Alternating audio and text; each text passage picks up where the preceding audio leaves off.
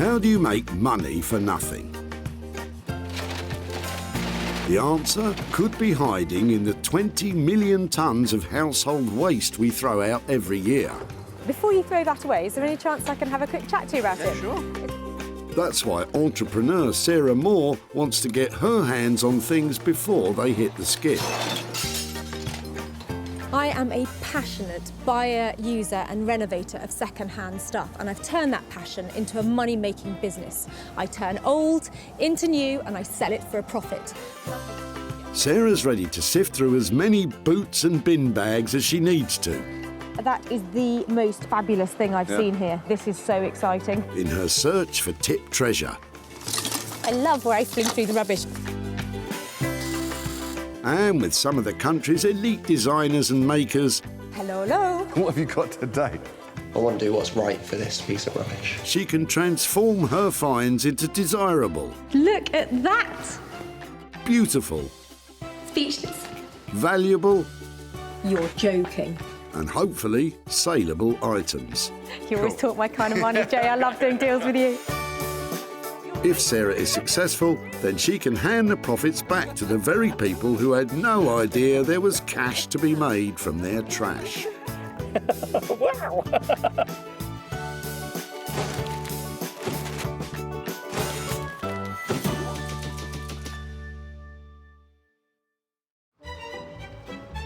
Today we're at the Whitley Community Recycling Centre in Surrey, which is the final resting place for items which are no longer loved or regarded as useful. Well, to most people anyway. Yesterday we missed some really good things because we went home before the tip closed. So today I'm here till the bitter end, and so are you. Sarah's challenge today is to search out 3 items which she believes could be reworked and turned from trash into cash. And she's just spied Colin with an item which would have most other people stumped. I know it sounds really strange, but that looks fantastic. So was that your gate post or? It was an old gate post, yeah. It was from a house we moved a couple of years ago, and a gate post. So you took it with you? No. Actually, it was an old gate post. They put new gate posts in. This was just left at the side, and I've actually used half of it already Okay. as a lamp. Well, do you know something? I was just thinking that I'm looking for something to use as a base of a lamp. No. So that is, mine might be a side light, but I think that would make a really cool, just that little bit there, No, for sure. might be just great for me to use, if you don't mind me having it. You're more than welcome to have this lump of wood. I'd love it. That's brilliant. Excellent. Thank you so much. Good luck with that. Thank you.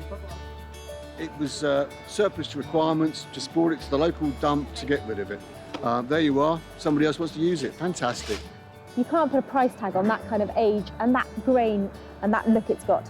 I think that this pattern here on the base will just make the most fantastic bottom to a light. And luckily for Sarah, she has just the couple in mind who will be able to help her handle that potential light's bottom. Hidden away in an East London garden shed, creative couple Abigail Booth and Max Bainbridge run a successful business making handmade homeware from reclaimed natural materials. We're so flooded with manufactured throwaway consumer items. It's like actually we decided we wanted to make things that lasted. Being out in kind of woodlands and forests sourcing stuff, there's a real physicality that you have to enjoy. Colin's old stump will clearly be in safe hands with Max and Abigail. Back in Whitley at the tip, the plundering continues with Sarah on the lookout for her next item to salvage. But there could be anything. That's what's so exciting. It's almost palpable. Not the lawnmowers. Talking of gardens, what type of socks does a gardener wear? Garden hose, of course. Oh, God. With 2 more items left to find, Sarah has spotted the white van of Dominic and Bernard. I love the look of your sofa. Well, the sofa was going to be dumped. It is unbelievably uncomfortable. If it isn't comfortable, then that's a bit of a problem, isn't it? Brilliant. Should we just pop it down over this way? Actually, we should put the cushions as they should be, no? As we throw them. Hand it over to an expert. Here you go. These are lovely. These are feather cushions. They've got a really good weight to them, haven't they? That's one way of putting it. I think that it's something that looks like it was a really quality, heavy-duty piece of furniture when it was first made, and I'm looking for things that maybe I can give a new lease of life to. Would it be something that you'd let me have a go at? And Absolutely. I mean, if you could add value to that, that's fine. that's great. Can't wait to get my hands on it and do something with it. That's fantastic. I absolutely love this. It's charming, it's sweet, it's little, it'll refurbish beautifully, and it'll be commercial. This will fit into any house. It's not some enormous piece that can't fit anywhere. So this is a real find. Oh, look, it reels really easily too. If only we were all so easily pleased. My wife must have had it for 20 to 30 years. And I don't think it was new then. But I'm very pleased that somebody thinks they can make something better of it. It might be some time. There's no time for lounging around when we have to find a solution for that sofa. Luckily, Sarah knows a man who can help. Upholsterer and furniture maker Anthony Devine runs one of the UK's leading upholstery schools in Manchester. He does, though, have a slightly unconventional approach. I'm not traditionally kind of trained as a designer, so I don't draw anything out. I don't particularly plan anything out. I just kind of lunge at it. Lunging or not, his skill is the art of being experimental within the ethos of design, while staying in the realms of traditional upholstery technique. I like to explore other things in what a traditional upholsterer would do, so I would use digital fabrics. I like to mix like kind of screen printing and printing your own fabrics. Yeah, I like to explore opportunities. That's great news, as although Anthony doesn't know it yet, Sarah's about to provide him with his next big opportunity, in the shape of the old, floral, saggy sofa. With 2 items already safely banked, the search continues for the third and final item of the day. So there's no time for any of that monkeying around. It's one thing clearing up and keeping the dump shipshape, but Sarah has spotted an ocean-going vessel in the boot of Richard's Cavalier. Make my day. Tell me that you're throwing out the canoe. It's yours. No what you're way. supposed to say is that a kayak in your Cavalier, or are you just pleased to see me? I'll make the jokes round here, thank you. So yes, Is that a I am. kayak, and is it free to take? It is, yes. We're looking for things that we might be able to make into other things and perhaps recycle or restore, but I think that this just looks so fantastic. I've got to be able to make it into It's so something. natural, isn't it? Yeah, it really is. I'm so pleased, because I thought, what do I do with it? I can't... And I had great difficulty getting it in there, and I had to take a seat out to do it. And I had actually thought of sawing off the end. I'm 'cause it so was pleased you didn't. I tried everything, and I thought, yeah, how can you deliver a canoe with, cut up like a It's cucumber? It's fabulous. If Anyhow, yes. let's have a closer look at it. Was it yours, and have you canoed and kayaked all over the place in it? No, there's no great history of daring do with this. Fantastic. Fantastic. It's just brilliant. We haven't had anything like this that we can work on. So if we could take it away, and maybe I could come back and show you what I've done with it. Would that be all right? Yeah. And- Seriously, going to try and do something with it, other than being a canoe. Yeah, definitely. And then you're going to ask me what I'm going to do, and you know, I haven't got a clue. Right now, I haven't got a clue. I haven't known that to stop you before, Sarah. Is it a one-woman canoe? Is it? Could be better, yeah, that's all right. Brilliant. Thank you so much. We've just been up and down the river, playing about, but it's got to go, because we're going to somewhere else and we can't keep it, and it hasn't even got a river where we're going, so there's not a lot of point. I can't wait to design something around this. I'm thinking sofa, I'm thinking drinks, I'm thinking just amazing. This is going to look fantastic. It's going to be great. I'm going to make a fortune out of this. Do you ever get the feeling of being up a creek without a paddle? Well, the good news is, on this occasion, we do have a kayak. So, Max and Abigail will lick the lump of wood into some sort of shape, Anthony will alter the floral sofa, and Sarah will grab the gunnels and tackle the kayak herself. I found some little gems today. They might look like diamonds in the rough at the moment, but by the time I finish with them, they're going to be shiny bright and worth an absolute fortune.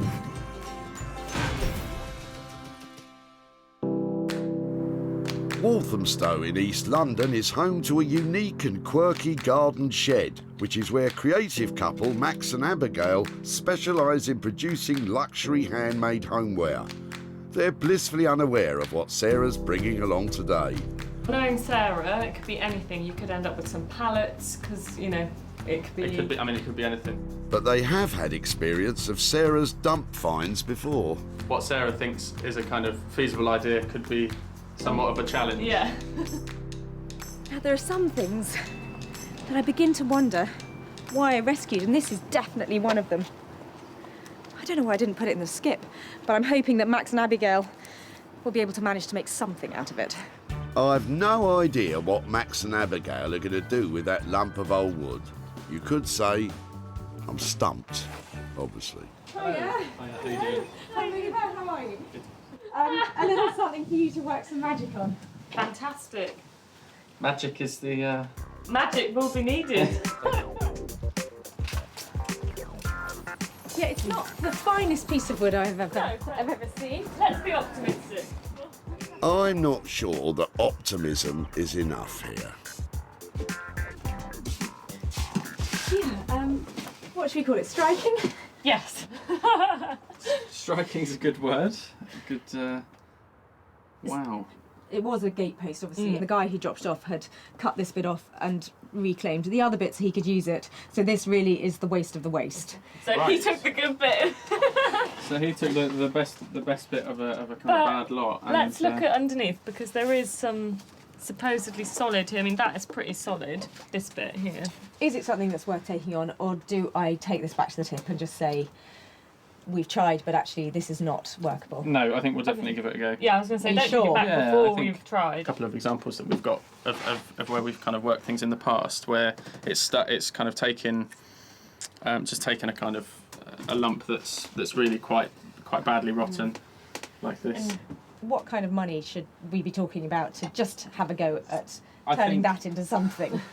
I think for the sake of just giving it a go, I think 50 quid just to cover the cost of labour and that kind of stuff, and we'll just have a bit of a play and see what we can do. I would just be amazed if you can transform that into anything. So I don't think you have to feel worried about taking that on and making. I would just love to see something made out of it. And Okay, well, yeah, we'll see this as a bit of a kind of just a bit of a sort of experiment and giving it a bit of a go.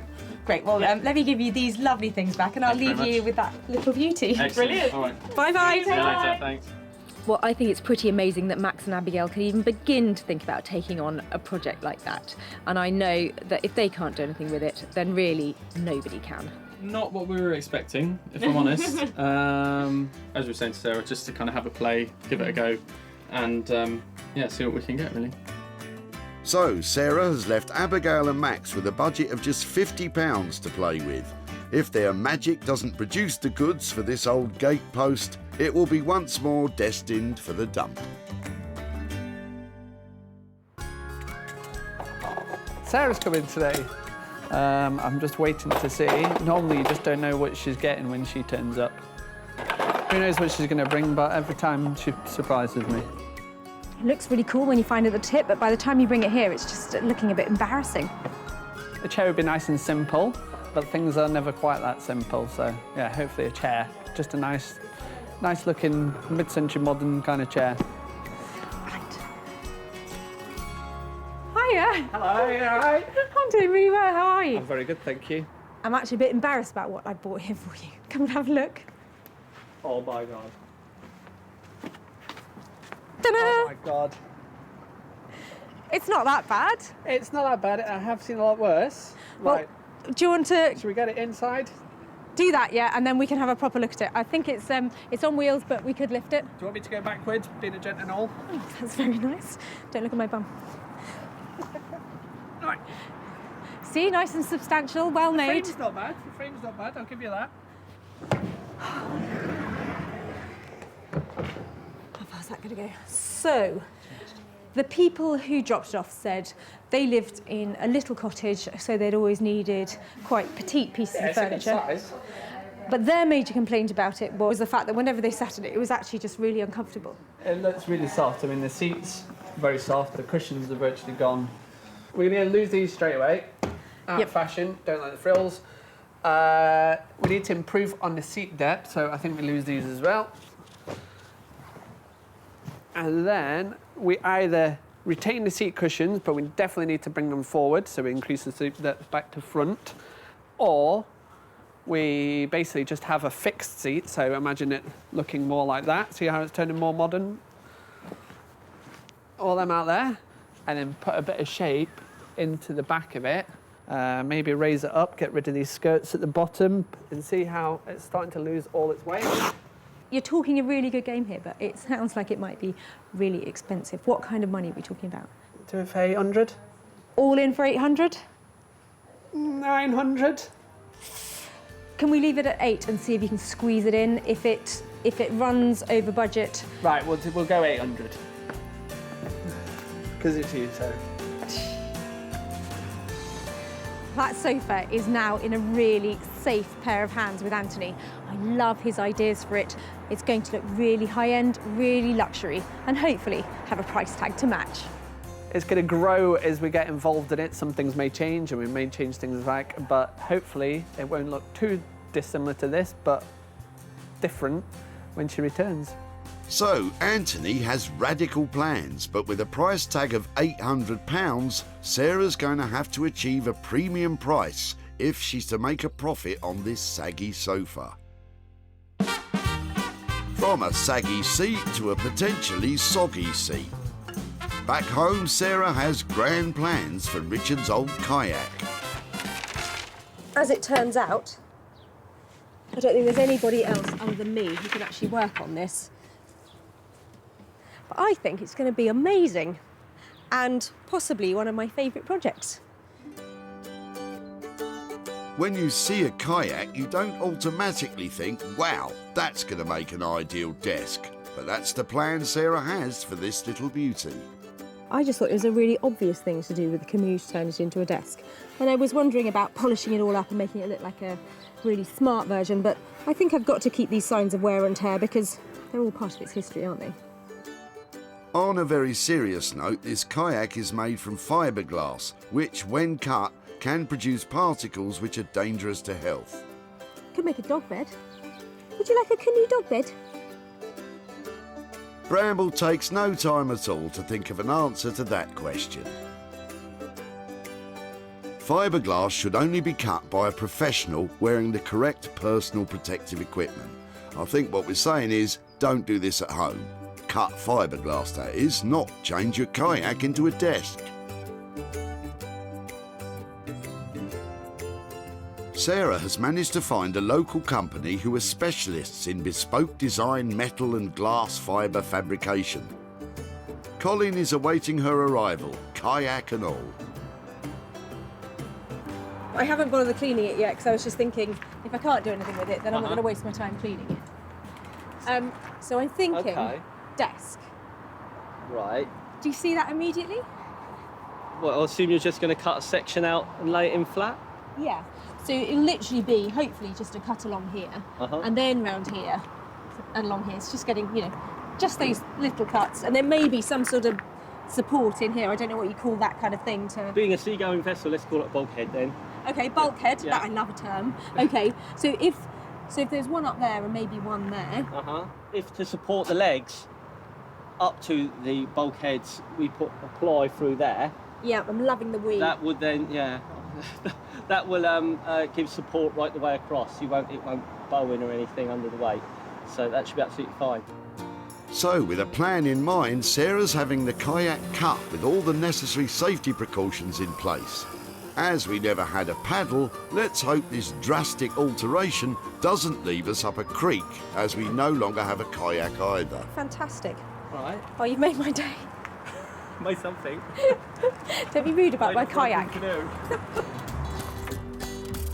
Never one to miss an opportunity, Sarah pushes on, creating the strengthening bulkheads. So how much do you think it's going to be for all of that with the materials? What are we looking at, do you think? Because there's obviously more than where we started from earlier.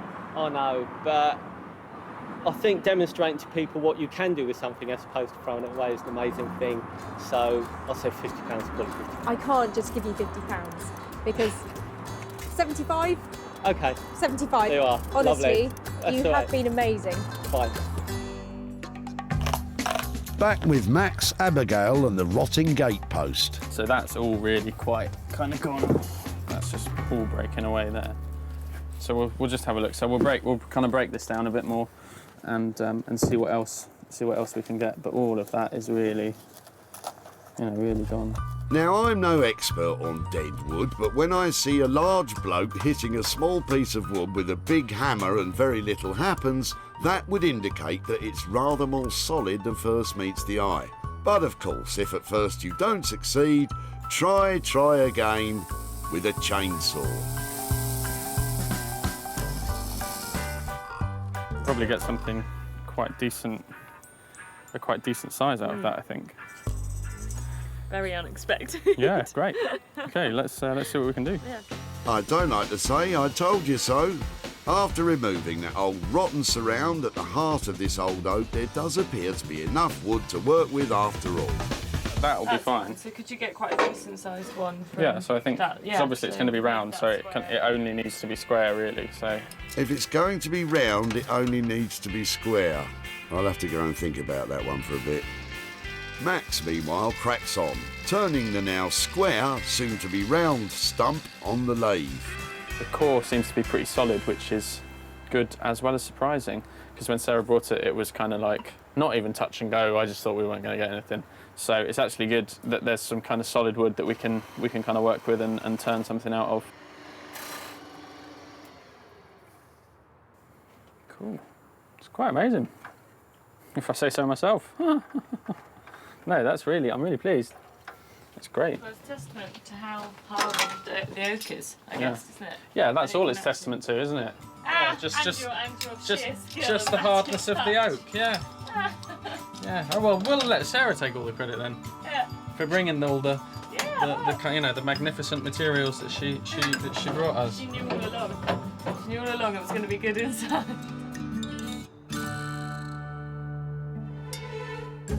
In Manchester, Anthony's well underway with his plans to modernise that old floral sofa.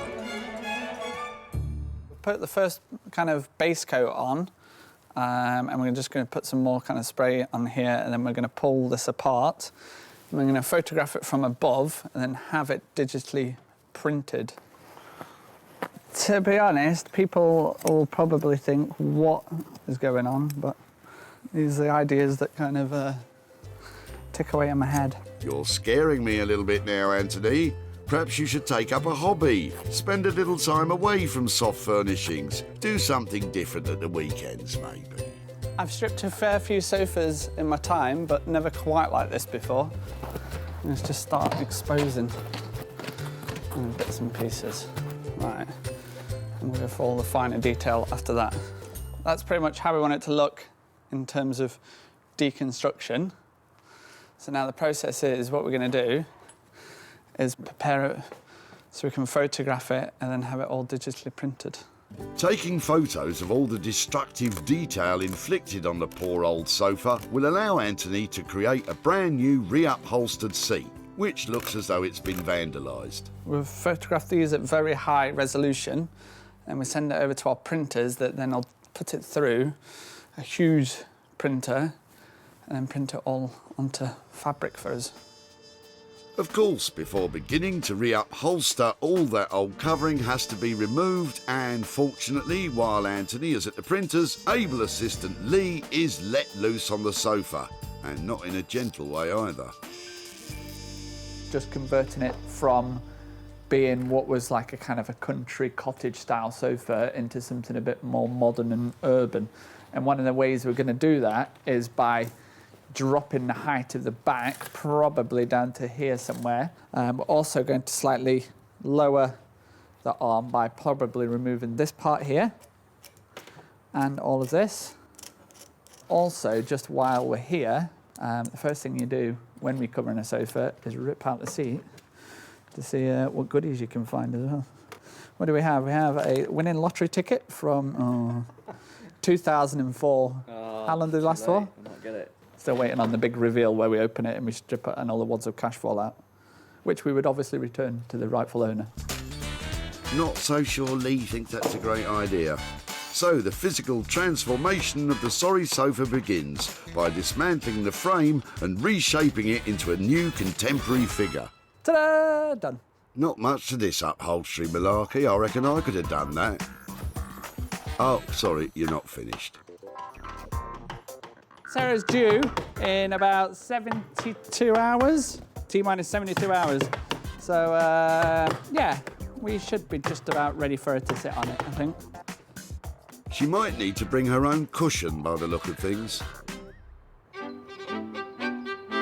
Back at home in West Sussex, Sarah feels as though she's paddling upstream with her kayak transformation. Next time somebody drops off a kayak at the tip, I'll probably think twice about picking it up, because turning it into a desk, a little bit of a nightmare. Sarah has bought online a set of 4 pre-bent hairpin legs, which she's bolting through the holes that she's drilled in the bottom of the boat. Where I thought everything would just really neatly bolt together, I'm having to adjust it slightly every time, mainly using a hammer. Once the alterations were complete, all that was left was to give it a lick of paint. Just trying to get a real depth of colour to it so it looks really well finished. And a real good polish. If you'd like to take on a really challenging project, try turning a canoe into a console table. It's really hard work, but it's definitely worth it. When Sarah kept this kayak from being discarded at the dump, it was a sorry-looking item, and I know that there were those of you who thought she'd bitten off more than she could chew. Well, without hesitation, Sarah has sunk her teeth in and created an eye-catching console table. Admittedly, its proportions would not suit your average semi, but it's sure to attract admiring glances wherever it finds its new home. To turn the old kayak into a console table, Sarah has spent £125 on materials and a further £175 on labour, which totals £300. All she's looking for now is somebody with a need for a kayak console table who owns a rather long haul. Back at the dump, Sarah's keen eye spotted a kayak in the back of Richard's car. There's no great history of daring do for this. Richard couldn't believe what he was hearing. Seriously, you're going to try and do something with it, other than being a canoe. Yeah, definitely. And then you're going to ask me what I'm going to do, and you know, I haven't got a clue. Right now, I haven't got a clue. Luckily, inspiration came to Sarah, and with a little help from friends, she was able to turn it into a kayak console table. Sarah was lucky enough to sell the kayak console table to specialist retro homeware shop The Old Cinema in London. Sarah's returned to Hazelmere to show Richard what became of his kayak and to hand over any profit. Hello. Hi, Richard. Lovely to see you again. Good to see you. Come on down. Let me show you the pictures of the kayak. So there are lots of lovely designers who we have got who are helping us make things into amazing stuff from the tip. Yeah. And none of them worked with fiberglass. Right. So I have embraced fiberglass, and I have turned your kayak into a kayak console. Oh, that is terrific. That's ace. In my mind's eye, when I was making it, I thought it's going to end up in somewhere like a shop or somewhere where you could have a till on it, or perhaps somebody, you know, in a very cool bar, maybe mixing music on it or doing something like that. It's a real winner, isn't it? It is a winner, and somebody loved it and they bought it. So it cost £300 to make it look like a gleaming, fantastic console table, and I sold it for £450. So I've got £150 to give to you there. It's wonderful, £150. This is going to go towards the next kayak and your next success. Yes? Do you need another kayak? Have you got room for another kayak in your life? That's history, but this tops it completely. That's wonderful. And what you've created. Oh, you know, that's fantastic. I'm so pleased you let me have it. It was a really good, fun project. So, Richard, who knows how far our console canoes will go? Yes, there's a great future. So, with the kayak costing £300 to convert and Sarah managing a sale of £450, that's left a profit for Richard of £150. I love it when they love it. And that was another great example of somebody who wanted their transformed trash back.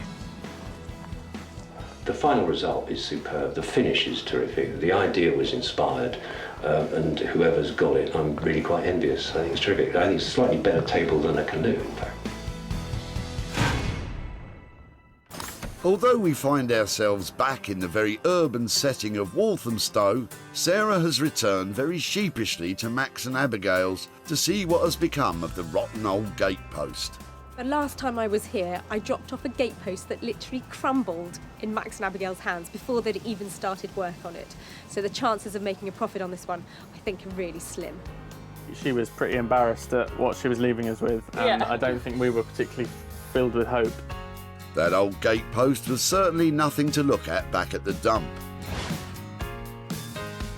But with a huge amount of skill and craft, what was once deemed beyond salvage has become a range of wondrous wooden bowls. Consisting of 2 sets of pinch bowls, an oak pot and 3 further shallow bowls, Max and Abigail have worked their magic to create some truly beautiful wooden tableware. This is my favourite bit. Even though that gatepost was really bad, I'm still excited. Welcome. You're joking. Seriously? Yeah, 100%. That's the reaction we wanted, isn't it? That's good. That's gone down well. Absolute genius. Honestly, and these pieces that came out of it as well. Yeah, so we thought it was quite nice to just kind of keep some...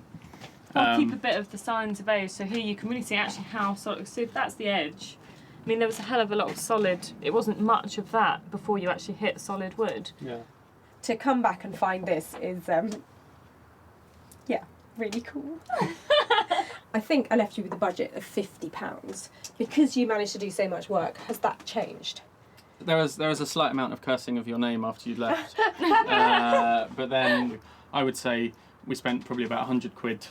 In total. If that sounds okay with you, and I think what we've produced, we can hopefully make that back and more. With some profit on top as well. Well, I'm definitely going to check your gateposts on the way out because I can't believe that all came out of that thing. That's amazing, really cool. That's brilliant. Thank you so much for those. You're welcome. Thank you. Genuine surprise. So this completely exceeds my expectation of what I was going to see here today. From rotten old gatepost to this, I mean, the level of craftsmanship is amazing. And I might even make as much as £50 worth of profit. We genuinely thought that we weren't going to get much and that it wasn't going to be, that it wasn't going to be that great. But no, I think she's pleased. Yeah, I think she's really pleased. So even with Max and Abigail upping the cost, this transformation from a gammy old gatepost to wooden pinch pots of perfection cost just £100. I think I can see these selling for a profit, at a pinch. Back in Whitley, Sarah was not the only one to spot the potential of the old rotten gatepost. Colin had already had a bright idea. I've actually used half of it already. Okay. As a lamp. Surplus to requirements, just brought it to the local dump to get rid of it. There you are, somebody else wants to use it, fantastic. Well, you can't make things look like that, so for me that was just perfect. Excellent. Thank you so much. Good luck with that. Thank you. Thank you. Having been transformed from gatepost to tableware, all that remained was for Sarah to find a sale. And online homeware retail outlets such and such stepped into the breach. They snapped up the complete collection. Looking forward to having them on the site. Yeah. Yeah. Great. Seeing people's responses to them. It's always nice. And, Yeah. There you go. Thank you very Thanks much. so much. Thanks, guys. All right. Nice to see you Cheers. again. Bye.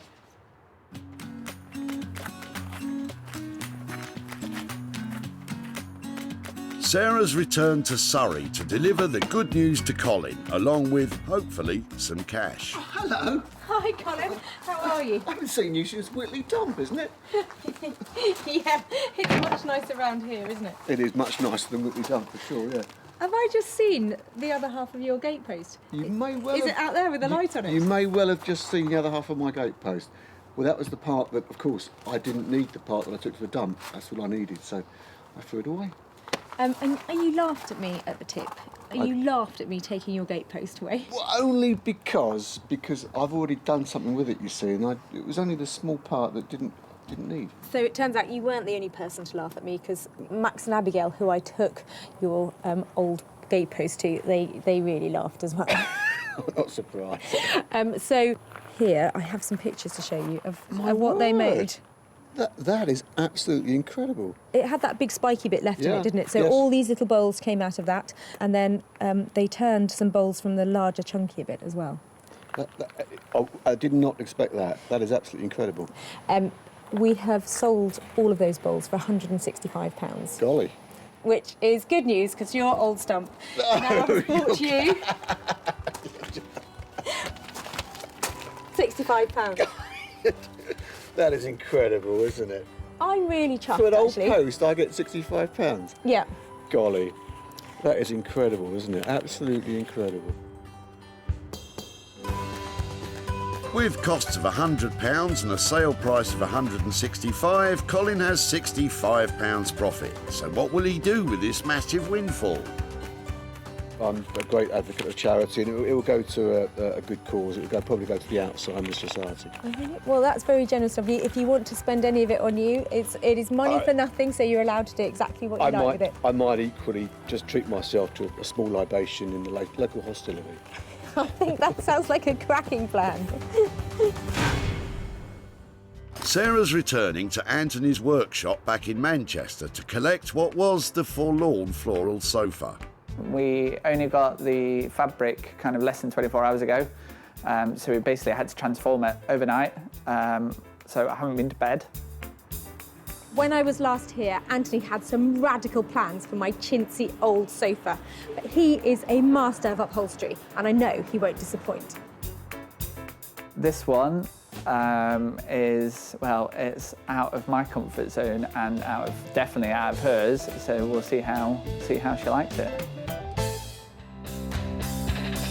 Anthony has taken that old floral sofa destined for the dump and transformed it into a brand new refurbished floral sofa that looks like it's destined for the dump. Underneath that unusual appearance, this saggy old sofa has been stripped back to the bare bones, massaged and moulded into a new modern shape and covered in brand new material created with cutting-edge printing techniques. Hello. Hello, how are we? Yeah, really well. How are you doing? Good to see you. And you? How's it gone? Let's go. Oh my word. There's a lot to take in. Do you like it? It's the new shabby chic. That's what we're calling it. It looks like it might be dirty, doesn't it? I know. Forever pulling, Just get that bit of fluff bits off. out. I think it's really clever, isn't it? I'm not sure if it's ever been done before. To put back the old texture onto the new, Can you just get a bit of fluff off in there? No, that's real. Just looking at that, there's a mark on the back as well. Who do you reckon is going to snap this up? Where's this go? I'm thinking probably design agencies, PR companies, and marketing. Somebody that's got like a little funky office and wants a kind of reception area. So we're looking for a funky office currently without a sofa to snap up this chic and unique seat. But in order to know how much to charge, we have to know how much we spent. I had to bring Lee in because I was running behind you, putting me under pressure all the time. But I'll take him out for a pint, and we're still on budget. I'll buy the pork scratchings, okay? Very well then. Yeah, I like pork scratchings. I didn't know you could get pork scratchings quite so far south as Sussex. I thought they became crackling as it passes Watford. So with the deal struck, all that remains is to get the sofa in the van. Oh, and sell it, of course. Well, Anthony has definitely delivered on the radical. That sofa is a really clever design, and he's identified that niche market to help me sell it. Obviously, it's not Sarah's normal kind of style. It's different to what I'm used to, although these things are always rattling around in my head. Yeah, I'm really pleased, really pleased. Despite an initial scare regarding the budget being blown, Anthony has in fact been able to complete this project for the agreed amount of £800. And a packet of pork scratchings, of course. Back at the dump in Whitley, Sarah spotted Bernard and Dominic sneaking a sofa from the back of their van. Well, the sofa was going to be dumped. It is unbelievably uncomfortable. Would it be something that you'd let me have a go at? And Absolutely. I mean, if you could add value to that, that's fine. can't wait to get my hands on it and do something with it. That's fantastic. Sarah was not the only one keen to get her hands on Bernard and Dominic's old sofa.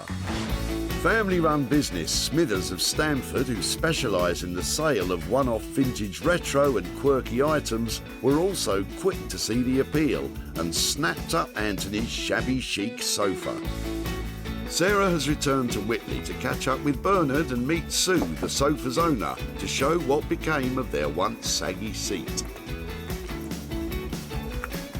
Hello again. Hi there, Sarah. Hi there. Hello. Good to see you again. Oh, hi My there. wife, Sue. Hi there, Sue. Hi there. How do you do, Sarah? Fine. Hi Nice there. to meet you. Thank you very much for letting us come and show you a little bit of what we did with your. Yes. Is it your stepdaughter's? Your It's daughter's my daughter's, yeah, sofa. my daughter's sofa. Yeah. Well, it was actually my sofa. I lent it to my daughter because she needed some furniture. Okay. Well, I need you to brace yourself. Okay. For what you've done to it. Yes. Okay. Don't be anything's too better shocked. than throwing it away, isn't it? Well, it definitely hasn't been thrown away, so I'm going. Good. Don't be too shocked, because basically it has been graffitied and torn apart, and then photographed, and Goodness then me. reupholstered. Goodness me. Is that what? It's amazing. It's not what you'd expect, No, though, it's is it? not what you'd expect. It actually takes £800 to get something to look like I was that. going to I say. couldn't imagine. So it's and while we were kind of deliberating about whether we thought it was amazing or not, somebody made an offer on it. No. Yes, we made an offer that made us £180 worth of profit to give back to you.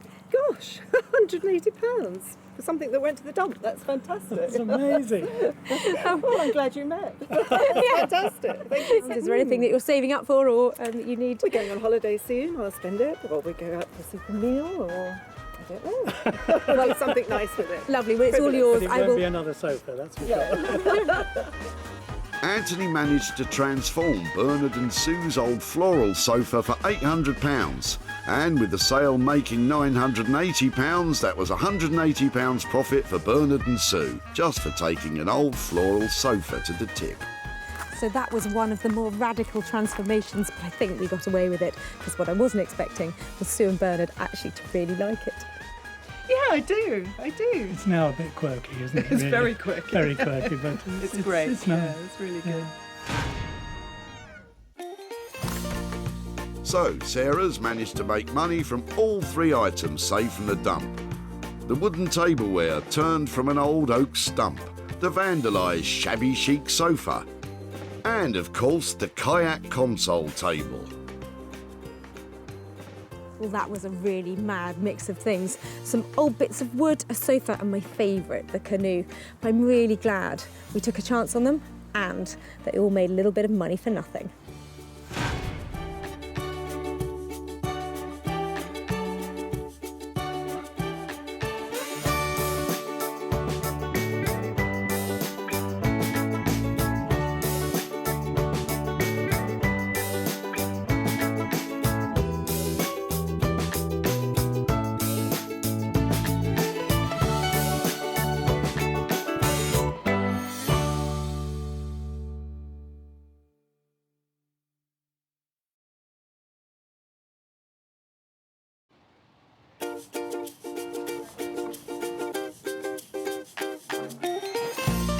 How do you make money for nothing?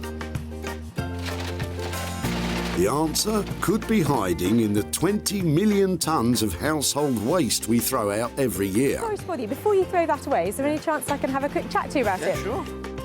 That's why entrepreneur Sarah Moore wants to get her hands on things before they hit the skip. I am a passionate buyer, maker and user of old stuff, and I've turned that passion into a money-making business. I turn old stuff into new stuff and sell it for a profit. Sarah's ready to sift through as many boots and bin bags as she needs to. Look at that absolute box of joy. These are just fantastic. In her search for tip treasure. We've got to be able to make something out of that, haven't we? And with some of the country's elite designers and makers, I've got a little something for you. Yeah, I thought you might. Oh, This is a hard one. She can transform her finds into desirable, Oh my word. beautiful, valuable, Cha-ching. and hopefully saleable items. Well, I love this, so I would really like to have it. If Sarah is successful, then she can hand the profits back to the very people who had no idea there was cash to be made from their trash. That is incredible, isn't it?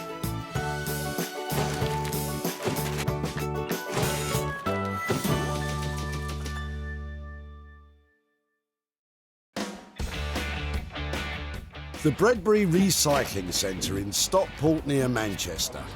Every year we throw away 10 million pieces of furniture at centres like this. Most ends up in landfill, but some could be reused. There is tons and tons of rubbish coming through this place every day, and I'm a woman on a mission. I'm out there to find those little pieces that are worth their weight in gold. Sarah has special permission to scout these skips, so please don't go raiding your local recycling centre. That's seen some fun then.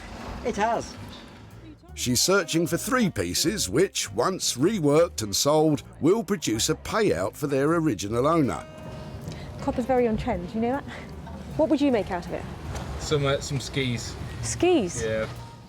Not sure about the skis, but I don't want to snow on anyone's parade. Looks like Sarah may be off to a flying start. Is this going? It is. She spotted John, who is offloading a big old item of furniture. Oh, it's really heavy. Let me see. Whose was it? Was it yours or? It was actually a great aunt of my wife's. Wow, that's brilliant. Lovely. So it looks like it's got some Bakelite handles on it, so it's obviously got some age to it, hasn't it? I would say it's sort of turn of the century kind of thing. Brilliant. And so what was your wife's aunt's name? Oh gosh, I forgot. It was like Maud or Audrey, isn't it? Something. You put me on the spot now, I've forgotten. Come on, John. Mary. It was Mary. Yeah. Mary. Fantastic. Well, if you don't mind us taking Mary's Of course you can. chest of drawers I would away. much rather it was put to some good use and thrown away on the tip. I absolutely love it, and I think it's got real substance to it. Should we just pop up beyond that way? That'd be fab. Thank you. Great Aunt Mary's chest of drawers could have major profit potential. Good work, Sarah. If we just pop it, I'll just go in here with it. That would be great. Thank you. Getting a hand with the heavy lifting. Genius. What a great old piece of furniture. It's obviously got some history to it. It's not in perfect condition. There's a massive split all down the side here, and there's a few chips off the corners of it. But this is a solid, it's really heavy piece of furniture. Something really good to work with. And Sarah's enthusiasm has got cabinet maker John thinking. Personally, if I was to do something with it, I would strip it, seal it, wax it, put new handles on, and just because it's a good solid piece of furniture, it can be reused. If we just restored this, I think it would look lovely, but I think we can probably push it a bit further than that and make something really special out of it. So it's a really pleasing find. And with radical furniture rejuvenator Zoe Murphy lined up to take on the project, this could become a treasure chest. Zoe is a screen printing and textile design queen. Her bright 50s-inspired designs have taken the reconditioned furniture world by storm. She even sells bespoke pieces to Liberties of London, and her work sells at a premium. I work predominantly by putting images onto old pieces of furniture. Everything I make is a lot of the time about fun. I'm based in Margate. I really kind of revel in all the sort of faded glory and glamour of the place. So I really believe that things should always be given a second chance, and I try to see the good in stuff like that. Let's hope Zoe sees the good in Great Aunt Mary's chunky chest. Back at the recycling centre, and Sarah is searching out a second item. Would it be okay to have a look through your rubbish? Would you mind? Is that really? Yeah, sure. Nearby, Neil has some interesting looking kitchen worktops destined for the skip, and he's roped in father-in-law Roy to help him out. I'm just the odd job man. I'm the guy who supplies the trailer and the car to bring the rubbish to the tip. you mind if I have a look at your rubbish? No, help yourself. Yeah, it's fine. What, new kitchen is it, or old kitchen, or? Well, it's part of what we've just put a new kitchen in, and it's what's actually left over. Really? Yeah. And so you're getting rid of that bit? Yeah. Yeah, what, it's heavy? No, don't worry, I'm not going to touch it. I was just looking at it. Would it be something that I might be able to work with, or? Well, yeah, when we put it in, I thought, crack, it's a shame to throw it away, but it's very... Oh, you've got more of it? Yeah. Fantastic, this is my lucky day. Just here would be lovely, thank you. That's amazing. It's got a lovely luxury feel to it. I bet your kitchen looks great, doesn't it? Does your kitchen look good, Neil? Yeah. Yeah? These worktops are sometimes known as engineered stone, which is essentially ground up stone. In this case, marble, bound together by resin. Is there any care that they've told you about using with it? It's man-made, so it's a resin. Okay. So you polish it all up. Okay. Polish all the joints out of it. It's a bit like corian. Yeah, that's what I was thinking. Yeah, oh, fantastic. I don't know what I'm going to do with it now. Just big chunks of it, make it really useful. Yeah. That's brilliant. Thanks ever so much. And straight away you can see that these could be made into, Neil, Roy? I have no idea. Make a desk out of it. No, I don't know. Make some chopping boards out of it. Yeah, chopping boards, yeah, but the big piece, that might do for a worktop somewhere. Yeah. You know, in a small kitchen, maybe, I don't know. And Sarah's got her thinking cap on too. It's really heavy, it's really chunky. It feels, it's got a cold stone-like feeling to it, so that makes it quite appealing. Are there a couple of little side tables there? Is that something that goes in somebody's garden on a really cool pair of legs? Perhaps reworking this man-made marble is a job for a woman. And if anyone can repurpose this surface, it's artist blacksmith Bex Simon. Beck's mastery of some of the toughest materials around allows her to create original, organically inspired design pieces. And although it can be hot, heavy work, it can also be truly rewarding. This sort of thing is quite new to us because we normally work on a commission basis. So to be presented something and turn it into something else is quite exciting for us. So I like the challenge and I'm really interested to see what she's found and what we can do to it. So yeah, it'll be good. Let's hope the man-made marble sparks Bex's imagination, providing a searing profit for Neil and Roy.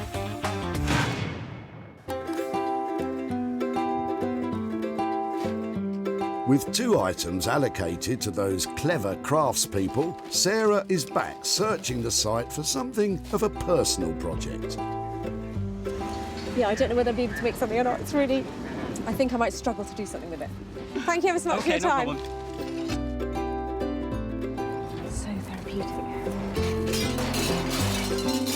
As therapeutic as this may be, I don't think there's money to be made in broken crockery.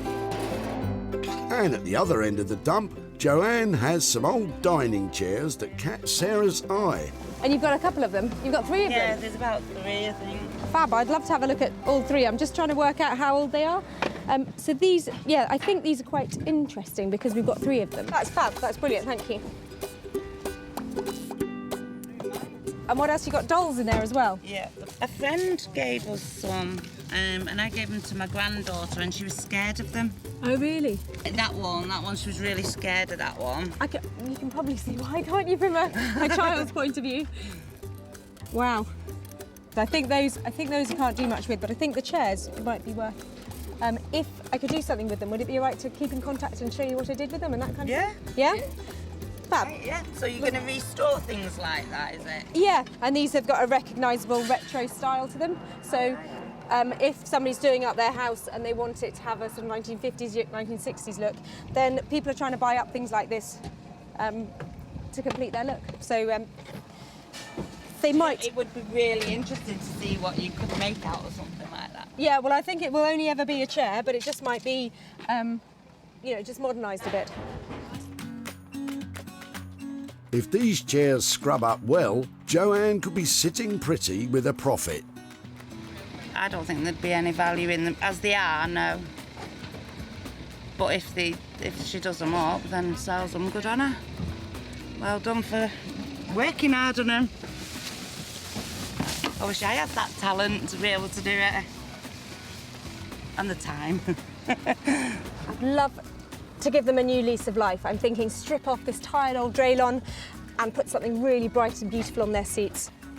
It would be really great if after a little makeover we might be able to get over £50 each for these beauties. And after we've taken out some expenses, I reckon £100 to hand over. That'd be great, wouldn't it? Now Sarah's designers each have their restoration projects. Zoe will reimagine John's chest of drawers. Bex will cook up something fantastic with Neil and Roy's kitchen worktops. And Sarah will set about Joanne's old seats, hopefully ending up with something sensational. I've saved 3 fabulous pieces here today, and I'm going to make lots of money from them. I hope.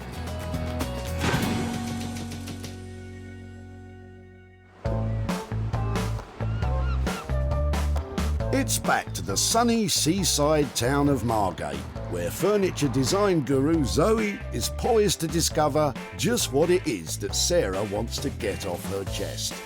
I'm really excited because Sarah's bringing along a piece of furniture for me to have a look at. I'm thinking it probably will be something that is really well made, but definitely shabby and needing some care and attention. So that should be good. I trust her. Do you? Yeah, I think so.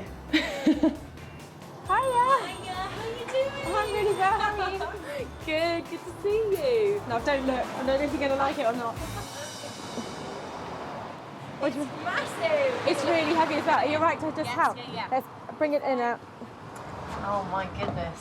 So heavy. What a monster! So someone was throwing this away? Yeah. Oh, why? Well, who did it belong to? I think the guy said that he'd had it in his garage for ages. He'd been storing things in it, and he was a cabinet maker. Had he made it? No, I think it'd just been in his family. I really like it. It looks really good quality. It's got all the dovetail joints and everything, so it is a solid piece. I show you something, I had all sorts of ideas, but I've just seen one of your new pieces. I think it's just blown away all the thoughts I had about it, so I'd really like to hear what you think you could do with it. It's really big, but it looks really well made. I love padding drawer linings with fabric or bright coloured patterned papers and boards, and creating almost like oversized treasure chests. And have you had any initial thoughts about what style of pattern or what kind of thing we could use for it? in here is the beginnings of a bit of an illustration about the slightly more traditional, more arts and crafts sort of heritage designs that could go onto a piece like this. Masculine and kind of audacious and making a statement. I think that looks fantastic. I actually love the bird, I have to say. That looks quite cool on there. Yeah, I think that'd be brilliant. Big, bold, audacious floral prints, new handles, new linings. I'm sure when it's finished it's going to be the kind of piece which would easily be able to draw a crowd. It sounds like it's going to be a labour of love. How much does that mean it's going to cost? I think around about the £900 mark for us to work onto this for however many days it takes, do all of the design work, print all of those custom designs onto it, reline everything and make it perfect, ready to go. I think that sounds amazing because I know it's going to be a huge amount of hard work. Just lining a drawer takes a long time, doesn't it? And to take on this, I think that's great. £900 is certainly not pennies, but you'd expect to pay top rates for Zoe's input on a project of this size. Wow, that girl has such fantastic ideas. The energy coming out of that studio is amazing. And that chest of drawers is going to look $1 million when it's finished. I'm actually quite fond of this. I'm looking forward to lining all these different drawers, plus a nice big surface area to get a gorgeous print onto as well. So yeah, I'm really looking forward to doing it. Great Aunt Mary's sizable chest of drawers will take a sizable budget to turn them from shabby to chic. And with such a big spend, Sarah will need to sell for more than £900 to make a profit. From the seaside to the heart of the Surrey countryside, with its rolling farmland, picturesque villages and its piles of rusting metal.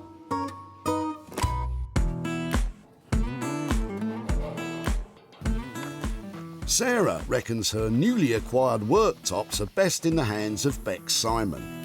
Bex and husband Dave create all manner of metal fixtures and fittings in their blacksmith's workshop, and they simply love a challenge.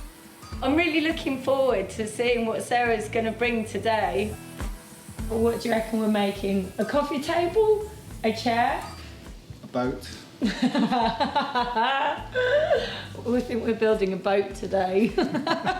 Well, whatever you end up making, she's hoping her man-made marble will float your boat. Hiya. Oh, both of you, how are you? Got a little something for you. Well, let's have a look. I've got quite a bit of it. Yeah. I've got 3 nice bits. Oh, brilliant, thank you. It's quite heavy. And you might be thinking, it's not very metal. Yeah. It's very posh. Yes, it is posh. That's exactly what I thought. So I was wondering about making some tables out of it with metal legs. Oh, yeah, sure. I mean, how many pieces have you got? I have got 3. I think I bought this one because it's the smallest and the lightest. Shall I go and get the other bits? Let's have a look. This material is a bit of a departure for metal worker Bex, but at least Sarah's looking for metal legs. Tell me about the bottom sort of frame that you had in mind then. I know you've got your really long pieces of metal. It was a bit crazy to have the top and then it's like screw up a piece of metal so it does really weird things and make legs out of it. I think doing 3 of those, that's going to take us a long time because then to make it level and looking nice. I mean, that could be quite good fun. I'm up for that. So that's 3 tables with geometric metal frame legs. Bex doesn't look convinced about the way forward, but Dave seems more decisive. If it was between 100 and 150 pounds per table. If it's going well, we can, really go to town. Yeah. And make you it. Get more bends. Get more bends. If it's a nightmare, we'll just simplify it. A lot. We'll just, work with that budget. I hope you haven't stuck your neck out, Dave, and I hope it goes really well. No, it'll be fine. Okay. Take care. Thanks so much. Bye. You seem like you're going to enjoy this one. Yeah, no, I've got a good feeling about this one. Uh-oh. Yeah. We've just buried it. Oh no, here we go. I'll get my coat. I hope I haven't caused too much marital disharmony there. Didn't seem like they were both thinking along the same lines, so fingers crossed that's all right. I'm hoping with the marble and those really funky geometric shapes, they should look really cool. With an approximate cost of £150 each for 3 tables, we're looking at a total bill of around £450. Selling them as a matching set could mean that Sarah might make a decent profit. From the rural idyll that is Surrey, we're shifting the action over to Sussex, where it's time for Sarah to get busy with her very own project. I've been dying to get started on these. They look so dated at the moment, and I'm sure that if I sand them down, I can make them look pale and modern, and have a think about what to cover on that. They'll look great. Sarah sets out by unscrewing those sad seats. So this is not the first time that this chair has been recovered. You can see there's a nasty brown rail-on. I'm thinking must be about 1980. And underneath it, the original vinyl that would have been on the chairs when they were bought. Okay, so that's how they would have been originally. So that would be pretty easy to recover. And these chair frames are really solid, so we've got a great base to start with. Just need to get sanding. Wherever possible, it's a good idea to sand along the grain of the wood, as sanding across the grain can lead to unsightly scratches. I've literally been sanding this down for 5 minutes, and I think that the transformation is amazing. It looks crisp and clean, fresh and expensive. And an expensive look is just what we're after if we're to pocket a profit. Now, I'm thinking, for the new covers of the chair, I need to have something that is fitting with the frames that I've created. So I do have a couple of bits that are sort of on era for this kind of thing. Maybe that's a bit early, a bit of 1940s. That's probably more about me again. But that That might be really cool. I bought this in a charity shop for £2, so this is not going to cost me a lot of money. That looks amazing. That looks great. It's just different. It is almost geometric. We've seen a lot of geometric shapes in furnishings recently. It's really unusual, it's really bright, and it's really commercial. That could be the one, couldn't it? That could be the moneymaker. Looks like there's a bright geometric future ahead for these chairs. So all I've got to do now, I reckon, is about an hour's worth of sanding for each chair, pop some staples onto these, and then make my £150. Piece of cake. Walk in the park. Work of a moment. Work of a moment? Well, better multiply that by 3 and crack on. Using the existing seat pads means Sarah is spending just £2 on that fab new fabric. I smell a decent profit for these 3 beauties. Meanwhile, in Margate, Sarah left a tired old chest of drawers beside the seaside, where Zoe is getting this not inconsiderable restoration project underway. Okay. Oh, still a monster thing. I think we're probably going to take the lid off, strip the whole thing back to see what kind of condition the wood is underneath, and then changing some of these handles as well. These are kind of like plasticky, fake Bakelite ones. I've noticed on all the drawers there's actually a keyhole and a lock on every single one. So fingers crossed we'll be able to get these locks working again. We need to get these panels off in order to access the way to remove the lid. I've had to do a lot worse to furniture in order to restore it, would you believe? So sometimes demolishing it, seemingly, is the way that you can take it apart to get it back together again. Here we go. So, from chest of drawers to jigsaw puzzle. Definitely not a project for the faint-hearted. Zoe's next job is to strip the wood, and for this, she uses a professional paint and varnish remover. Leave this for about a minute maybe, nice and thick, and when it bubbles up, it'll have loosened all of the varnish. Always wear heavy-duty protective gauntlets and a face mask when applying a chemical paint stripper. Stripper is working perfectly. It's lifting the varnish, which is really good. Although the wood underneath isn't amazing, a lot of the damage and watermarks are still there. So we're going to have to look at getting them out a bit as well. That looks like it's been in someone's shed and it's had a leak onto it or something like that. With some of the heavy, dirty work out of the way, Zoe can start thinking more about the design stage of this rejuvenation.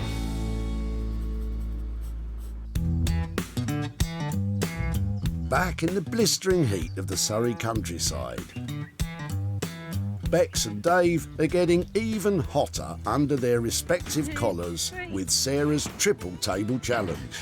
We're starting work on these slabs. We're going to make a couple of coffee tables and a console table. So we're just making a temporary desk outside because obviously we'll probably be working with some long rods and stuff. So we're going to see if we can make all 3 right now. Lengths of steel rod will form the table legs. Once Bex cuts the rods down to manageable lengths, each one will be bent into shape. Bex starts work on the legs for the smallest table by welding rods to a piece of steel plate. That will just hold it in place. What we'll do now is we'll sort of heat it and start bending. The steel will start to become malleable as its temperature increases.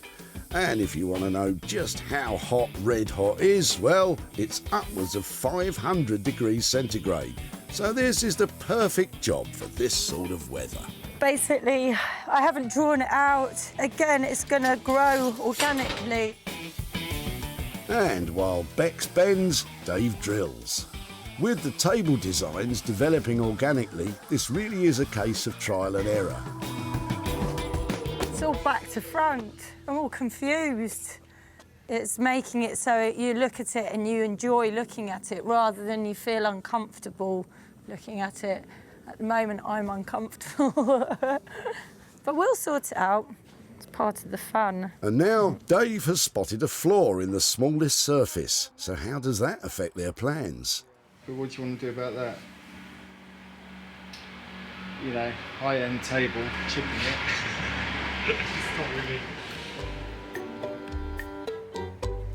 If that one's chipped, find a bigger one. We've got other ones over there. Yeah, I know, but we've made that for this one. With the smallest surface now chipped, the guys decide to go for plan B and try the biggest table on the existing legs. It's running out of time not having anything, all like slightly built and very botched, which I would be really mortified at, or trying to make something work and look nice, you know, that a customer will, you know, like and still put in the house. So plan B. So we're down from 3 tables to 1. Time to marry the largest tabletop to those spaghetti legs. I think that's our best Bet. option now. She looks better being a more contained block within the table.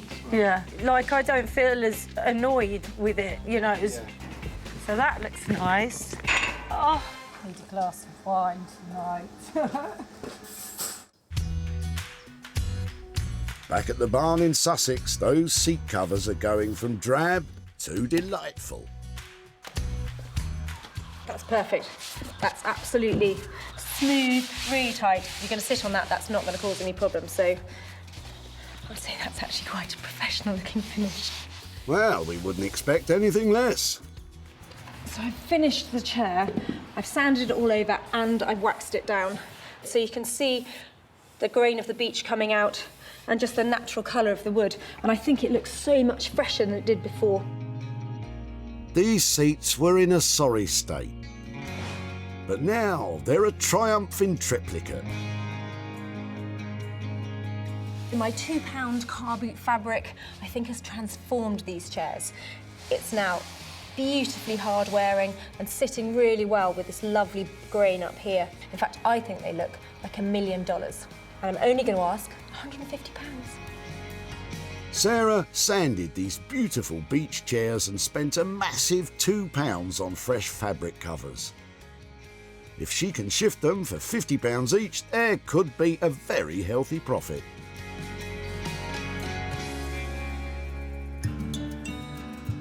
Back at the dump, Joanne's chairs had seen better days, possibly in the swinging 60s, but Sarah spotted their potential. These have got a recognisable retro style to them, so love to give them a new lease of life.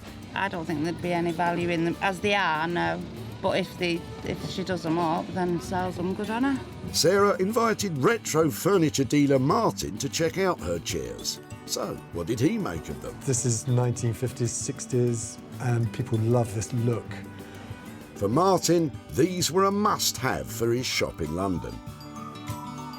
Sarah has come back to Stockport to update Joanne on her 3 forlorn chairs. The refurb was inexpensive, so just how much profit has been made?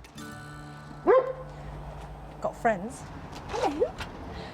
Hiya. Hello again. How are you? I'm fine, thank you. I've got some pictures to show you of your chairs that we found at the tip, but I was trying to remember where you said they came from and their history. Right. Well, originally they were my husband's before we lived together. I rubbed them down and did Wow, that look to at them. them. They're dead bright. They were dead dull before. They're really nice. They're really nice. I don't think it'd go in my wallpaper though. No, I don't think. And it turns out that somebody did really like them, and really? they were what they were looking for. So I did actually make a profit. All right. And that profit is for you. And wow.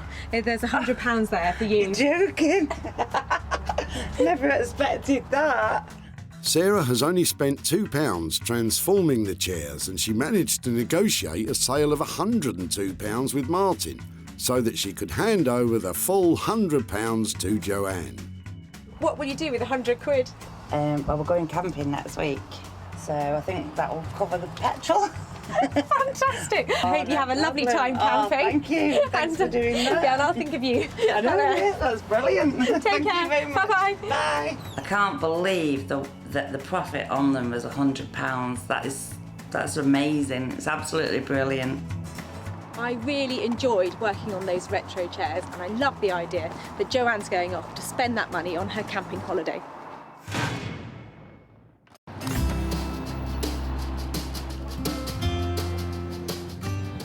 Sarah's back in magnificent Margate, where she left furniture and fabric designer doyenne Zoe with a sizable task. Now, I left Zoe with a real challenge. She had a big, broken, brutal-looking chest of drawers, so I can't wait to see if she's managed to bring that delicate Zoe magic to it. Zoe took a tired, tatty old chest of drawers and has created a stunning piece of bespoke furniture.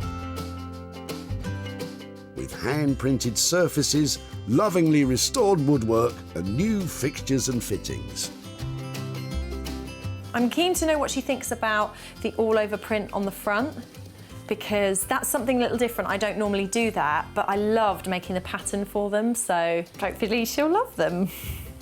Hiya! Hello, how are you? Really well. How are you? Very good. It's amazing out there today. It is very nice. Thank you for bringing the good weather to Margate. I have something to show you here. Is that it? Yes, I can see it. Are you ready? Yeah. What do you think? I think it's fantastic. What have you done? Is it paper? Have you... This is all hand printed onto the surfaces. And this design has actually been made especially for this chest as well.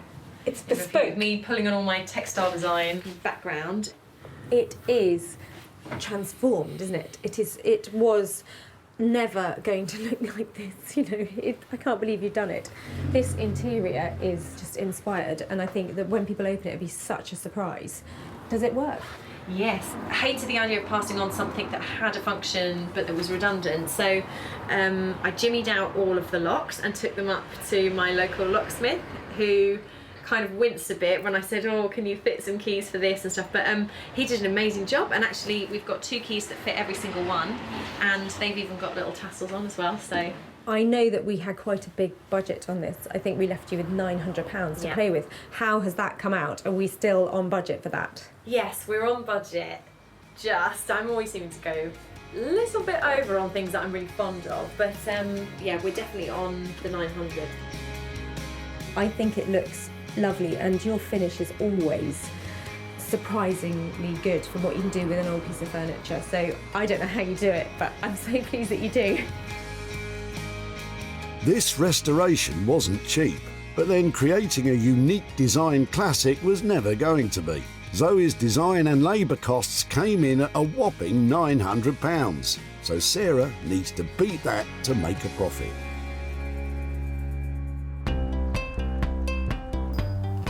Back at the dump, this old chest of drawers had seen better days and was on the brink of oblivion, although cabinet maker John did recognise it as being a fine bit of furniture. I would strip it and seal it, wax it, put new handles on, and just because it's a good solid piece of furniture, it can be reused. But it's fair to say that Zoe has completely transformed this item. And it was sold to Janet at Margate's Lombard Street Gallery. Sarah's visiting John to let him know the fate of his furniture. But with costly reimagining, is there any profit in the air? Oh, hi there. Hi, I'm Sarah. Hi, Sarah. How are you? I'm Charlotte. Hi, Charlotte. Hi. Hello again, John. Hi, Sarah. Are you Nice to well? see you again. Fine, thank you. Just thought come back and catch up with you about your chest of drawers. I've got some pictures here. Oh, wow. Wow. You like it? I do. I really do. That's amazing. Zoe works with pattern screen printing and lots of different techniques and really breathes new life into furniture. Wouldn't have thought to put those colours with that either. No, that's lovely. So it was always our intention that to try and sell your chest of drawers after we had done that to it. So we did sell it, and we made £100 profit on it. Wow. And I've got that here for you. Who gets the money? You're Me! Me!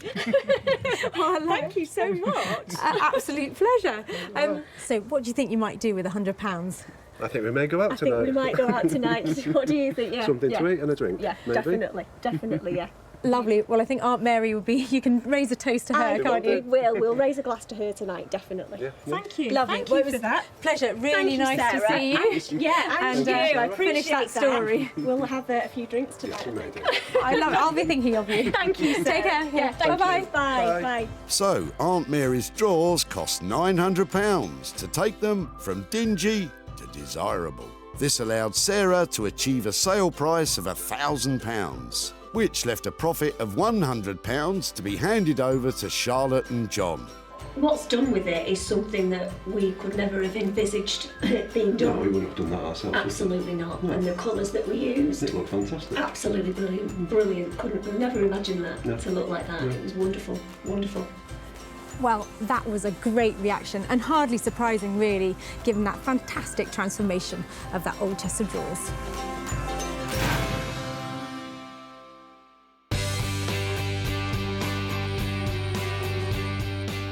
Back at Bex's Forge, the largest kitchen worktop cut-off has now been transformed into an eye-catching, iconic coffee table with the best-looking yellow legs in town, setting off the composite marble and creating a unique designer piece. I'm here to pick up my white marble coffee table. I've only got one, and I was hoping for 3, but there is a chance if it looks really good that I'll still be able to make some profit out of it. Bex and Dave are anxiously awaiting Sarah's arrival. So how's this gonna go then? Tears? No tears? This is the no tears. No tears. Sarah asked for 3 matching tables with gilt legs. So, how would she feel about her single coffee table with yellow metalwork? That's what she asked for, basically. Yeah, but we have gone down to 1 and 3, but it's a very good 1 rather than 3 slapdash ones. But no, it is good. It's worked out really nice. It's a smiling table. Hi, guys. What have you got there? Do I want to see? Oh, wow. Now that is a real bit of fun, isn't it? It looks very cool. Oh, that's mad under there, isn't it? God, it's huge as well. I don't remember it being quite that big. The finish is beautiful as well, isn't it? Yeah, it's worked out really nicely, that top. Like with those lovely crisp edges. It's really cool. I like the way all the angles change, somewhere wherever you go. Yeah, it's organised chaos. I think when you think it was literally about to be hoofed over into a skip, you know, I think you should be very proud of what you've done with it. Now, you were quite enthusiastic about the work, and you weren't, so how did it work out in the end? Well, it was harder than we thought, getting it so it's level and it works and everything like that. So, we wanted it to look right. So, no, I think it's worked out really nicely. So I know in our initial chat we thought we might really go for it for 3 tables, and that was at £150 a table. How much are we looking? Well, I think we were saying that 250 to cover this one. I think that it looks great, and that money, I think I'm really pleased with it. Yeah, oh, brilliant. That's good. Another result. Another result, yeah. I think it's so cool to see the transformation of leftover kitchen scrap into fantastic designer coffee table. And I think there's some money to be made out of it as well, even though there's only 1. That did go well. So, phew. Yeah, another one down. Yeah, another one bites the dust. Oh, I'm starting to get all singy again. OK, we're down from 3 tables to 1, but the single coffee table has cost £250. So, can Sarah sell it for more than that and turn a profit?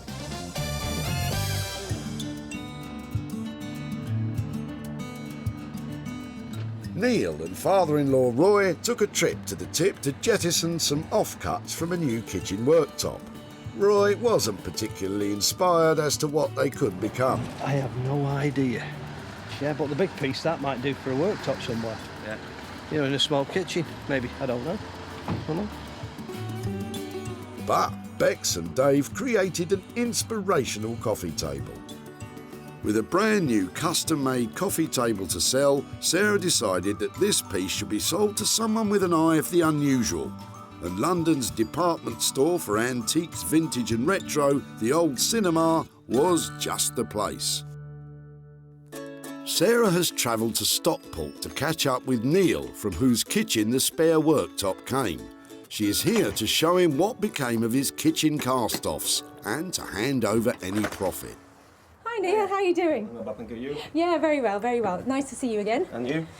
I've got a couple of bits to show you about what we did with that old worktop. Yeah. We thought it would make a really lovely kind of luxury coffee table, and we decided that it would look lovely if it had some really fine metalwork on to make the legs underneath, and we wanted to make it into something quite interesting. So I've got a little picture here to show you of how it ended up. This is how it ended up. Well, that's all right, isn't it? Do you think so? That's nice, that. We've sold your worktop, come table, and after we paid Bex her expenses and all her time for doing it, I've got 75 quid here to give to you for dropping that off at the tip. Thank you very much. So, Neil's offcuts cost £250 for Bex and Dave to transform into this contemporary coffee table. With a sale price of £325, Sarah has achieved a profit of £75 to hand over to Neil. What would you do with 75 quid?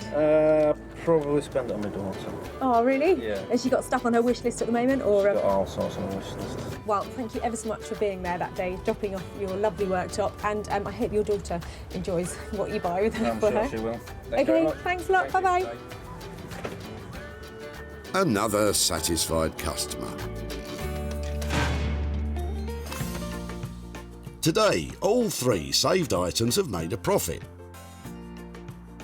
From the 3 dated chairs spruced up by Sarah, to the drab drawers returned to former glories by Zoe, and finally the composite marble worktop transformed into the crazy-legged coffee table by Bex and Dave. We're really on a roll. That is 3 great transformations and 3 chunks of cash handed over, and all going to prove that just with a little ingenuity, you really can make money for nothing.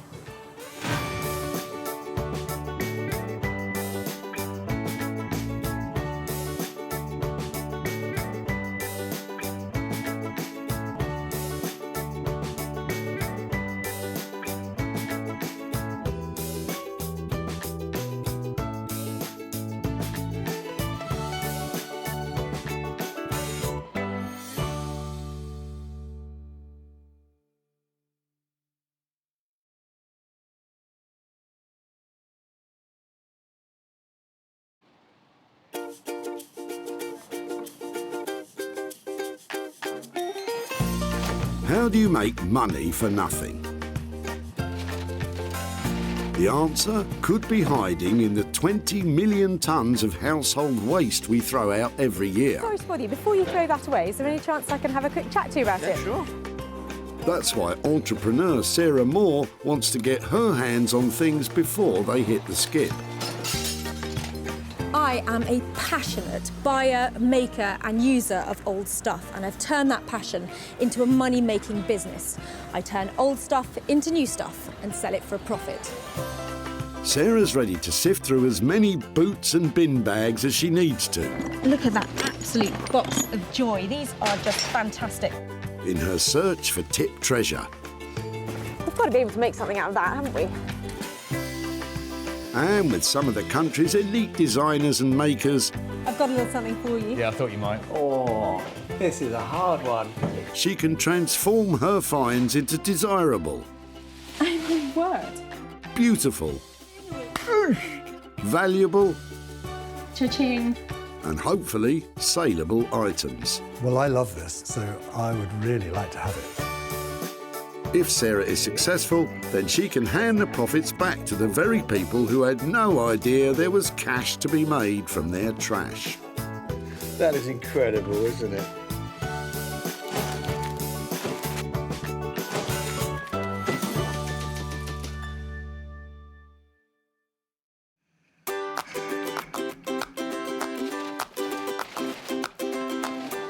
For most people, a trip to the tip is about as exciting as rearranging your sock drawer.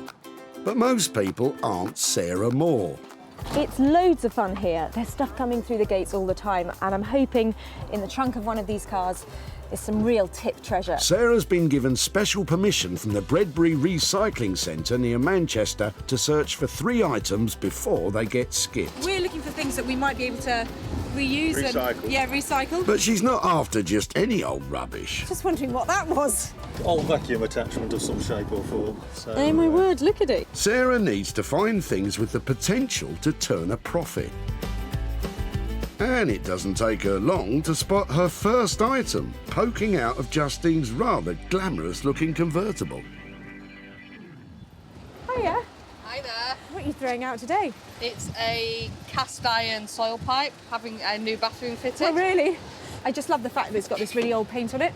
And I don't know... did speak to my decorator about that, and he said that to rub all that down and repaint it when he paints the outside of the house is not cost effective, because it would be about a day's labour just to rub the whole pipe down. Really? And it had to be changed anyway because of the new bathroom. I know it sounds really strange that somebody might want to take away a soil pipe, but we're looking for old stuff, you know, particularly stuff that has a bit of integrity and like we can remake into stuff. Right. I'm not sure if anybody will take on a soil pipe, but would you mind if we kept it just to see? Not at all. Really? Do me a favour by taking it. You might want to wear some gloves for this one, Sarah. A soil or sewage pipe is usually attached to the side of a building to remove waste from the upstairs toilets. And there's just one more section to it. Keep them coming, Justine. After all, you can never have too much old soil pipe. It looks like it hasn't been used for a while. Has it not been used? Oh, it's been used. Really? I don't want to think about that, do I? Yeah. Thank you so much. If we just pop it here, that would be great. By the looks of things, this pipe has seen quite a bit of action. But exactly how old is it? It's a very old terraced house, a 1926. Okay. It was built, but it's the original cast iron pipe. Yeah, well, do you know something? It's going to a better place. Oh, that's good. Thank you so much. You're very welcome. Bye. Bye. Sarah seems happy, but what's Justine thinking? I'm just glad to get rid of it. I don't know what she'll do with it. Justine does have some concerns, though. I'd have put my makeup on if I'd have known I was being on the television. Not to worry, Justine. While you pop off to the powder room, Sarah can take a closer look at her first item. It's a really old cast, probably Victorian downpipe. It's really battered and I'm not quite sure why I've saved it, but I do know somebody who might have some good ideas to turn this old thing into something valuable.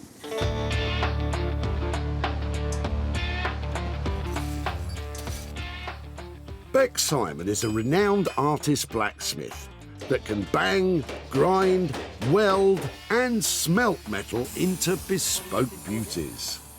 Bex is normally commissioned for unique pieces of artwork and has no idea what's coming her way. Working with found objects is quite different from what we normally do, because we work with our clients and we produce designs and we work with them. So this is kind of like really freeing up the mind and seeing, you know, what object we've got and how we can make it work into something really cool, modern and yeah, desirable. So it's going to be fun. Let's just hope Bex is still smiling when she sees Sarah's pipe dream, and that it doesn't just all end up causing a stink. One item down, 2 more to go, and as Sarah's search continues, the dump is definitely getting busier. Oh, that's classy, isn't it? I love it. That is a special little pony, isn't it? I don't think so, Sarah. There's only one ride left for that old nag. Every time somebody pulls up, who knows what's going to be in the back of that van? Could be it. You might be right, Sarah, but Richard and Tom look pretty keen to dump that old blanket box, so you'd better be quick. Hiya. I'm really sorry to bother you. I'm up here today trying to find stuff that we might be able to make into other things. Would it be all right just to have a look at what you're dropping off and maybe chat to you? Yeah. So whose is it? What's it doing here? How did it get here? Well, it's a bedding box. It was my mum's. She's moving house. We've tried to offer it to a charity shop, but they didn't want to either. So Really? yeah, it's a last resort tip. I think it's really quite cool, actually. Would you mind if I took it away and tried to make something out of it? Yeah, absolutely. Yeah? By all means. Thank you ever so much for your help. I really like that. That's made my day. So thank you so much. I'll get in touch. Thank you. Thank you. I love it. And I think we're going to make something really valuable out of it too. What about Richard and Tom? Do they think there could be any money in it? Give it a bit of sanding, make it really stand out, make it... Yeah, I mean, it's still in good nick, isn't it? So it's a shame to get rid of it, but like I say, we had no other option, so... Good luck to her. Good luck, definitely. Yeah. Look forward to seeing what the final product looks like. I really like this old blanket box and I think it's got heaps of potential. I'm thinking cocktail cabinet, I'd like legs on it, I'd like fantastic doors, and I'd like a price tag to match because I think that this little beauty is going to turn a real profit. And that means I can surprise those lovely lads who dropped it off with a whole load of cash. So Richard and Tom could be in for a real windfall, especially as Sarah has got just the man to tackle the blanket box.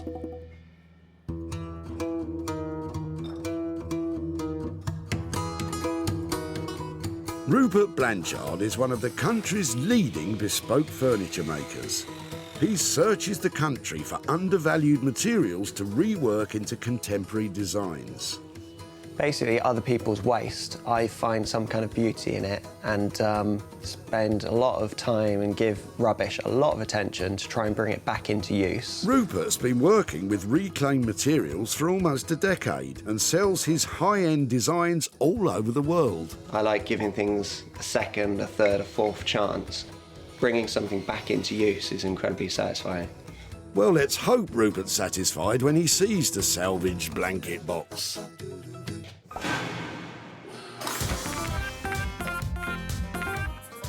Sarah has already found 2 items at the tip.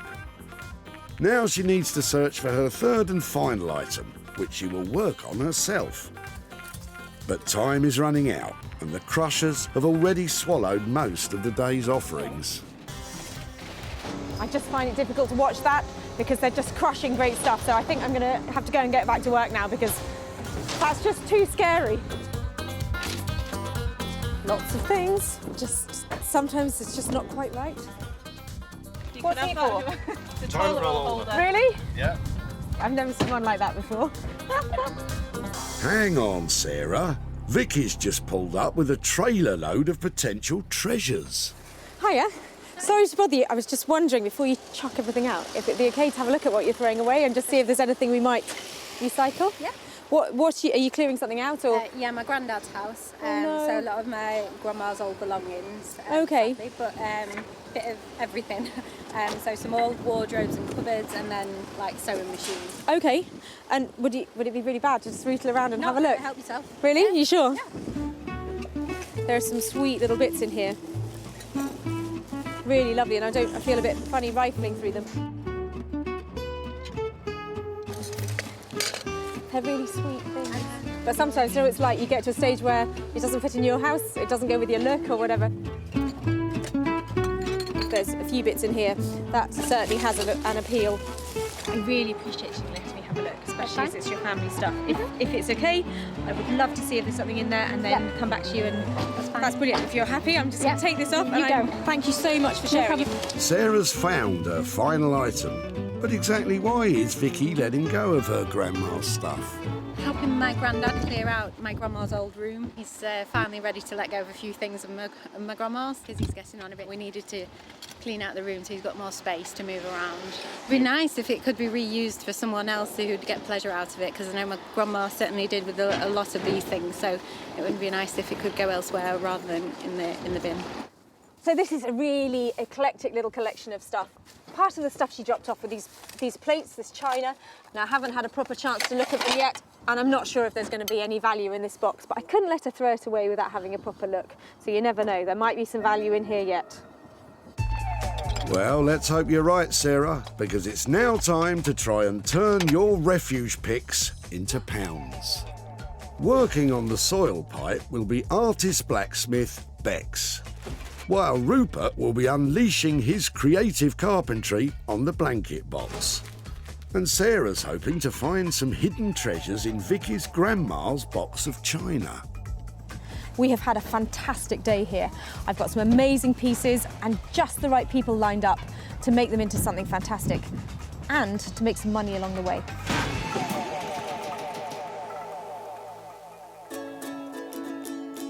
Sarah's first stop is Surrey, where, tucked away down a country lane, is blacksmith Bex and her husband Dave's workshop.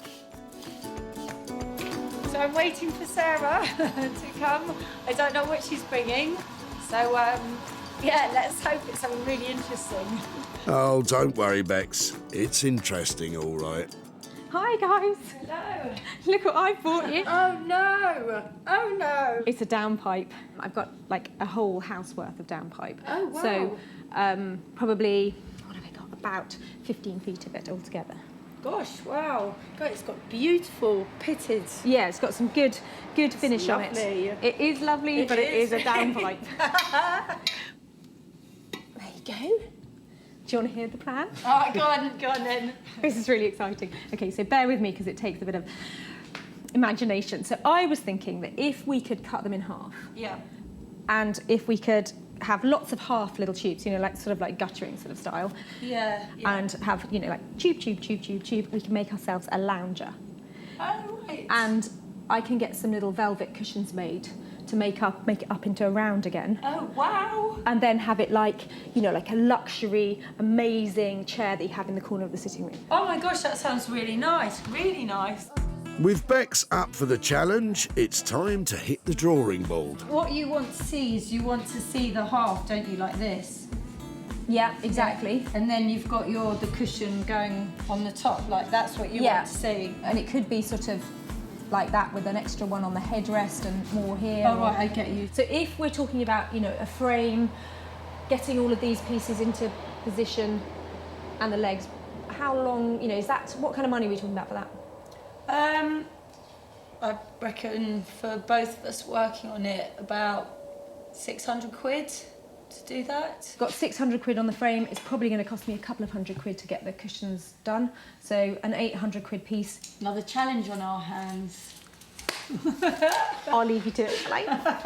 Never say I don't spoil you. As Sarah heads off, there's one all-important question on Bex's mind. When do you think the last time some... Probably a few days ago. No, seriously? I expect so. Oh. This has been ripped off our house. I'm going to wash my hands. Have we got some detergent? Have you given them a sniff? Have you? Go and smell your hands. It might be dirty work, but it's not cheap.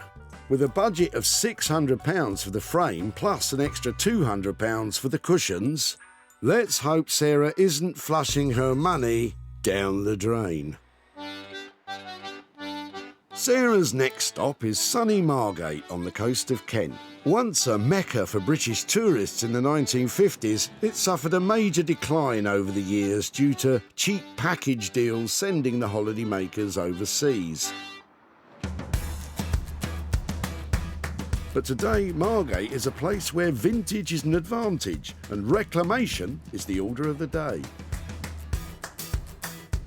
And one man leading the way in all things repurposed is furniture redesigner Rupert Blanchard. I'm really looking forward to Sarah turning up today and see what she's managed to discover. Hopefully it's something fun, but I'm really happy to play with anything that she's come up with. Let's hope Rupert is still in a playful mood after he takes a closer look at what Sarah has brought him. So, blanket box. What do you think? Blanket box? Wow. I didn't expect this. It's rather unusual proportions. Quite a high thing and it's all veneered plywood.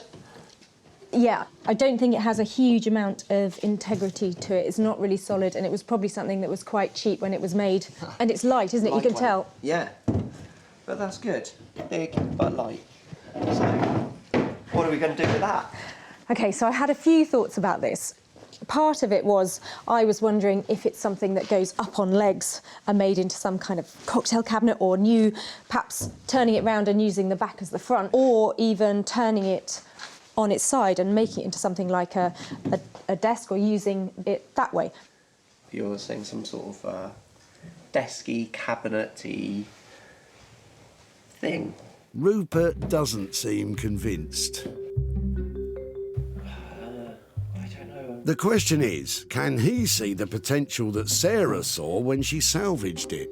I don't know. Is it something that you think is workable or not? Because it's okay to say, I'm not sure that this is... Yeah, no, I can definitely work with it. Great. Work with it. Just coming up with the thing that's right for it. Is this something then maybe that I leave with you for a few days, maybe give you a call and we can catch up and see if you had some thoughts about it, or if I think so. Feeling that it will be, it'll keep me warm through the winter from the fire. No, of course it won't. It'll end up being something great. So Sarah's going to leave Rupert to it in the hope that a good idea does come his way. Can't say it's my favourite of all the pieces I've ever worked with, but that's my challenge really, to make it my favourite piece.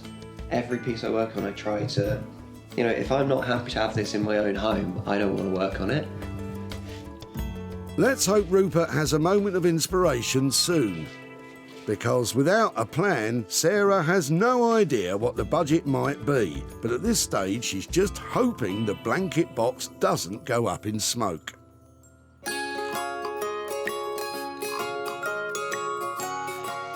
While Sarah waits to hear back from Rupert, she's headed to her farm to see if there are any hidden gems in Vicky's grandma's box of china.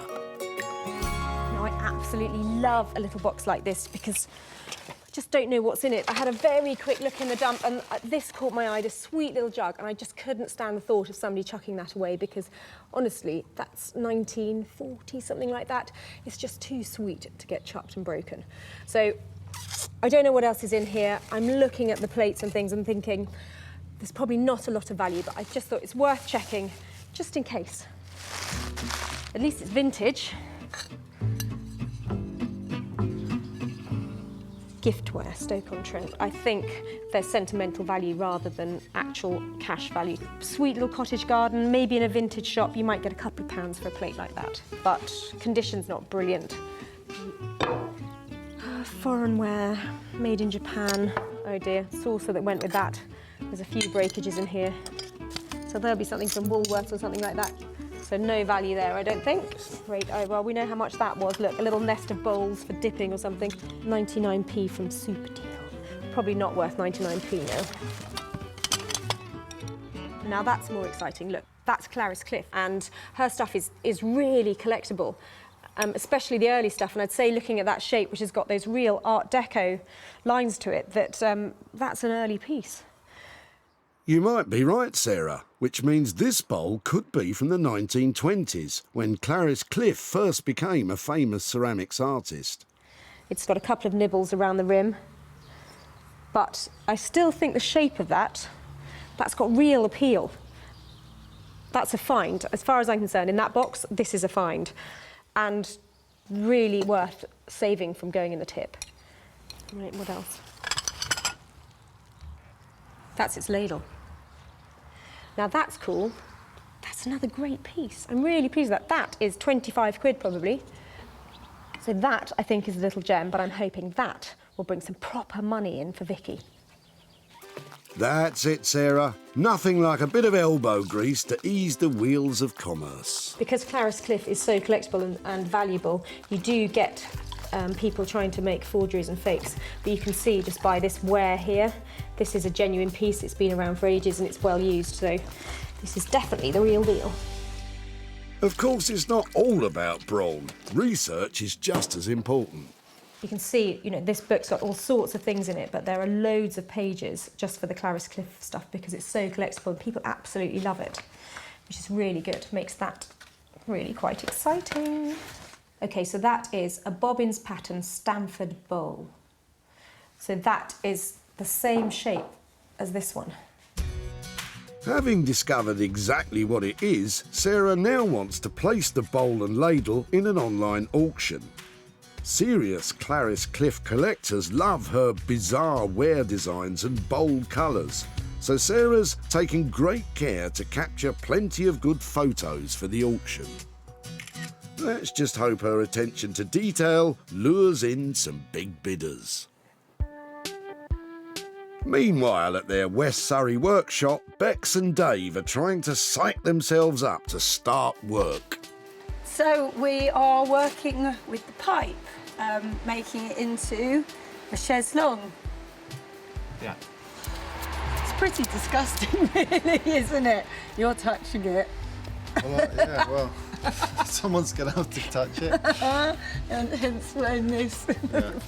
Well, they're just downpipes from someone's house, so they're basically poo pipes from someone's toilet, really. Definitely not eating my sandwiches after working on this. While Bex gets on with the design of the frame, Dave has drawn the short straw. He's working on the pipe. How are you feeling about that, Dave? Yeah, try not to crack them and just cut them as neatly as we can, as quickly as we can. That's it, Dave. Stay focused on the task and try not to think about what might be inside. First, he needs to mark, then cut the pieces of pipe in two. He'll then send the dimensions of the new half pipes to Sarah so she can make the cushions. Meanwhile, Bex meticulously bends the sections of the frame into shape. True to his word, Dave is making short work of cutting the pipe. And Bex's frame is coming along too. Now she just needs to test the final shape. So professional.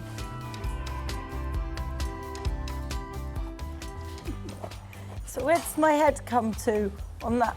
Oh. There. Am I in? Right. Well, yeah, you're at the top. And this, do we need to cut that down? No. Is that a good... Yeah? Yeah. It's Okay. fine as it is. It's not very comfortable.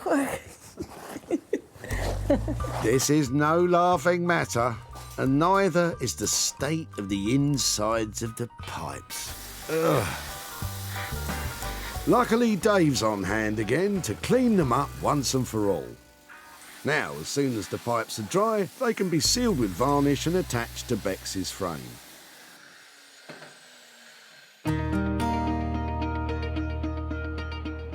Back in Margate, Rupert has finally come up with a plan for that bothersome blanket box.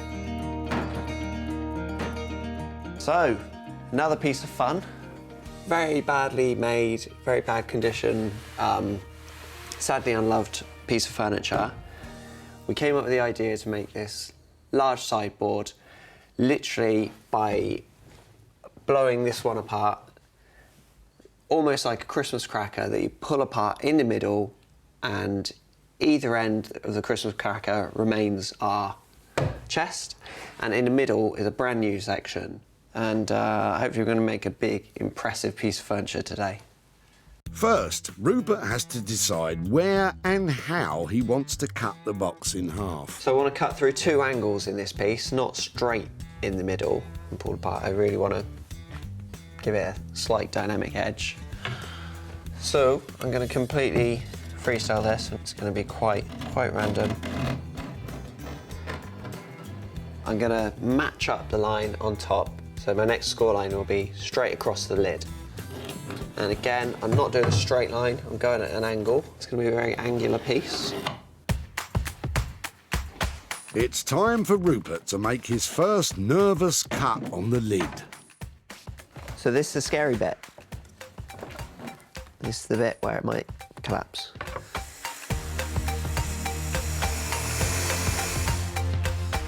With the lid safely cut, it's time to tackle the rest of the box.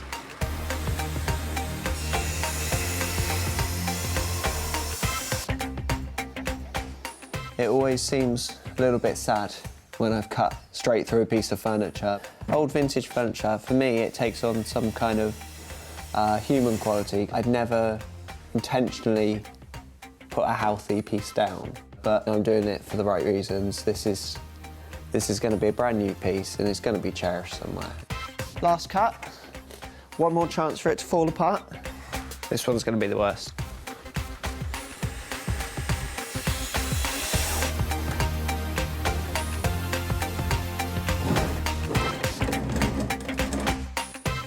There you go. So, a lot of weird angles, but slowly this cabinet's getting bigger now.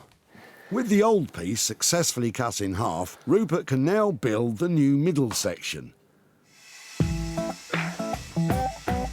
He's making a simple shelving unit, and in keeping with his ethical ethos, Rupert is using recycled wood. With all the pieces secured together, what finish is Rupert thinking? I think the middle section at the moment will be probably one bold primary colour. Did you have any specific colour in mind? Let's hope Sarah likes custard. Otherwise, this piece could still be finding its way onto the bonfire. Good luck, Rupert. Meanwhile, Sarah has placed the Clarice Cliff ladle and bowl in an online auction. She's now nervously waiting to see if they fetch a good price. But the auction is almost over. At the moment, they're stuck at £41. I hope I've got more bids out there for these things. At the moment, there are 6 people bidding on it. 3 minutes. It's making me really nervous, especially with you lot watching. 2 minutes, 10 seconds. I just want a little bit more for it. 1 minute, 25 seconds to go and it's still only at 41 quid. That's really disappointing. I definitely think it's worth more than that. They're probably all doing their gardening or something. 5, 4, 3, 2, 1. Damn. Oh, it's gone up. Somebody's bid right at the last minute. Okay, so the bowl and ladle have sold for £50. I'm pleased with that. I'll take £50 and to be able to hand that money over to somebody who's going to throw the bowl and ladle away, that's money for nothing. When Sarah first met Vicky at the tip, she was performing a sad task. Are you clearing something out or? Yeah, my granddad's house. No. So a lot of my grandma's old belongings. Horrified by the thought of seeing all of Vicky's grandma's stuff slung in a skip, Sarah decided to take a chance on a box of unknown china. It would be nice if it could be reused for someone else who'd get pleasure out of it, because I know my grandma certainly did with a lot of these things. Sarah's gamble paid off when she discovered the Clarice Cliff bowl and ladle. Now that's more exciting. Look, that's Clarice Cliff and her stuff is really collectible. That's a find. As far as I'm concerned, in that box, this is a find. Although Sarah was slightly disappointed with the final sale price, hopefully Vicky will still appreciate the effort and, of course, the little extra spending money. Sarah is in Bram Hall to hand over the profit she made on the Clarice Cliff bowl. Hi there. Hi, Sarah. Hi there. Hello. And this is my granddad Ken. Hi there, Ken. Hi there. Come on out a bit. I've got something to. I've got a little something to show you. I wondered if you had remembered in the box of china there was a bowl that looked like that. Does that? Oh yeah. Yeah. When I saw the back stamp on the bowl, I turned it over. It said Clarice Cliff on it. I really got quite excited about what you might have popped in your box. So I did a bit of research, and a bowl like this, because of its very strong Art Deco lines, is actually quite collectible. So I popped it online to see what sort of interest I could get, and it turns out that a collector saw it and really wanted it and paid £50 for it. That's brilliant. Yeah, so that £50 actually comes back to you. So who would like £50? Grandad. Thanks very much. Any ideas what you might do with £50? Well, I was thinking I'd have to get a new set of crown green bowls. Oh, that's a lovely idea. I really think that's, well, from one bowl to another bowl, that's very appropriate, isn't it? With a straight online sale and no material costs, Vicky and Sonia's granddad Ken gets to pocket the full £50 profit from the sale of the bowl. Well, I actually found that quite emotional because it's just such a lovely story that Grandma's old bowl is going to buy Ken a whole set of new bowls.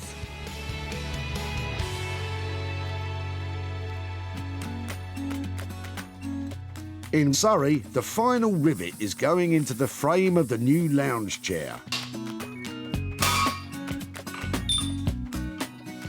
Now, Bex and Dave can do their finishing touches. Dave is stripping back the outside of the pipe to reveal the different layers of paint, while Bex is welding the final fix to the frame. I think Sarah's just round the corner, so we're just putting the last one in, but it's looking really nice. When Bex first saw the humble soil pipe, it had only just been torn off the side of a building. But now, by marrying the old pipe with a new steel frame, she's utterly transformed it into a luxurious lounger. The elegant lines, riveted finishes and rustic pipe all combine to form a chair that's just bursting with individual style. Well, this is a really exciting moment because it's not often that you pick up a lounger made out of a poo pipe. I can't wait to see what Bex and Dave have managed to do with those old pipes, and I'm also a little bit nervous because I've got to show them the cushions that I've made for it. Hello, hello! That is amazing! Its shape is lovely. I really like that organic. It looks like sort of a track off a caterpillar machine or something, doesn't it? It's just got that beautiful sweep to it. Yeah. And is it sanitised? Is it clean? Yeah, it's all clean. Washed and lacquered and everything. Doesn't smell. It doesn't smell at all. That's lovely, isn't it? All the different paint, layers of paint. That is amazing. The contrast between this metal and then your new metal is really beautiful, isn't it? Because each one is really bouncing off the other. And this is great detail, really clever. So nice to give it that luxury look. Yeah. It's really beautiful. You've done so... Is it comfortable? Have you sat in it? Have you tried it? Well, it's not bad. It does need its cushions, though, definitely. I feel really nervous now. Before Sarah completes the new lounger with her cushions, she's decided to take it out into the garden. So Sarah's putting the cushions on the chaiselong. So, yeah, we're eagerly waiting to go and have a look. So, yeah, what do you think? I think she'll have done a really good job. Yeah, I hope so, because I'm a rubbish liar. I'll just go... then cry. Do you want to come and have a look? I like the way it's stuck through a curtain. Oh, wow. Oh, all the colours are the same as the back. Oh, wow. Is that a good oh wow? Yeah, no, I like it. Yeah. Yeah, no, that's nice. With the cushions meeting with Bex and Dave's approval, there's only one thing left to check. It's lovely. It's really cool. It's really relaxing. Thank goodness for that. When Justine pulled up at the tip in her fancy-looking convertible, no one could have guessed what she was planning to dump. Hi there. What are you throwing out today? It's a cast iron soil pipe. But if Sarah was surprised, Justine was shocked. I'd have put my makeup on if I'd have known I was being on the television. Undeterred, Justine helped Sarah to unload her grim cargo. It looks like it hasn't been used for a while. Has it not been used? Oh, it's been used. Really? I don't want to think about that, do I? Yeah. I'm just glad to get rid of it. I don't know what she'll do with it. Well, Justine, the humble soil pipe has now been glamorously transformed into a luxury lounge chair, which Sarah had absolutely no trouble in selling to the trendy London furniture store, The Old Cinema.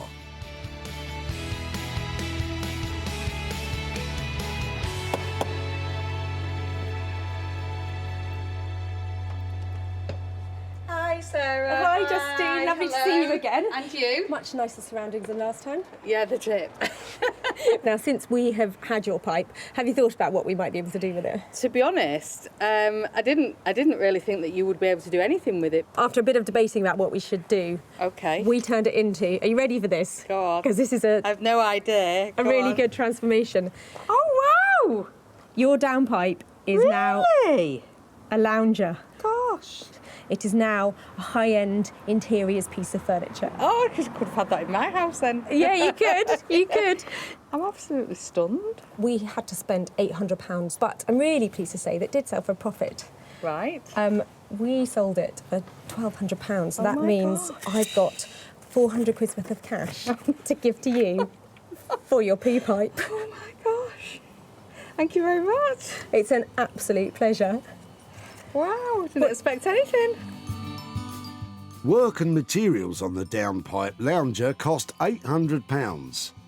It sold for a whopping £1,200, meaning Justine gets the £400 profit. With the money, I will put it towards taking my mum on holiday in September for her 80th birthday. So spending a lot of time and money renovating an old downpipe could have been money down the drain, but I'm really pleased to say it was money for Justine.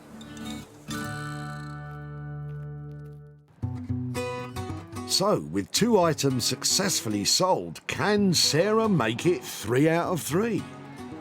It's time for her to see the final item in Margate. I'm a little bit worried. I left Rupert with a really old-fashioned looking blanket box and a quite tall order to turn it into something amazing. So fingers crossed, he's managed to pull it out of the bag.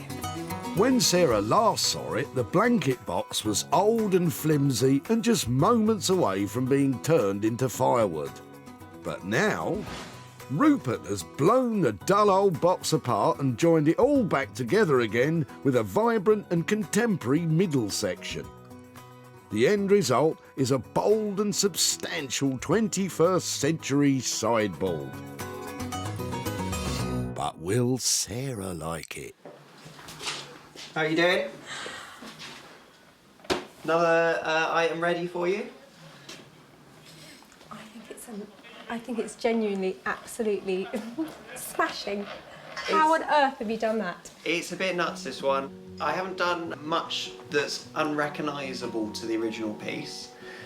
Apart from slash into it. I slashed into it. I have made what was a piece of furniture that didn't have much of a useful function anymore in home into something that hopefully does now, into a very big sideboard by literally pulling it apart. It's stunning. Can I have a closer look? You can, yeah. Obviously, I have used a new section in here. This is made from OSB or Sterling board, which is actually the waste chippings around a tree when they've taken the main lengths of timber out of a trunk. So it is a sustainable product. I've restored the original piece, other than cutting it in half. I have actually restored it by repolishing it and refinishing it. You might actually like to lift those up and find that there is oh my word! The original function of the cabinet is still there, so the piece still exists in its original form. Genius. You know, you can tidy the living room in at a moment's notice when the kids have been playing. Exactly, and either end that does the same thing. I think it is the work of a genius. I think the fact you've got that storage in there as well, I really wasn't expecting that when I saw it. And this slash of fantastic colour, and you know, anybody else, I'm sorry Rupert, they'd have just cut it in half. They wouldn't have put those angles on it and made it look like that. I think it is inspiring stuff you've created here, because it was such a light, insignificant piece that I dropped off to you. I didn't think that anybody would be able to make anything that looks like this, and this is stunning. It certainly is, Sarah, and let's just hope you can give it a stunning price tag to match. Back at the dump, brothers Richard and Tom were at pains to bin their old blanket box. We've tried to offer it to a charity shop, but they didn't want to either, so Really? yeah, it's a last resort tip. Would you mind if I took it away and tried to make something out of it? Yeah, absolutely. Well, yeah? By all means. It's a shame to get rid of it, but like I say, we had no other option, so who'd have thought, yeah, it's somebody would actually want it. So. Little could the boys have imagined that the charity shop reject would be transformed into a contemporary sideboard.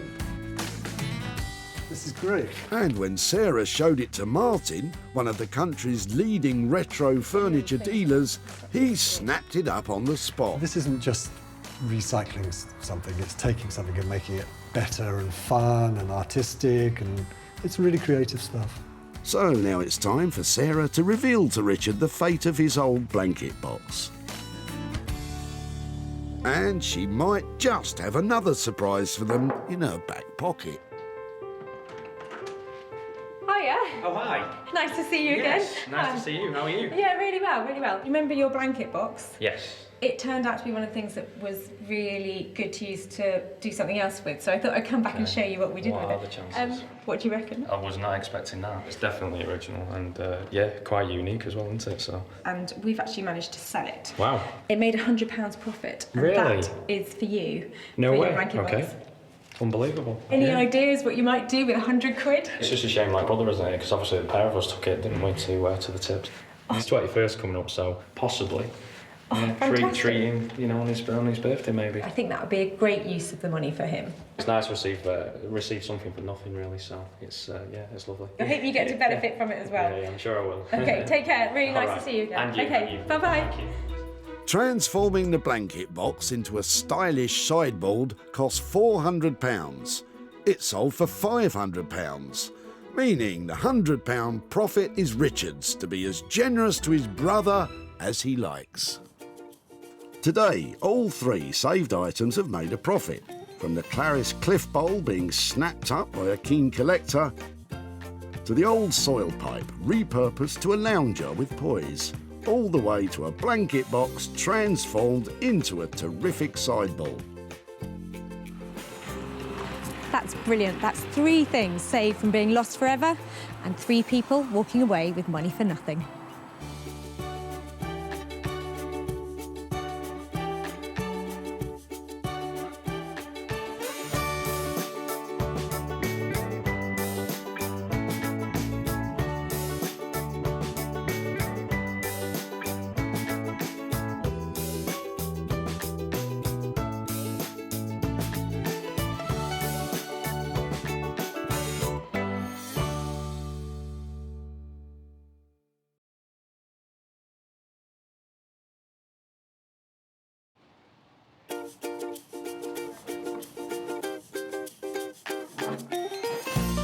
How do you make money for nothing? The answer could be hiding in the 20 million tonnes of household waste we throw out every year. Just before you throw it away, would it be possible to have a quick look at it? That's why entrepreneur Sarah Moore wants to get her hands on things before they hit the skip. I am a passionate buyer, user and renovator of second-hand stuff, and I've turned that passion into a money-making business. I turn old into new and I sell it for a profit. Sarah's ready to sift through as many boots and bin bags as she needs to.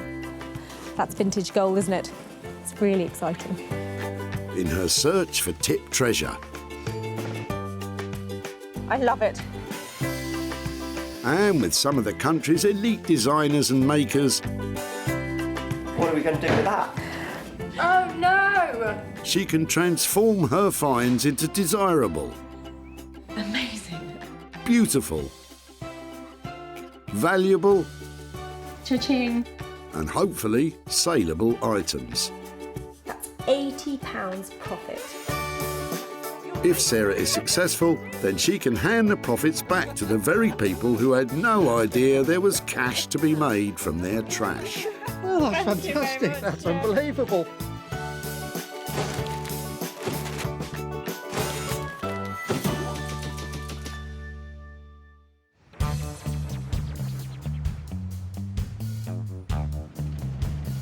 Today we're at the Whitley Recycling Centre near Guildford, where 800 tonnes of waste is dumped by Surrey locals every month. It's so exciting. People are flooding in here all day long, and I'm going to turn their old into gold, their trash into cash, and make some money for nothing. Remember that Sarah has special permission to rummage about today, so don't go pestering people at your local recycle centre or you'll be the one getting thrown out. What are you clearing out? What's going on today? Sarah's combing through cars looking for 3 unwanted items to turn into cash for whoever's dumping them. I'm loving the look. Well, thank you. Thank you. It's my smart look. Flattery will get you everywhere, Sarah. At the far side of the centre, Philip may be about to dump just what Sarah's been looking for. That's vintage gold, isn't it? Any chance I could have a word with you about your sewing machine? Of course. Are you throwing everything? Everything must go.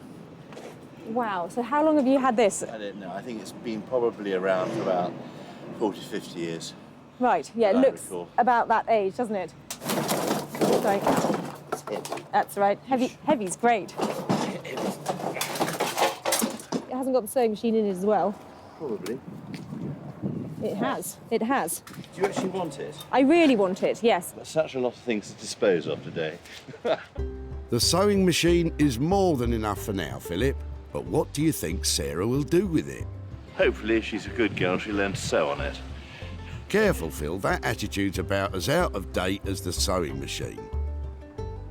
It is absolutely beyond use, but it's these legs and this lovely flywheel and all the bits down here that I think are where the money is. But everybody has made tables out of these things, so I've got to find something to make out of it that is really original and inspired. And at the moment, I'm lacking the inspiration. I'm hoping, with a little thought, this could be something fantastic and actually quite valuable. So that's the first item all sewn up. Sarah may not be sure how to transform it into a moneymaker, but she knows a man who could. Rupert Blanchard is one of the country's leading reclamation and bespoke furniture makers. He's used to turning Sarah's foraged furniture into something saleable. I'm really looking forward to Sarah coming and see what she's managed to discover. I hope it's something that I'm familiar with and I can identify its history, but I want to add something to it, so I want to completely destroy it and turn it into something brand new, but retain somewhat of its past story, its past history, its past relationship with someone, and really build a new relationship with it now, make something brand new, and start making new stories. Rupert does love working with unloved items, but Sarah could be stitching him up with this one. So, Sarah's saved her first item from the skip, but she has two more to find. And another piece of classic manufacturing has just pulled up. I absolutely love it. How long have you had it? I've had it about 5 years. Well, it's lovely to see it being used. The car's not up for grabs, Sarah. Get a move on and find your next item. Ah, wait, Emma might have just the thing. Go on, have a sneaky peek while she's away. Wow, I wonder if I'm going to be able to have that. Look at that.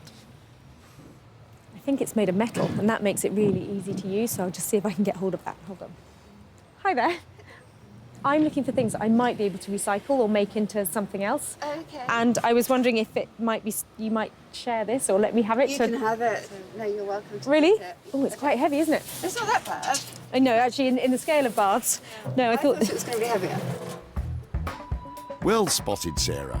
Spending most days at the dump, you're due a bath.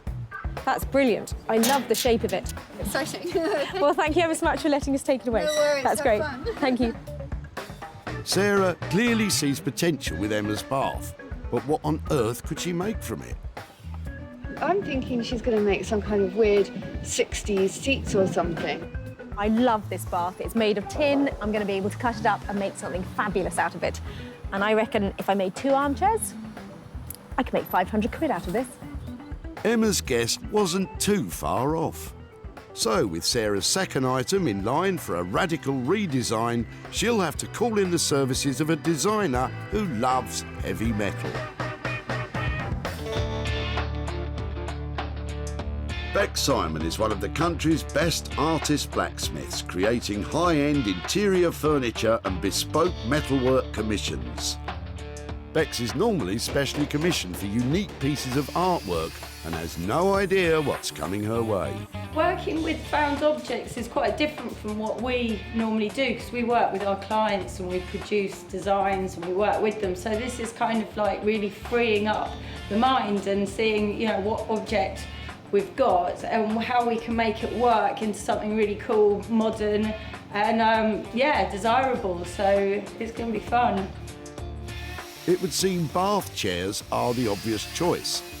So how will Bex make them stand out?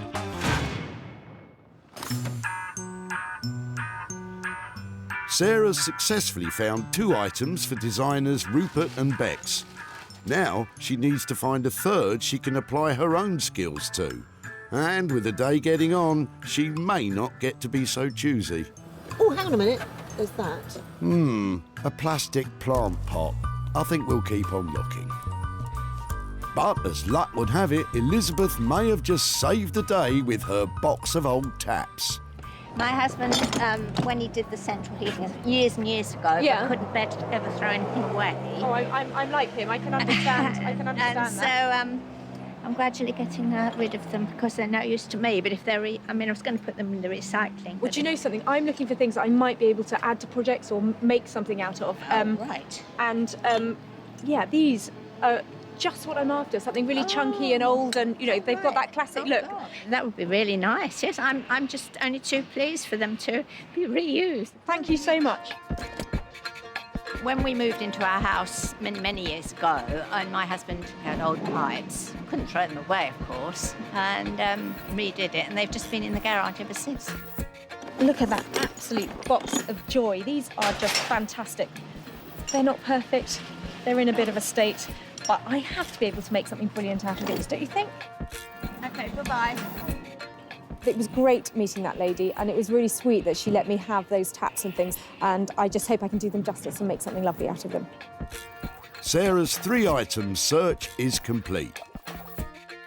Philip's sewing machine will be going to Rupert, Bex will work on Emma's old bath, and Sarah will be hoping to create a cash flow from Elizabeth's taps. It's been a fantastic day here today, and I've met some great people.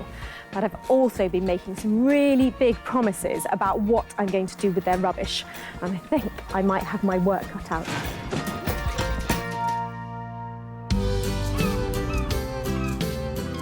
Sarah's first stop is the seaside resort of Margate. For over 200 years, the town has been a popular holiday destination for Londoners. But with the recent opening of the Turner Contemporary, a cultural renaissance has been happening here. And designer Rupert Blanchard is at the heart of it. He's looking forward to another special delivery from Sarah. I did hear from Sarah that she's going to bring me something that she thinks is going to really challenge me this time. I'm not so sure. She's not seen some of the rubbish I've actually worked with, so I'm happy for her to bring it on. Rupert, I have got something I need a hand to bring in. Okay. It's heavy. Is it an elephant? No, it's definitely not. Well, it might be the elephant in the room, but come and have a look at it. Okay. Oops. Watch your toes. That's fab. There you go. Let me pop that up there. I think it still opens up. Still working. Just about. Is it beyond repair? Is it beyond use? Nothing's beyond use. Nothing's beyond repair, is it? It's all, we can do something with it. I was wondering if maybe we could use it as some kind of flip-up thing where somebody's got a screen, either their laptop in there or it's the TV screen or something like that. So it's a possible home office-y thing. Perfect. I think you're saving it just about the right point before it does crumble. The sewing machine itself and the mechanism still works, so maybe you'll turn a handle and your screen comes up. Maybe you do something and it actually appears. There's definitely a lot to play with. What do you think? That is a challenge. I think this one might take a couple more cups of tea. Or perhaps something stronger. Well, you can't hurry creativity, can you? But I've got every faith in Rupert's designs, and I'm really looking forward to seeing what he comes up with. I really want to do something new with this. Something quite exciting, and maybe I need to think about its original use and how to push it further into the modern world. So, because Rupert has absolutely no idea what he's going to do, we can't estimate the cost for this job. Let's check up on him later when he's had a chance to think.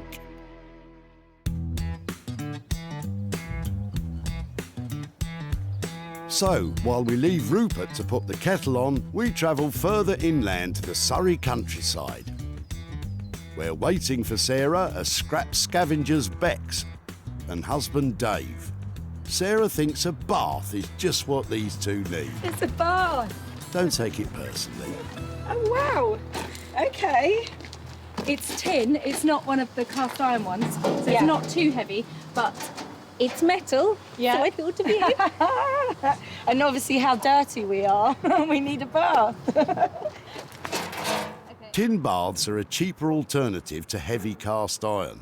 It should make no difference to the sale price once they've turned it into... What's it being turned into? So I was sort of wondering whether this could be a pair of armchairs. I was just wondering if we could cut in each end off to make a kind of like cool armchair. That would probably work quite well. What I haven't done is actually sat in it. Do you think maybe we should put it on the ground and sort of see how big, you know, is it possible to get two out of it, do you think? Pop it down. Okay, you sit that side, I'll sit this side. Two birds in a bath. You've got the taps end, I win. I always end up with the taps. OK, so my end's comfortable. How's yours? I'm sort of quite propped up, but that's OK. The only thing I was wondering about, just having a couple of holes in it so we could put a cushion pad on it, so maybe just in the base, a cushion pad so you don't slide out of it. Yeah, no, definitely. If I get out, will you shoot you across this place? Yeah, I think, we can go for that. Definitely give it a go. Give anything a go, It's a clever idea to turn the bath into two separate saleable seats to double the potential profit. Oh, it's quite cool up this end. As long as we don't break the bank making it. I suppose we're looking at £30 to £40 to get a cushion made if I was to make up a very simple square to go in it. If we've got, say, 400 to 500 to do what we need to do, I reckon we could have a good go at it with that. Fab. Well, that sounds like a great plan. Shall I leave it with you? OK. Don't sound too enthusiastic, Bex. 2 bathtub armchairs. That should be easy, right? There's quite a few unknowns as usual, aren't there? Yeah. How much enamel's going to stay on it, how much the shape's just going to fall apart. But we will remain positive. That's more like it. The armchairs should cost between £400 to £500 to make, plus a little extra for the cushions. Selling them for any more than that means Sarah's in profit.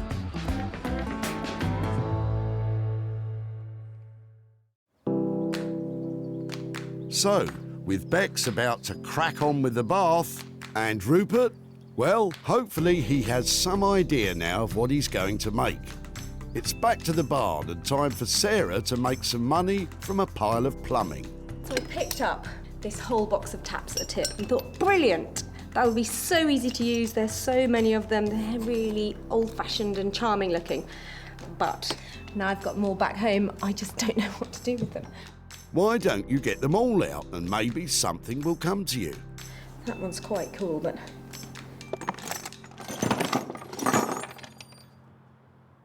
So? Any ideas?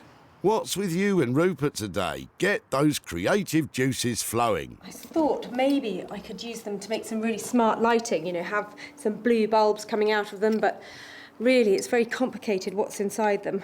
But then I'm wondering, maybe with these sort of angular bits, if I can make a towel rail, something useful for the bathroom. I think I should put them back somewhere where there is water involved, otherwise they'll just look inappropriate. And hope that there's some way of fixing them together, perhaps onto a backboard that would make a really cool place to hang a towel. Towel rail, that'll do. They're quite good. There's one there. Okay, so I've got 2 of those. Except I didn't see a rail in that box. And I have got this piece of copper pipe left over. It's not brilliant, but I'm thinking maybe... Yeah, it does fit. This one's starting to come together. If it could sort of come out of the wall on those bits. And because it's all made from plumbing, it'll be a heated towel rail. Am I right? Yeah, it's never going to be one of those heated... I mean, it could be if I got it plumbed in, but I think it should be decorative only because I've got no budget to spend on this and I just want it to look pretty cool and a pretty quick fix. Cheapskate.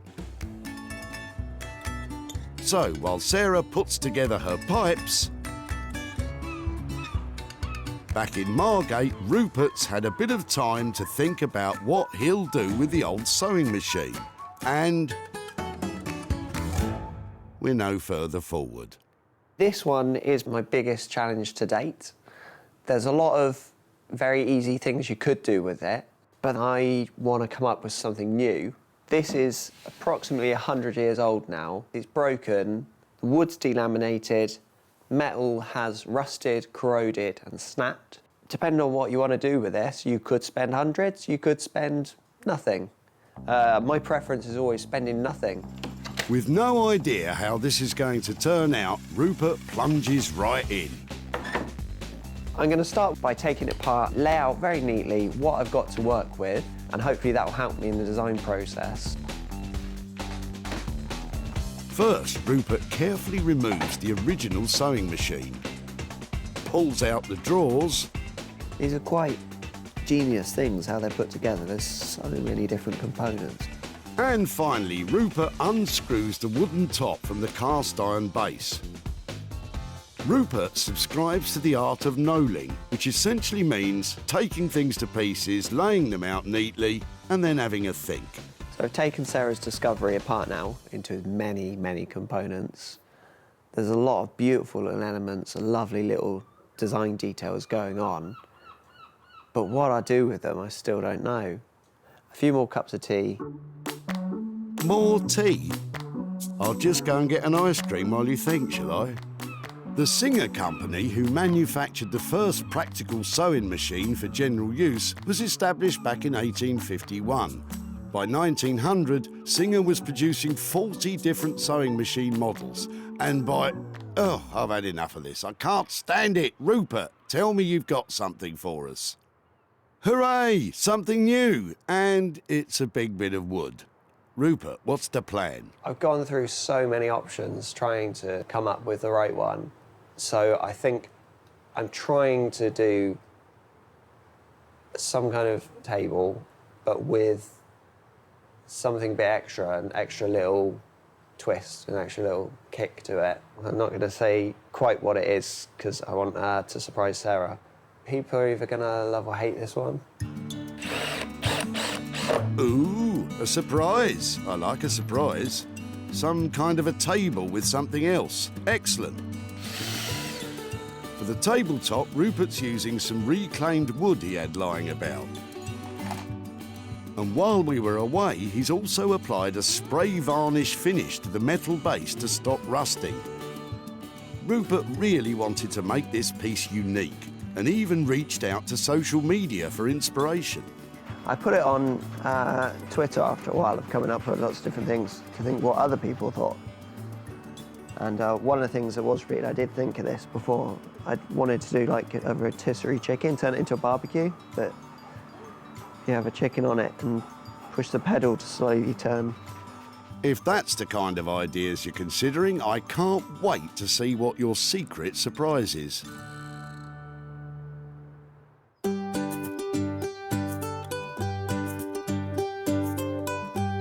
Back in Sussex, Sarah's one step closer to making a towel rail from the box of old taps. But she still has to source a wooden back panel that will eventually fix the rail to the wall. But luckily, Sarah's a hoarder of all things, well, of all things. And after a quick trip to the shed, she usually finds something she can work with. I'm trying to find a backboard that I can mount the whole towel rail on. And I had this bed, in fact a pair of beds that I have had for about 5 years, and they are completely broken, they've fallen apart. But I've always loved the wood and thought one day I might use it in a project. So that will work really well. It's really heavy, it must be mahogany or something. And it's old, I think it's French. It's a really good green colour.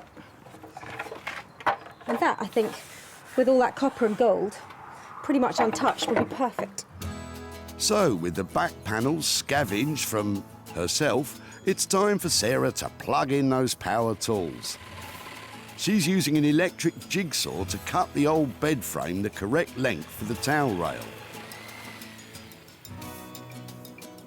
Next, it's time for the power drill. She's using a flat wood drill bit, which is perfect for bigger holes. Hopefully that's all right. Quite an achievement for just over an hour's worth of work. But will anyone buy it?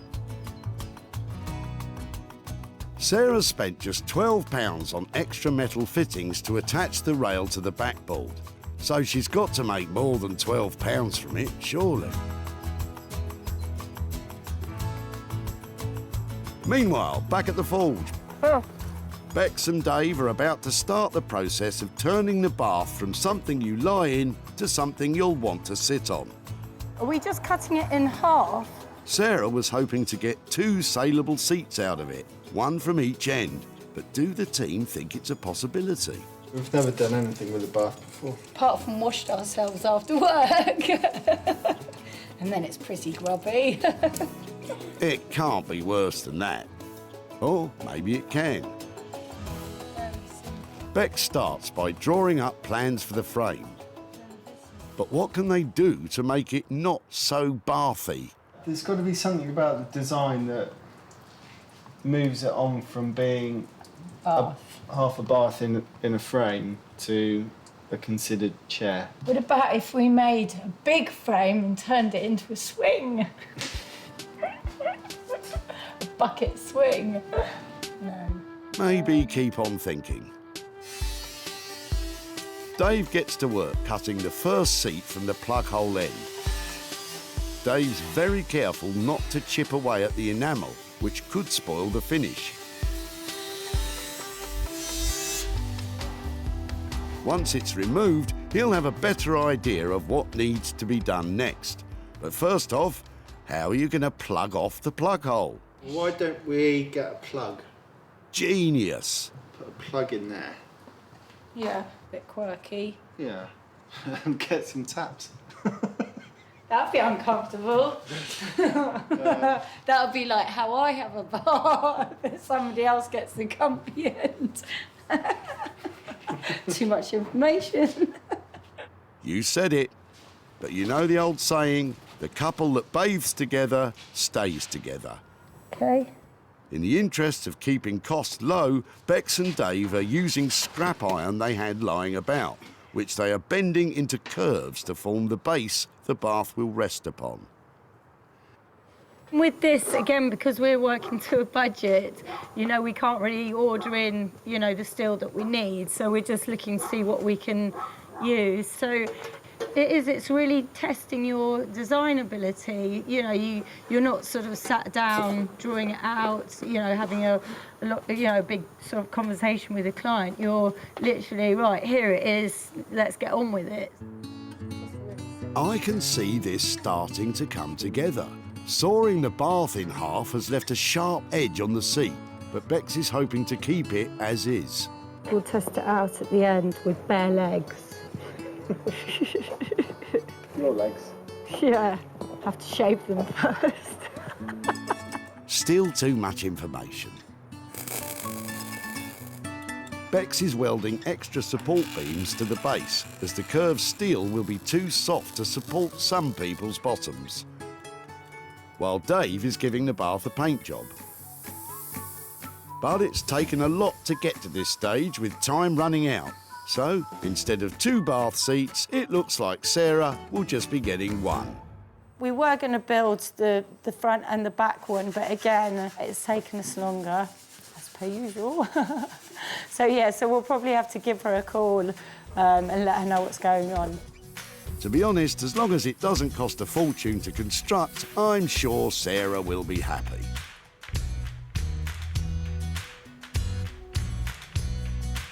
Back at the barn, Sarah has downed power tools and is nearing the end of her own restoration project.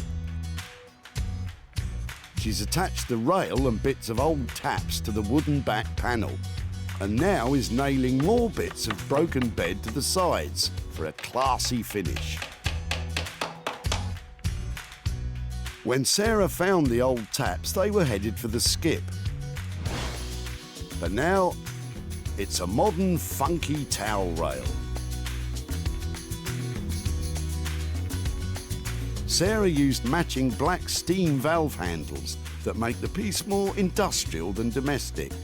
The extra materials Sarah used were compression joints, which form an L shape attaching the rail to the backboard. And the backboard? Well, it was an old bed, but I think it does the job nicely. All in all, a quick and effective turnaround, Sarah. Just for a change, I have to say, that was refreshingly fun to make. It's really quite simple if you're using any of these compression joints that you can get at plumbers merchants, because they literally tighten up together and give you a really secure join. Probably not waterproof if you don't really know what you're doing, but certainly good enough for making this kind of thing.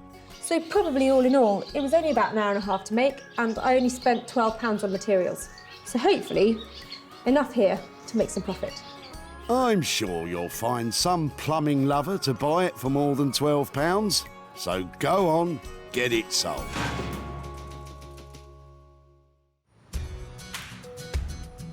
Back at the dump, Sarah loved the look of Elizabeth's old box and asked if she could tinker with her taps. That would be really nice, yes. I'm just only too pleased for them to be reused. Sarah was smitten. Look at that absolute box of joy. These are just fantastic. And Elizabeth was happy to say goodbye to the old relics. We moved into our house many, many years ago, and they've just been in the garage ever since. But brilliant if they're going to be reused. Sarah's sold the towel rail to a trendy London shop, and now she's back in Guildford to show Elizabeth what she's done to her husband's taps, and to hand over any profit.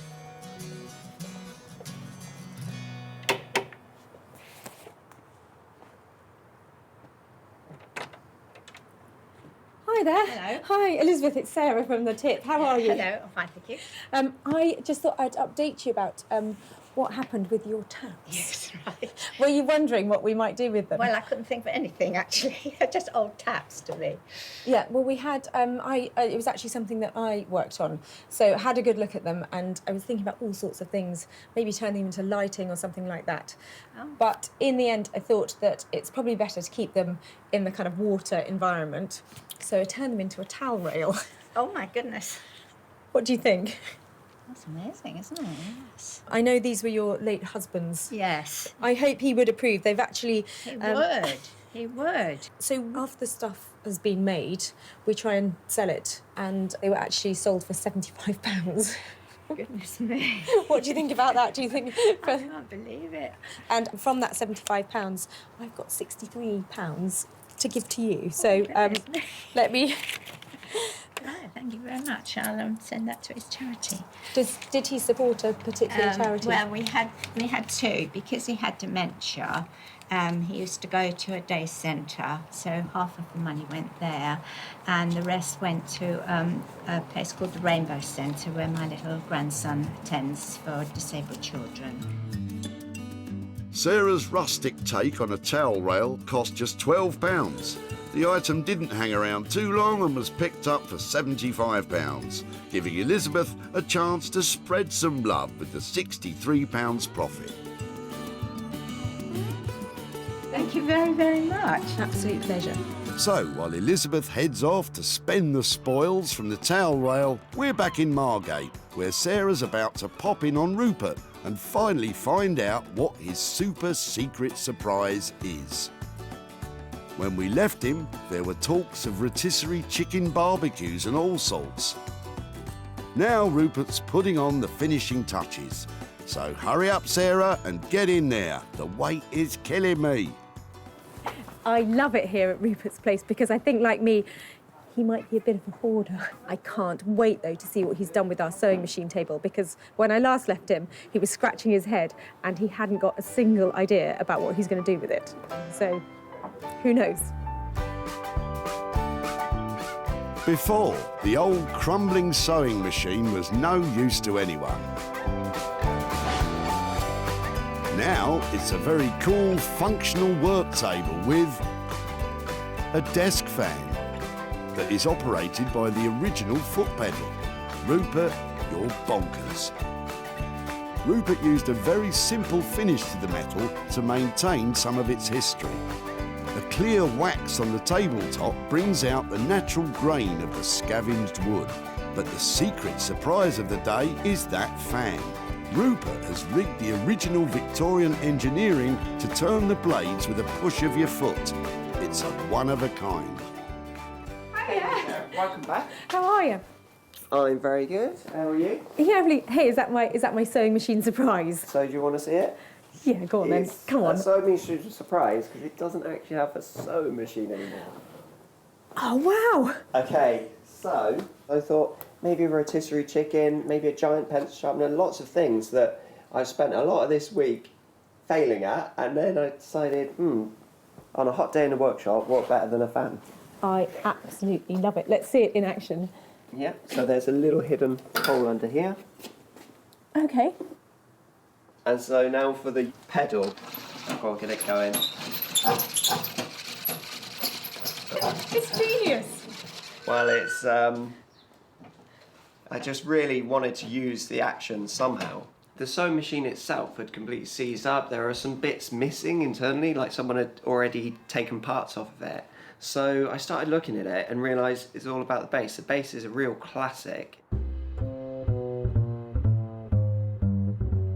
Yep, Rupert's bringing booty back with his big, beautiful bass. Go on, Sarah, give it a whirl.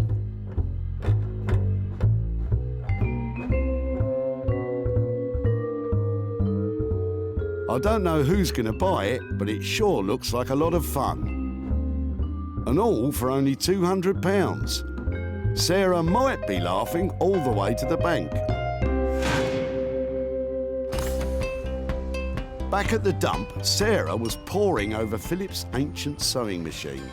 I think it's been probably around for about 40, 50 years. Sarah wanted to do something extraordinary with it.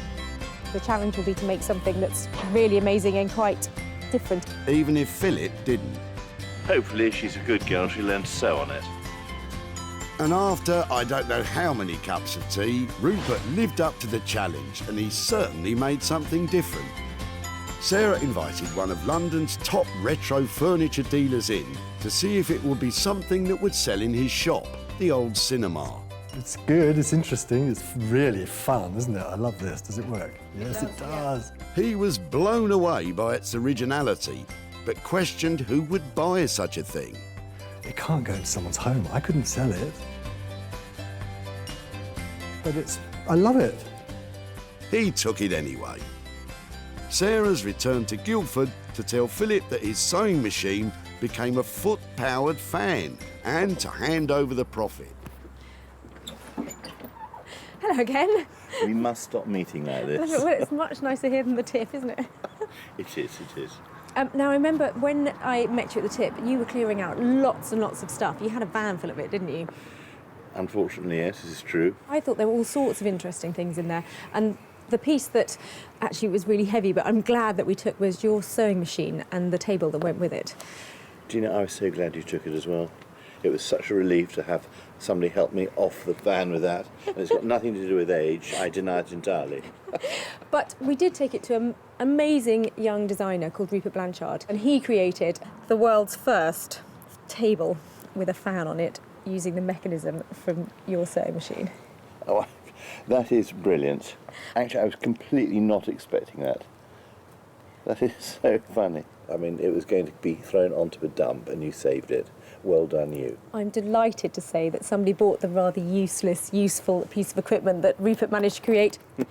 And a lovely round number. I've got £100 here to give to you for the fan table. So it's money for nothing for you to do with whatever you'd like to do with that. I really don't know what to say, but I mean, I was about to throw the whole thing away, and to get this back, absolutely brilliant. It was lovely to see you again, Philip, and I'll see you at the tip. Rupert's labour and materials came to £200. It was sold for £300, giving Philip a profit of £100. Well, that's another unusual transformation that I think got approval. I think it's fair to say that Philip is now a big fan. Oh, Sarah, shame on you.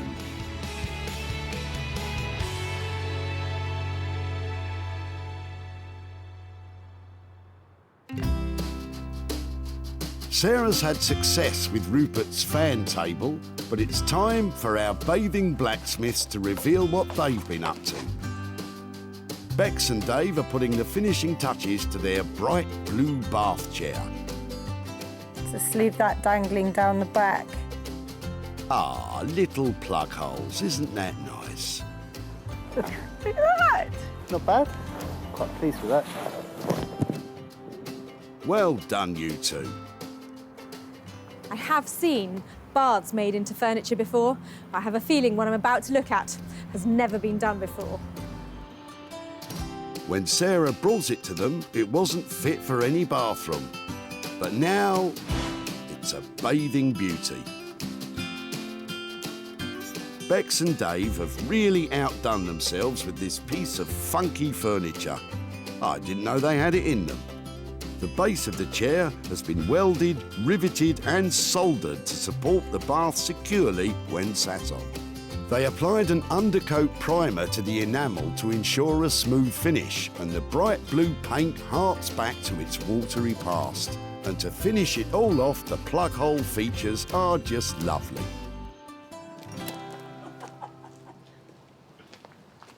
It is amazing.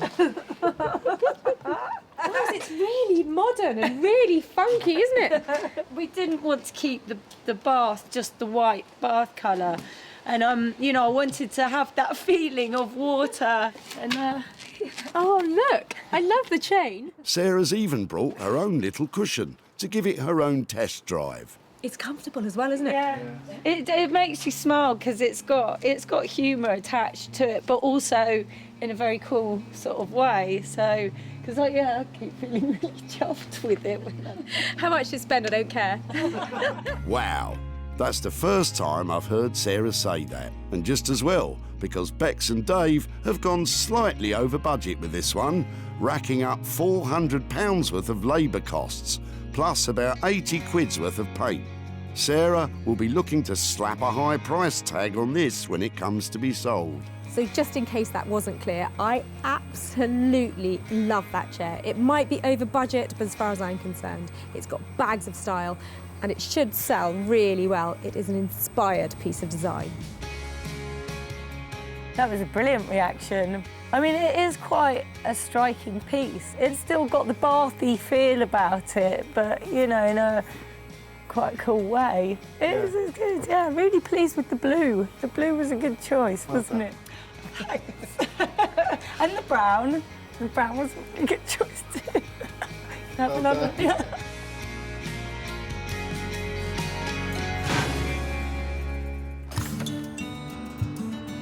Back at the dump, I wonder if I'm going to be able to have that. Look at that. Emma wanted shot of her old bath, trading it in for a new model. It's actually cheaper to buy. And a whole new one. Sarah had grand plans for it. I reckon if I made 2 armchairs. And Emma agreed. I'm thinking she's going to make some kind of weird 60s seats or something. And that's kind of exactly what they became. Kind of. Now Sarah's back in Surrey to show Emma what Bex and Dave have achieved.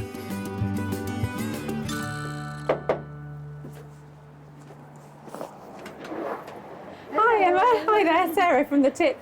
Nice to see you.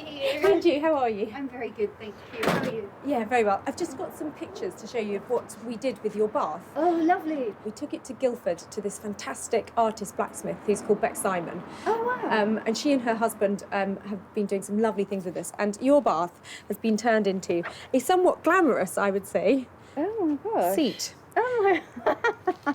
It has been completely sprayed blue, all the stuff that was, all the white bits of it, and they have made a lovely frame for it, and they kept some of the little quirky bits on it, like the chain and the plug and that kind of thing. What do you think? I'm amazed, utterly amazed. Normally at this point I'd like to be saying, I've sold your bath and I'm here to give you some money for nothing, but as of yet your bath hasn't sold. If it does, or when it does I should say, it would be great to be back in touch and I'll be handing over some money for nothing for you. So, despite this wonderful transformation by Bex and Dave, the search continues to find this unique chair a new home. But with costs of £480 spent and no income generated, this could be a potential loss for Sarah of £480. If they do make any money out of it, which would be absolutely lovely, I would like to give any profit to the RSPCA in Wormley for Donkeys and Horses Sanctuary. I think they're overrun with little ponies and donkeys that need some extra care, and a bit of cash would be lovely. Well, Emma loved what we did with her old bath, which is always a relief. And now I've got to redouble my efforts to sell it because the money would be going to such a great cause.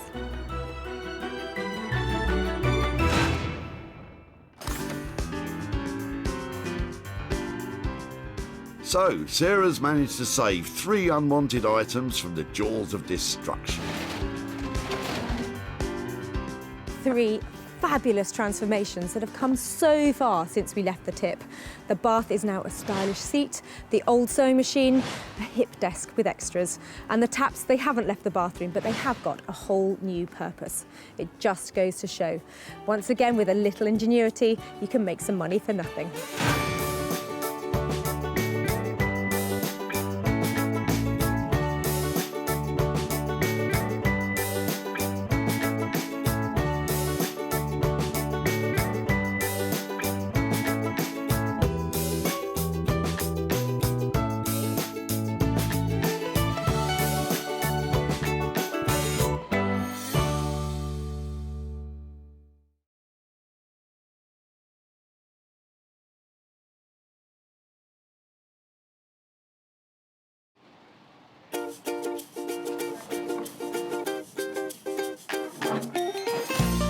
How do you make money for nothing? The answer could be hiding in the 20 million tonnes of household waste we throw out every year. But just before you throw it away, would it be possible to have a quick look at it? That's why entrepreneur Sarah Moore wants to get her hands on things before they hit the skid. I am a passionate buyer, user and renovator of second-hand stuff, and I've turned that passion into a money-making business. I turn old into new and I sell it for a profit. Sarah's ready to sift through as many boots and bin bags as she needs to. That's vintage gold, isn't it? It's really exciting. In her search for tip treasure. I love it. And with some of the country's elite designers and makers. What are we going to do with that? Oh no! She can transform her finds into desirable. Amazing. Beautiful. Valuable. Cha-ching. And hopefully saleable items. That's £80 profit. If Sarah is successful, then she can hand the profits back to the very people who had no idea there was cash to be made from their trash. Oh, that's fantastic. That's unbelievable.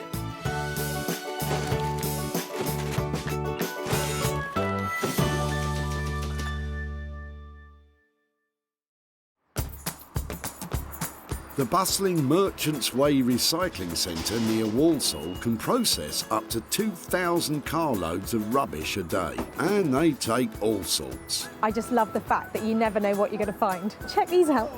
Aren't they cool? Sarah wants to be able to prove to the dumpers that they could be making some serious reddies from their refuse.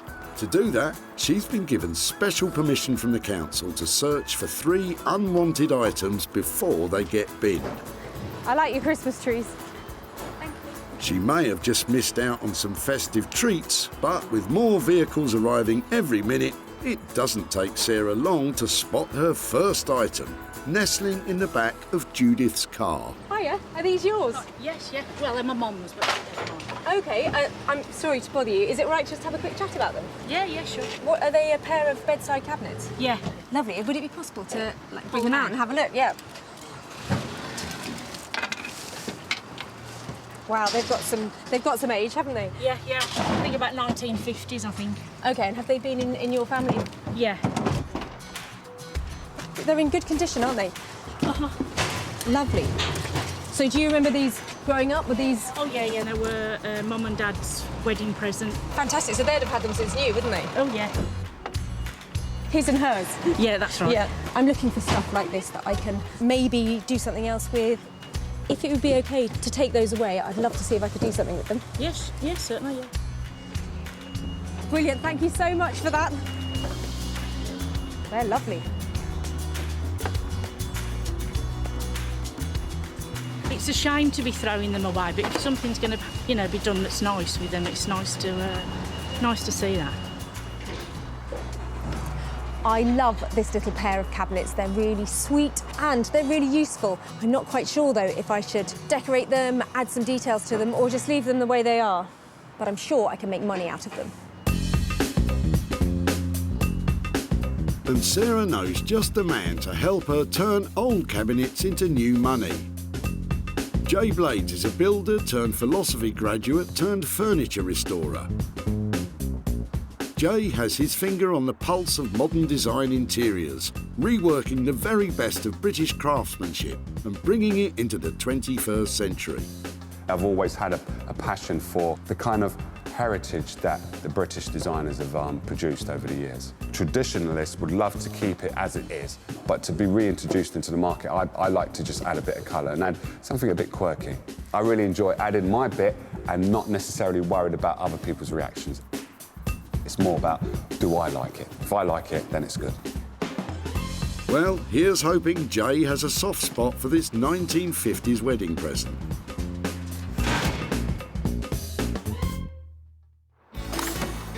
Sarah's now searching for her second item, but she's still found time to try and inspire Nigel about what to do with his old shelves.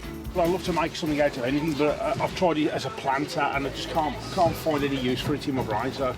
Yeah, I know they do sort of upright vegetable gardens these days, don't they? Yeah. So you can, put them against the wall and grow stuff. In fact, I'm going to take that back on the little strawberries. That's a really good idea. I'm taking that down with me. I'm glad you just pricked my conscience then. Nice work, Sarah, but be careful or there'll be nothing left for you. And don't even think about it. You know you can't just grab something out of the skip, so behave yourself. Instead, why don't you sneak a peek at what treasures Richard might be about to tip?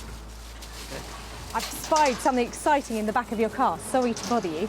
Okay. Is that yours? Have you had it for a long time? I've had it, nearly 40 years, but it wasn't mine originally. It was given to me, and I've been just using it to keep tools in. Really? And what, you just had enough of it now? We're moving house and trying to clear out a lot of stuff that we don't need anymore. It's got a great shape to it, hasn't it? And it looks so battered and worn and really cool. It's got character. Yeah, I really like that. I'm looking for things that I can repurpose or upcycle or turn into other things. Okay. And there's something about that is just so beautifully worn. You can't recreate that, and it's really quite appealing for me. Okay, well, it's all yours. You want it? I'd really like it. I really would. I don't know what I'm going to do with it, but I absolutely love that. Thank you very much for letting me have it. You're welcome. Well done, Sarah. I had a feeling Richard was going to come up trumps. But what does he think you'll do with his old toolbox? Yeah, I haven't got a clue. I can't imagine, but it'd be interesting to see. I can't wait to see what she does with it. I absolutely love this, and there's something about its chunkiness that is shouting laptop or some sort of place where you put some technology. It'd be amazing if you opened it up and you had a screen on the top and a keyboard in the bottom. I think this could be a portable office. Lots of space for other things. Just really cute, and it's got just about the right amount of patina and wear on it that makes it really appealing to have on your desk. A chunky little piece of loveliness. Are you sure, Sarah? A 21st century office in an antique box? It all sounds a bit far-fetched. But if it's something electrical you want, then there's one man that might just be able to help. Meet Horse, electronics superbrain. Horse was chief engineer for a world-renowned audio recording company for over a decade. He's now taken his love for restoring vintage sound equipment and made it into a business. My name's Mark, everyone calls me Horse. I'm electronics engineer by trade. I enjoy refurbishing vintage equipment. I'm also interested in kind of antique radio equipment. It's always a shame to see stuff like that go to waste. I think it's great that you're giving a second life to something that would have essentially just been smashed up, thrown in the rubbish. So yeah, it's definitely a job and a passion. Horse might know his way around a circuit board, but let's just hope he doesn't get his wires in a twist when Sarah presents him with this empty old toolbox.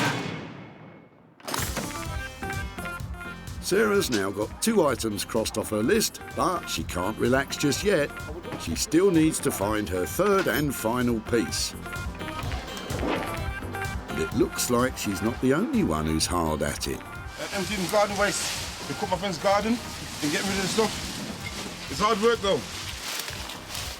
We gotta get on with it. And then, you like to say, we still want to work.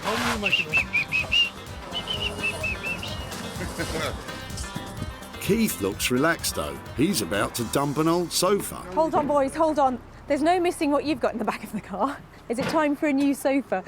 Well, no, I've just cleared the house actually. My sister's been renting the house for a few months. She lives abroad. Okay. And of course, hard foundation just came down. They wouldn't take it, so I should pick it up and throw it in the back of the car. I'm impressed you got it in here. It looks like quite a big piece. Should I help you get it out? And would it be possible to have a closer look at it? Oh, dearie me, Sarah. I know things are getting desperate, but surely you can't be serious about Keith's tatty old sofa. I'm after big pieces of furniture that I can refurbish, perhaps bring into, you know, modern design and that kind of stuff. So for me, this is a really exciting thing to see here. It would be great if I could stop it going into the skip and take it away and try and do something to it. Lovely, thank you. Keith seems in a bit of a hurry to get away. Mind you, I'd be keen to see the back of that sofa too. But what on earth does he think Sarah will do with it? Well, I don't know, because Sarah says she can do a lot with it. It'll be really interesting to find out, to see what she can do with it. It certainly will be interesting, Keith. But is Sarah still feeling confident about tackling this charity shop reject? Part of me looks at this and thinks, I'm not sure I can take it away with me because I just hate the colour. But underneath it, I know it's got a clean, bright white cover. And once I've exposed that, I think I'm going to feel a bit more positive towards it. And I can cover it in some really bright, exciting fabrics and make it saleable. Everybody needs a good, comfortable sofa. And this is one of those. If you say so, Sarah. But one thing's for sure, Keith's not hanging about any longer, just in case you change your mind. Thank you. Bye. Bye. Bye. So, the sorry sofa completes a hat-trick of salvage swag for Sarah, which she now has to try and convert into hard cash.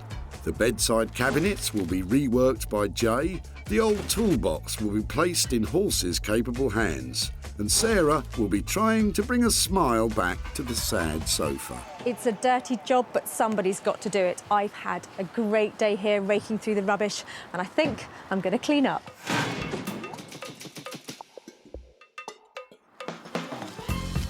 Sarah's first stop is deep in the heart of the Black Country, Wolverhampton, where a thriving arts and crafts scene is emerging. And leading the charge is woodworking genius Jay Blades. As ever, Jay has absolutely no idea what Sarah has in store for him today. So exactly how confident is he feeling? Depending on what she brings, I will be able to see if I can work my magic on there. But also Sarah will have some ideas that might not be commercially viable. Also, she might have some ideas that are commercially viable, but might cost more for us to actually make. Hello, hello. Hello. Jay. How you doing? I've got a little something for you, but I might need a hand. Okay. These are quite cool. I'm glad you said that. These are very cool. I'll tell you what, they're quite light, Yeah. which is nice because I've been carrying them around a bit. So, what do you reckon to these nice pair of bedside cabinets? Yes, you can do quite a bit with these. The thing that I would kind of do with these would be try to restore the outside and then inside just go a fusion of colour and hopefully put some holes in here so it becomes kind of like a more modern thing so people can charge their phones in there and stuff like that. And I might, depending on how the cover comes out, I might introduce a colour there, but I won't introduce a colour that's going to make this look a bit too out there. It's going to blend in. Actually, I like that. I think a little pop of colour at the bottom, I think that's a good idea. Yeah. It makes them fresh and maybe change the handles on them maybe as well if you find something appropriate. Yeah. But obviously, you know what I'm like, I've got budget in mind. How much do you reckon it would cost? I'd say this would be about £75 for the two, because I'll have to remove the backs, work on the inside, and take off the doors, restore the actual... That might be a problem there. Bloomed a bit, hasn't it? Yeah. Depending on how good the veneer does come up, I think you would definitely double your money on these ones. Yeah, definitely. Well, that's potentially great news. With labour and materials estimated at £75, Sarah could be in for a tidy profit. But only if Jay can bring those 65-year-old bedside cabinets into the 21st century. Next up, Sarah's off to Manchester. Famed as being one of the founding cities of the Industrial Revolution, it is perhaps best known today for its football teams and thriving music scene. But it is also home to a man called Horse, one of the country's leading audio engineers. And he has no idea what Sarah's bringing. I'm expecting anything at all, really. I'm hoping it's something that will possibly lend itself in some way towards being some kind of audio device, as that's kind of my main kind of thing. But I've no idea what it's going to actually be. Well, let's just hope for Horse's sake that Sarah's changed her mind about that futuristic office-in-a-box idea. Hiya. Hiya. How are you? Yeah, good, thanks. Should we go into the workshop? Yeah. Cool. Thank you. Right then, what have we got? Well, it's quite sweet.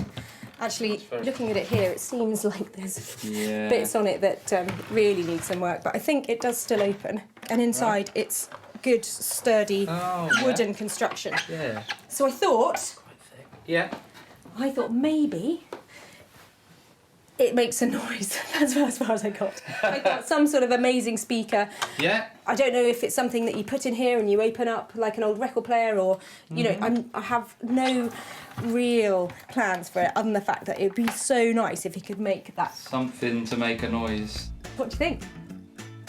Because it's got a handle, I'd want to make it portable, but you could still make a decent sounding kind of like a ghetto blaster sort of thing, and make it rechargeable possibly. I'll look into that as well.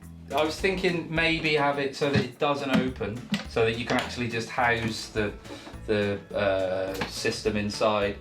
Speakers in here. That looked a bit dodgy. Do you think it'll stand the process? Okay, that sounds good. I totally agree. If you don't need to see inside, there's no point in making it complicated, is Maybe makes it a bit easier. Maybe have like a panel on the back or on the side with adjustments on. Okay, and so to make something like that, what kind of value are we talking about in terms of what I need to pay you? I reckon probably 300 to 350, probably.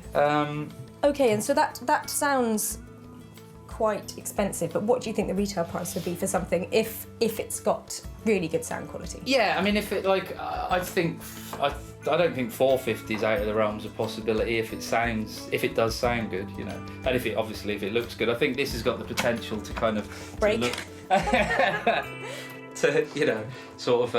To look weathered enough to be cool, but not quite, you know, useless. Yeah. Horse certainly has a big challenge on his hands, and it's a big risk for Sarah too. With labour and materials estimated at £350, converting the box into a speaker is not going to be cheap.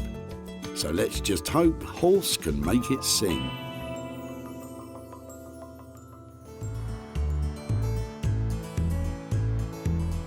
It's time for Sarah to head home to the idyllic countryside of West Sussex. It's a far cry from the tip, and Sarah's dog Bramble is happy to see her home. But lurking in the barn, there's something that isn't quite so welcome in this beautiful landscape. The salvage sofa is so unappealing, even Bramble's turning her nose up at it. But don't worry, Bramble, Sarah's sure to have a plan. This sofa has got a lot of substance to it, but it's definitely lacking in style at the moment. I'm looking for a way to update it, make it look fresh, make it look exciting, and make it look saleable. And I think my best choice is ripping off the covers. I'd like to surface stitch some new fabric to it to give it a really light, floral, refreshing look. First things first, let's get rid of the maroon. That's it, Sarah. Don't forget to check down the back. It might be the only way you make any money on this item.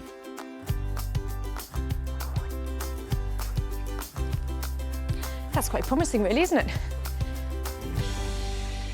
It's well made. It's improved immeasurably already. Sarah should be pleased. Not only is the sofa in good condition, it also has the regulation fire safety tags attached. But she can't leave it looking like that. No offence, Bramble, but dog hair and white sofas, it's not a good look. So what exactly is Sarah going to cover it with? I found some of these old linen pillowcases that I've had for ages that I got at a car boot sale. They're really nice. And I'm hoping that I might be able to make the back cushions for the sofa out of those. And I've washed everything else, but I don't quite know what I'm going to do yet. So I'm going to go and start laying things on the sofa, find out if I've got enough fabric, and then get stuck in. Come on. But it's not just Sarah's fabric that's worrying her. There are swallows in here, and I think they're about to fledge. Oh, look, they have. So those are baby swallows having flying lessons up there, which is very sweet for them, but I really don't want anything they might leave behind going on the sofa. I think if the swallows are in here, I'm going to take the sofa outside. With the sofa safely out of harm's way, Sarah can finally get started.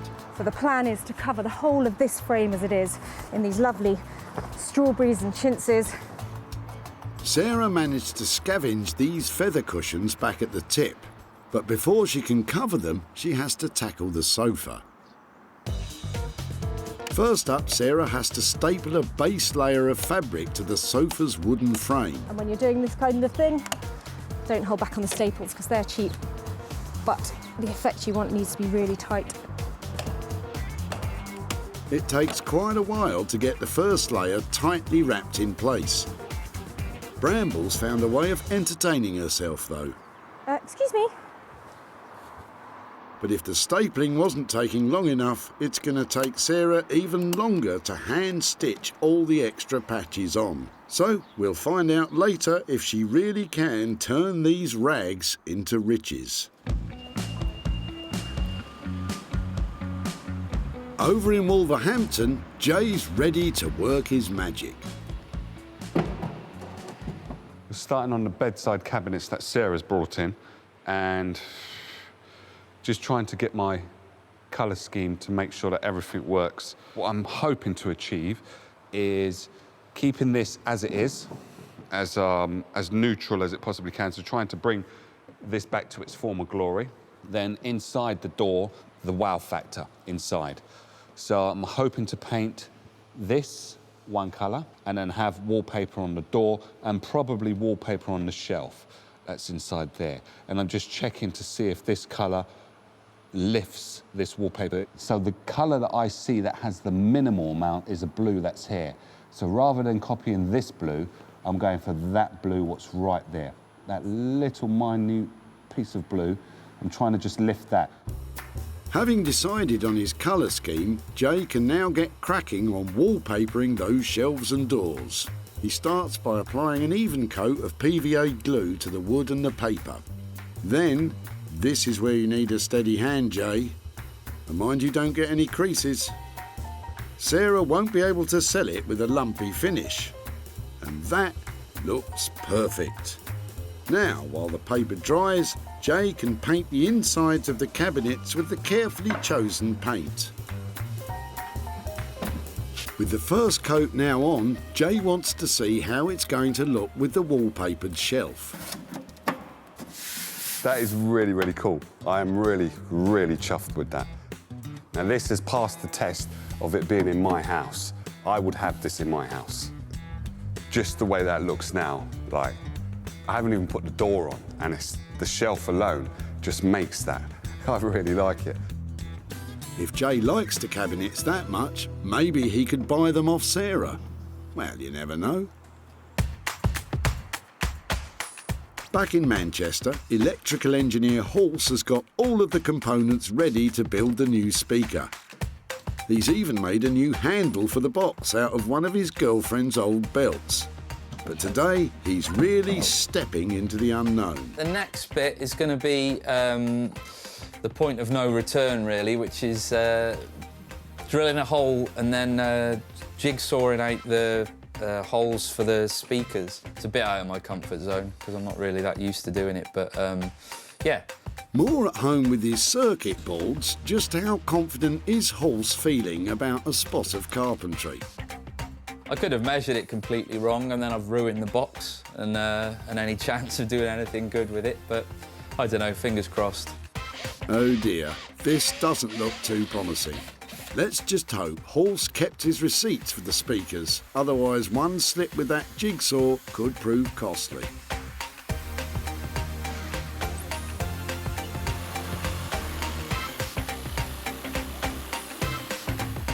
With the first hole cut, it's time to see if Horst's measurements add up. Will the speaker fit or fall straight through the hole? Just double check, that's... Oh, there we go. Not too bad. Nice one, Horst. I never doubted you. Now, you just need to do it all again for the second speaker.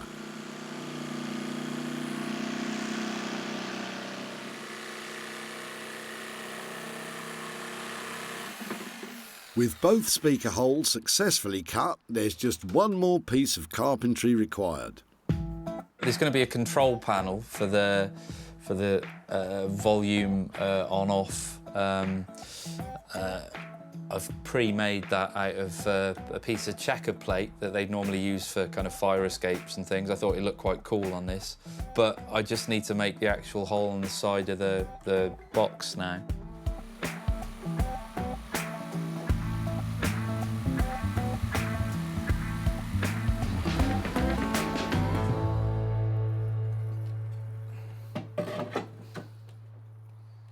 So there's going to be some tidying up to do, but eventually this is to make, this piece of wood is so that it's further recessed to protect the control knobs, but it's going to sit back like that. I'll have to tart this up a bit, but it's roughly there, it's fine. I'll have to put some edging around there as well, some leather or something, but yeah, I'm quite pleased with that. With the box now virtually ready, Horst just needs to wire up the electronic components and the new mobile speaker is good to go.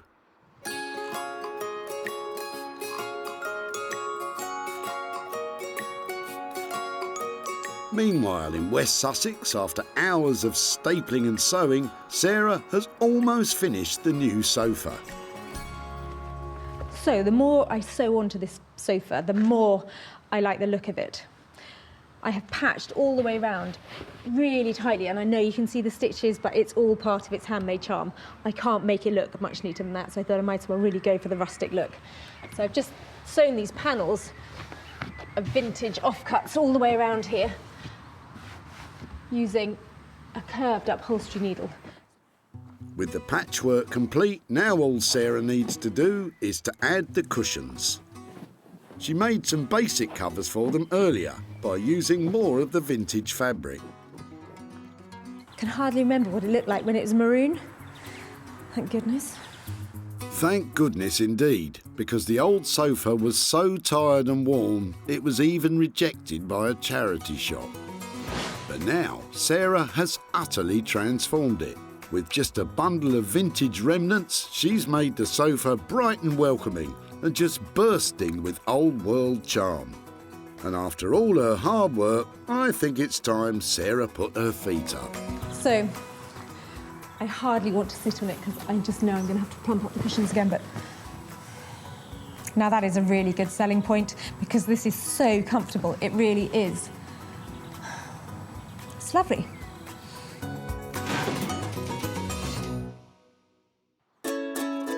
Sarah's success is measured in sales, and she always seeks out the best opportunities to maximise profits. Hosting regularly her own furniture and clothing sales from home, advertising and selling online, Let's get that online. or meeting commercial buyers in person to sell direct. seeing this is really refreshing, and it's good, and people are going to want more of it. It's going to grow, this thing, I think, that you're doing. With opportunities galore in the things we throw out, Sarah's always looking to make money for nothing. Back at the tip, Keith's old sofa made quite an impression. Hold on, boys, hold on. There's no missing what you've got in the back of the car. I'm impressed you got it in here. Having served its purpose and been rejected by a charity shop, Keith was only too happy to let Sarah take the sofa away. Sarah said she can do a lot with it. It'd be really interesting to find out, see what she can do with it. Well, after covering the sofa in beautiful vintage fabrics, Sarah decided to put it up for sale in one of her barn sales. And the response was overwhelming. To sold the sofa. Now it's time to show Keith what she did and to see if there were any profits from the sale. Hi, Keith. Hello, Sarah. How are you doing? Very well, thank you. Nice to see you Nice again. to see you too. I've got a few things to show you about the sofa that we took. I've got some pictures on here. That's the one, isn't it? Yes, that's the one, yes. So we started off, we stripped off all the covers from it, and I actually chose some vintage fabrics to re-upholster it. And looking completely different, I think. Wow. What do you think? Fantastic. I just can't recognise it. Yeah? It looks good, but did it make any money? We did go through a bit of a process with the sofa, and I spent £120 on it. Oh, right. But I did manage to sell it for £1,200. Wow. So Keith, I've got for you £1,080 for your sofa. Oh. All yours. Thank you. Wow. Absolutely flabbergasted. I really am. From the day when I took to the tip, I did not expect today things to happen. With £120 for materials, Sarah made the sofa 10 times more valuable, which means Keith really is walking away with £1,080. And I just wonder if you'd have any plans for what you might do with over £1,000. Well, I think put it towards a holiday. Oh, fantastic. That would be great. Well, I tell you what, I am so pleased to have worked on it. I love the fact that that might take you somewhere, and it was really cool to have saved the sofa and made it into money. Thank you. My pleasure. Thank you ever so much. Thank you so much.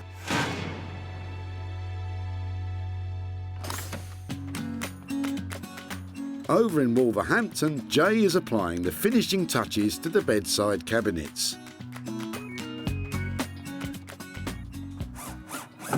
Well, Sarah's due any minute to come and pick these up, and I'm in a bit of a rush to try and get these finished.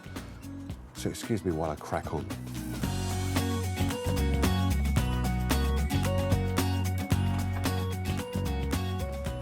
Jay? Hello. Hiya, how are you doing? I'm very good, but I'm not ready for you to see them just yet. Do you want me to come back in a minute? Just give me 2 minutes and I should be ready. I'll go and have a coffee. I'll see you in a sec. All right. Don't worry, Sarah. I think it'll be worth the wait. When she last saw them, the 65-year-old bedside cabinets were looking tired and worn. But now, with a delicate restoration of the veneer, a splash of colour and designer wallpaper on the doors and shelves, Jay has reinvented these relics for modern living. Looks gorgeous.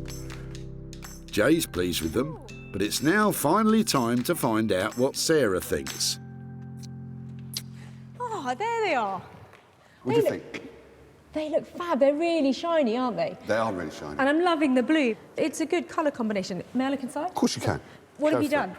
Well, basically, we've painted the blue inside and on the lip at the bottom, and then put some wallpaper on the shelf and also some wallpaper on the back of the door, and drilled some holes in the back so you can load up or charge up your phone or your laptop, whatever you've got on the side of your bed. Well, I think what you've done is given them that really fresh update that means that people who have a funky house will love these, and they didn't look like that before. So I think what you've achieved on that budget is really quite impressive. Thank you. I think Jay has really managed, just with a light touch, to make those cabinets look contemporary. He's put that lovely designer wallpaper in there and that popping blue colour on the base. And now I have a chance of selling them for some real money. I think Sarah's reaction was really, really cool. She really liked them, and hopefully she should be able to sell them. As I said, they will pass my house test, so let's see if she can do it. When Sarah first met Judith at the tip, she was letting go of her parents' old bedside cabinets. Wow, they've got some age, haven't they? Yeah, yeah. I think about 1950s, I think. Mum and Dad's wedding present. His and hers? Yeah. Yeah. Brilliant, thank you so much for that. It's a shame to be throwing them away, but if something's going to, be done that's nice with them, it's nice to see that. Top vintage furniture dealer Martin couldn't agree more. Who did that? Jay Blades. Did he? It's amazing. I like that. Bedside tables, and particularly a pair, are really desirable things, so they're easy to sell. Martin was so confident the cabinets would sell that he bought them for his shop. Now, Sarah is off to tell Judith what happened to her parents' old wedding present, and hopefully to give Judith a gift of her own. Hi there, hello again. Hi, it's Sarah. Hi there. How are you? How are you doing? Thank you. Yeah. I've just got a couple of pictures and things to show you about your cabinets that you dropped off. We had a look at them and we were wondering about turning them into a cocktail cabinet or doing something with them like that. Yeah. But actually, I took them to a designer called Jay Blades, who loves colour and gets really passionate about furniture and updating it, and mainly keeping it just the way it is. He had some good ideas about turning them into sort of slightly more modern bedside cabinets so they could keep their original use. Yeah. So I've got a couple of pictures I can show you of them. He had an idea. Oh, they look lovely. Do you like them? Yeah. So what and the picture inside, that's lovely. Mum would like that, she would. She wouldn't have minded a bit of colour on there and that kind of thing? No, she would have liked that, and she would have liked the thought of they were being used, not just discarded. I gave Jay a budget of £75 to update them, and so he did all that painting and the restoration of the veneer and that kind of thing. And they were bought for £125. So that means I have got a little £50 present for you. Thank you very much.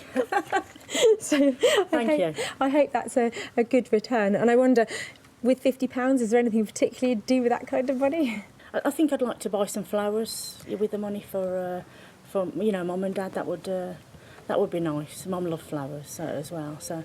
Oh, that's really lovely. It's nice to think that it goes back full circle. Yeah.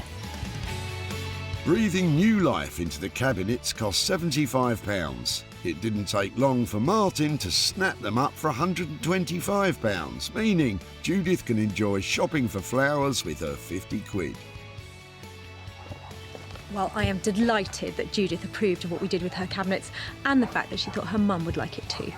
And spending that money on a big bunch of flowers in memory of her mother, well, that's a very sweet idea.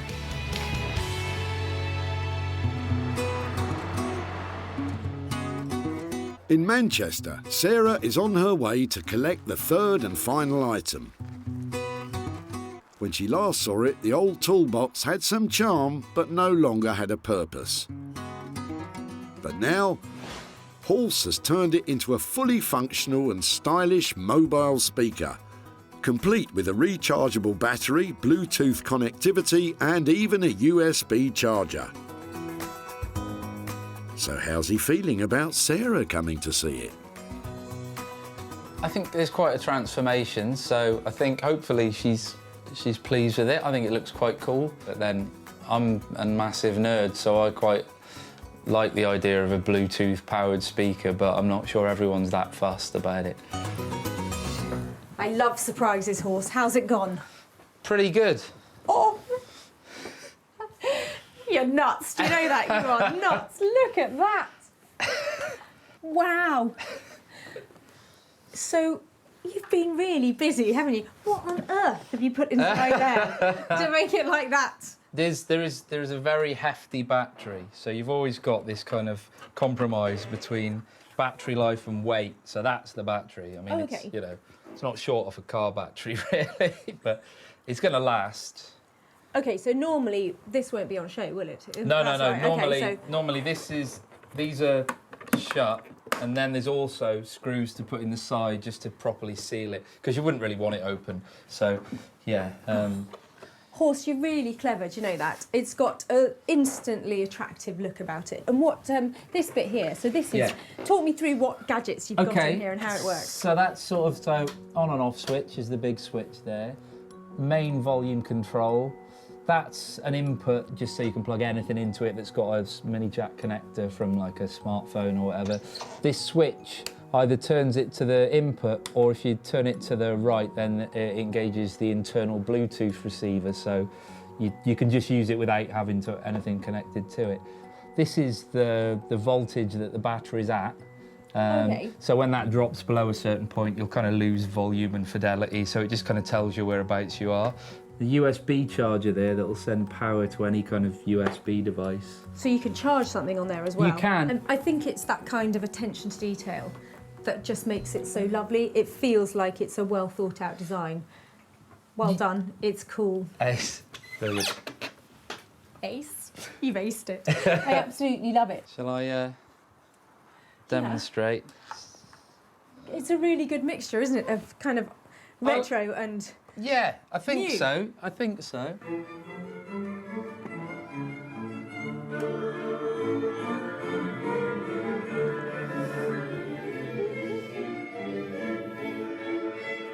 I want to go on a big picnic right now and have something really coming out of that somewhere. You know, it needs to be taken out, doesn't it? It needs to go on a journey because of what it is. Yeah, exactly. It's completely made for that purpose, so yeah. I think it's absolutely amazing, so thank you so much. I'm going to take that right now. Well, I think this really speaks for itself, don't you? Well, the speaker's a definite hit with Sarah.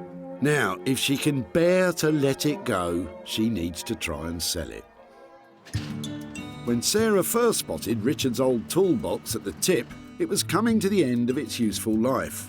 I've had it, nearly 40 years. Really? And what, you just had enough of it now? We're moving house and trying to clear out a lot of stuff that we don't need anymore. It's got a great shape to it, hasn't it? And it looks so battered and worn and really cool. It's got character. Yeah. The characterful box just needed a new purpose, and with Horse's help, that's exactly what it got. Now it's time for Sarah to show Richard what happened to his old box, and hopefully she's got some profits to share with him too. Hi there, Richard. How are you? Sarah. Yeah. Hi there. How are you? Yeah, very well. Nice to see you again. I've just got a bit of an update about the box or case or whatever you called it. What did you call it? I think it's a case, but... And I know that when we caught up at the tip, it was something you said you just used for storage and you'd had for, That's right. for ages. When we took it away, did you have any ideas about what we might do with it? None whatsoever. So I'm quite excited to see what you've done. We decided we'd make it into the most amazing boombox. Oh, excellent. A music machine, the like of which you've never seen before. I've got some pictures to show you. It went to a chap called Horse, and he turned it into this fantastic machine. And he has plumbed in the most amazing sound system in there. Yeah, that looks amazing. It's a work of art. It's beautiful. Now, normally at this point, I'd say I've spent £300 on it and I've sold it for X, but at the moment, I haven't sold it. Right. But I've got high hopes for it. It's such a great looking machine. I personally would absolutely love it. So, but what I'd like to do is, when it sells, just come back to you and give you the money for it. Wow. Thank you. So, despite this amazing transformation by Horse, the search continues to find this unique speaker a new home. But the costs of £350 and no profit generated, this could be a potential loss for Sarah of 350 quid. So I'm really disappointed that I wasn't handing over money to Richard, but I've got high hopes that his boombox will sell and I'll be back here with some cash soon. So, Sarah's managed to make a profit on 2 of the 3 salvaged items. The bedside cabinets, beautifully brought back to life by Jay. I'm sure it won't be long before Richard's utterly unique speaker will be blasting some sweet sounds. And of course we have the unwanted sofa transformed into a showstopper by Sarah.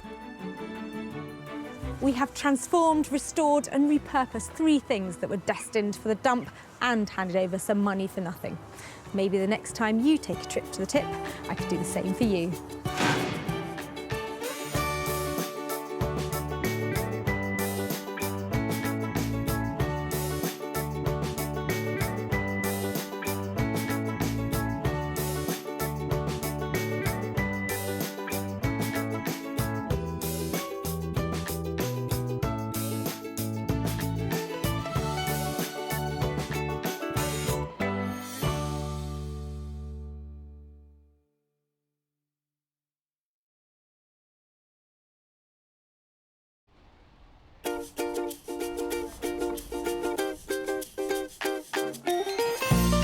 How do you make money for nothing? The answer could be hiding in the 20 million tonnes of household waste we throw out every year. Sorry, Spotty, before you throw that away, is there any chance I can have a quick chat to you about it? Sure. That's why entrepreneur Sarah Moore wants to get her hands on things before they hit the skip. I am a passionate buyer, maker and user of old stuff, and I've turned that passion into a money-making business. I turn old stuff into new stuff and sell it for a profit. Sarah's ready to sift through as many boots and bin bags as she needs to. Look at that absolute box of joy. These are just fantastic. In her search for tip treasure. We've got to be able to make something out of that, haven't we? And with some of the country's elite designers and makers. I've got a little something for you. Yeah, I thought you might. Oh, this is a hard one. She can transform her finds into desirable. Oh my word. Beautiful. Valuable. Cha-ching. And hopefully saleable items. Well, I love this, so I would really like to have it. If Sarah is successful, then she can hand the profits back to the very people who had no idea there was cash to be made from their trash. That is incredible, isn't it?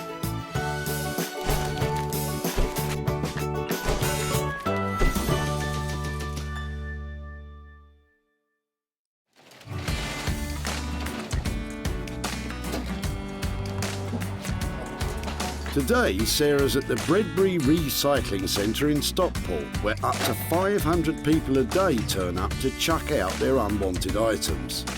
That is, if Sarah doesn't intercept them first. It's really embarrassing to be caught looking in people's cars all the time. I've got to do it because they might have something good in it. Remember, Sarah's got special permission to rummage about today, so don't go pestering people at your local dump or you could be the one getting thrown out. All right. Would it be okay to have a look through your rubbish? Would you mind? Is that really? Yeah, sure. Sarah's searching for 3 pieces, which once reworked and sold, will hopefully produce a payout for the people dumping them. You look like you're having a good clear out. Oh, wow. Sarah always has high hopes. I get really excited every time somebody pulls up. I think it might be a Rembrandt. Don't think there's going to be a Rembrandt in there, I've checked. But you never know. And it's clear people have cottoned on to what she's up to. She's a rubbish burglar, yes. But the contents of John's boot could mean all that prowling is about to pay off. I was just looking in the back and seeing some of the older pieces in here. Yeah, some of it is the mother passed away recently, so we're clearing the house out. Okay. Some of the... It's got that sort of time warp look to it, hasn't We've got it? some old 78s in here. If you Oh, want really? them. Yeah. I was just looking at the case actually, and the. So were these weren't yours then? No, these were my father-in-law's. Oh wow, they're fantastic. Yeah. Yeah, I would definitely like to have a look at them, and I really like the case as well. Yeah, look at that. And you've got a sewing machine as well. They're normally really heavy, aren't they? Yeah. So get them out there. Got these. Do you know how to? Oh wow, look, that's almost like brand new, isn't it? Wow, look at, I absolutely love that. Look at that badge and stuff on there. There's something about that that's just so appealing. I think the little badges and all the bits on it. Don't make it like that, no, do they? I haven't got anything else hidden in the trunk? No other old stuff? No, I don't think so. All right, Sarah, don't get greedy.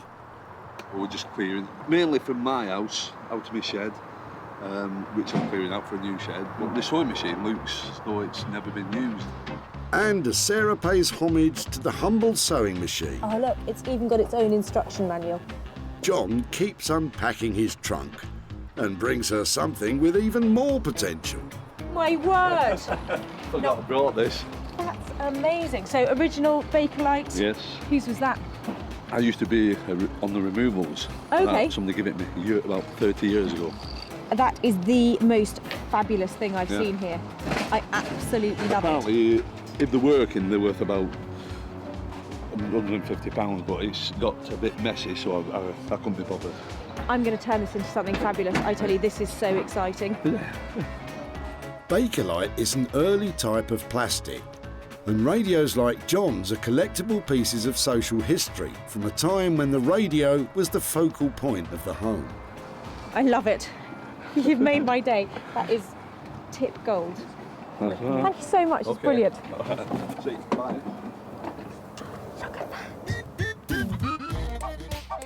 So, John's radio trumps the sewing machine and the old 78 to become Sarah's first item. She's got someone in mind who's sure to take it from the pits to the Ritz and make some money for John. Trot on Mark Phillips, also known as Horse. Electronic superbrain Horse was chief engineer for a world-renowned audio recording company for over a decade. He's now taken his love for restoring vintage sound equipment and made it into a business. I enjoy refurbishing vintage equipment. It's always a shame to see stuff like that go to waste. I think it's great giving a second life to something that would have essentially just been smashed up, thrown in the rubbish. So yeah, it's definitely a job and a passion. Something tells me Horse is in for a treat with John's Bakelite radio. So it's one item saved from the skip and two more to find.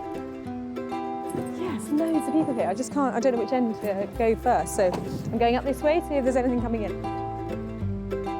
Oh man, I can't tell if Sarah's coming or going anymore. But as long as she doesn't go, that's the main thing. Come on you, get back to work. There's still loads of tired old stuff coming in. So that's a nasty bicycle tyre habit you've got going on. The middle-aged men in Lycra Brigade. Oh no, God, I'm not one of them. You're not? No, Lycra, I'm not. You'll be shaving your legs soon. Not a chance. Really? Not a chance. It's a slippery slope, you know, Lycra. Less Lycra banter, lass, and more searching for item 2, please. Hang on, what's this? Sarah's swooping in on Peter.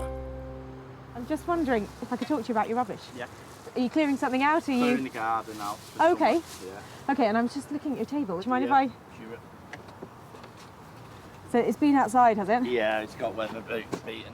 Came from my friend's house, and his mum and dad had it, so it's quite old. Yeah, it's got that sort of 1970s feel. Yeah. Is there any chance I would be able to take it away and see if I can make something out of it? Yeah, you can use it. Fab. Okay. I'm glad you can use it. What a find! There's a big market for retro furniture.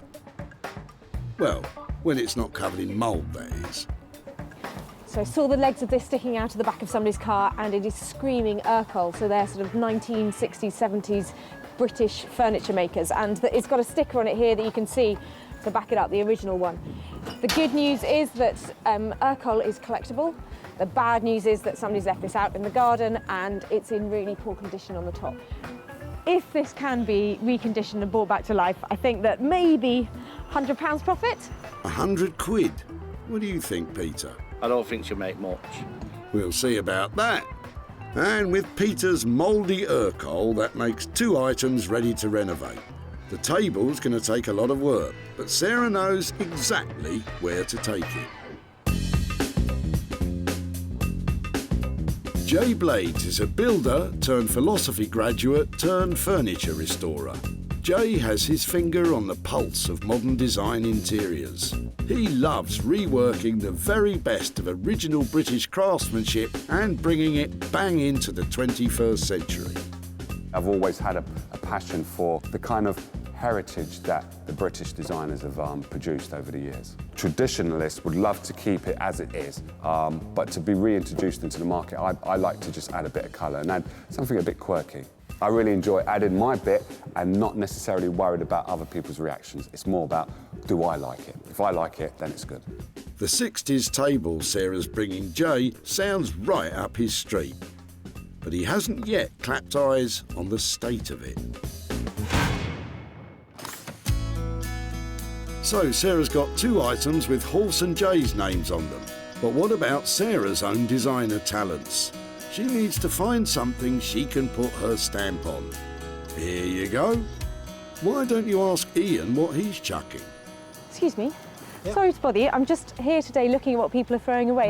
Any chance I have a good chat with you about your rubbish? Just general rubbish that's been accumulating in the garage for a while, and just time to get rid of it.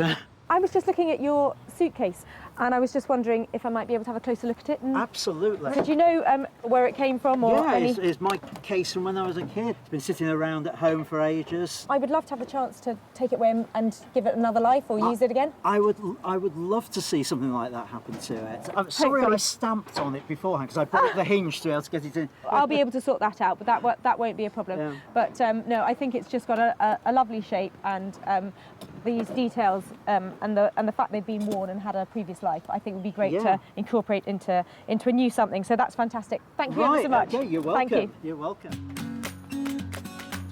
Don't think that's ever been out of the country. I think it was when I was a kid or a teenager. It's been on family holidays in the UK, and I think when I was a student as well, it was one of the cases I took to Polytechnic with me. So it's not really had that special a life. I just really like the look of this case. It's just so 1960s. It's got some lovely lining on the inside. I really don't know what I'm going to be able to do with it, but it'd be nice to be able to think that I can send it on another journey. Sarah's 3-piece treasure hunt is complete. The radio will be switched on by Horse, the retro coffee table's going to furniture maker Jay, and the tatty old suitcase may have lost its sentimental value, but Sarah's confident she can restore its cash value. I've saved 3 fabulous pieces here today, and I'm going to make lots of money from them. I hope.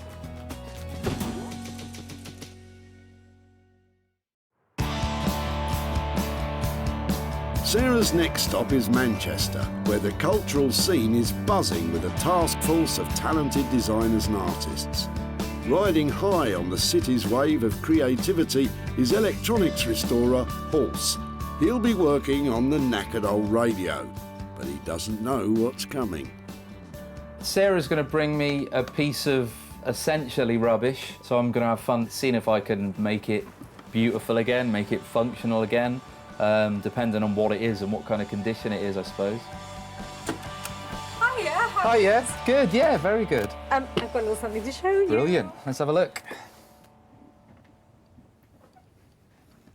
So I'm hoping this is your kind of thing. Brilliant. What do you reckon? Yeah, pretty much exactly, yeah. The only thing I'm worried about is my radio is actually in a bit of a state. It's not as bad as it looks. It's quite reassuring that still works, and I think this one. Yeah. Well, I think I've broken it. Oops, Butterfingers. Remember, you're supposed to be adding value, Sarah. It would be really nice to think that sound could come out of it again, and I was wondering whether that means it's an accessory for somebody's phone or whether it's just a radio, but possibly something a bit cool. Yeah, the ideal application would probably be a universal kind of small powered speaker. That sounds fab. So basically, it's going to be something that somebody can listen to their music through with their phone or their laptop or something like that. Yeah, you can plug essentially anything into it. You can probably use some of the existing components. I'm going to use valves in it as well. They still make them for certain applications, mainly guitar amplifiers and high-end audio, hi-fi equipment. But they're just a specific warm sound to them. That looks really cool. I mean, I just love that just as it is, you know, Yeah. That's stunning. Shame those valves are going to be hidden away inside, really. Now, Horse really knows his onions when it comes to modifying vintage technology to accept modern gadgetry. He'll make sure that smartphones and laptops with mini jack sockets can be plugged into this old valve-powered speaker. Who'd have thought it? hopefully will be a beautiful object that is functional and will sound really nice, and it's completely unique. Horse will target a higher-end clientele with his finish on the radio, but how much will he charge? You might be looking at sort of like £300 or so. On that basis, I reckon full steam ahead, let's go for it. Brilliant. I think that radio is in really safe hands. It's going to sound amazing, and I think I might make as much as £100 from it. Sarah's confident, but is Horse on the same wavelength? I think it's definitely doable. I think it's in good enough condition. I'm looking forward to the challenge. Yeah, it's gonna be great. With a bit of horsepower, the old radio could pump up the volume and the profit. Horse's expertise and materials will cost around £300. So Sarah will depend on that high-spec finish to make any money.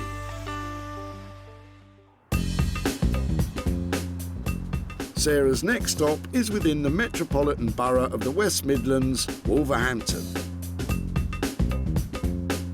And tucked away in the disused Bury Street factories is woodwork wizard Jay. Sarah's about to surprise him with the mouldy Urkel table, but it just might be too weather-beaten for Jay to work with. All I know is she's got something from the tip that someone was throwing away, and then she wants me to be able to turn it into something that's going to make money. Could be anything with Sarah, but hopefully she'll bring me something that isn't chipboard. Real wood is what I'm after. Hi, Jay. Hi, how you doing? Yeah, I'm doing really well. How are things? Very good, very good. What have you got today? Oh, wow, table. This is the good side. This is the good side, okay. This is the not so good side. Wow, wow. Okay, it's been outside, obviously. Yeah, I think the guys who dropped it off said that they had been storing their plants on it in the garden. Oh, that'll do it. That'll put it in that state. Okay. It's beautiful. Even though it's in the state that it's in, I really like it. I really do like it. I've seen many Urkel tables, but I've never seen one with this kind of round, oblong kind of shape to it. Urkel was a prominent British furniture manufacturer dating back to the 1920s. Its mass-produced furnishings found a ready market in post-war Britain. But now, vintage enthusiasts will pay through the nose for well-preserved pieces. Alas, this one's on its last legs. The only bit I'm concerned about is here, where the plant pot has been down there for quite a while. But if you bear with me 2 minutes, I'll just get this machine on. I love a machine. Everybody has better toys than I do. Everywhere I go, everybody has got these really cool things. I end up doing everything by hand, takes me ages.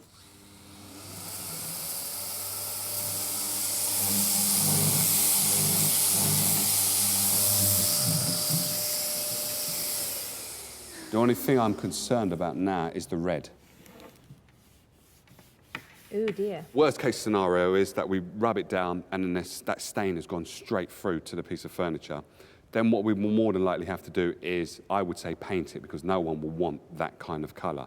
So ideally we'd like to have a surface on the top that is blonde and beautiful, but the chances are we might have to paint it. Yes, yeah. Okay, I'm happy with that.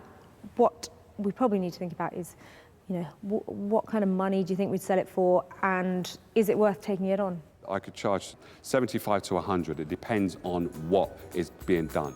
That's definitely a deal. Okay, You cool. always talk my kind of money, Jay. I love doing deals with you. You look like you've got your work cut out. I'll leave you to it. Right, take care. Jay absolutely loves Urkel, and I think whatever he does to the top or the legs, it's going to look fantastic. I'm just excited to be working on Urkel. This is something that someone was going to throw away, totally discarded it, put it in the garden, put some plant pots on it, and allowed the weather to do what it's doing, and the table never gave up. It never gave up on life. So all I can do is just make it look not as great as Urkel did back in the 1950s, or 1960s, I should say, but make it look as good as I can make it look. Jay can always make Sarah smile when it comes to money. 75 to 100 quid? What could go wrong?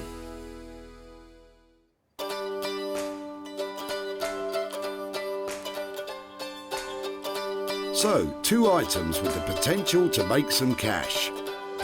Sarah's on a roll, but now it's time for her to put her money where her mouth is. Back at her barn, she's hoping to transform Ian's battered baggage into something profitable. Well, this poor old suitcase has definitely seen better days. It's in a right state. It's been taped up. It's never going to have been a valuable object, and it is certainly not worth much at the moment. But I'm hoping that I can make it look just beautiful. They work just. Oh, it's quite tough to get it open. My plan is to paste some pretty fabric all the way over it. Probably not very big pieces, so I can use scraps of it and just patchwork the surface of it so it just looks bright and pretty and you don't see any of this black. Maybe I can get a price tag of £50, £60 on it. Sarah starts by giving it a gentle rub down, being careful not to get it too wet.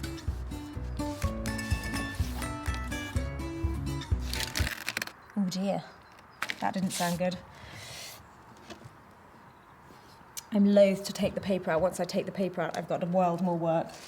But I think I might just have to take out the loose bits.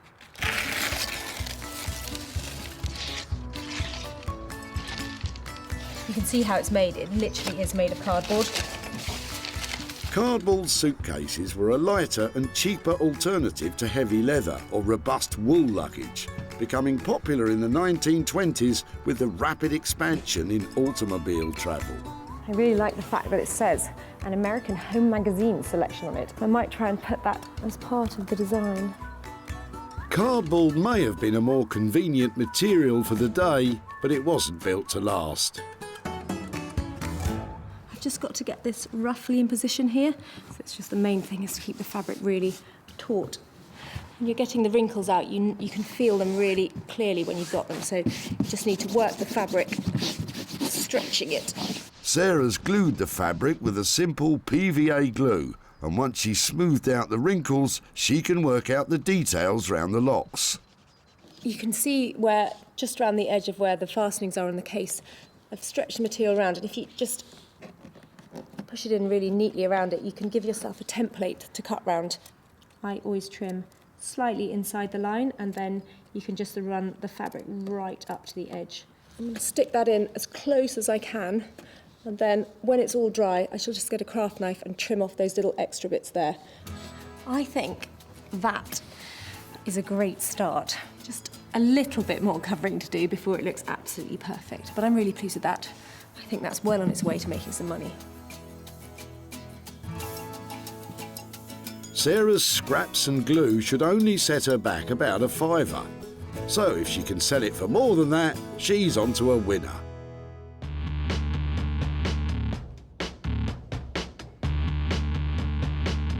At Horse's workshop in Manchester, some electronic surgery is about to be performed on the old radio. Look away if you're squeamish. So to start with, I'm going to dismantle it, and then I'll just put in a very simple circuit with some new valves. I've got to put in a new mains transformer because it was potentially lethal. You definitely need to be careful. You certainly shouldn't just plug it in until somebody qualified's had a look at it. One memorable time, I got a shock and then punched myself in the face, pulling my hand back. So yeah, I'm quite careful these days. Ouch and double ouch. Definitely don't try this one at home, folks. This was a valve radio. I'm going to make it a valve-powered speaker. I'm sure there'd be purists going insane at this. It's not like they're rare, so it's fine.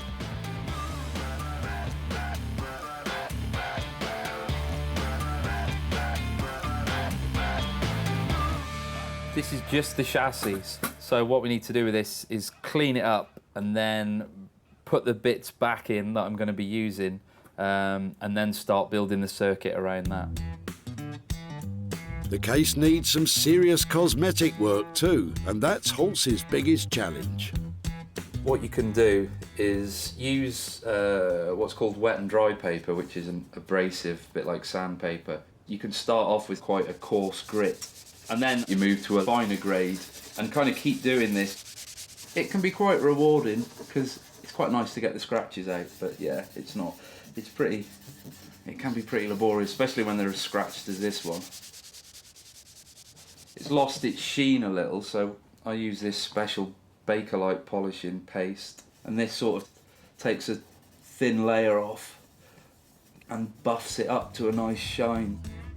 If Horse can get the balance of shiny, new, usable, traditional, old object right and up the value to over £300, this radio is on course to make a tidy profit. It's nice to have a finished product that actually sounds good and is usable and means that you can kind of have such a nice looking object that's useful again. All's tickety-boo in Manchester then. Back in Wolverhampton, Jay is sanding down the Urquell tabletop to determine if the stains can be removed so he can keep the natural colour of the wood.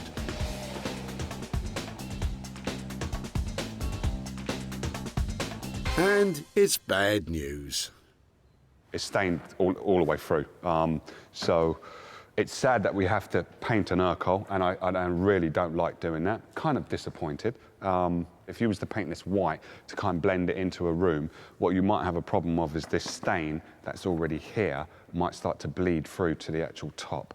So getting the red and the green out and also the black is virtually impossible because I don't know what that red is. It could be wine, it could be anything, but if we put a good primer on this, it should be okay. The legs are going to be the wood colour, but once I've sanded down the problem legs that have the stain, then I'll be able to tell if we can keep the legs as neutral as possible.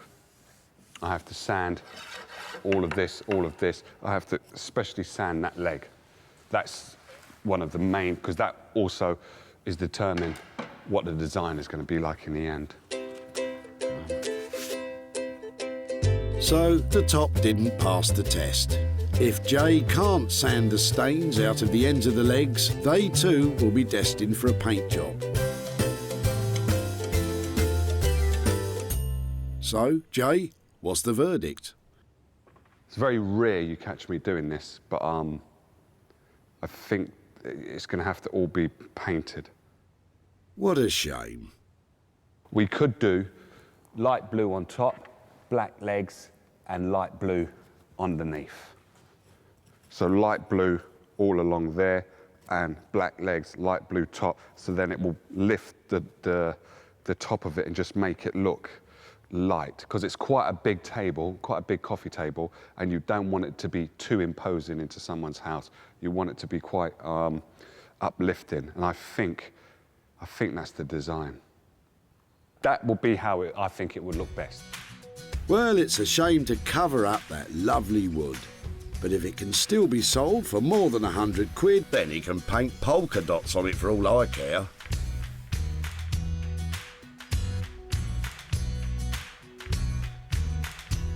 Back in Sussex, Sarah's nearing the end of her own restoration project. Basically, I've covered the whole of this case in a new layer of fabric on the outside. I've carefully cut round the things that are on here already. It's tricky to get it done perfectly, but the overall effect of it, I think, is really pretty. And that should make it saleable. So I was hoping for £50, but I don't know, I might make it an even higher price. What do you reckon, 60? 70? Before, this was a battered old cardboard suitcase. But now, after some careful craft, a bit of glue and some offcuts, it's transformed into luxurious luggage. You wouldn't lose it at the airport, would you? Time to hook a buyer. I'm not sure I want to part with it. Tweaking the photograph so it looks absolutely the best it can. I think that's singing out now, don't you?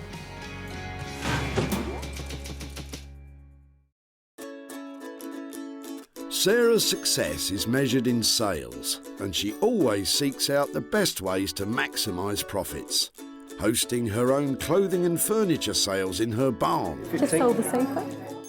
Advertising and selling online. or selling directly to specialist shops. With opportunities galore in the things we throw out, Sarah's always looking to make money for nothing.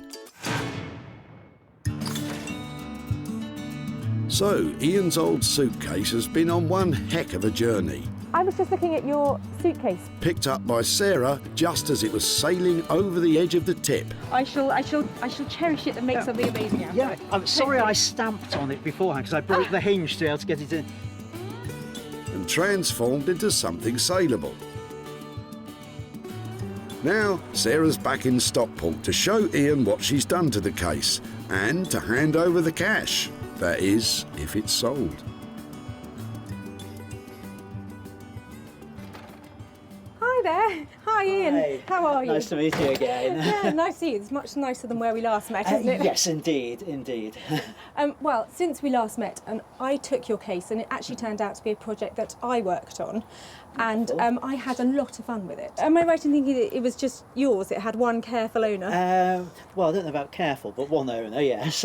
Lovely. Well, in the end, I actually made it look like that. Wow.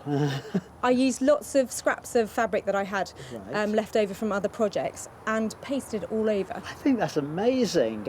It had a very battered cover to it, so I was wondering what you were going to do with that. I'm actually quite pleased that you've made it into a case, so it can still be used as a case. I shared it online and there was quite a lot of interest in it. Wonderful. Because it only cost £5 to renovate, there was a bit of profit from it. Right. I sold it to somebody who has a vintage shop who wants to use it as a display piece for her window. Oh, wonderful. And it turns out that in the end, she paid £85 for it. Oh, that's amazing. So, Ian, for you, £80 for your old suitcase. That is incredible. Thank you very much. It was going to be thrown away as far as I was concerned, so thank you very much. Sarah sold the suitcase online for 85 quid. Take off a fiver for materials and Ian's walking away £80 richer. But what are his plans for the money? I think really to me it's all about memories. The case is an old case and memories of holidays with it. So I think I'd like the money to go to a society that deals with memories, something like one of the Alzheimer's related charities.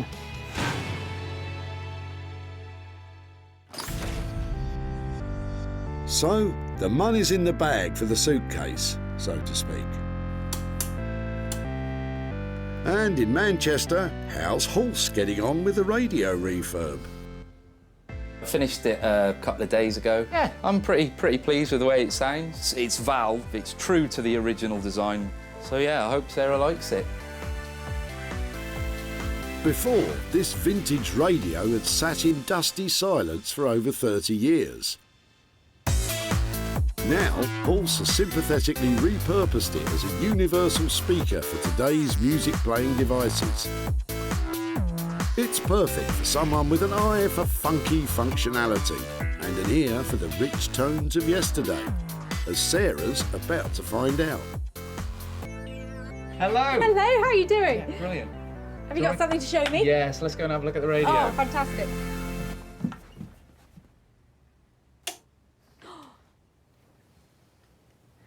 Does it work? It does, you just have to wait for it to warm up. Ah, Brahms. Piano Concerto No. 2 in B flat. I've never heard it sound quite so good. It's amazing. And it lights up. No, everything about this, the wood effect and the gold and the lights and everything, I am blown away. And the sound quality, it is markedly different from modern speakers, isn't it? Yeah, definitely, yeah. How do I make it work? So this is just a standard common or garden mini jack connection, and that you can plug anything with an auxiliary output or any line output. Talking technical now. I think you mean smartphone. Do you mean smartphone I do, thingy? smartphone thingy. exactly. Yeah, okay. It's kind of up to the spec of a brand new product, basically. I love everything about it. I think it looks fantastic. Ah, Sarah's gone all warm and fuzzy. But stay put, because Hulse has added a surprise feature. I also put a 1/4-inch jack connection, and it means that you can plug a guitar into it, basically. So it's an amp as well? Yeah. The way that you make it, it's sort of silly not to, really. Come on you then, know. let's hear it.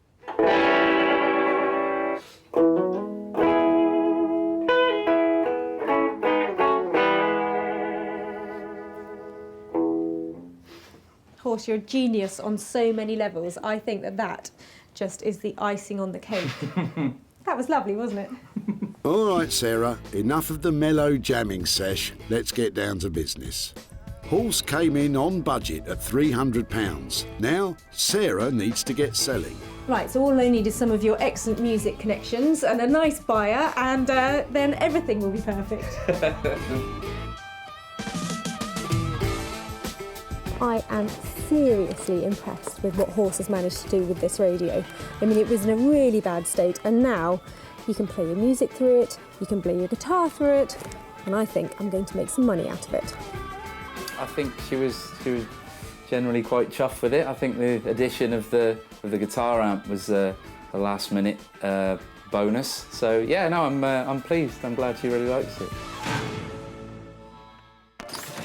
This vintage radio was nearly dumped at the tip. If they're working, they're worth about £150, but that couldn't be bothered.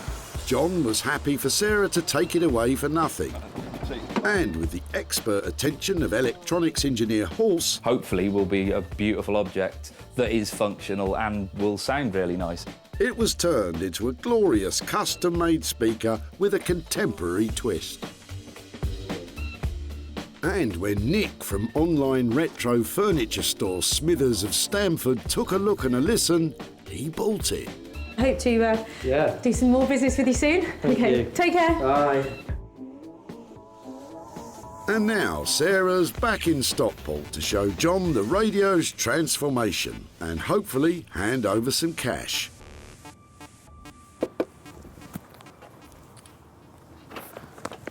Hi there, John. Hiya. Hiya, how are you doing? Not so bad, thanks. It's a long time since I've seen you at the tip. It is, yes. How are things? All right, thanks. Lovely. I've just come back because I've got a couple of pictures to show you of your old radio. All right, yeah. Did you have any thoughts about it? Because it wasn't in great condition when No, we picked it up, was it? It's funny, it came all the way down south to me, and it turns out that the one man who restores and loves working with old radios like yours lives about 10 minutes down the road from here. From here? Yeah. Right. So it's been in a big circle. Yeah. It went to this guy called Horse. Yeah. And do you want to see what he's done to your radio? I think very interesting. He's turned it into its former glory. Beautiful. That is now an amp if you want to play your guitar through it. And also if you have a smartphone or something like that, you plug that in and it plays all of your tunes. It's got lights in it as well, so when you turn it on, all that lovely, all those old stations and everything, it all lights up. It does look and sound just really lovely now. Unbelievable. I can't believe that. So the good news is that in that condition, it did sell, and I've got some money here to give to you. I've got £50 profit from the sale of your radio, and so that's for you. Sure. Yeah, definitely. What do you think about that? Absolutely amazing, really. Are there any ideas what you might do with that? Well, I'm just going to buy a new shed, garden shed. Are you? To fill up with more radios? Yeah. That's the reason why that came out, ready to buy a new one. Well, fantastic. I think that's a great idea. That something that came out of your old shed is going towards a little bit towards buying a new one. So brilliant. Sarah paid Horse £300 for his specialist work on the radio, and it sold for £350, making £50 for John to put towards his new garden shed. Bloomin' marvellous. I was a bit astounded, really, to how good it was. I thought about having it renovated myself, but I don't think it would have come up as it has done. I think it's quite amazing what he's done with it. It's so satisfying to see an old piece like that radio restored to its former glory and sounding amazing. And I think that £50 might have been music to John's ears too. With 2 out of our 3 items sold for a profit, it's so far so good. But Sarah has got one more pickup to complete the set. Maybe Jay's painted Urkel will leave her feeling blue. I think it looks really cool. I hope Sarah would like it. I hope she will. Evidently, she's got to sell it. She has to sell this on. So if she likes it, then she will be able to sell it more. I like it, but I'm not going to be selling it. I'm not sure how this is going to go. Well, there's only one way to find out. Get her in. I love pickup time. I've got an Urkel table in here, but I know it had a few problems and I'm hoping Jay has managed to turn it around. When Sarah picked it up, the table was on the brink of being lost forever. But now it's a fresh, modern gem with a new lease of life.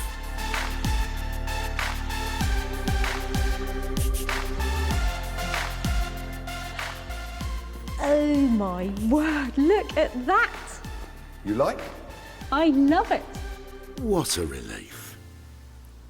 Would it be all right to have a quick look underneath to see what you've done? All it is I've done underneath is just painted it black, is all I've done. Yeah, it's amazing how well the black suits it, isn't it? I mean, it looks like it was made like that. Yeah. It looks like a massive, beautiful blue egg, doesn't it? It's stunning. It does look like a blue egg, actually, yes. Or blue pebble. It looks like a massive blue pebble that you'll find on the beach. The state it was in when you first brought it in, it's a shame to actually paint Urkel, but I couldn't get the stains out. I don't think you have to beat yourself up about this. This was going in a skip, right. And now it's going into a really smart interior. If you think back to how it was when it arrived, yeah. It was green, it had stains all over it, yeah. It was falling apart. Yeah. You've completely transformed it. You know, this has gone from dustbin to designer. Yeah, you know, it's brilliant. Thank you, thank you. Luckily, Sarah can see the sales potential in funky modern furniture. And what's more, it should still make a profit despite being painted. He's really nailed it, hasn't he? That table looks fantastic. That beautiful blue egg. I think I'm definitely going to be able to sell that with a profit. I'm glad she's happy. She can sell it, and then she can give the person that was throwing it away, give them the money back, and everybody's happy. Well, we're not happy yet. Jay came in on budget, but Sarah still has to find a big buyer of blue before we can start jumping for joy. Who could have imagined that the Urkel table nearly reached the end of its life as a plant pot stand? Just wondering if I could talk to you about your rubbish. Yeah. Sarah saw its potential. So it's been outside, has it? Yeah, it's got weather beaten. Even if Pete didn't. Yeah, It's quite old. But with the magic touch of Jay Blades, it was transformed into a blue beauty. Sarah showed it to specialist buyer Martin at her barn. He's got a good eye for antique-y, vintagey type stuff to sell on in his trendy London shop. It's a retro look, it's a very clean look. I love the colour, very saleable. And guess what? He bought it. Ah, now I can sleep easy. Sarah spent £100 transforming the table. It sold for £200, meaning she has made, obviously, £100 profit. So the good news is that the Urkel table sold with £100 worth of profit.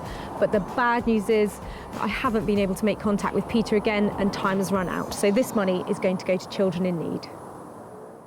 Give that girl a gold star, because Sarah's made a profit on everything she saved at the tip. The cardboard suitcase came up lovely and rosy. The vintage radios brought old school and modern technology into harmony. And the retro Urkel table is now cool, blue and contemporary. There were 3 things that were saved from the skip that would have been lost forever. And who knows, maybe next time you're at the tip, I could be taking your rubbish and turning it into money.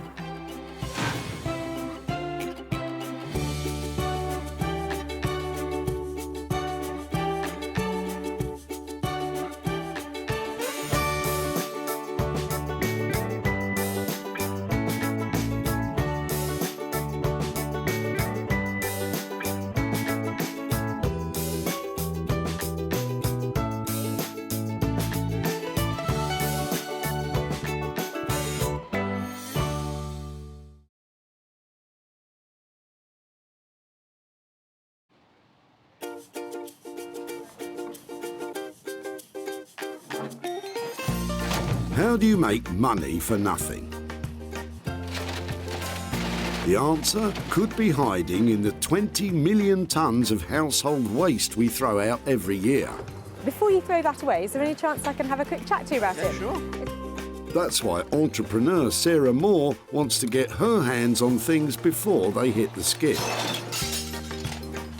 I am a passionate buyer, user and renovator of second-hand stuff, and I've turned that passion into a money-making business. I turn old into new and I sell it for a profit. Sarah's ready to sift through as many boots and bin bags as she needs to.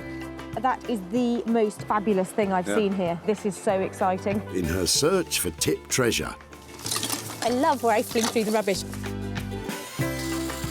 And with some of the country's elite designers and makers. Hello, hello. What have you got today? I want to do what's right for this piece of rubbish. She can transform her finds into desirable. Look at that. Beautiful.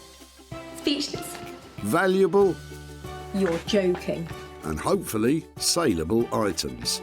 You always talk my kind of money, Jay. I love doing deals with you.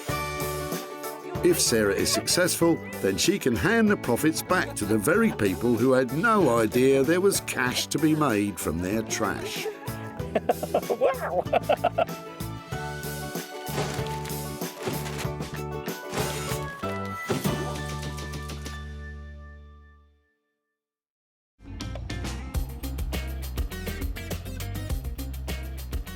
Stockport near Manchester. And at the Bredbury Recycling Centre, around 2,000 tonnes of stuff is unceremoniously chucked, dumped and ditched into tips every month. On the lookout for potential treasures is Sarah Moore. I'm really open-minded about what might come in today. I'd love to find something that's an antique or something, but any metal, anything we can cut up, anything we can weld together, so much potential. Sarah has special permission to scout these skips, so please don't go raiding your local recycling centre. Sarah's on a mission. She's got to save 3 items from the crusher that she can transform into something beautiful to sell on. How about you? Got anything exciting in there? Any profit she makes will go straight back to whoever dumped it in the first place. So they'll get some money for nothing. Sarah's in line for her first find of the day. She spotted some ancient history in Robert's boot. Just wondering what you're chucking out today, or are you dropping off the old barrow? It's over 100 years old. And I've saved it. I don't know why I saved it, but I did. I can tell why you saved it. There's something so appealing about that, isn't there? It's history and it's oddballs, yeah. Yeah, I'm in your camp, I have to say. I think it came out of an old mill. They call them a sack truck, don't they? Yeah, they used to have them all the railway station, didn't they? But this is a really heavy-duty one, so that's going to be something industrial, isn't it? Made of cast iron many years ago. Yeah. Is there any chance that you'd let me take it away and do something with it? Well, I'd have to charge you a smile, at least a smile. I'll definitely give you a smile for that. And sold for a smile. Bye now. Thank you ever so much. Wait a minute, what about that smile? Lovely. It feels really cool. I'm just talking about your sack barrow. It has seen better days. It's got cast iron wheels on the bottom, and this one has worn away on one side, is broken, but I think it's got great appeal. Sarah sees great potential, but what would Robert do? If she puts a plant in it, then it can be turned towards the sun different seasons. But anything like that, anything old, people go potty for. Too true, Robert, too true. But Sarah's got other money-making ideas. This would make a fantastic coffee table. I'm just wondering whether we just support a huge sheet of glass on it. It's great, lovely. A coffee table, that's more like it. Right now. So Sarah has her first item, but she'll need some help. There's that little gold mine in that car. And when it comes to heavy metal, Sarah knows the perfect person to take this on. Artist blacksmith Beck Simon bangs, grinds, welds and smelts metal into bespoke beauties. Her unique pieces are normally specially commissioned, so Sarah's project could be an adventure. Working with found objects is quite different from what we normally do, because we work with our clients and we produce designs and we work with them. So this is kind of like really freeing up the mind and seeing, you know, what object we've got and how we can make it work into something really cool, modern and yeah, desirable. So it's going to be fun. Bex has no idea what's coming her way. Let's hope her imagination is ignited by the wobbly old sack barrow. So that's one item swiped and 2 more to find. I'm just looking to see what's around. Trying to work out if I could actually make something out of some golf clubs because somebody's just thrown a whole load away. Hands off, Sarah. If it's in the skip, it's out of bounds. So get yourself back to those car boots. Ooh. Quite an interesting bag in there. Hello, what's all this then? Best mates Sean and Kevin have arrived with a boot full of booty. What's the furniture you're dropping off? Oh, really? Oh, look, you've got a lucky penny down there. You better hang on to that. That'll bring you a lot of luck. So, may I just have it? Does that just slide out?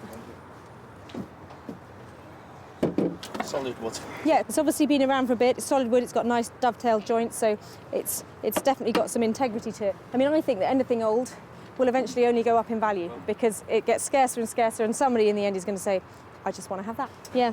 I watched a programme and there was a wall unit. Yeah. To me, it just looked nothing. Yeah.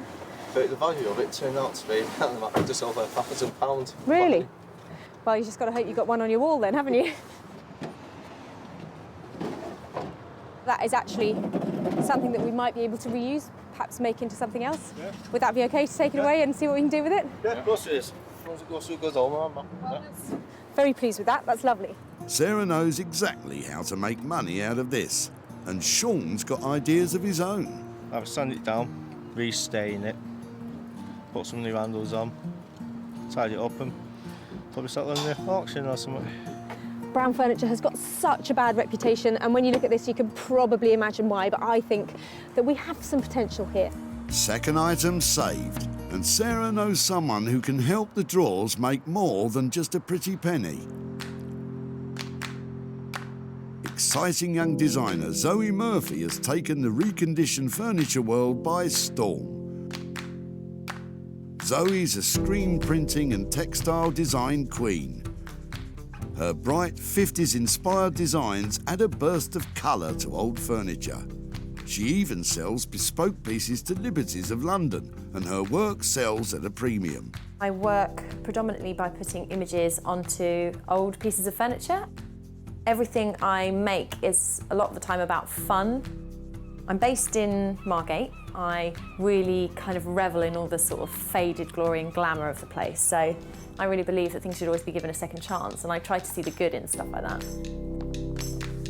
Well, let's hope she can see the good in those old drawers. It's going to take more than a few flowery stencils to make them into something saleable.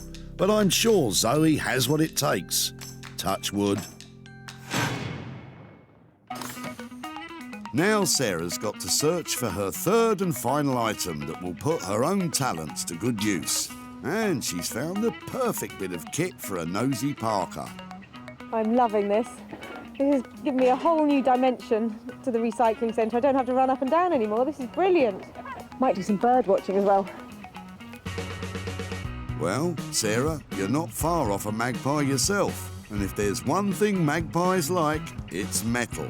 Nicola and Stephen's kitchen ceiling is in the back of their van. Strange place to keep it. But Sarah's spotted something shiny in there. Hiya. What are you doing there? What are you chucking out? The copper pipe and the ceiling from the kitchen. Have you had a bit of a shocker? Yes. We left the bath on then. It's the shower. Oh, really? I'm loving the copper pipe. Any chance I can have a look at it? And It's see all what... yours. Really? All yours. Yep. I think... Brilliant. This is just what I need. I love the fact it's all worn out. So you're getting a whole new bathroom and a whole new kitchen ceiling, or? All at the same time. Well, we're doing the kitchen, and now we've got to do the bathroom. At the same time. Well, actually, if there's any value in what I make out of it, that will be coming to you. So maybe you can help pay for a new sink or something like that. That's fab. Thank you ever so much for that. Thank you. Brilliant. I've been looking for those all day. Copper load of that. Oh dear. Now I'm really pleased with this. Look at those. Whole load of copper pipes. They've got heaps of potential and I think I can make a load of money out of them. I'm not going to tell you how though. This is my little secret. I reckon she'll make a trombone or some dangly earrings. Yeah, might get some for the missus. Sarah's going to turn Nicola and Stephen's domestic disaster into a lucky break. But how? I have no idea. No idea. There we go. So we'll get on with the brand new kitchen and the brand new bathroom now. Yeah. Well, it all sounds like a bit of a pipe dream to me. Sarah's three-piece scavenger hunt is complete. Bex will give Robert's sack barrow an uplift. Zoe will wake up the tired chest of drawers Sean and Kevin brought in. And Sarah's going to turn those scrappy old coppers into a golden opportunity for Nicola and Stephen. If only we knew how. I found some absolute little gems here today. They might look like diamonds in the rough at the moment, but I'm going to turn them into things that totally sparkle and make money out of them along the way.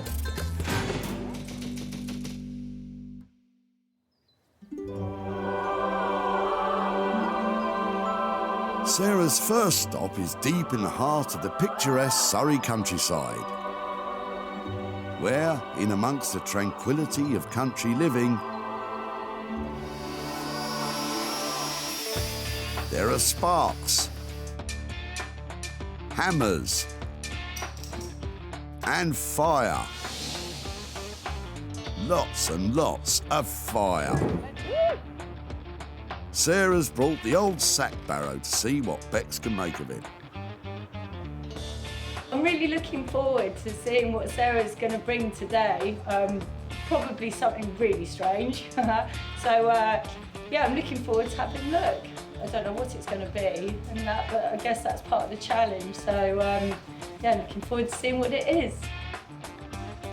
Did you hear me coming? Bex works side by side with husband Dave, who will be helping out on this one. I was sort of wondering if the old sack barrow might be a coffee table. Yeah, I was wondering what we were going to turn it into. So yeah, we could do a coffee table. But perhaps it's something that we are finding some way of getting some glass over so we can really see the kind of industrial sack barrow thing left underneath. And you still want to be able to move it around using the wheels. Yeah, I think that would be really cool. If we could find a way of not making the glass sort of slip off, I think that would be great. Exactly. Any thoughts about how to finish it? I'm thinking maybe, you know, keep the old rusty metal, maybe add some colour into the wood. One option for treating the wood is to have a scorched finish. It doesn't just give a distinctive burnt look, it also creates a charcoal barrier that is rotten fire resistant. Darkens it all down a lot though, that's the thing. Or another option, if you really want to look the biz, paint it gold. Yeah, so maybe it's just rub back, gold paint on, wax up. I would just mix it up, keep going for it until you get somewhere that you really like. Try it on the samples and then just make a plan and go for it. Whatever finish they do go for, it can't be too expensive because Sarah wants to stoke up a profit on this one. Realistically, I'm looking at 400 quid to sell it for. If we've got 50 quid's worth of materials, maybe I'm trying to give 150 quid back to the guy at the dump. That would leave 200 quid to transform it. It's going to be a morning's work, isn't it, for the two of us? Yeah. Going really fast. Yeah. If we keep it really simple. No cups of tea. no phone fiddling. No social media. It's hell for leather, okay? No. Well, if Dave can stop fiddling with his phone, they should be onto a winner. So with this piece, we're not after a massive transformation. We're going to use all of those shapes and all of that heritage that I get from the sack barrow and just turn it into something lovely to go into somebody's home. You never know, we might even make some money from it too. Bex and Dave are charging £200 for the work. But they're all forgetting to budget in the glass tabletop. I bet that won't be cheap. And it could even eat into the profit margin.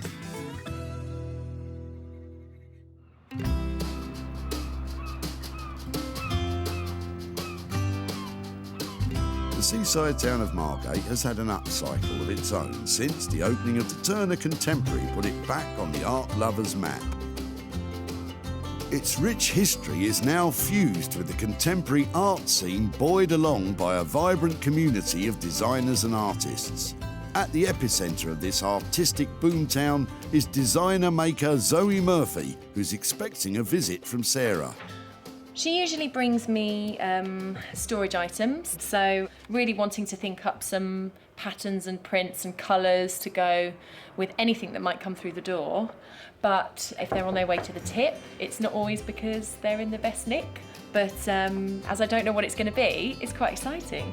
Hi, yeah, how are you doing? Ah, bless, it's like the worn-out chest of drawers is in for rehab. Time for some serious TLC. It's definitely seen better days. We're lucky to save it because it was really close to being chucked away. Yeah. We're missing one of the stops there that suspends the drawer at the right place. And it's quite smelly as well, isn't it?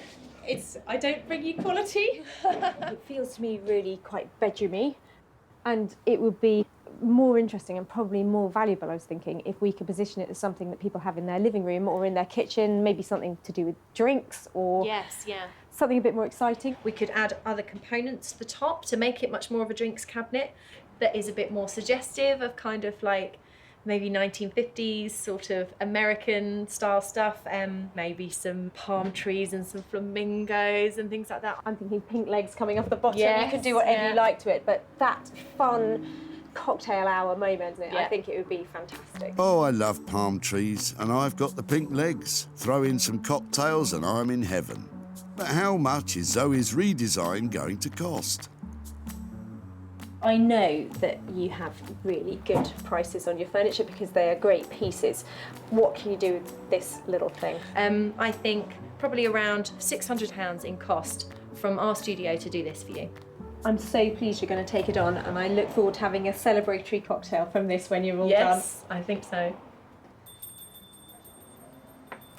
That has made my day. What a fantastic idea. I'm a massive cocktail fan, and I can't wait to see those designs. Right, Zoe, Sarah's gone. Come on, what do you really think?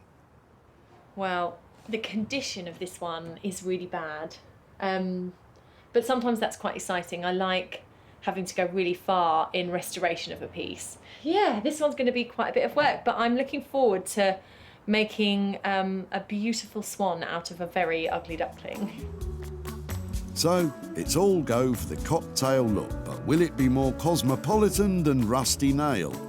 Zoe's talents and time will cost around £600. So this self-effacing little chest will really need to be all singing, all dancing for Sarah to make a profit here. The designers are firmly on board. Now Sarah needs to get her own hands dirty. At her barn in rural Sussex, Sarah's children Libby and Edward are doing some upcycling of their own. But what about those copper pipes? I had this vision of making some designer lighting, but now they come to be sitting on the desk. I'm feeling that they're going to have to go through quite a process to be something that you really want to have in the sitting room or in your bedroom or on your desk. How hard could it be? I'm sure you'll be done in time for tea.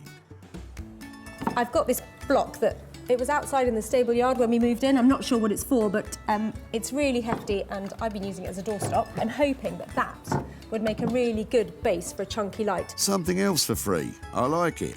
But Sarah has had to buy some shiny plumbing bits and handy lighting fittings. If I take off the bulb, I'll be able to feed it through my light and I'll have some sort of ready-made lighting that is already safe and tested that I won't have to go and get an electrician to wire up for me. That's the plan. I like a plan.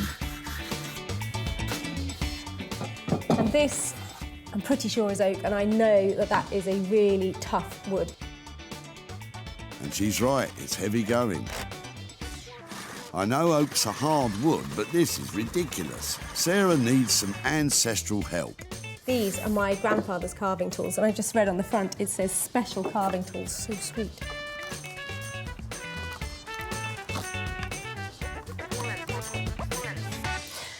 Now what? A bit of metal work, I think. So these pipe cutters are really simple things, and hopefully I just click it on, move it round, and it should cut the pipe, so... Here we go.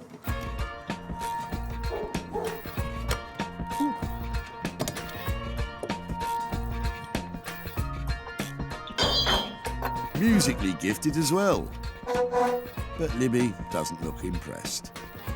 The new plumbing parts ensure the old Imperial 1-inch pipes fit into the metric-sized hole that Sarah's just drilled. And they add some bright, shiny detail to boot. Right, back to that wood block. It really is a labour of love turning an old lump of wood into a piece of lighting with the help of some bits from the tip.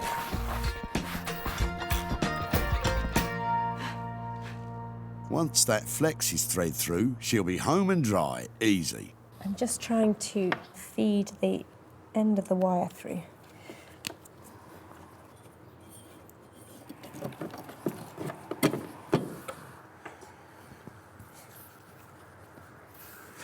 For goodness sake. It's really not your day, is it? Gently pull that bit. Gently does it. Almost there now. By the time I get this finished, we'll need lights because it'll be so late. OK, I was wrong. It might not be done in time for tea, but despite appearances, Sarah's almost finished.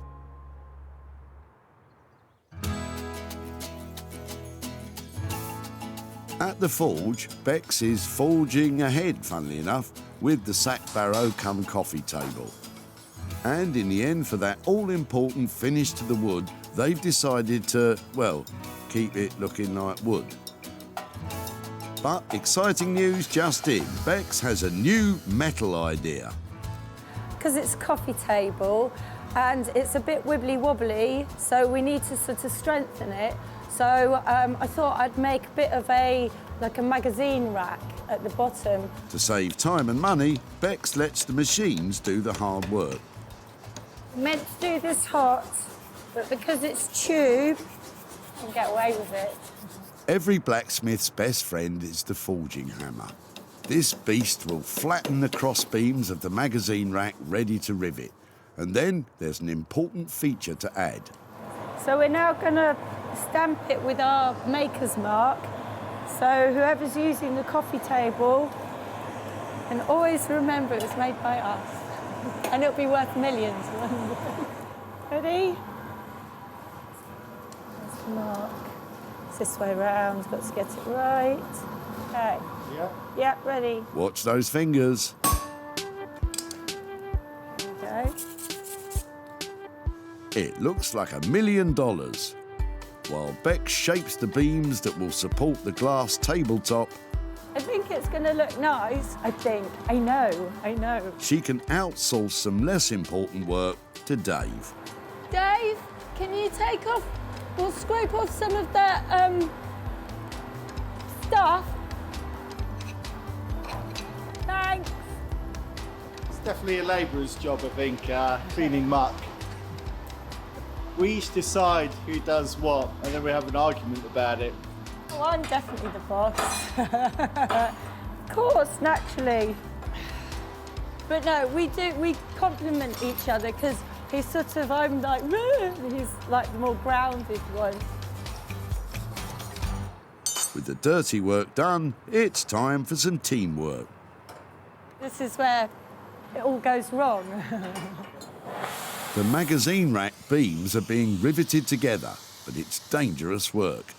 Steel has to reach a temperature of 1,400 degrees Fahrenheit before it can be hammered into place.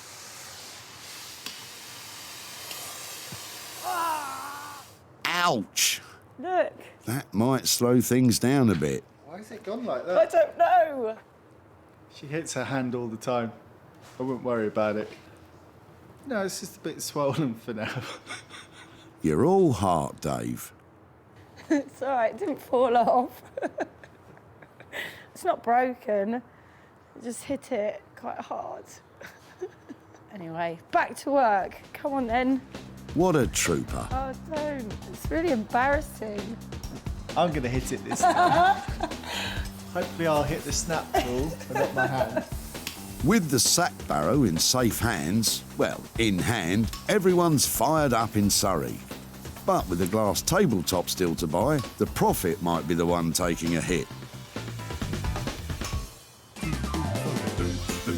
In Margate, Zoe's getting to grips with a small chest of drawers, but it's showing signs of previous employment.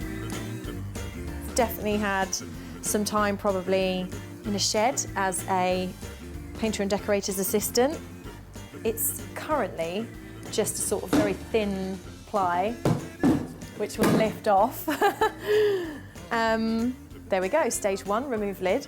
And so I'm probably going to fit a new one. There's a lot of repair that needs to get done. And on closer inspection, Zoe's having a change of heart about this chest's future prospects. I talked to Sarah about turning it into some sort of cocktail bar or cabinet, but I don't know how convinced I am with that idea. I like the idea maybe of turning it into a dressing table instead. So the high-legged cocktail idea has morphed into somewhere to get dressed up for cocktails instead. Well, I can live with that. Zoe wants the finished dresser to evoke a glitzy 50s era with feathery birds, super bright colours and ornately lined drawers. It's just my style, funnily enough. But does Zoe's redesign have legs? Yes, but not for long. They're in really disgusting condition and they've gotten damp at some point. That's okay though, it's kind of a good incentive to get rid of the legs. I've actually found some that I like the look of, in a sense putting some high heels on the piece, so yeah. I'm gonna say goodbye to the mouldy old legs. Sorry legs, off you get.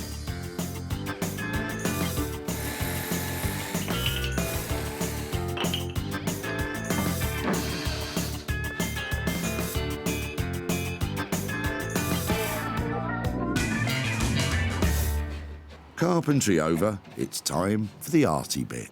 So I've always been really keen to make this piece all about kind of glitz, glamour, and desperate to include some element of sort of flouncy flamingos in it as well. Zoe's creations feature intricate silkscreen designs, but she's going to start off with some large blocks of colour. I'm going to create some of the bigger shapes with a very bright pink.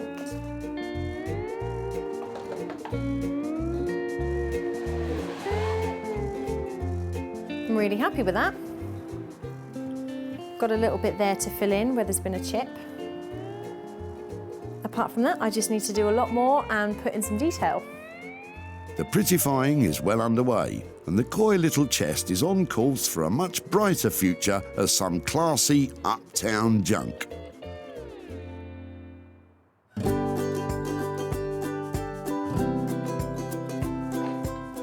At her barn in Sussex, Sarah's finishing off the lights made from Nicola and Stephen's copper pipes. That going in there. It looks nice and taut. I just think I might stick it in place there like that. Now I'm going to fill this whole cavity with very gluey glue and hope it all gels together beautifully.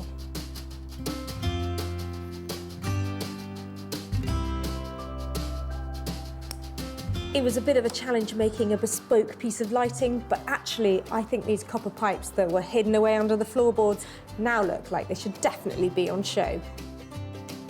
Before, this old bent copper was beat up and done for.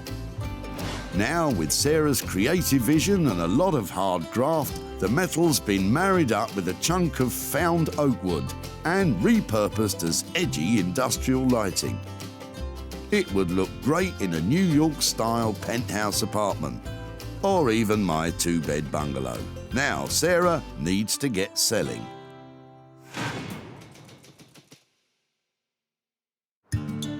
At the skip, Nicola and Stephen's battered copper pipes were swiped by Sarah after a kitchen catastrophe. What are you chucking out? The copper pipe and the ceiling from the kitchen. Sarah had money-making plans, but they couldn't guess what. I have no idea. Sarah created some bespoke lighting, and it was snapped up by a trendy retro and vintage shop in London.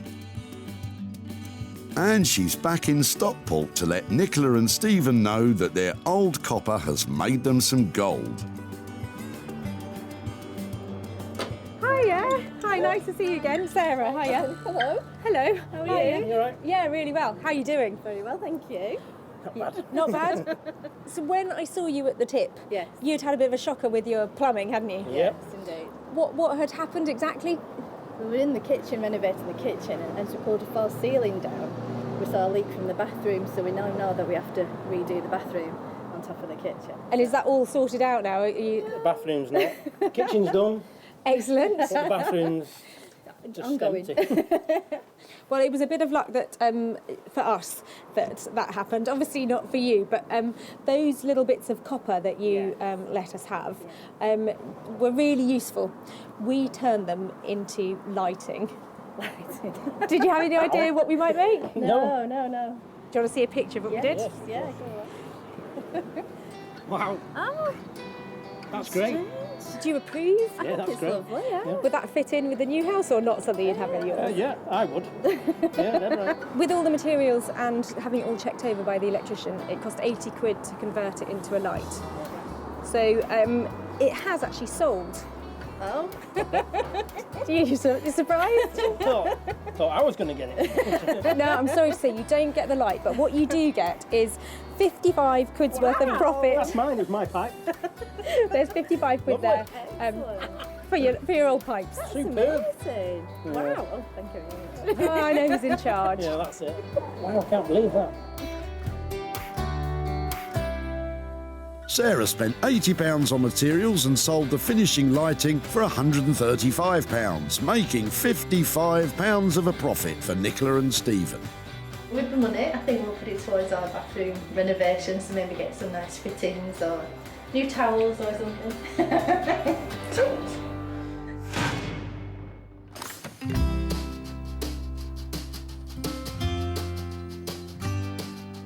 So the copper lights were a great success. Back at the blacksmith's bunker, Bex and Dave are putting the finishing touch to the sack barrow, the all-important glass tabletop. The toughened glass has been custom cut and screws will hold it firmly in place. Now all they can do is wait for Sarah. It looks quite sweet. So now I feel quite pleased. Do you feel pleased now? It's turned out good. You can see it in someone's home. It was quite a challenge, to be fair, you know, but yeah, it's worked out quite nicely. I've come to pick up the sack barrow stroke coffee table. I left it and it was in a terrible state. And Bex and I have had a brief chat about what she might be able to do to get a frame and some glass on top of it. But I have to say my expectations are very much on the level. This old sack barrow was destined for the tip. But now it's a tip-top designer table. It's truly one of a kind. But what will Sarah think? Hiya! How are you? Oh my word! I absolutely love it. It looks like mid-century. It looks so cool. I think what you've done to it is It's worked out well. Like the metal sort of looks leathery, doesn't it? Oh, seriously? Oh my goodness. I absolutely love it, really. Oh, really? Oh my gosh. I'll give you a hug. I really smell because I'm wearing yesterday's shirt. You're a little genius girl. That is fantastic. Go on, get in there for a cuddle, Dave. Or maybe later. Have you ever felt like that about any of the other pieces? I don't think I've ever cried over a sack barrow. It's a daily occurrence for me. Now Sarah just needs to find a buyer who feels as passionately. I absolutely love this table. It was a sack barrow, now it is a beautiful interior designer piece. All their hard work has made it just stunning. What an amazing reaction. We're just going to have to achieve that every time now. The pressure is on. Bex and Dave came in on budget, but with the glass tabletop costing 125 quid, this low table needs a high price tag.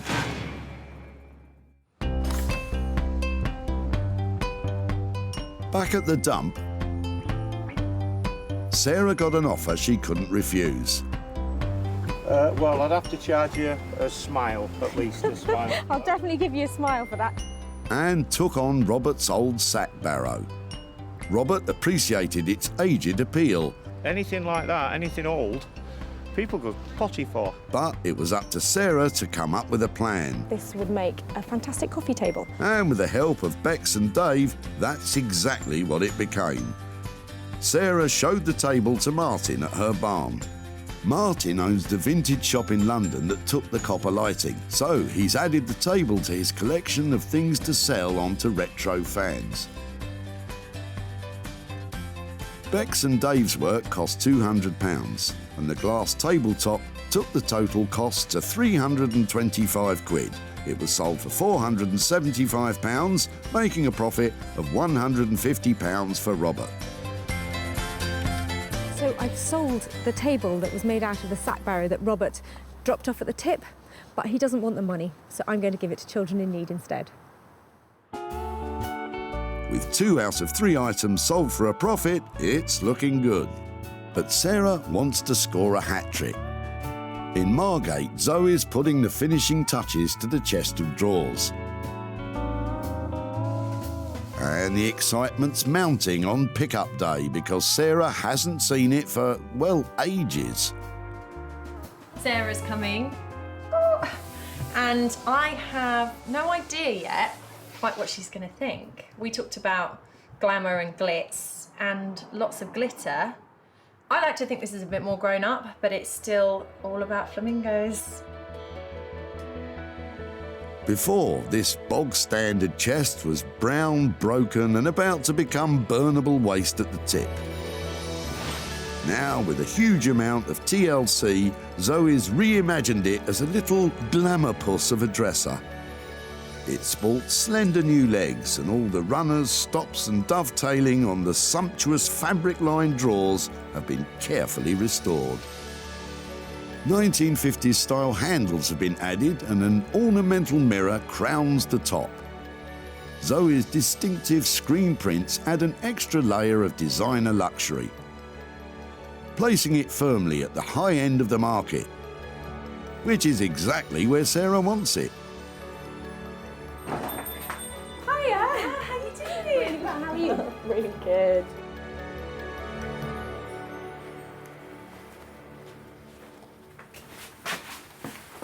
Oh my word. So you mentioned flamingos. I had no idea it was going to be that exotic. It's so cool. Oh, I'm really glad you like it. It This is is one amazing. piece that I've made for you that I've been I thought it was really out there and it's really specific to me. It's all about kind of growing up in Margate, going and visiting the Flamingo arcade. So it is beautiful. The padding in the bottom of the drawers. You just want to put the silkiest things in there, you know, like gloves or, you know, just knickers, something just, it's underwear. This fabric actually is one of my most favourite vintage kind of finds. I knew it was going to be right for it. It's sensational, it really is. Oh, well, I'm really pleased you like it. It was one of those ones where I thought, oh, love or hate, love or hate. Well, I love it. No, I hate it. No, I love it, especially because there's even more Zoe magic. I just noticed the glitter in here. Yes, there's a bit of glitter in the paint. I did promise you some glitter, and I got this far, and I thought, oh, there's no glitter in it, it's gonna kill me. I might cry, I genuinely absolutely love it. It is, like, just the transformation is huge. It smells nice as well. Yeah. Oh, Sarah, not again. I'm tearing up myself now. Quick, let's talk hard cash before we both lose it. Zoe came in on the £600 budget, and with her name attached to it, it should make some money. It is worth every penny. It is a remarkable piece of furniture. takes a little bit of a leap of faith to leave somebody with £600 and a really distressed chest of drawers and expect to come back to something like that. Zoe has made that fantastic. I think she's happy with it. I think she wants one. And yeah, I'm just looking forward to hearing who has it. And I hope they love it as much as I have loved making it. At the dump, Sean and Kevin gave Sarah the chest of drawers. Once it goes through, it goes over. I'm happy with that. Sean had ideas for it, if not the inclination. I've sand it down, put some new handles on, tidy it up and probably settle in the auction or something. But Sarah had Zoe in mind to help recreate it. Maybe some palm trees and some flamingos and things like that. It metamorphosed into a funky dressing table. And it was sold to Janet from Margate's Lombard Street Gallery. Janet has exhibited and sold Zoe's pieces before and knows they have real appeal. It is fantastic. Oh, beautifully lined with fabric to reflect the sort of the flow of the flamingo design. Wonderful. Now Sarah's back in Stockport to meet up with Kevin. He's on his own today because best mate Sean couldn't make it. Hiya. Hiya, nice to see you again. So what will Kevin make of the revamped drawers? The little old chest of drawers, do you remember what we took from you? That kind of like 2-drawer chest? It had some great potential. So we took it down to this amazing girl in Margate called Zoe. Do you want to see what she's done with it? Yeah. Oh, that looks well nice. Does it look different? Yeah. So she has done big transformation on it. The whole of the chest of drawers stayed the same, but she's replaced the legs and the handles to give it a new look. Yeah, it looks nice, that. Well, when we did up the table, we also managed to sell it. Alright. So I've got £100 here for you guys. That's all yours to spend on whatever you like. So that's coming back to you. Thank you. It's a pleasure. The chest of drawers originally belonged to Kevin's girlfriend's late mother, and the money's going towards something to remember her by. For what it's worth, it has been made into something absolutely beautiful, and I hope she'd approve of what we've done to it, because it really is stunning now, so I hope she'd approve. Yeah. It's really good to see you again, and thanks ever so much. Okay, bye-bye. Bye. Zoe's work came in at £600, and it was sold for £700, making a profit of £100. Sarah saved 3 dumped items destined for eternal doom. The copper pipes are fabulously illuminating, darling. The wheelie old sack barrow is a spanking new designer table. And the dowdy chest of drawers is a dishy babe of a dresser. Pats on the back all round, I'd say. So that's 3 great transformations and 3 items that have sold for a profit and have found new homes. Next time you're at the tip, I could be making money for nothing for you.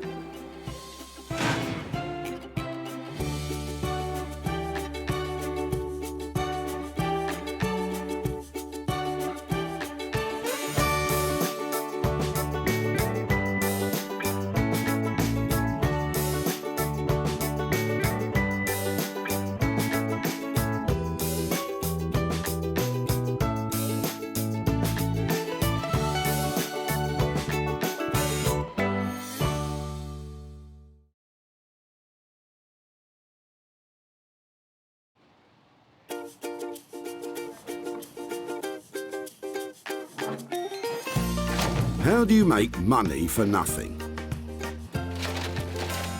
The answer could be hiding in the 20 million tonnes of household waste we throw out every year. Before you throw that away, is there any chance I can have a quick chat to you about it? Sure. That's why entrepreneur Sarah Moore wants to get her hands on things before they hit the skip. I am a passionate buyer, user and renovator of second-hand stuff, and I've turned that passion into a money-making business. I turn old into new and I sell it for a profit. Sarah's ready to sift through as many boots and bin bags as she needs to. That is the most fabulous thing I've seen here. This is so exciting. In her search for tip treasure. I love rifling through the rubbish. And with some of the country's elite designers and makers, Hello, hello. what have you got today? I want to do what's right for this piece of rubbish. She can transform her finds into desirable, Look at that. beautiful, Speechless. valuable, You're joking. and hopefully saleable items. You always talk my kind of money, Jay. I love doing deals with you. If Sarah is successful, then she can hand the profits back to the very people who had no idea there was cash to be made from their trash. Wow!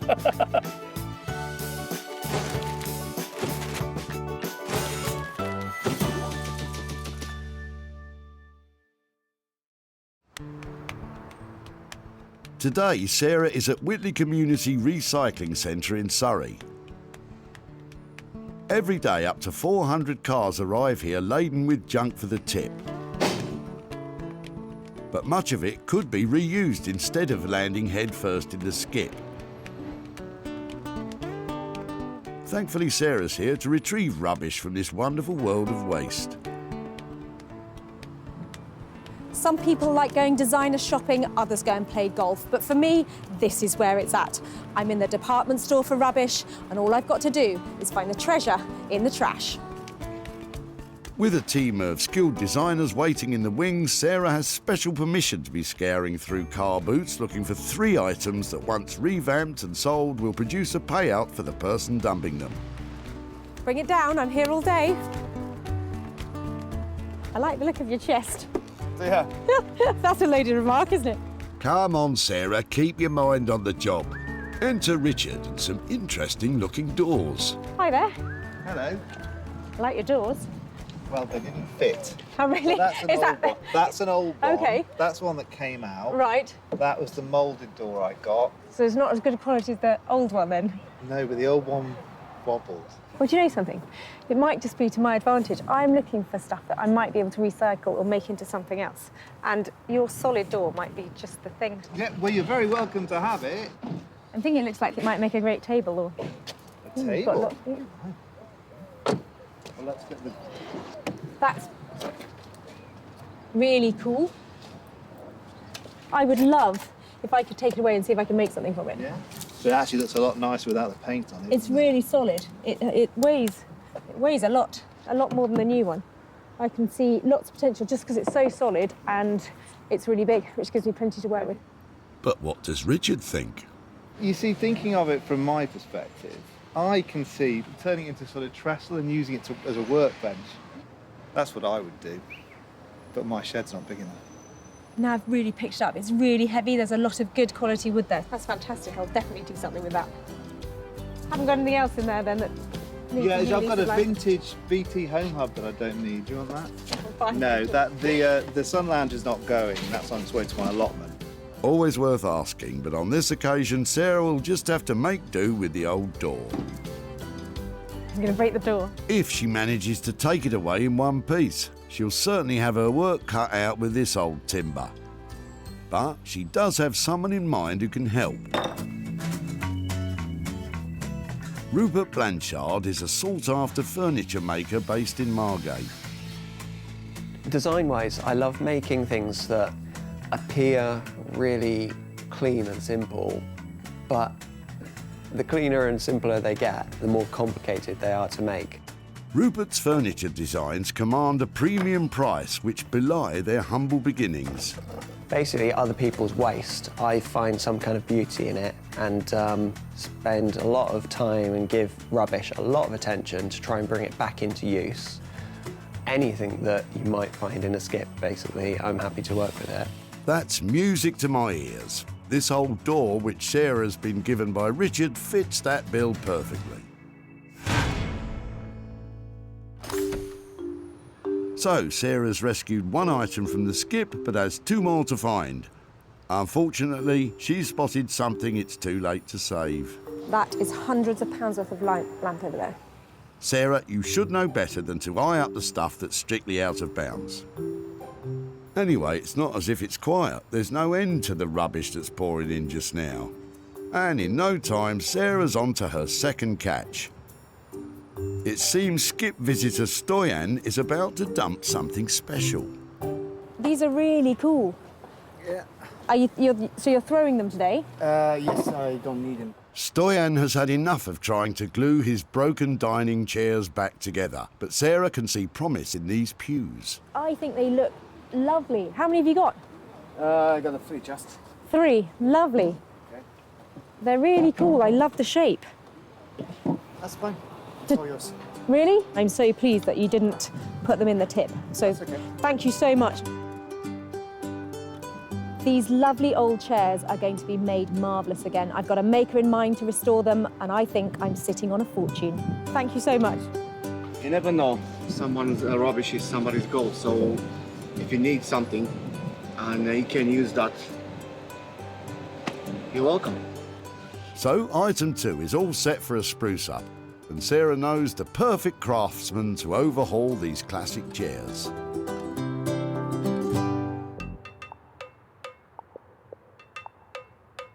Jay Blades is a builder turned philosophy graduate turned furniture restorer. Jay has his finger on the pulse of modern design interiors, reworking the very best of British craftsmanship and bringing it into the 21st century. I've always had a passion for the kind of heritage that the British designers have produced over the years. Traditionalists would love to keep it as it is, but to be reintroduced into the market, I like to just add a bit of colour and add something a bit quirky. I really enjoy adding my bit and not necessarily worried about other people's reactions. It's more about, do I like it? If I like it, then it's good. The 3 rickety stick-back chairs are a perfect project for Jay. But after all Stoyan's repairs, will he be able to stick them back together again? Sarah's successfully secured 2 items for Rupert and Jay's talents, but now she needs to search for a 3rd piece of jettisoned junk she can renovate herself. Anything you fancy in there? But the pickings are looking slim. What's in the box? Shiver me timbers, some treasure on the horizon, or at least somewhere to store it. So what is it about the domed captain's trunk in the back of the car there that I find so exciting? I just don't know if it's being dropped off or if somebody's keeping it. But here's the guy coming now. The chest looks very old, and it could be a great opportunity for Sarah to make some real profit for its owner, Richard. Sorry to bother you, I was just wondering, is that something you're dropping off today? Yep. That looks amazing. Have you just had enough of it? What, is there a story behind it? There is actually. It's my wife's grandmother's.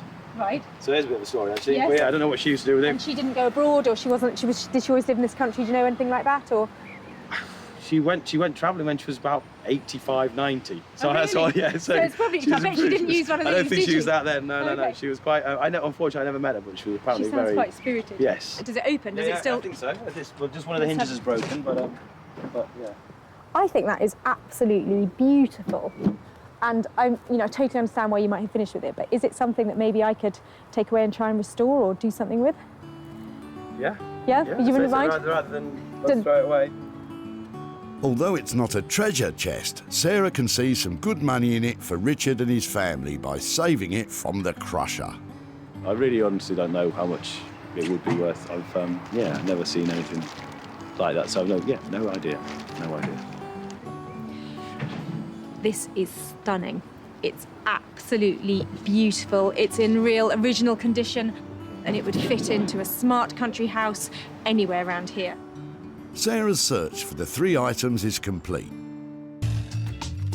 Rupert will knock the old white door into shape. The 3 chairs are going to furniture designer Jay, and the empty chest will be treasured and given a new life by Sarah. I love the things that I've saved today, but the real question is, can I actually make any money out of them?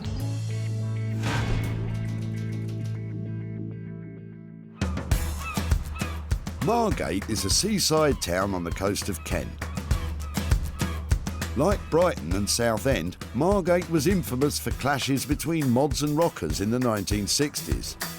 Fortunately, it's now well known for the Turner Contemporary Art Gallery and its very own burgeoning vintage clothing and retro furniture scene. It's also home to Rupert Blanchard, who's one of the country's leading reclamation and bespoke furniture makers. and he's used to dealing with Sarah's wild and wacky dump treasure. I'm really looking forward to Sarah turning up. I don't know what she's actually turning up with. I'm hoping that it's going to be something that I'm actually familiar with slightly, maybe wood, maybe a little bit of metal on it.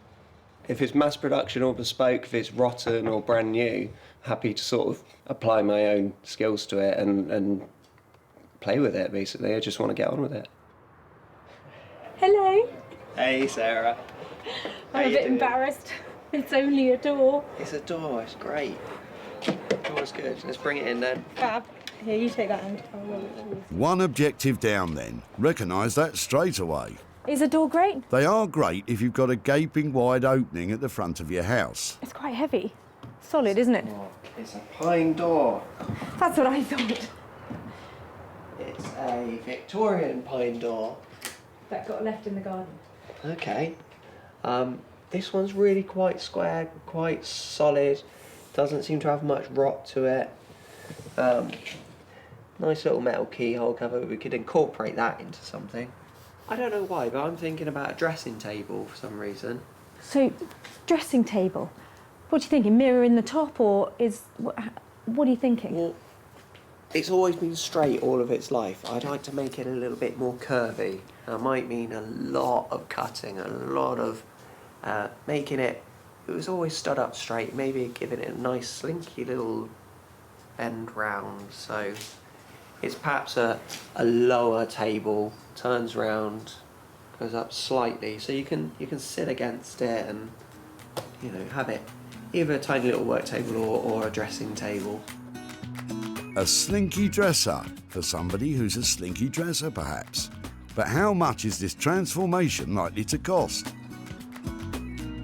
I'd like to get this done in a day. I would like this done and keep this one simple, keep it clean, but keep it quite abstract and sculptural. And so, yeah, in total, no more than 2 days. That's fine. I think if we signed it off like that we're up to kind of 400 quid on it. If there's a bit less than that, that's great. That might mean something more for the guy who dropped it off. So if we keep it to that kind of ballpark, I'm happy with that. Yeah, I don't see any problems with this. It's going to be quite a sculptural challenge, quite a interesting thing. I think it won't be to everyone's taste, this one, but I think we're going to do something new that people haven't seen before with this one.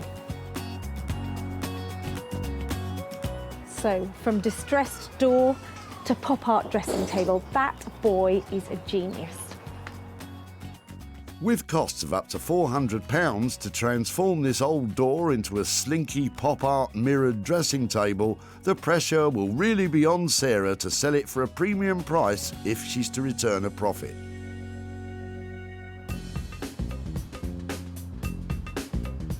Sarah's next stop on her wander is Wolverhampton in the West Midlands. It's here in the Victorian backstreets that retro-modern craftsman Jay plies his trade. Sarah's about to turn up with Stoyan's unmendable chairs. But will Jay be able to give them a lick of new life? All she's told me is just something that's beaten up and it's a bit broken and I'm going to have to work my magic on it. Normally my style is repairing stuff and then adding a bit of je ne sais quoi to it. For me, colour is a must. And hopefully, whatever Sarah's bringing along to me today, I'm going to add colour to it. How are you? I'm very good. I can't complain. What have you got today? I've got something really special today. Look at these. Oh, I can see that. I can see that. That is, whoops. They need some work, don't they? They do need work. These scrappy seats are actually classic British Urkel dining chairs that were built at their factory in High Wycombe in the 1960s. These are one of the creme de la creme of our English designers and English manufacturers that are still functioning in today. A lot of people want Urkel because it is the go-to kind of manufacturer to have. So someone to be throwing these away, it's kind of interesting, I would say. But it's very rare that you come across someone wanting to throw away Urkel. Very, very rare. The guy dropping these off, he said he'd bought them from the car boot. He had given up mending them because they weren't in a great state and he just didn't want to see them anymore because this one definitely has seen better days and the others are weak. So, yeah, I thought that they just looked so cool. I love the colour about them, but they need that special touch, Jay. Yeah, they do. They need a bit more than a special touch. They do need repairing. So what we've got is glue that someone's tried to glue them with. And the one thing glue doesn't stick to is glue. So I'll have to remove all of that glue. This is coming out as well. No. I'm hoping that the state of them wasn't too bad. And then I thought, you know, you are the go-to man for Urkel. I've seen the kind of fresh new look that you've put on some of their pieces, and I'm sort of wondering, you know, is how much colour we can introduce them, and if that's all right to paint them. I think that adding some colour is not going to be too detrimental to the design of this piece. I will introduce colour, but I won't overdo the colour on these. It will be very modestly done. I do love these pieces, so I can't wait to start working on them, actually. You know what my next question is going to be? It's going to be money. Money, money, money. £50 each. That's a deal. OK, cool. I'll best get to work then. The total cost of renovating the 3 chairs will be £150. Sarah will need to find the right buyer if she's to turn a profit on these.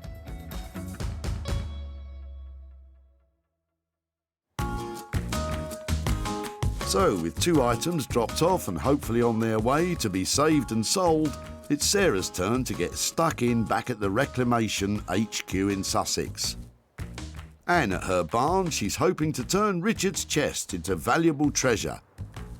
But sometimes it's difficult to get started. The dog's run off again. Bramble, here! Bramble, here! Come on, here! Right, I'm just going to go and put it in the house. Come with me. Come on. Come on, let's go. Come on. But preparation is everything. The dog is under no control. It just does whatever it likes. It's a nightmare. Bramble may be a nightmare, but the chest Sarah's saved might be what dreams are made of. Actually, I hadn't remembered how it was on the inside. It is a lot better than I remembered, so that's quite cool. I probably won't even have to line it. It's in good nick. Ah, treasure. It's got a bicycle clip in it. Look at that. That means it's at least 50 years old, because nobody uses those anymore. More like 150 years old. And a sweet. Nice. The mother load, a good omen for turning a big profit. The metalwork and the binding on the trunk is in really poor condition, and that is going to affect how much money I can get for it. So my plan is to try and take as much of the rust and the surface dirt off as possible, and hopefully stabilise it so it's something I can wax to make it look much more attractive than it does at the moment. It's going to need a lot of elbow grease to get this together. With grease applied, it takes Sarah just half an hour to remove what looks like more than a century of filth.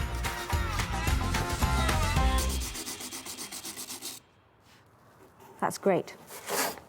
It's missing its clasp here, look. Should have one of those on this side, but that's missing. It seems this trunk also comes with a lot of baggage. Quite recently, somebody's put a couple of screws in here just to hold the hinge on.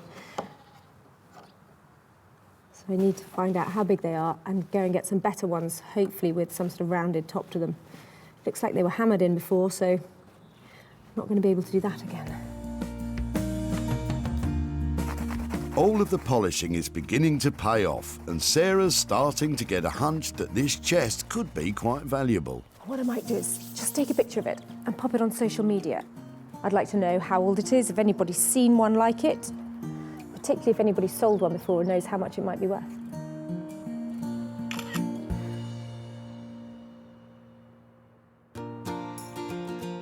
Now, did you know the inventor of the door knocker won the Nobel Prize? Taxi for me, please. Talking of doors... Sarah brought me this old door, which she saved, and I want to make a kind of console table / dressing table. I could find that it just collapses, it falls apart when I cut through it, especially because there are cracks running through the panels, but I won't really know until I do start cutting it up. It's a bit worrying that the success of this project could all hinge on a few cracks. I want to make sure that I'm cutting the shelf to the right level, and this thing doesn't exist yet. I don't know what level it needs to be. I'm not copying another piece of furniture, so there is no standard to go by. There's no rule book, so I can't really go wrong. Confident, that's what we like to hear. It's quite hard for me to cut this door. It's quite upsetting, but it is a knackered door that was on its way to landfill, so I'm gonna give it a new lease of life. Upsetting it may be, but just think how satisfying it may be bringing that door back from death's door. The cuts that I'm making through this door, they're not going to be straight through, they're going to be at 45 degrees, so I can join it to the next section door seamlessly as one flowing line. I don't want ugly joints just flat against each other. I want to make this nice, smooth, flowing line. Hopefully, I've sliced straight through at 45 degrees and it won't fall apart, but we shall see. No, not quite. Well, the good news is it's not fallen apart. Oh, not quite through. By cutting this door in half, Rupert's turning this into a do. That's half a door.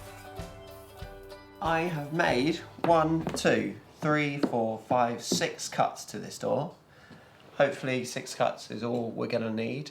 So this little centre section can disappear, and that means that I should be able to fold the door together now.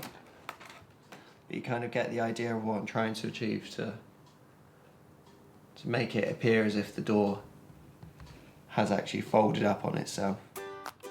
Don't you just love it when a plan comes together? I'm still experimenting at this stage. I'm just trying to work out the piece of furniture that, at the moment, it only exists in my head. Yeah, it won't just levitate. Nobody said anything about levitation. Once mastered, that's bound to raise the value.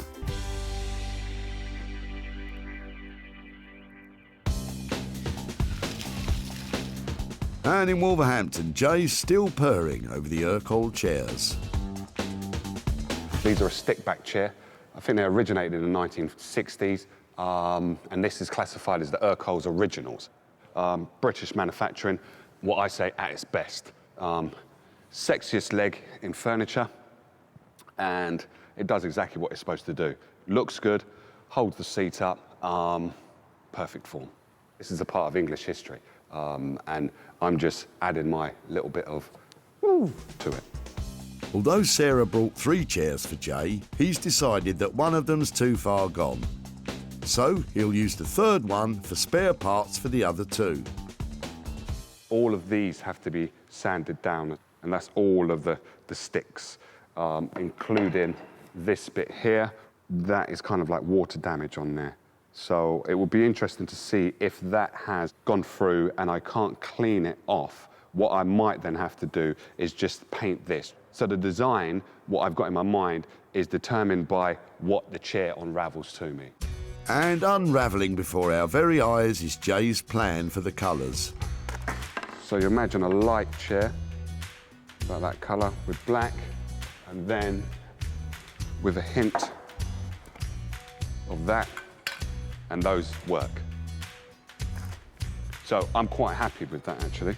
All it means is that I've just got to do loads of sanding. Sanding down ingrained stains is one of the biggest jobs of any furniture restoration. And it will reveal to Jay just how much of the wood he'll have to paint over. The wet white actually gives a true indication of what the wood would look like once it's finished. And then it will show kind of all of the imperfections that are there. So it's almost like getting a dry run of how it's going to look. And although most of the wood is fine, a small number of ingrained stains means this part of the chair will need to be painted. Now this is going to look the bee's knees. I could see a really vibrant mint green. I might just do one leg at the back, but everything else black, and just that one leg. And then these I'm probably going to have to paint This might be black as well. So it would just, it's going to look amazing.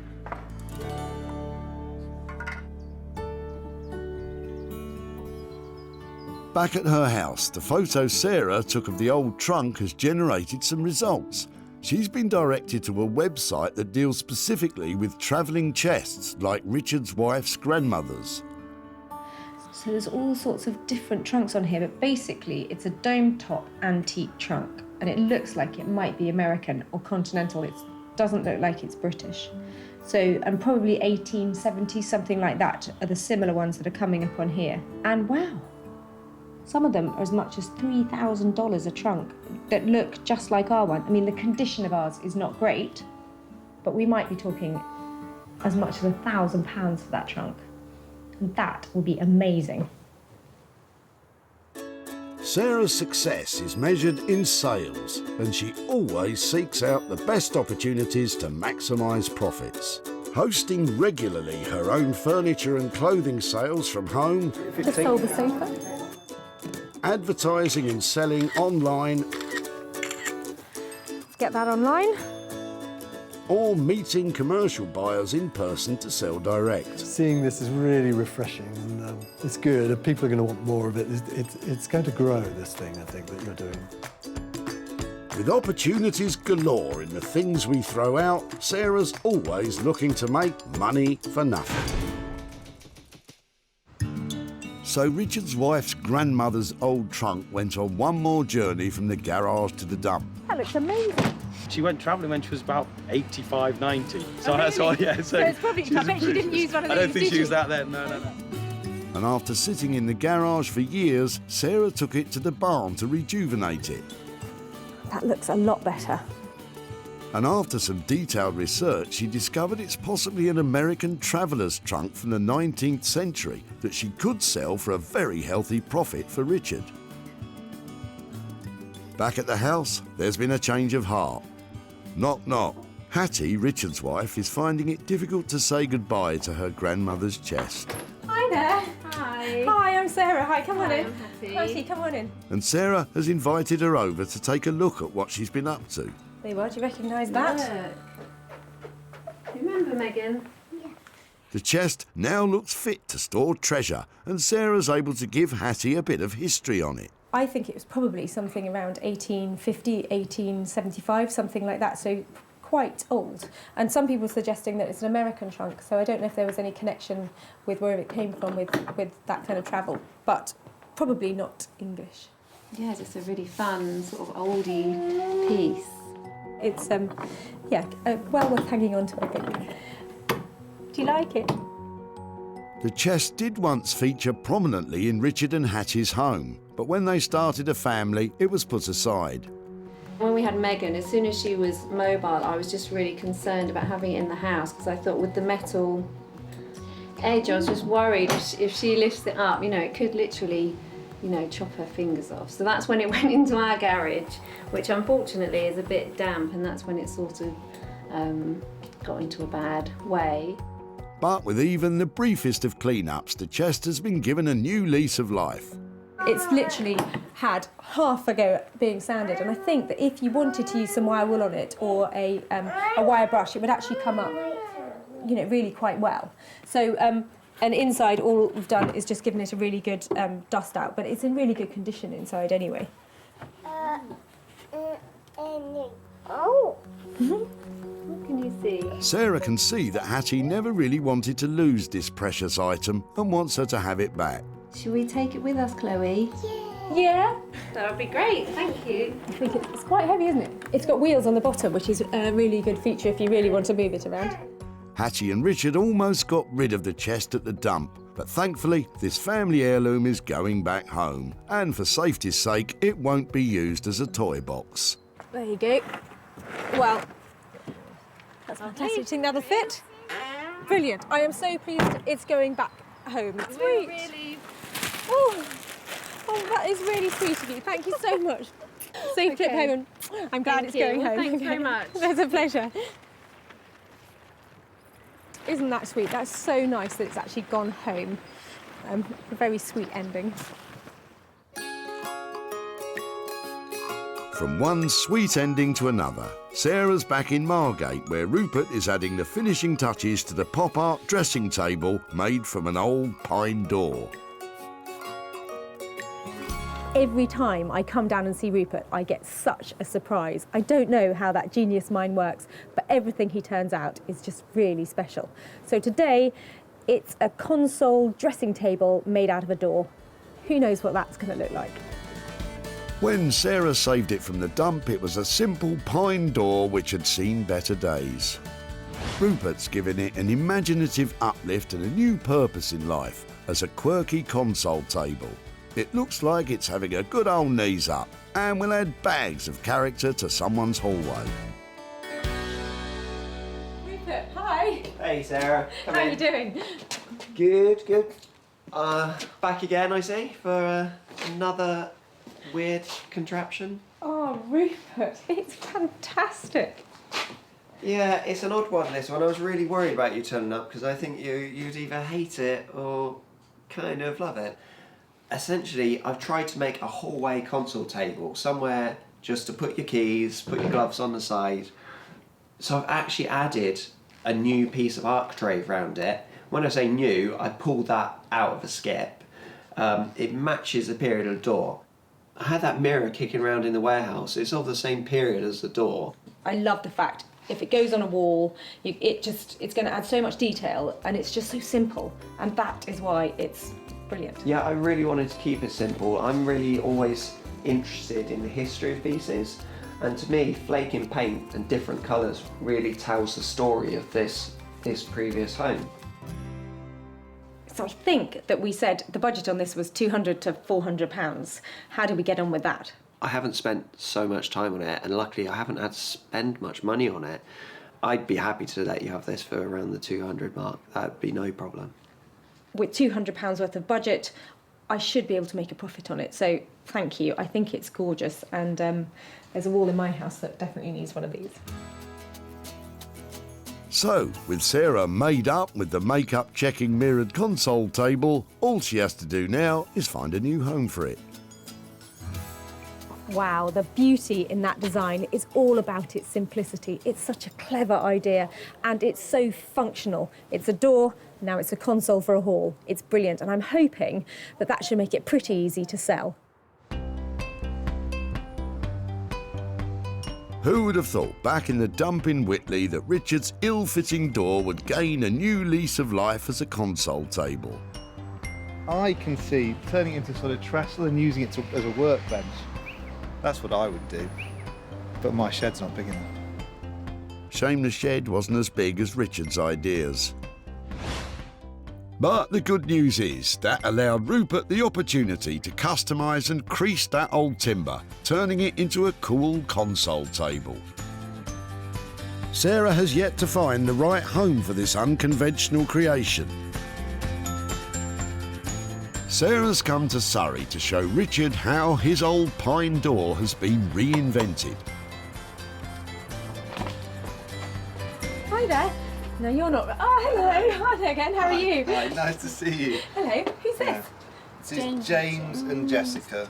Hello, guys. How are you? Good. Have you come to see what happened to your old door? Yes. Come on out. I'll show you. know how a door can become anything other than a door. James can't really imagine it. Really? Have you thought about what we might have done with it? Yeah, just an old TV. An old TV? Yeah, one of those wooden ones. That's a really good idea. I wish I had thought of that. Do you want to see what we did with it? Yeah, absolutely. Okay, so it looks a bit different.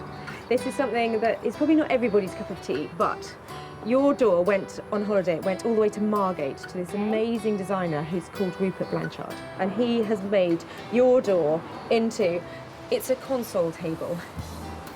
That is... Wow. I mean, but you can still see what it is, can't you? And then when it's in a sort of more household position, I think it looks quite smart. So it's not everybody's cup of tea because it looks a bit scruffy, but I think it's really original. I really like it. What do you think, Jess?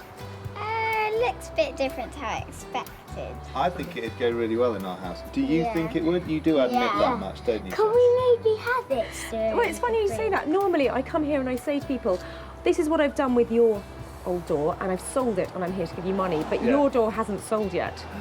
So I can either give you the door or I can hang on to it and try and sell it for you.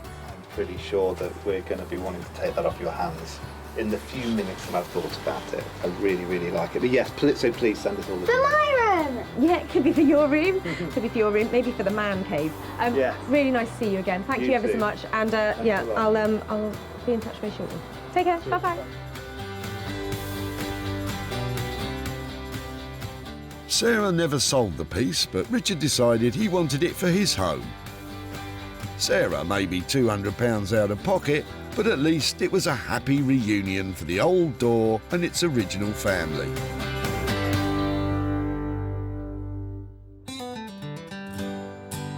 With 2 out of 3 items completed, Sarah has one more pickup to make. And in the West Midlands, Jay has finished the Urkel chairs and is waiting nervously to see if she likes what he's done.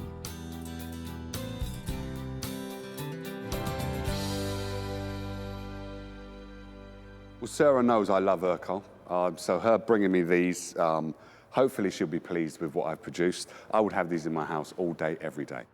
These are really, really brilliant. But will Sarah agree with the radical approach to colour Jay has taken with these classic chairs? I can't wait to see what Jay has done. He's Urkel's biggest fan, and I'm hoping that with the pair and the spare that I dropped off, he's managed to create 2 fabulous Urkel stick-back chairs. When Sarah brought 3 chairs to Jay, they were on their last legs. And now, 50 years after they were made, they're cutting-edge Urkel chairs once again. What have you been up to? You're just a genius. Look at that. Just the one leg. Just the one leg. How quirky is that? All they needed was a decent amount of glue, taking the glue that was out of it, and then putting them back together, and they are ready to go for another 60, 70 years, I believe. Perfect. Made my day.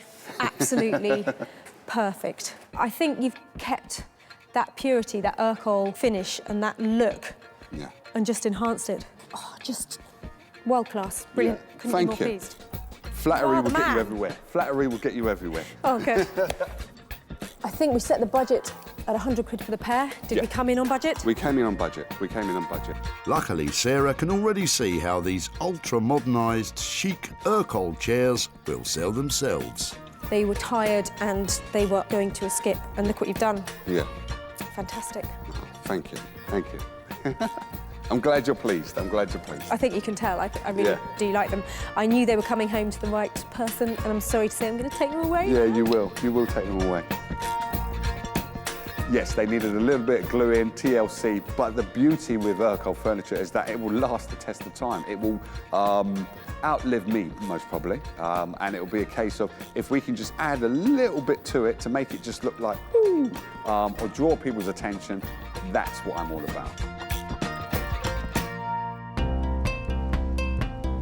At the dump, these battered but beautiful Urkel chairs were about to be discarded forever. They're really cool. I love the shape. Sarah thought she could make a profit from them, and Stoyan was very happy to let her try. If you need something and you can use that,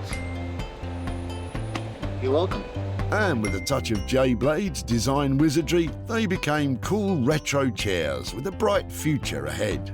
Oh, just world class. Brilliant. Couldn't be more pleased. Sarah showed them to Martin at the old cinema, and he snapped up the funky chairs for his retro London store. It's got a nice sort of fun 50s, 60s look about it, and it's just really done well. I like it. Now, Sarah's in Surrey to show Stoyan what became of the chairs and hand over any profit from the sale.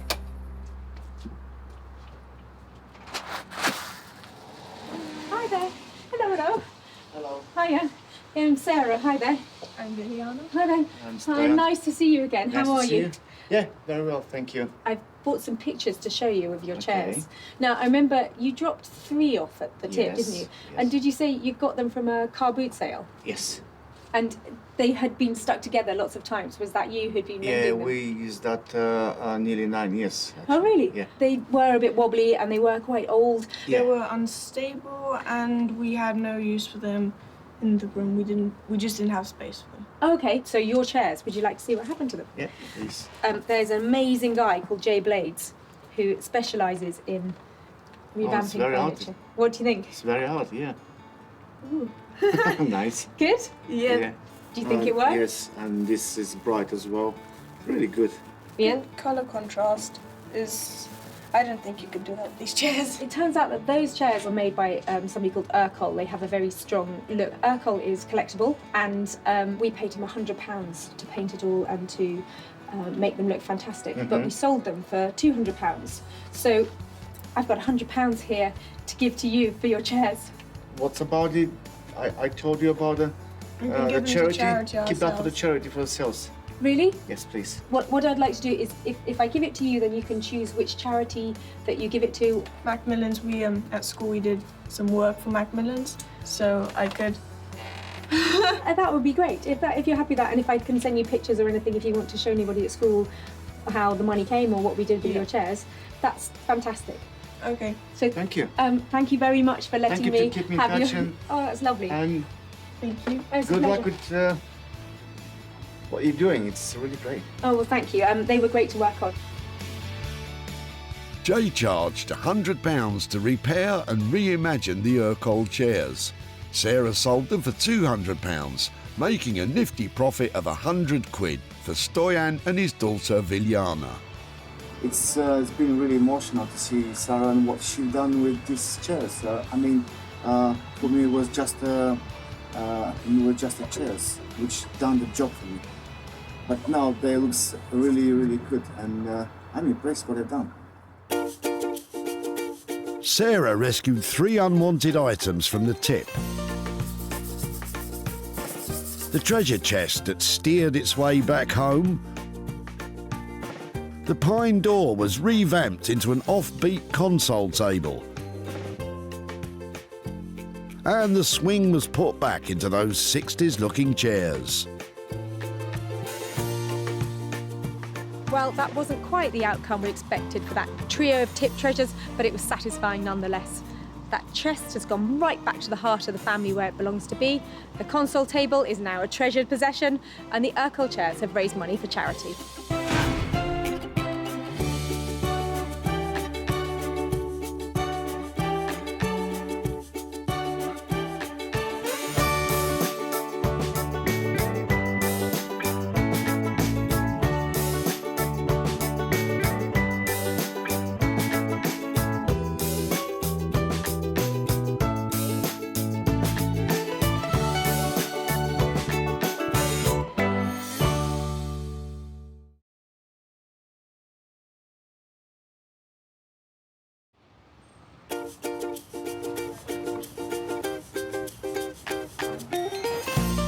How do you make money for nothing?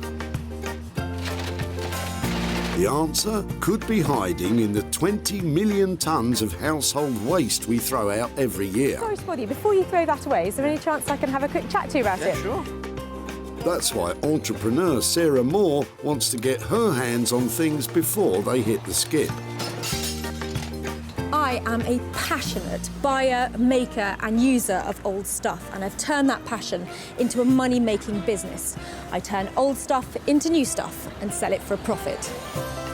Sarah's ready to sift through as many boots and bin bags as she needs to. Look at that absolute box of joy. These are just fantastic. In her search for tip treasure. We've got to be able to make something out of that, haven't we? And with some of the country's elite designers and makers, I've got a little something for you. Yeah, I thought you might. Oh, this is a hard one.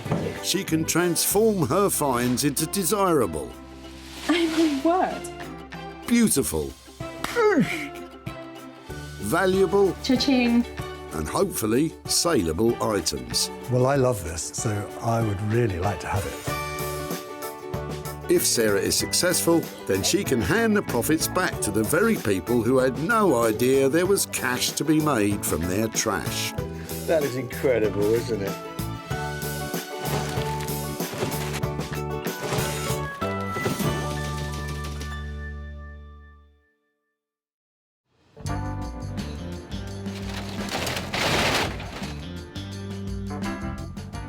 Sarah's at the Bredbury Recycling Centre in Stockport, just outside Manchester, where they can have over 200 cars a day through the gates. I am loving this place. It's so busy. There's cars coming in all the time, and in the back of them, I know there is great stuff that I can make into something fabulous. So I'm off now to have a proper old rummage. Remember that Sarah has special permission to rummage about today, so don't you go pestering people at your local recycle centre, or you'll be the one getting thrown out. I love rifling through the rubbish. Sarah's on the lookout for 3 items with the potential to turn into hard cash for their owners. We're looking for stuff that we can recycle, so I'm thinking there's not much in there, but I think you should take the bunny home. Some things, though, are just destined for the dump. But coming in at the far end, Mike and Judith might be able to give Sarah a step up in her search. There's a ladder just coming up here, so I'd really like to take a look at that. I don't know if we're actually throwing it away, but must be able to do something good with that. Hiya. Hiya. Sorry to disturb you, I know you're busy. I was just wondering, are you getting rid of all of this today? Or? Yes, we are. Really? Yes. Yep. Where's it come from? What's happening? What are you doing? Well, we're clearing a house of wife's late auntie. Oh, really? Yes. Yeah, So- it's a lot of hard work, really. A life leaves behind a lot of stuff, doesn't it? It does, it does. I'm just quite interested in the ladder. If it'd be okay to have a look at it and get it out and see how it works and all that kind of thing. no problem with that. Lovely, thank you. So was this only ever for domestic use? Was it just in the house, or was it? I think it was just domestic use, yes. I love the fact that it's got all the markings on it. It's so funny, isn't it? Because you wouldn't think that a ladder would tell the story, would you? You wouldn't really. I no. love it. There is another set of ladders. Pair of step ladders is always better than one. If you have some, bring them down. Okay. Thank you so much. Sarah knows a money maker when she sees it, and with 2 sets, she can double her potential profit. But what does Mike think she'll do with them? Well, I'm not sure really. She might be able to strip them down and re-varnish them or repaint them, but it need a bit of patience. I'm really excited about this ladder, and the really good thing, they said they might be coming back with another one, and that is a whole new ball game. 2 of these, who knows what I can make out of it. I think it's a great idea. I mean, as a society, we chuck away far too much stuff, and if it can be used, that's great. Well said, Mike. So that's the first item found, but what to do with the ladders? Well, Sarah knows a man who might have a few ideas. Rupert Blanchard is one of the most imaginative bespoke furniture makers in the country, ever on the lookout for undervalued materials to rework into contemporary designs. I work mostly with reclaimed, salvaged and abandoned materials. Basically other people's waste. I find some kind of beauty in it and spend a lot of time and give rubbish a lot of attention to try and bring it back into use. Something that someone's really given up on. I like giving things a second, a third, a fourth chance. Bringing something back into use is incredibly satisfying. Rupert's been making furniture for over 10 years, and in that time has developed a thing for drawers. Oh, look at that drawer. Look at that. What a beautiful drawer.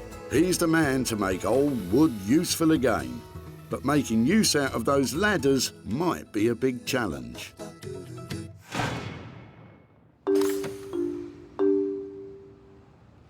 Back at the dump, the cars just keep flooding in. There's too much going on. I can't keep on track of it all. With one item under her belt, Sarah's got a spring in her step and has now set her sights on Andrew's boot. I'm sorry to bother you when you're busy, but I was just wondering, we are looking for things that we might be able to make into other stuff. Yeah. Is there any chance I could, have a look and see if it's something? Are they very... Yeah. Oh, they're heavy, aren't they? Yeah. Wow, so what, they're the suspension, or? Yeah, that's what keeps the car on the road, basically. They're really cool. Any chance I could take them away and see if I could make something? Yeah.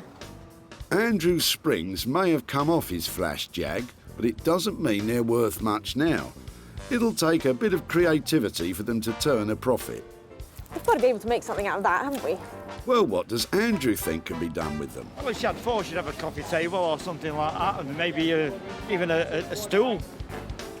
I was worried about their appearance at first, but I know that you can get things powder coated, which means sprayed in beautiful colours, or you can get them dipped in materials like chrome or copper. And then they'd make fantastic lamp bases. And a lamp on an occasional table, people are going to pay £100, £150 for one. and I've got 3. She's an absolute baby. So, thanks to Andrew's baby donating her old suspension springs, Sarah's onto a moneymaker. And she already has someone in mind who might be up to the challenge.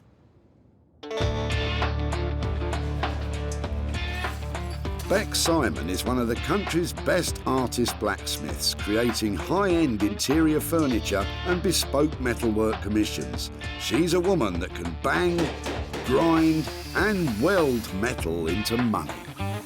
Working with found objects is quite different from what we normally do, because we work with our clients and we produce designs and we work with them. So this is kind of like really freeing up the mind and seeing, you know, what object we've got and how we can make it work into something really cool, modern and yeah, desirable. So it's going to be fun. It's going to be fun, is it? Something tells me those springs are going to give you more bother than they're worth. In the meantime, that's 2 items found that Sarah can offload onto her designer pals. But now she needs to find something she can sink her own teeth into. But with the day getting on, she seems to be grasping at straws. Well, sticks. See, that might be your next... The catapult. Your next candelabra or you know, something on your dining table. You won't believe you could get a full tree in a car. And it looks like word spread round the dump that Sarah's making money out of their rubbish. Any money, send it to me, not him. All right now. You'll be lucky. But what's this? Eagle-eyed Sarah might have just spotted her own personal project, because Eric could be throwing out just what she's been looking for. I'm really sorry to bother you. I can see you're busy. Yes. I'm just looking at your Monopoly sets. Can I have a quick look? They're my daughters originally. Oh my word, you've got hundreds of bits there. Yeah, hundreds of them, yeah. We're looking for things that we might be able to make into other stuff, and things like this would be lovely to get hold of and see if we could do something with. Would you mind? No, I wouldn't mind at all. And let me No, I'd rather somebody else have them. And you've got another one there as well. May I have a quick look at that? Yes, that's the very old one. See, that's when she had it, when she was 8. Wow, that's amazing. May I open it? Yeah, when she was 8 years old. Oh, that's so sweet. Yeah. That's amazing. Thank you so much You're for welcome. letting me take them. That's brilliant. Absolutely. Sarah can see potential profit in her own personal project. But what does Eric think she can do with it? Your guess is as good as mine. But I'm glad if you can recycle them. I prefer to recycle anything. There's 2 sets of the, I want to call them charms, because I think they look like little jewels to me. So altogether, I think as a collection, they make some fantastic jewellery. Lots of potential here, and something that I'd really like to play with myself and see what I can make. So lovely. I'm really pleased with that little lot there. All the toys from Disneyland from 1986 and things like that. I've come to a point where I have to let things go. I really like the board, because what we're doing here is pretty much a game of chance, so that pretty much sums up the day, doesn't it? I'm hoping there's no luxury tax. I definitely don't want to go to jail. Right, stop playing about now. Down to business. How much do you think you can make from it? I'm aiming for 100 quid from my Monopoly box. I think I can do it. 100 quid profit to return to Eric. It's like landing on chance and getting a bank dividend in your favour. And with that, the list is complete. 3 potential money makers. But wait a minute. Oh, hello. It's Judith and Mike keeping up their promise of a second set of ladders. Great. You know, a pair makes it really exciting. It more than doubles the potential of what we might be able to do with it. So now the list is complete. Rupert will reimagine Mike and Judith's ladders, Bex will bend Andrew's springs into shape, and Sarah will take a chance on Eric's Monopoly sets. We have had a fantastic day here. I've got some amazing pieces and just the right people lined up to make them into something fantastic and to make some money along the way.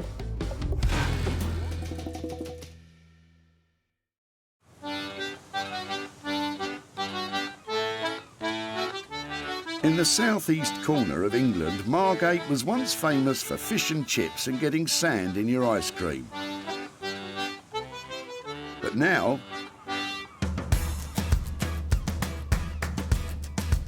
Margate's had a reclamation regeneration. With its old town now home to a bustling vintage clothing and retro furniture scene. And right in the heart of it all is our Rupert. And Carlos the cat. Sarah's about to surprise him with some old ladders. I hope it's something that I'm familiar with and I can identify its history. Rupert, We brought a ladder. do you like a ladder? We brought Wow Years ladders.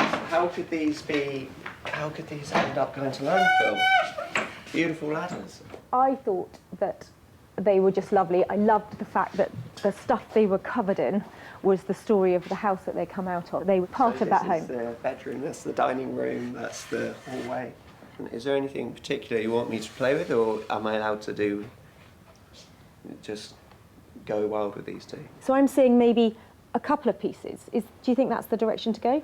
Well, I think they started out life as two separate pieces, and although I'd love to join them together some way, my initial feeling is to make two pieces, but two identical pieces, to make a matching pair. Perhaps one of the ideas is to make a metamorphic chair, which is a kind of chair that they used to use in little studies and libraries and places where they didn't have room for both a ladder and a chair. But somehow I'd like to bring another element into it. So chairs that flip around, they turn into ladders, they flip around again, they turn into a coffee table. Maybe there's some way that the two matching elements can lock together and become something new. Rupert's transformer chair is more commonly known as library steps. First built in the early 19th century as a space saver, they could be used as little stairs to reach topmost bookshelves in libraries, whilst doubling as domestic furniture. But the question is, how much is it going to cost to construct? There's got to be somewhere around a couple of £100 per item to design and produce the final piece.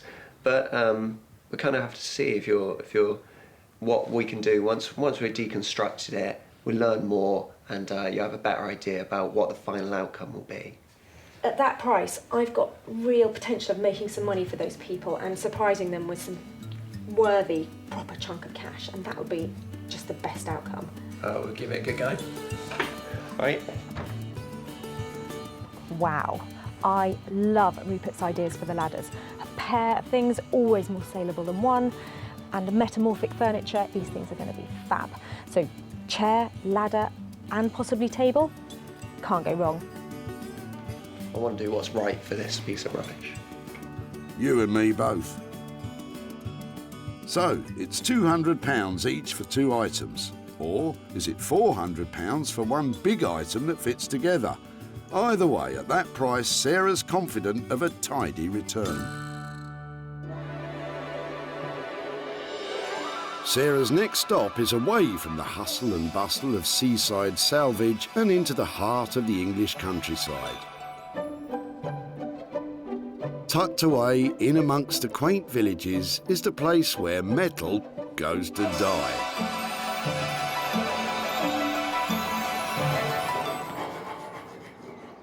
And then to be reborn.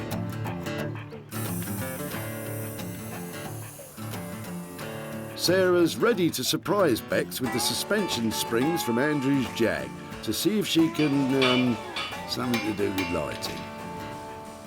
I'm really looking forward to seeing what Sarah's going to bring today. Probably something really strange. So, yeah, I'm looking forward to having a look. I don't know what it's going to be and that, but I guess that's part of the challenge. So, yeah, looking forward to seeing what it is. So I'm just eating an apple. There we go. Ta-da! Oh wow, springs. Well, at least you know what they are. We use these. There was one there. We use them for making tools with, so love them.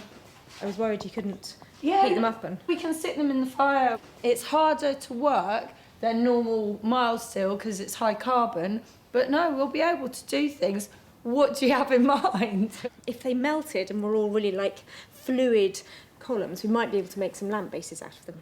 Oh, okay. Unravelling it and stretching it out into a longer line what about something like that? What, so we can make a floor lamp out of it? Yeah, completely. Like the mid-century ones that you get, it's like a marble base and then it comes up. That would sound great. And maybe if I could scavenge a lampshade, almost like an Anglepoise lampshade, to go on the end. Yeah. That might work. Perfect. Sounds good. In order for me to make a profit, is there any way you can get it done for, say, 250? It's quite a gamble with this because the steel is slightly tricky to work. So what I can say is we could do £250 worth of work and see, you know, try to do at least one and see where we get with that. And obviously if it's quite smooth running, no burns, then we can attempt to do another one. Great, I'll leave you to get on with it. If you can make one, I'd be really pleased. More than one, that would be excellent. Okay, perfect. Leave it with me. See you later. Bye. Finish my apple now. Sarah's putting Bex under an awful lot of pressure. Wish me luck. If Bex can get it done for 250 or under, Sarah's on track to make a chunk of money. But there's also the light fittings to budget in, and they could start eating into the profit. So, with 2 items safely in the capable hands of Rupert and Bex, it's time for Sarah to get to work. And she's taking her item back to her cottage/workshop in the Sussex countryside, She's been running off and trying to go and see the new lambs in the field.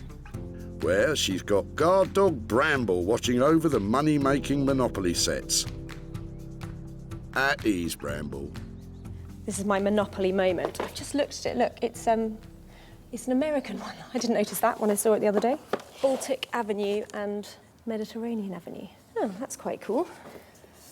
I've never seen a US one before. I had a quick look at these pieces the other day and I was wondering why it had a jockey in it, because I've never seen one of those before, but that must be the American version. Sarah's decided to ditch the American board and focus her attention on the little metal pieces. But what to do with them? I was thinking that we should be able to turn these into jewellery, and I've done a bit of research, and I think for a dozen pieces I'm looking at roughly £30 to £40 to get them plated in silver. Maybe if I can turn a dozen of them into something to wear as a pendant, I think that maybe we might get £15, £20 each. So over £200 worth of profit potentially here. Now that has got to be a surprise after just chucking out a Monopoly set at the tip. It was actually the niece of Charles Darrow, the accredited inventor of Monopoly, who came up with the idea of using charms from a girl's charm bracelet as the Monopoly pieces, way back in the 1930s. So really, Sarah's repurposing them back to their original purpose, kind of. Having objects silver-plated can be done by mail order, and so it's quick and easy and relatively cheap to do. But before they're shipped off to be silver-plated, Sarah's drilling holes in them so that chains can be threaded through to make necklaces or bracelets. Don't look what I'm doing with the dog. Ouch! The poor dog's getting the rough end of the stick. Don't look, Bramble!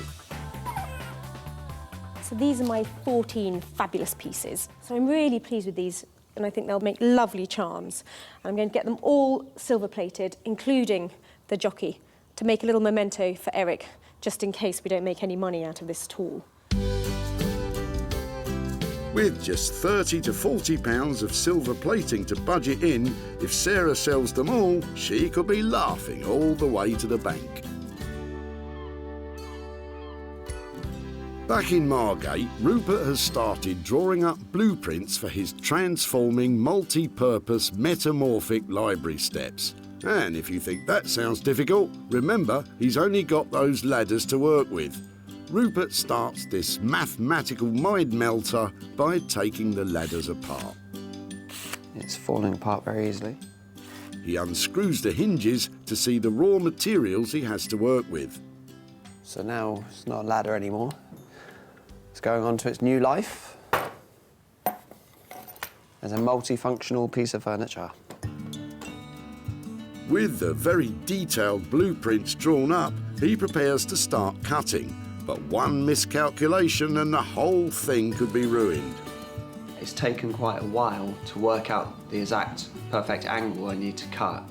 So I've only got one chance of getting this right. Once it's cut, and I can't just glue it back together. Rupert's using a circular saw with an all-important guide rail. This ensures accuracy to within a millimetre, setting the precise depth and angle at which the wood is cut. Timber! A little while ago that was a ladder, and now it's a pile of bits. I think I'm going the right way. I'm not entirely sure yet. There's a lot of complicated angles and cuts to make. Yeah, there's still a lot of problem solving to do. Well, you'd better get a move on. There's 2 of them to do, remember? Somehow, this needs to now flip together. This is a tricky bit. Somehow, this has got to work through 2 angles, which hinges generally don't do. It all hinges on this. Will Rupert's calculations match up and make fold-away furniture? Yeah, I can kind of see where he's going with this, but it's a long way from something I'd pay a few £100 for. It all will be revealed. Well, I, for one, cannot wait. Back in Surrey, Bex is making a start on uncoiling that coiled spring, soon-to-be floor lamp. Twist it. That's it. Bex's partner in grime is husband Dave, who'll be helping out.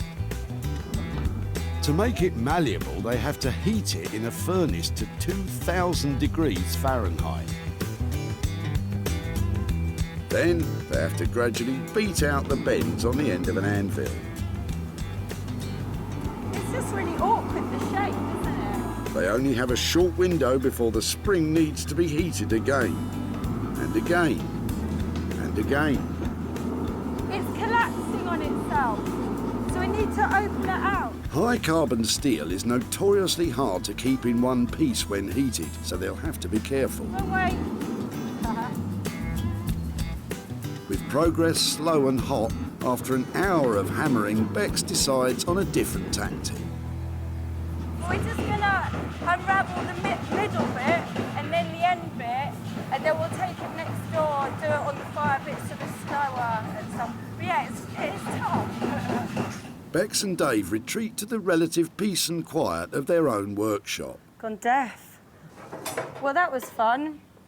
Once the spring is straightened, they're hoping to recreate the elegant curve of a classic mid-century lamp.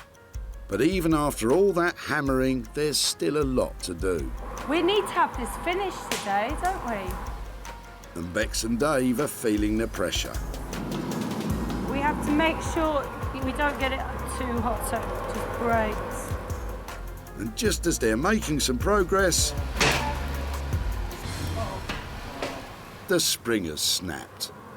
First disaster. With time running out and now 2 pieces of metal, it's back to the drawing board. Or chalk table. Or whatever. So keep the spring in the middle. I mean, we're going to have to now get that together. And then, yeah, it's got that spring detail. By keeping the coils at the end of the springs as a feature, it may save some time. But how to repair that break? I know. Oh, that was quick. So we'll turn that into a little feature. So we'll have about 3 rivets there. So I guess it's, you know, it gives it an industrial look and it covers up our mistake. So nobody will know. Brilliant. But before Bex can rivet the pieces together, there's still an awful lot of unravelling to do. Once the coil is flat enough, Bex can turn to the power hammer to take on some of the bashing. A blacksmith's best friend for over 100 years. Without it, they would probably keel over from exhaustion and have biceps like bulldozers. It's not bad shape from up here. But then, some of the work still needs good old-fashioned brute force. Dave, I think I need your body weight. Get in there, Dave, you brute. After a whole morning of unravelling, Bex and Dave are spent. with still a lot to do, they decide to tackle the rest in the morning after a well-deserved rest. We've got to cut ourselves off, you know, now, because we're sort of running into our critical time, you know, so, yeah.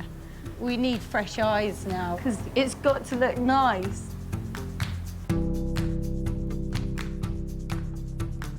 Back at the barn, Sarah's been eagerly awaiting the return of her Monopoly pieces. Bramble? I've got posts. Look, this one's for you. Come on. Sarah didn't use the Monopoly boards, but sent the pieces off in the post to a specialist silver plating firm, who hopefully have made them sparkle. I've got my Monopoly bits. I'm really excited about these. I've asked for them to be really well dipped in silver, so they should look shiny. In the end, Sarah spent £65 silver plating all 14 pieces, but that's still less than a £5 a head. Oh, wow. Or hat, I suppose. Look at them, look. Luckily, they look $1 million. Now that's cute. Look at the Scotty dog. And they are so shiny. They've been dipped and finished really well. Is that it? Last boot. I think they look great. Question is, how much can I sell them for? Sarah's attaching metal hoops to the pre-drilled holes, which a chain or bracelet can then easily be threaded through. I think they look really good. So I'm hoping that people buy at least one to hang as a necklace, but you could get loads and put them on a bracelet. But I'm going to price them individually. Because Sarah's going to give the little jockey charm back to Eric, she has 13 pieces to try to make a profit on.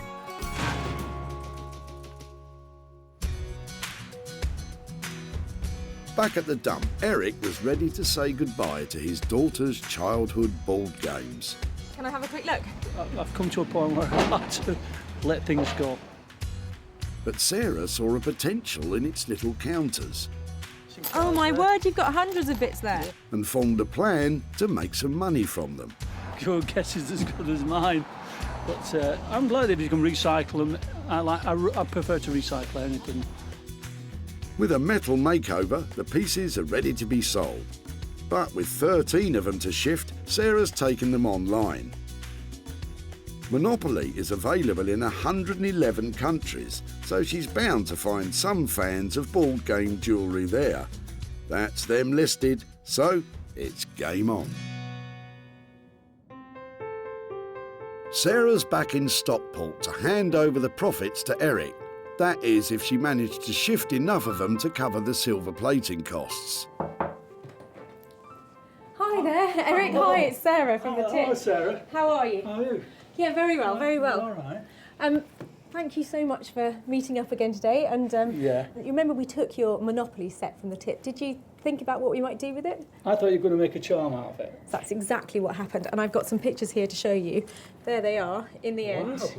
Absolutely amazed. That is fantastic. I just can't get over that. So we sold them at a profit, and I've got that for you today. No. You can give it to charity. Well, do you know something? I'm going to give it to you and see which charity. If you want to give it to charity, It then will go to cancer, because I'm in remission.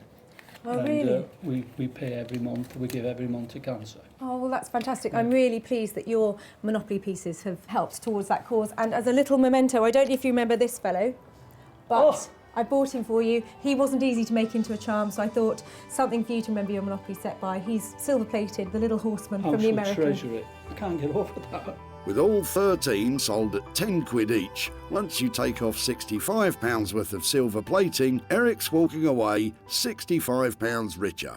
It was lovely to catch up with you Thank again you and hear very your much. story Thank you and very much. keep up the fundraising. That's Oh, fantastic. we do. Look at, we're very lucky.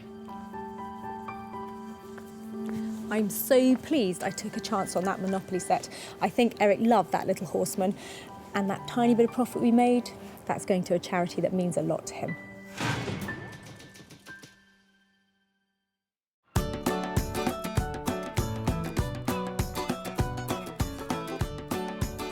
So, Sarah's back in Margate to see how Rupert's got on with his metamorphic furniture.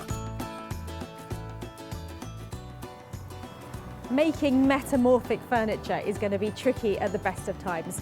Making it out of a pair of old ladders, that must be nearly impossible. I'm here to see if Rupert's actually managed to nail it. Last time Sarah saw them, they were tired old ladders. But now, they're still ladders. But what's that? Ah, you just managed one set. Well, I've spent quite a lot of time working out how to make a ladder into a chair, so I haven't really got much time left to work on this now. Oh, don't blame yourself. It was a tall order asking you to do both. I'm sure Sarah will be just as happy with one. Oh, I don't know. What should I do? Sorry, Rupert. I think your time's up on this. Hey, Sarah. Hello. How you doing? Really well, lovely to see you. I've got something for you.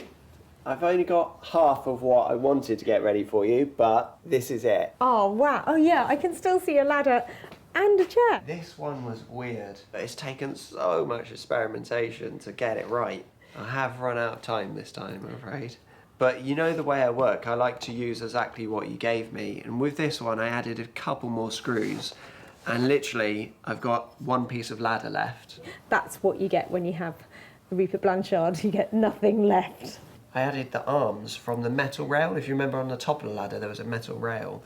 Does it actually work? Does it metamorphosize? It does, yeah. Shall I flip it over for you? Definitely. Who would have believed it? It's incredible. Well, he is a designer with a lot of fantastic ideas. But one instead of two means less profit. Let's hope he won't be budgeting in all that thinking time too. At the end of our creative chat, when we were sort of going for this metamorphic stuff, we said it was probably a couple of £100 per ladder. I know you haven't done the other one. Are we looking at 200 quid for this, or is it a bit more? Yeah, I think we're well within the 200 mark. It's taken some time, but it's come well within that. I bought one can of paint and a few screws. That's all well within the budget. Before, they were ladders needing a step up. But now they're metamorphic library steps. Rupert planned this design with such precision, every cut, joint, hinge and nail had to be exactly right, or the entire piece would have fallen apart. The modern yellow midsection ties together the piece's two functions while keeping the paint splatter effect to tell the story of Mike and Judith's Magnolia moment. It's amazing, but will someone pay more than 200 quid for it?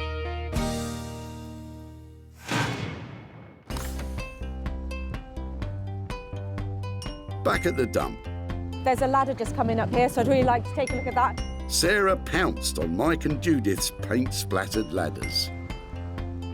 Some terracotta in it, yeah. Yeah, look. Terracotta. And when a second set turned up, she knew they had the potential to turn them into something special. She might be able to strip them down and revarnish them, but it need a bit of patience. And although Rupert only managed one set of library steps, they were brilliant. Sarah invited one of London's top retro design furniture dealers in to see if it would be something that would sell in his shop. And it won't fly out the door, but someone's going to love it. He bought it. Sarah is back in Stockport to hand over the profit to Mike and Judith. Hi there. Hi. Lovely to see you again. Yes, you too. How are you? Yes, oh, we're fine. Nice to see you. And you, Yes. lovely day, isn't it? It is. I've got a bit of an update about the ladders that you dropped off. So I've got some pictures and things to show you. In the end, we actually ended up only using one because they were quite tricky to work with. We have a fantastic maker called Rupert Blanchard, and he was really enthusiastic about them, had a few different ideas, but in the end, he transformed them into... It's a chair. But it's not only a chair, it's actually a metamorphic chair. So it changes from substantial sitting piece back into a step ladder again. Oh, that's Yeah, fantastic. yeah. That's really clever. And we've actually sold it as well. We managed to make £100 profit on Wow. it. Wow. And that £100 is Oh, for you. Well, that's Thank you very fantastic. much, That's yeah. unbelievable. Any ideas what you might do with £100? Well, it was my late aunt's ladder, and she had lots of charities that were very close to her heart, so it might go to one of those, or we could treat the family to a drink and a... And a curry. Curry, yeah. Well, thank you ever so much for letting me come back and show you Yes. what happened, and I hope you enjoy spending your money. Yes. That was lovely. We will do it right. Okay. Take care, okay, Thanks very bye-bye. Spending on costs and materials transforming Mike and Judith's ladder came in at £200. The metamorphic chair sold for £300, meaning Mike and Judith are stepping out with £100 profit.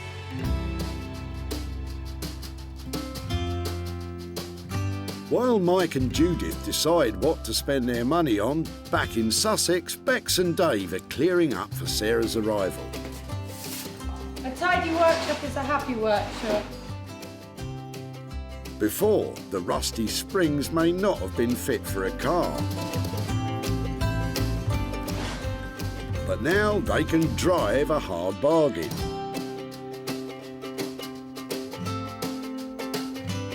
The elegant curve of the overhanging lamp is balanced at the base with polished concrete weighed precisely to keep the structure stable. Bex has added details mirroring the spring's original shape to hold the cable flex onto the frame, and the metal is finished with jade oil to reduce tarnishing. All in all, it's as far away from its original use as you could imagine. I hear Sarah's on her way, so I'm very keen to find out what she thinks of it, so fingers crossed. Well, because we've worked our guts out on this one, we'll probably go, yeah. Yeah. Hello. Hello. Hiya. Hi. How you doing? Where is it then? Oh my word. It's fantastic. I love it. Can I touch it? Yeah. When you touch it, I'm too scared. You do. Come on, it won't break. Again, give it a wobble. It's not lost its spring at all. How about you? No, well, I'm really pleased with it now. I love the fact it's still got that reference to where it came from. Yeah, exactly. And up here, that is really sweet. Yeah. Amazing. And this bit. Do you think you'll be able to sell it? Do you think it's a nice, a nice product? Definitely, Yeah. definitely. Yeah. How did we do on budget? Because I think I only left you with 200 quid, but that was before we talked about you finishing it like this. We had to spend £50 extra on the concrete, and then what was the light fittings altogether? Was that about 40? Because it was like an extra £90 on top of that. If that's, 300 quid's worth of cost, I think you've done a great job. Because that scale of lighting and that kind of finish has got to be worth a lot more than that, hasn't it? I get the impression that Bex and Dave will be glad to see the back of this one. Now, all Sarah has to do is find someone to pay more than $290 for it, and she's in the money. That was good. Yeah. Went well. She seemed to like it. Yeah, no, definitely. Well, I'm really glad. No tears. Onwards and upwards, eh? Back at the dump, Sarah sprung into action when she got a look inside Andrew's boot. Have they just come off this then? Yeah. Really? Yeah, that's what keeps the car on the road, basically. Andrew and his car had a special relationship. She's an absolute baby. But he was happy for Sarah to take its old springs and try something. Well, she had thought she'd have a coffee table or something like that, and there's something to bounce about on, I suppose, but... That something became a bespoke standing lamp. Sarah knew that Martin would also be keen on this, and so dropped it off at his London shop. Sarah's back in Stockport to give Andrew the good news. Martin loved the lamp. But how much did he love it? Hiya. Hi. Hiya. Andrew, it's Sarah. Hi there. Hi, Sarah. How are you doing? Not too bad. Come outside and talk to me about your fantastic Jaguar. I could talk about that all day long, unfortunately. Is it your pride and joy? It is, it's absolutely fantastic. So when you came to the tip with your springs, and we took them from you, did you then think about anything we might make with them? Not really. I'd assume you could make a small table or something like that. I have a great designer that I've worked with before called Beck Simon. We had a quick chat about the design and what we might be able to make out of them, and we actually came up with the idea of making a large lamp, a really high-end interior design piece. I think it's amazing. I must admit, I'm gobsmacked. I really am. It's brilliant. We gave them £290 to convert that from your spring, and we've actually sold it. Right. So we sold it for £450. Wow. Which means I have £160 to give to you. Thank you. Wow. That's not bad for now, is it? So have you got any ideas about what you might spend 160 quid on? I'm going to take the family out for a meal. Lovely. That's so nice. £290 was spent on work and materials, transforming the springs to a standing lamp. It sold for £450, meaning Andrew is cruising off with the £160 profit. Every item saved from the tip has turned a profit. From the paint-spattered ladders, now a terrific transforming chair, to the old car suspension springs reworked as a stunning contemporary lamp. And silver plating the Monopoly pieces was a chance worth taking. It is such a good feeling. There's all that rummaging and then the designing and the selling, but the icing on the cake is the look on people's faces when you hand them over money for nothing.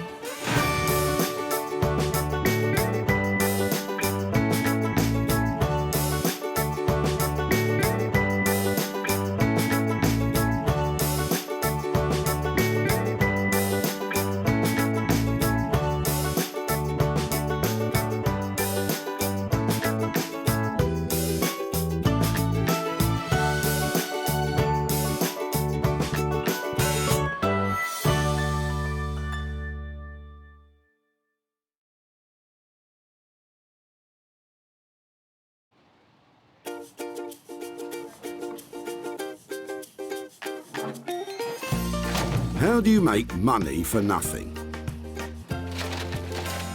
The answer could be hiding in the 20 million tonnes of household waste we throw out every year. Before you throw that away, is there any chance I can have a quick chat to you about it? Sure. That's why entrepreneur Sarah Moore wants to get her hands on things before they hit the skip. I am a passionate buyer, user and renovator of second-hand stuff, and I've turned that passion into a money-making business. I turn old into new and I sell it for a profit. Sarah's ready to sift through as many boots and bin bags as she needs to. That is the most fabulous thing I've seen here. This is so exciting. In her search for tip treasure. I love rifling through the rubbish. And with some of the country's elite designers and makers. Hello, hello. What have you got today? I want to do what's right for this piece of rubbish. She can transform her finds into desirable. Look at that. Beautiful. Speechless. Valuable. You're joking. And hopefully saleable items. You always talk my kind of money, Jay. I love doing deals with you. If Sarah is successful, then she can hand the profits back to the very people who had no idea there was cash to be made from their trash. Wow!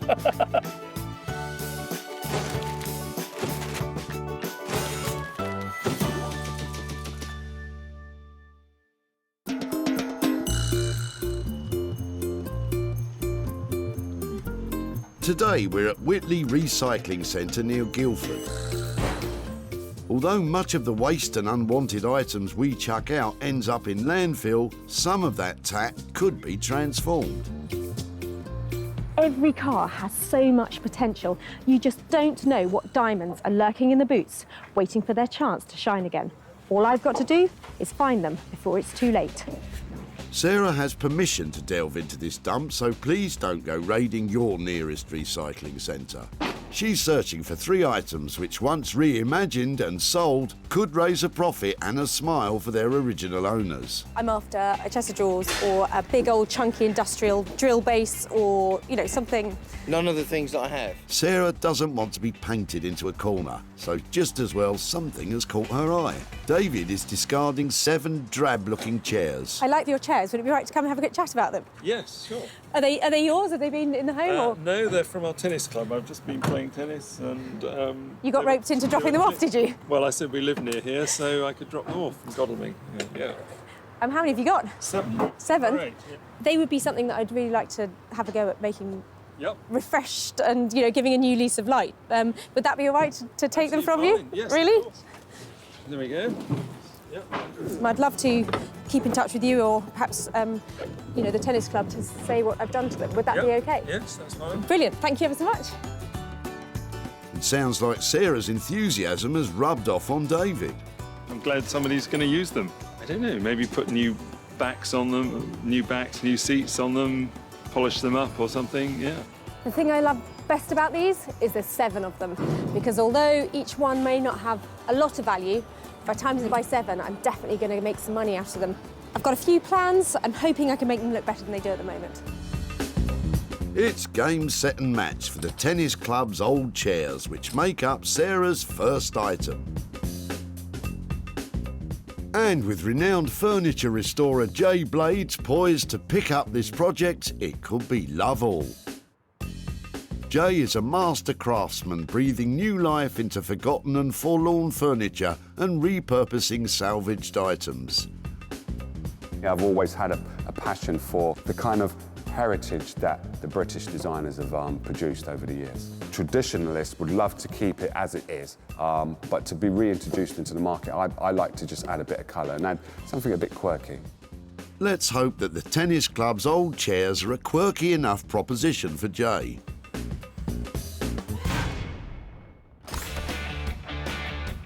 Sarah's on the lookout for a second item that can be rescued, repurposed and sold for a profit.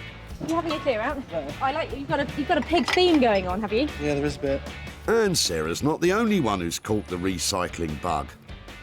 Matthew and daughter Lucy are tipping out their tired 2-seater, but Lucy's reluctant to say ta-ta. I couldn't help spotting your sofa and thinking it looks really nice.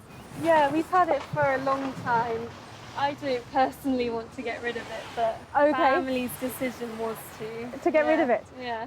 We've had a new kitchen and we've bought a new sofa for our kitchen dining area. And we have a new sofa and it had to, out with the old then. Had to go out with the old. Well, I'm pleased it's ended up here because I've got all sorts of plans for the material and things that are coming off sofas. Probably not keeping them as a sofa, but to make stuff out of it. So if there was any chance that I could take it away and make good use of it, absolutely. Well, I will look after it and make something lovely out of it. And if it's okay to keep in touch, I'll show you what I've done. You have made my daughter's day. Oh, excellent. Well, thank you so much. I think I might have to ask you to help me carry it now. Oh, it's quite heavy though. Oh, Lucy didn't want to be parted from this comfy pal. Brilliant. Thank you so much for helping. But Dad had decided it was fit for the dump. Seems like Sarah's solved the problem. Sweet. I think it wasn't that well loved, which is why it had to go. So we brought it along here today, hoping that someone would be able to take it off our hands, and they have, and that's brilliant. I hope it's leather, because there's a lot of material I can use on this, and I've got to have a good think about what to do with it, but I'm hoping, well, there's a lot of handbags to be made, isn't there? This sad sofa is destined for the studio of designer dressmaker Chinello Bally. Chinello shot to fame on the Great British Sewing Bee and now creates stunning couture for a host of discerning clients. I've always loved fashion. I think it comes from background actually, because my mum is very, very stylish. The women in my family are very stylish. And one of the things that encouraged me the most to start making for other people was because when I wore my garments, people would always stop me saying, oh, you know, oh, I really like this. Where did you get it from? And they'd find out I'd made it myself. I really do look for the beauty in anything. And hopefully you'll see the beauty in a beaten-up leather settee, Chinello. It's back to the dump as a search for an item of her own gets underway. and Sarah can spot some sparkle from a mile away. I might go and put it in the reuse for you. That's going to bring a bit of joy to somebody, isn't it? Yes. Sarah needs to get her own project up and running, and she spots a man with a van. It's Philip, who she saved stuff for before, and he's on a mission to clear out her house. Smashing. They're pretty cool, aren't they? And voila, Philip is getting rid of some striking-looking metalwork. Brilliant. They look like they could have a new lease of life. I remember my brother buying these at Peter Jones in 1968. Right. And they were £2,500. Wow. And we actually just couldn't believe that he would spend that much money. Anyway, they ended up in the garage. The upmarket Peter Jones store has been a landmark in Chelsea since 1877. I've got all the glass, none of the glass is cracked or anything. No, I heard you saying earlier it's your birthday. I think it might be my birthday. That's fantastic. Let me take them. Are they heavy? Sure you can manage? No, probably not. Come with me. Sorry. Where do you want them put? Just over here would be great, so nobody else chucks them away. That would be fantastic. Have you any thoughts about what we could make out of them? Shelves. Shelves. That's what they are. Fair enough. If these cost $2,500 in the 60s, they could still carry some real value. They were highly fashionable. If she's got the patience and cleans them up and gets the chrome fixed, they're just going to look as lovely as they did 40 years ago. How cool are these? I love the fact that they were really expensive when they were new because it means that they'll have great integrity to them. They'll have some real quality. I've got high hopes for remaking these into something fabulous. Sarah wants to repurpose these sassy 60s shelving units and ideally provide a profit for Philip. They make a fine, upstanding item 3. Sarah's crafty pals now each have their items. Jay will rethink the tennis club's industrial chairs. Chinello will turn Matthew and Lucy's two-seater into some tailored togs. And thanks to Philip, Sarah has a project all to her shelf. I found some little gems today. They might look like diamonds in the rough at the moment, but by the time I finish with them, they're going to be shiny bright and worth an absolute fortune.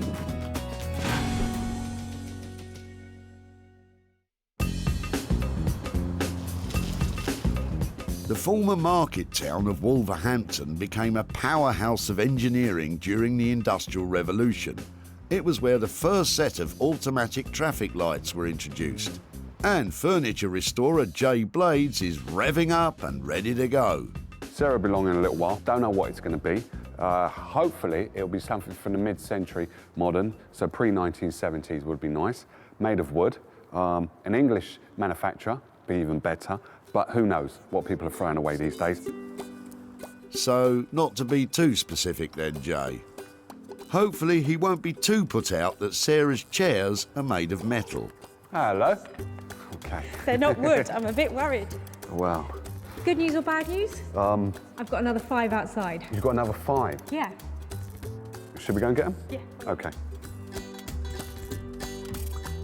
There's no going back now, Jay. That's right. Sarah's brought you 7 rusty seats.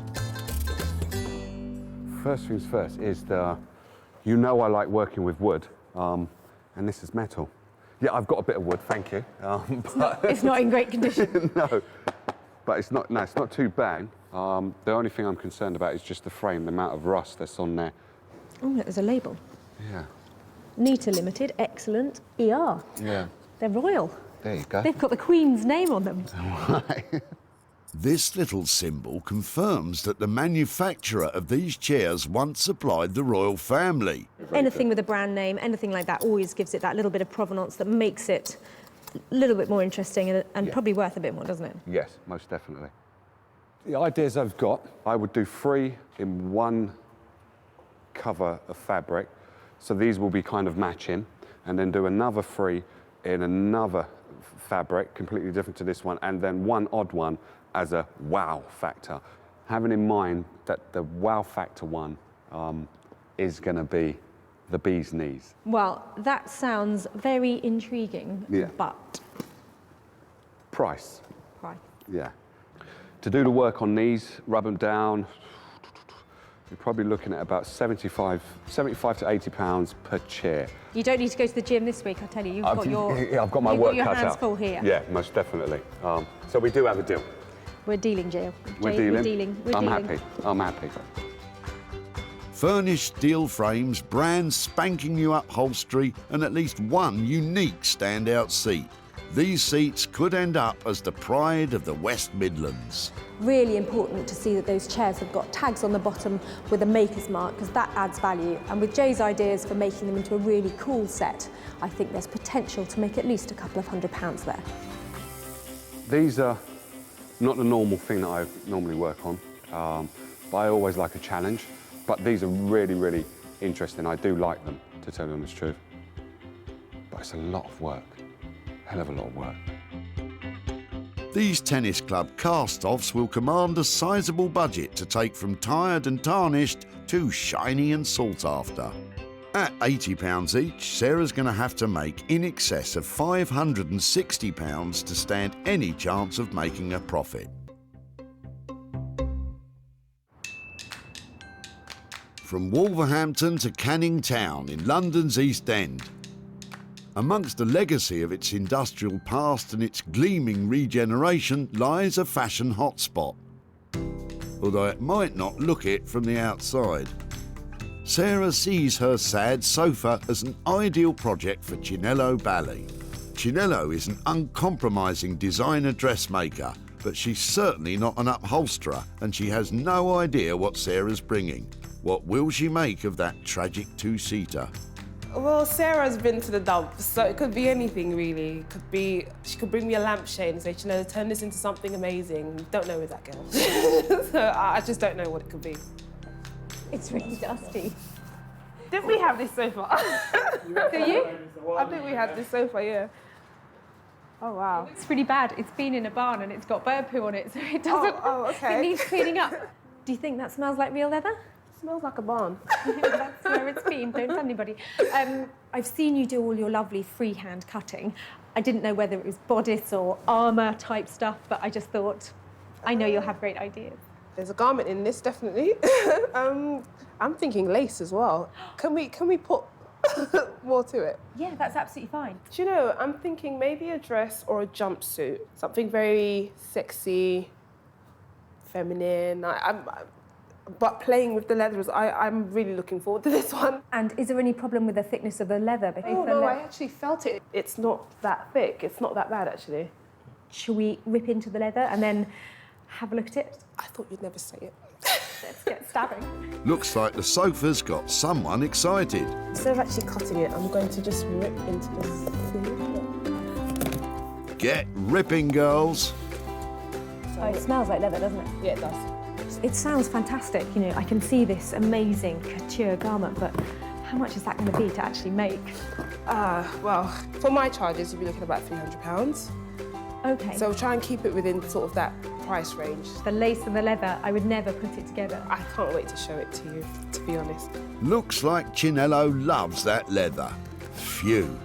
I'm so excited that it's a black leather sofa. It's black, I love black, it's leather, leather's amazing, and it's a sofa. What kind of transformation is that? I'm just really, really excited about it. At a cost of £300, this is certainly no off-the-peg job. So will Sarah go from rags to riches and pull in a profit?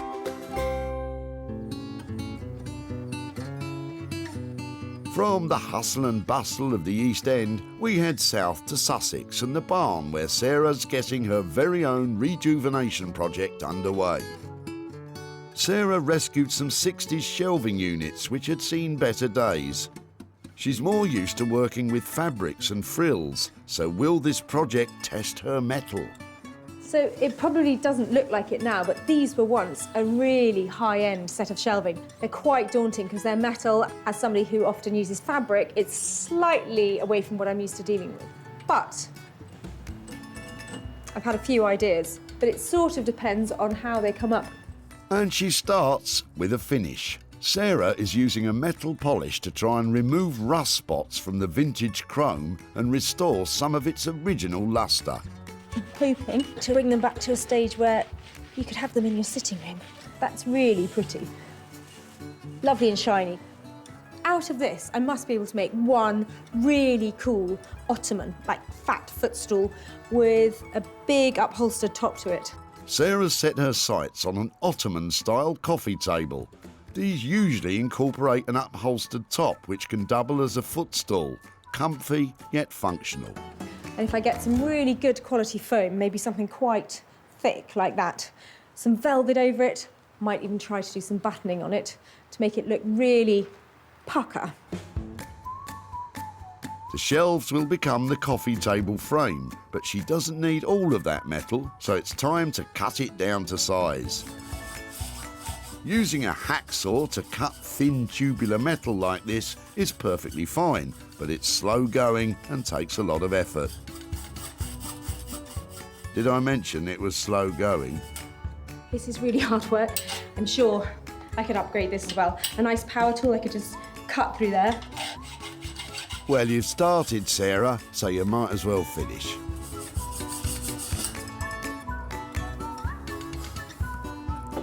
Glad that's over. So that bit there, hopefully, is going to slot into that bit there. And with a cut and shut frame just about ready, Sarah can turn her attention to the planned upholstered top, which will have a plywood base. And she wouldn't be our Sarah if she didn't already have some materials standing by. This is a big old length. I think it's old mattress ticking, so it's really robust and firm. It'll certainly do the job. But it's just whether it's high-end enough. I have a feeling that this, when it's all together, would look good.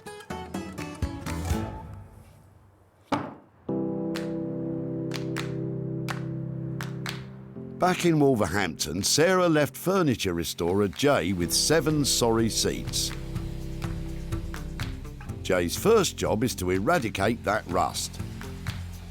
These retro chairs were the property of a tennis club, so have probably been used both indoors and out. And now those frames need a new finish.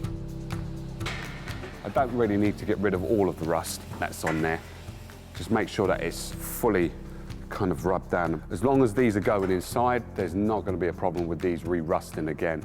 Jay's decided on a paint finish. By lightly sanding the metalwork, he's giving the surface a key, which means the new paint will adhere to the frames properly. I'm going to go for my kind of signature colour, which is black, which will then in turn make the seat that I put on there and the back really stand out because it gives it a really brilliant platform. So normally what happens is before I'm going to paint, I get in the mood by playing a little bit of music. You might not like it, but it gets me going. So now Jay has his tunes on, it's time to get some paint on. Whenever I paint a chair, I always work towards myself. If it's got struts, then you go 1, 2, 3, 4, 5, 6, 7, 8.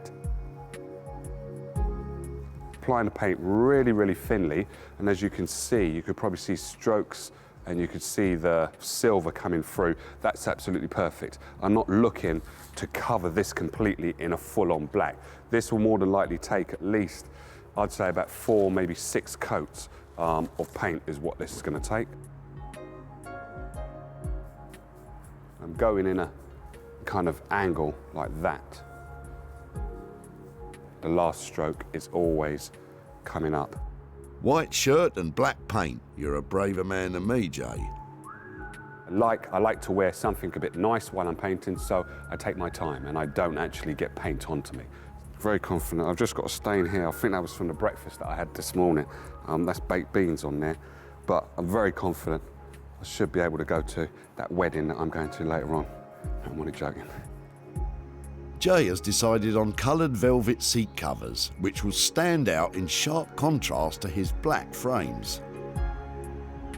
The reason why I've chose velvet is because this is quite a hard frame. So it's a steel frame. What we're doing is hoping to make these more accommodating to someone's home. You've got to have something that feels luxurious. They are going to look amazing. And they're going to be worth every penny after I've put all of the work into them, because they're going to take a lot of work. That all sounds splendid, Jay, but don't you have another 6 seats to sand? Better get a wiggle on. Back in London's Canning Town, the task of taking a beaten-up leather sofa and creating a one-off designer dress is underway in Chinello's studio. She's got a famous client in mind for this design. We have worked together on a lot of garments actually, and I think she trusts me now. So, yeah, I've got her in mind as I'm making this. I'm trying to keep it something that I know she'll like and she'll appreciate. A ready-made client, Sarah will be chuffed. That's the bodice, so this is the part I'm making at the moment, and that will be the skirt. So when you put them together, then they become the dress. Chinello starts by selecting the best cuts of leather. I like this because it's quite smooth, so this will give a nice body. The way I see this is a piece of fabric for me. I'm not going to look at anything as an obstacle. I'm just going to see it as a piece of fabric and run with it like that. She unpicks the existing stitches and prepares the fabric for her famous free cutting technique. Chinello is relying solely on her client's measurements as well as her imagination. You need to do a lot of ironing where freehand cutting is involved, and I can't do that with the leather. So I want to make a template with some polycotton first. So I'll do that freehand and then I'll use that template to cut out the leather pieces. Using polycotton templates allows Chinello to cut out the first sections which will form the bodice of the dress. I'm just going to cut around the template pieces with some reserve around it. So those will be the seams. This is actually the bodice of the garment. So this is the side back, this is the centre back, that's the centre front, and that's the side front. So they all sort of fit together as a puzzle. Nowadays people just, go into the shop and get a commercial pattern, but I do swear by my freehand method because I just enjoy the freedom of it. With the individual elements cut out, Chinello now sews them together, stitching what are known as darts to help the bodice follow her famous client's curves. And this is what I mean by darting, giving the garment shape, because we had a flat piece, and just by creating those darts, we've now got some shape in that piece, and that's where the bust would sit inside of.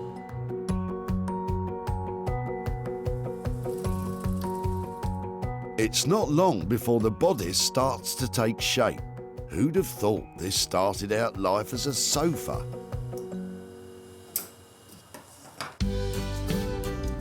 Back in Sussex, Let's put it down on the floor next to Bramble. Sarah's daughter lends a hand with the finishing touches to our Ottoman-style coffee table. So my plan for the top of the ottoman was to cover it in this pink fabric and then bead it with some really lovely buttons all the way across it. But it was looking a bit like an old mattress. And then I bought some fabric, spent 50 quid on it. But it is some really beautiful Indian fabric, Indian style. It's a lovely linen. And in order to make it really bright and funky, I've made some tufts to go on it. These are made from some old embroidery threads, and I've done nearly all of them, but I've got one more to do in a corner. This is definitely a two-person job. So my little helper has been earning pocket money. Right, Lobster, hang on to that for me. So what you need is a really long needle that will go all the way through. You have to push it in at 90 degrees to the board so that you know it's going to come out in exactly the right position on the other side. So I've got a tuft line here. It takes quite a bit of pushing through because the foam's really dense. So I've got my nice little two ends of fabric there. And then the fun bit, choose a colour and put that in the middle of those two pieces of thread. Do a simple knot once and then twice.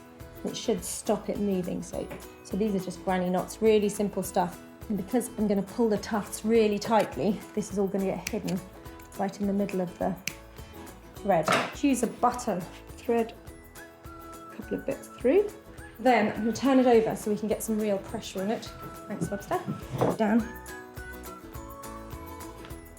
So once again, a couple more knots, like that. And then just fluff up the tuft. Tufts and tassels feel like they're really now and they're all over the place, and these bright colour pops really add some detail to what would be quite a plain and ordinary coffee table. So I'm really pleased with it. Sarah started out with a sorry set of 60s shelves and has created a brand new designer coffee table.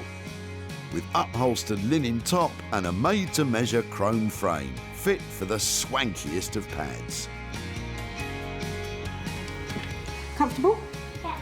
Oh, it is comfortable. It's almost sitting on your head. That's all right, isn't it? So if you have that on the end of the sofa, you know, watching TV, you can put your feet up, or if you want to put down magazines and stuff on it, that's fine. Thanks for your help. Couldn't have done it without you. How much am I paying you? Because it all comes out of my budget. About £1,000. Now, I know it looks like it's expensive, but I can't afford that much. Should we call it a tenner? 20. 20? Oh, could this turn out to be Sarah's trickiest negotiation to date? £14.50. 12. £14. Come on then.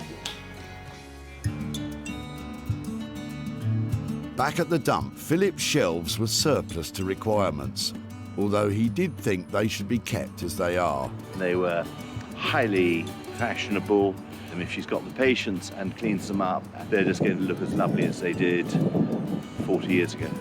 But Sarah salvaged what she needed and created a custom-made Ottoman coffee table complete with upholstered top. Sarah sold these former shelves to a dealer who specialises in retro furniture, Groovy. Sarah returned to Chichester to give Philip some good news and hand over some loot. Hi, Lucy. How are you, Philip? Hi, good, thank you. Lovely to see you again. First thing I'd like to talk to you about is the frames that you dropped off. They were something really approachable that I could work on. So I cut them up and turn them on their side and turn them into an ottoman. So here is that said ottoman. Oh, good grief. Is that a good grief or a... No, that's fantastic. I'm not sure you're supposed to be laughing at this point. No, but... I'm not. I'm just impressed that you work so hard. Well, that's very nice of you to say, but it was quite a simple thing. And So how long did it take? Probably about 3 hours.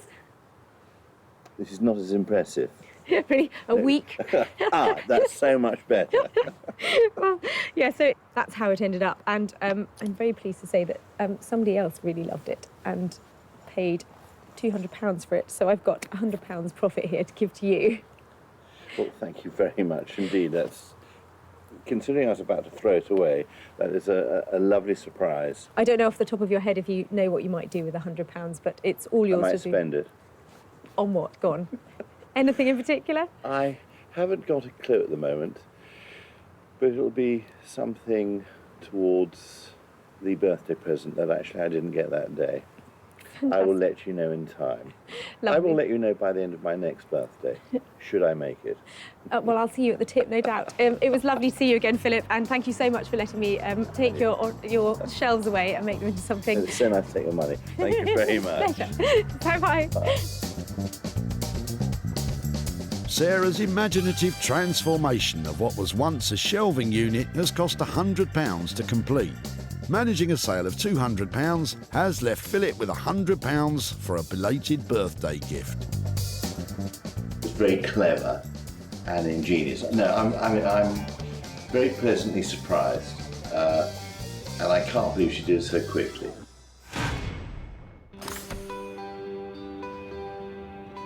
Sarah's back in wonderful Wolverhampton to check up on the industrial chairs that she left with furniture rejuvenator Jay. Jay is making some last-minute tweaks to one of those seats. I think it's gone brilliantly according to plan. They look, for me, the chairs just look to die for. I think she should love them the same way I love them, but you never know, she might not like it. When I left here, Jay had just been given 7 chairs that could best be described as, say, utility chic, but actually were just depressing grey. I'm hoping that with his bags of ideas and all of that style that he has, he's managed to drag them up into something really stylish, and with £80 budget each, he better have nailed it. Jay took on 7 sad stackable chairs and has transformed them into 7 signature seats, with rust-free frames in black and rich-coloured velvet seat covers, including this standout, eye-catching wild card.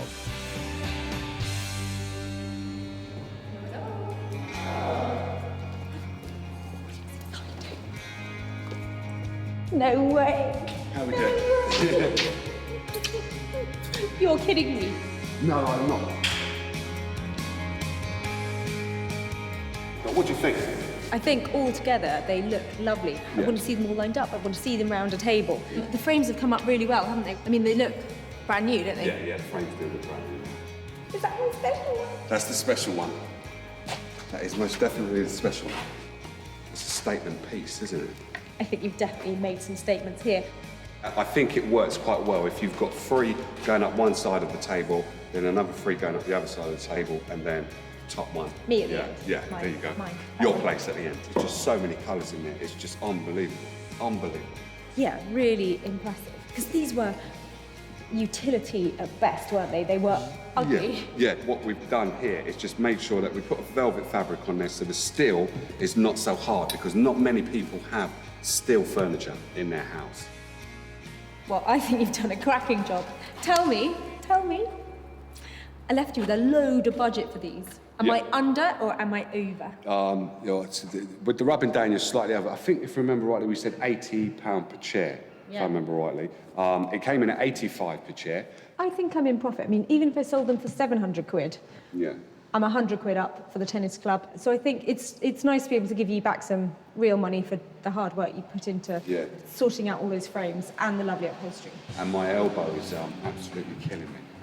Because the rubbing down is just unreal. You boys, you don't know what hard work is. That's true. Right, I'm taking these away. Jay has managed to make those chairs look absolutely fantastic. It's the attention to detail that matters with these things, and he's absolutely nailed it. I'm very chuffed with that, actually. It's always daunting when Sarah comes in, because I've worked by myself in the workshop, and it's kind of like, will they like it? Would the real world like it? Because then you get exposed to the real world via Sarah, and then she comes and she likes it, and then obviously she has to sell it in the end. So, yeah, it's kind of cool. Back at the dump. There we go. These industrial utilitarian chairs had been discarded by the local tennis club, and David had offered to dispose of them. I'm glad somebody's going to use them. I don't know, maybe put new backs on them, new seats on them, polish them up or something. Yeah, I'd be interested to see what happens. Yeah. And after the J-Blades treatment, they look good enough for centre court. Unfortunately, despite it being Advantage Sarah, these 7 beauties have failed to score a new home. Sarah has returned to Whitley to serve up the results and show David what has become of the old chairs. Hi there. Hi, David. Nice to see you again. Nice to see you, yes. How are you? Very well. Yeah, not so good the weather, but... No, it's typical English summer, is it? Yeah. I've got a few pictures and things to show you about your chairs. Yep, I'd love to see. They were completely... Look at that. They look amazing. They really do. Completely different. So would they look out of place in the tennis club now? They look too good, I think. It does get like that. At this point, I'd love to be saying I've sold them for loads of money and handing over watches of cash for the tennis club. Right. But they haven't sold yet. Okay. So I just thought I'd come along and update you on how they are. Yeah, and yeah. I think they have a good chance of selling. And when they do, I'll come back to you with a profit. All right.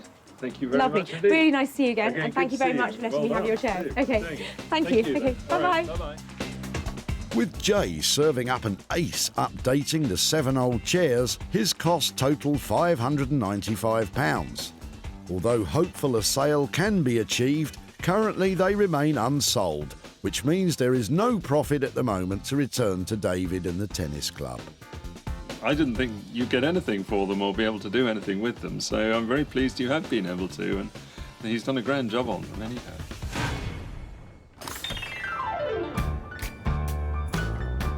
Back in London's East End, Chinello has just about completed her radical transformation of that sorry sofa and now awaits Sarah's arrival. I don't know if I'm nervous what I think she'll think of it. I think she'll like it, but obviously you never know. So I just really want to see the look on her face. I hope it's not one of disgust, but I just want to see what she thinks of it when she comes in. I'm hoping I'm about to have a Cinderella moment, that Chinello, with her £300 budget and a wave of her magic wand, is going to have turned that tired old sofa into a beautiful designer gown. Thanks to Chinello's magic touch, the curse of the couch has been lifted. A truly enchanting transformation has taken place. Elizabeth is modelling a handmade leather dress with fitted bodice, leather skirt and luxury lace detailing.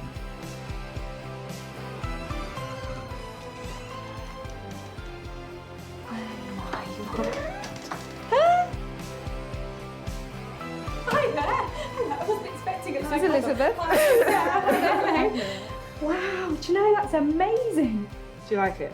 I'm speechless. It's What fantastic. were you thinking before you came in? I suppose because I've seen these dresses before, I was thinking that it'd be something like that, you know, more just less petite, should we say, on the leather front, but it is fantastic. I love what you've done with it with the lace. Genius, genius. Let me give us a turn. It's cool. I love the zip in the back. It does look really cool.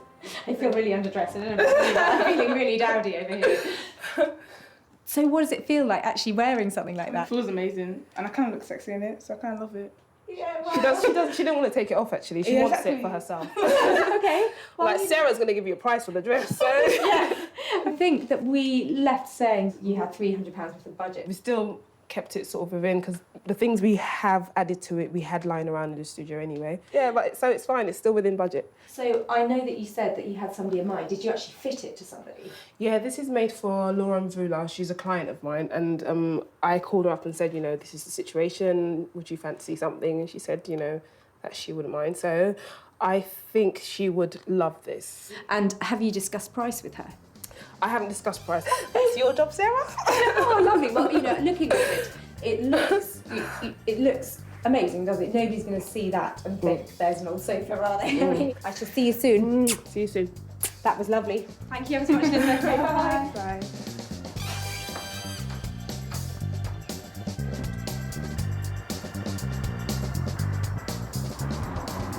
Now that is the kind of surprise that I really like. Chinello had put her heart and soul into that dress, and I think it really showed. She might have sold it as well, which is really helpful, and she's definitely left me something that I can make a profit out of. I'm very happy with her reaction. I'm really happy that she loved the dress and it's made it all worth it. That's good.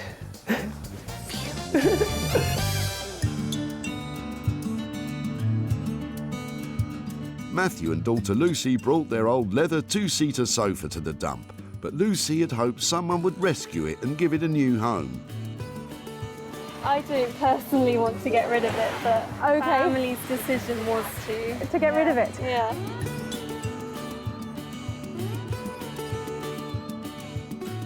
Chinello reclaimed the leather and worked a mini miracle.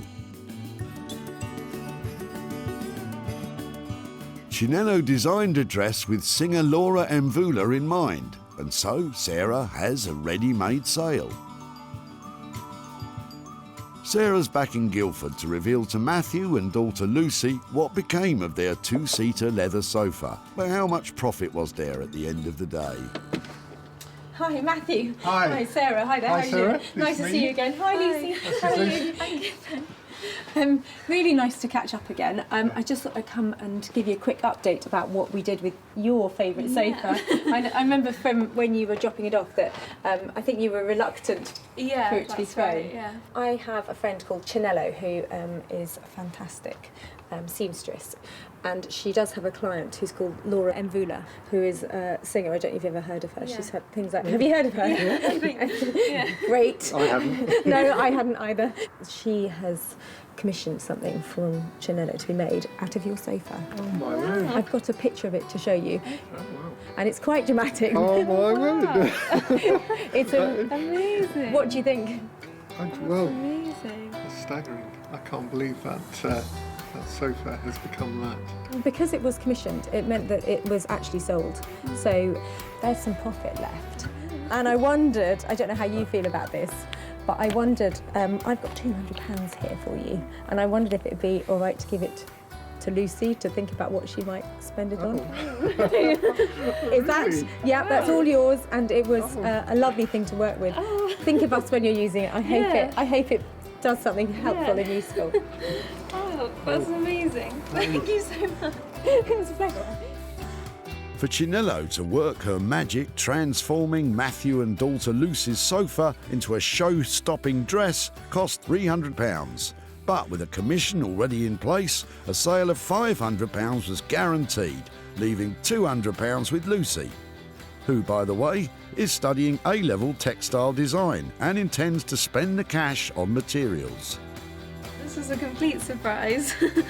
It's amazing that they've managed to get a profit from it. I never thought that would happen.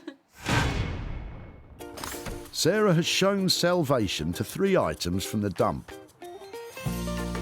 The rusty metal frames designed into a stylish one-of-a-kind ottoman table.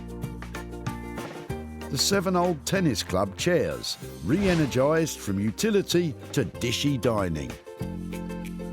And the black leather sofa, revamped into a sassy, show-stopping gown. The natural hoarder in me would love to hang on to everything that we find, but actually it's a lot more satisfying seeing things totally transformed and sending them off to a new home.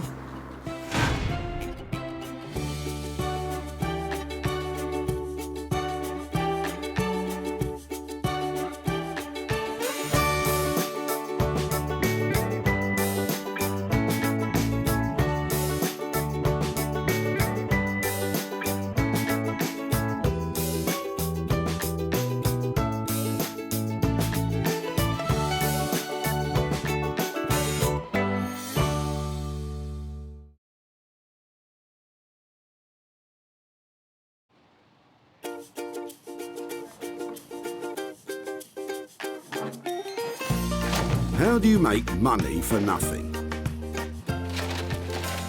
The answer could be hiding in the 20 million tonnes of household waste we throw out every year.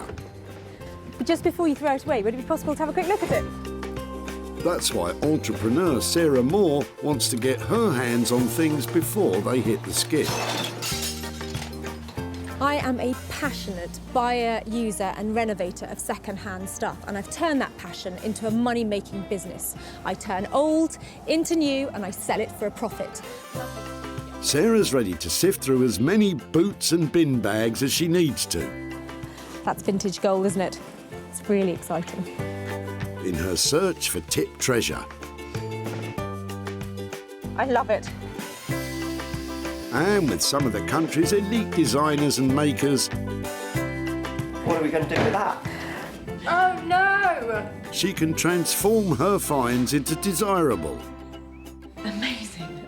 beautiful, valuable, Cha-ching. and hopefully saleable items. That's £80 profit. If Sarah is successful, then she can hand the profits back to the very people who had no idea there was cash to be made from their trash. Oh, that's fantastic. That's unbelievable.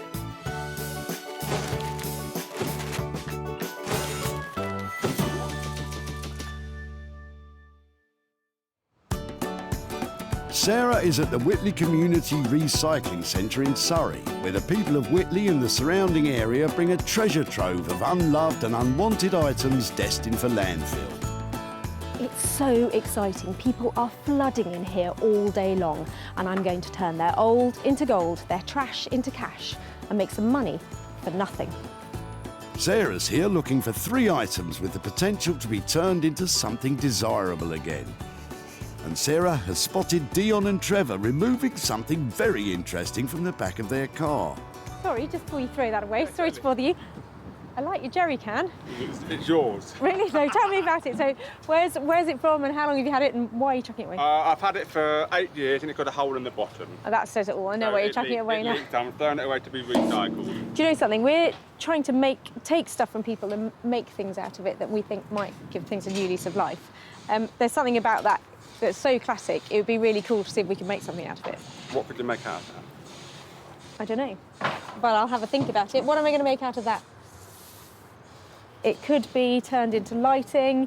maybe we could get some really cool legs on it and just make it into a little occasional table, something like that. You could do, if you want to. Well, if I did, and I did manage to make something, could I come and show you what I've done or keep in touch to... Of course you can. See it? That would be fab. Thank you so much. You're very welcome.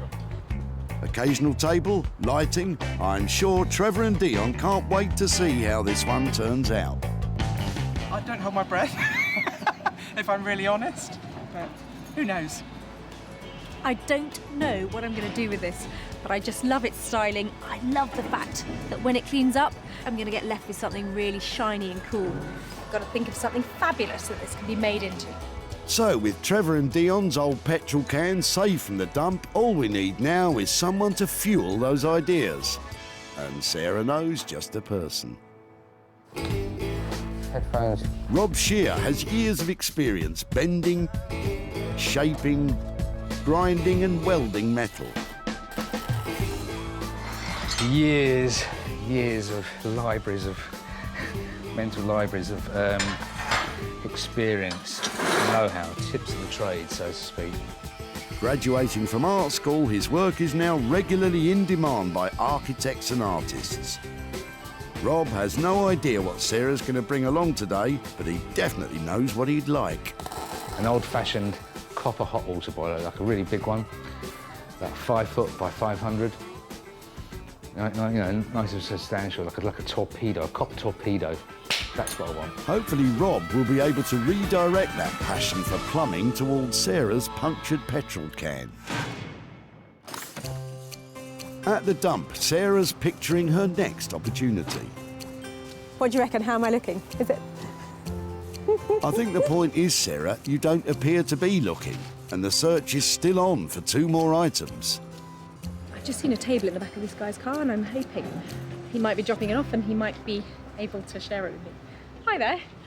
I'm really sorry to be loitering outside the back of your car. I was just looking at your table and wondering if that's something you're dropping off today as well, or... I am, yeah. My family's got increasingly bigger. Right. It's too small. So we've had it for 20 odd years. But sadly, it's not got nowhere for it to go anymore. And with 6 of us in the family, it's just too small. It's got a lovely scrub top to it though, hasn't it? It's got loads of appeal to it. Yeah. Is it something that I could take away and try and remake something? I'd be delighted, because I'd hate for it to go to waste. This table really is on its last legs, but the top is fantastic.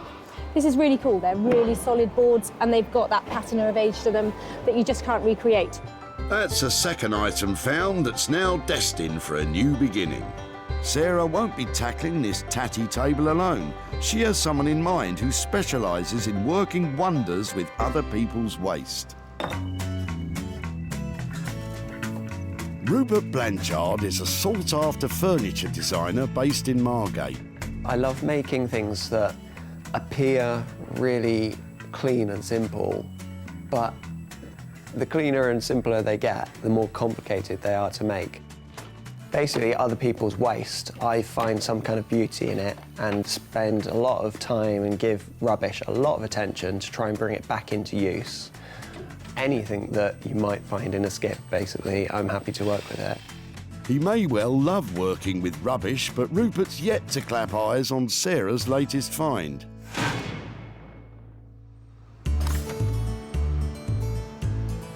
Of course, it's important to remember that not all that glitters is gold. Don't you love the dump? Probably not as much as you, Sarah. With one item left to find, Sarah spotted Janet and her sister Julie, who are helping their mother move by clearing out items which won't make it to her new home. Hi there. Hello. I'm loving the look of the stuff in the back of your truck. I'm looking for stuff that maybe we can give another life to or reuse in some way. It would be great to get this out and have a look and then maybe see what other stuff you have. Yeah, sure. Oh, I love a carpet sweeper, look at that. Isn't that great? Sarah's already saved some of Janet's stuff before, but she's straight back in there for round 2. And for once, she's spoilt for choice. Don't know what to pick first. I'm quite interested in the chair because I know things like this recovered, or perhaps really good to go into bedrooms, and you know, they're usable pieces of furniture because they're quite small. It was given to my mum by a friend of hers, so she wanted something in her hall, and the cat, as you can see, sat on it most of the time. I'd love to have a go at giving this a new lease of life. That would be fab. It'd be nice to see it revamped. It's not in great shape at the moment. It's covered in cat hair. It's got lovely brown velour on it. So at the moment, it's not looking lovely, but it's a really easy makeover, this. It's got a wooden frame. It means you can staple stuff to it and cover it, and it will look fantastic. The chair is going to look lovely, actually. I think if that's covered in a nice tapestry sort of material, vintage material, that would look really lovely. But, you know, wait and see what she does. It'd be interesting. So, Rob's taking care of the petrol can with a hole in it, Rupert's dealing with the old table, and Sarah's fixing up an old velour chair which the cat is missing already. I love the things that I've found, but I hope I haven't bitten off more than I can chew, and I can actually make some money out of them.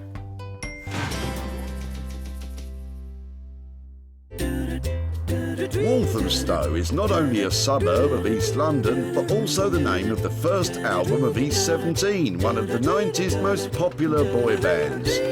It's also where Sarah has brought her old petrol can, looking for a spark of inspiration to ignite the imagination of Rob Sher, who I'm pretty sure has never been in a boy band.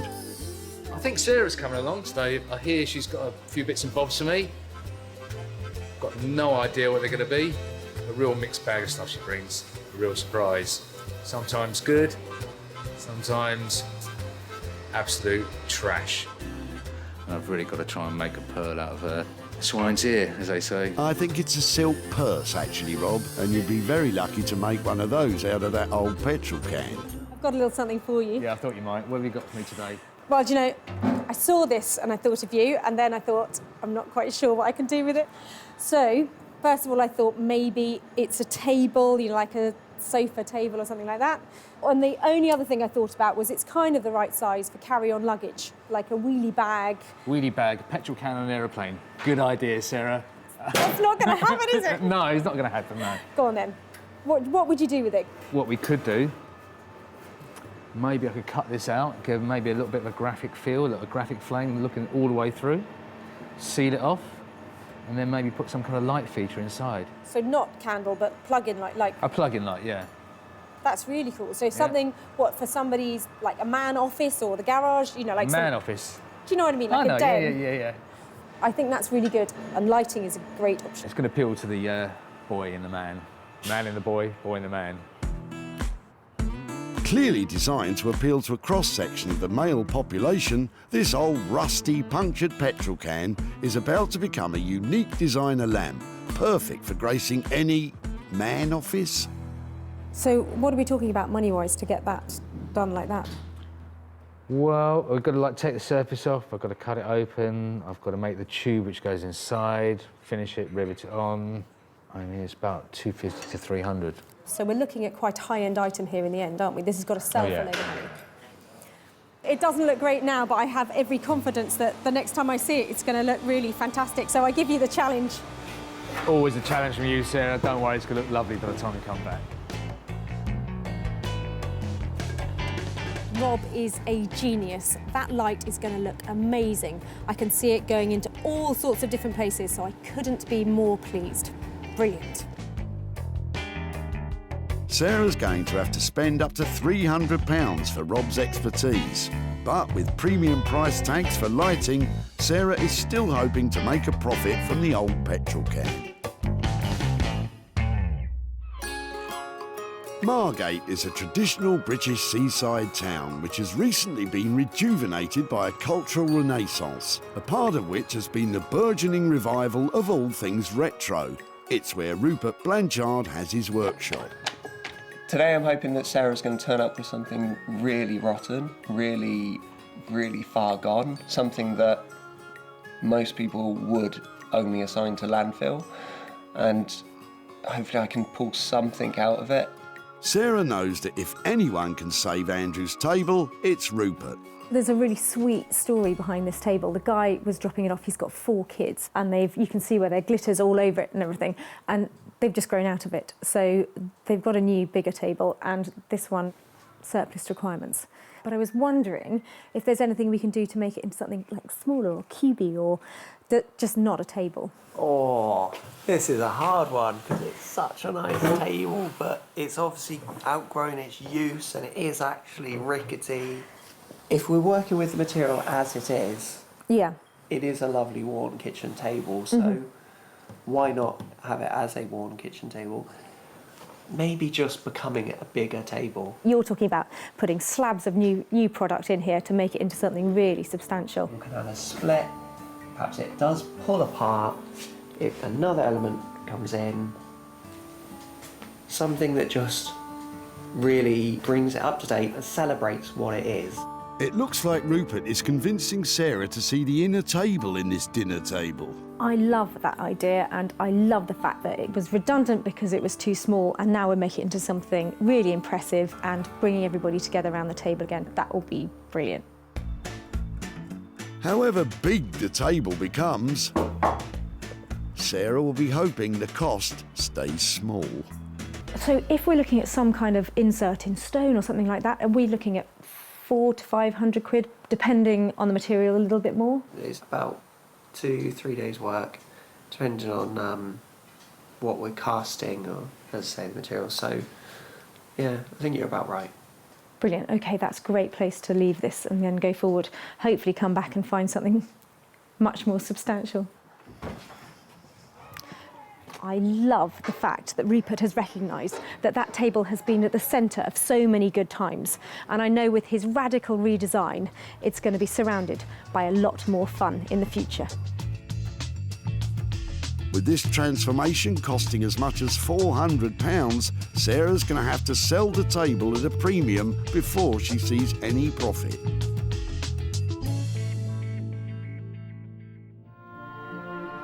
Back at Reclamation HQ, deep in the Sussex countryside, Sarah is about to give that tired old brown velour chair a whole new lease of life in the hope of turning that dowdy cat seat into lots of dough. To keep costs low and profits high, Sarah has an idea which will turn her collection of old free rags into riches. Sarah's idea is to create a new patchwork material as a luxurious replacement for that old brown velour. I'm going to cut all the offcuts and all the random bits into the same size square. I'm going to sew them in strips first and then sew the strips together to make a whole panel of fabric. So I'm going to put the fabrics with their good sides facing each other and then sew along. And then I'll do the same again and again until I get a long strip of fabric, but just using all the scraps, and that makes it cheaper. That's really pretty. And that, on the back of the chair, can make money. I've given the chair a good old clean up because I'm going to cover it completely as it is.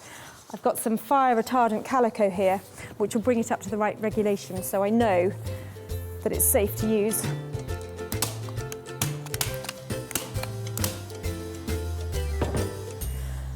Just given the chair one quick layer in this fabric, and I think it looks much better already. Now I'm going to lay on our new panels of patchwork fabric. I want this to go all over the seat and the back. And then here, right round on this side, I'm probably going to use a piece of plain fabric. I think that's loads. A tip of the trade is to begin at the front edge of the chair with the fabric turned back on itself.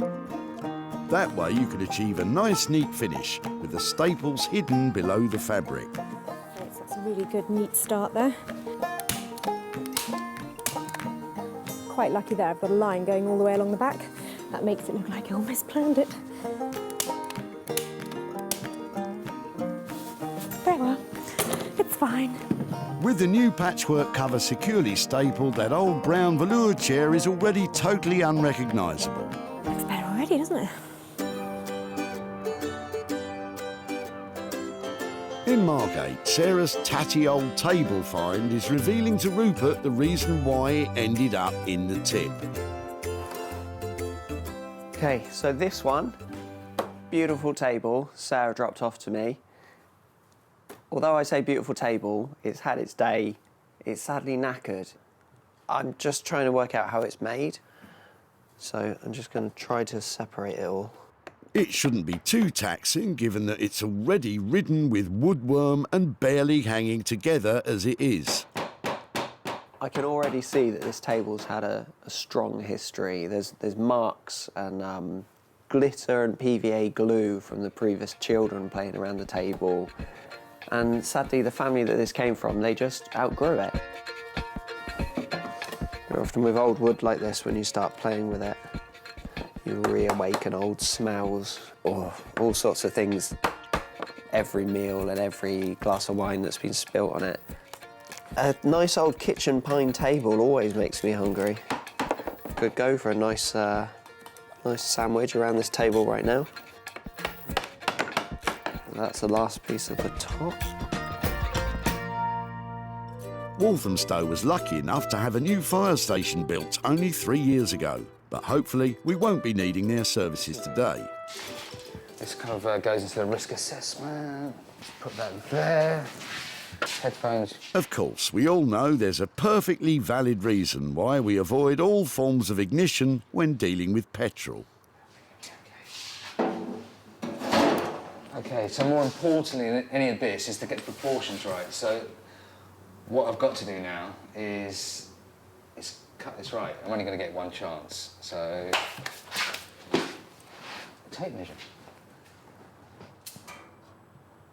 Oh, look at that! Look at that! Look at that! Look at that! The form's right across this line here. That's good. That's good.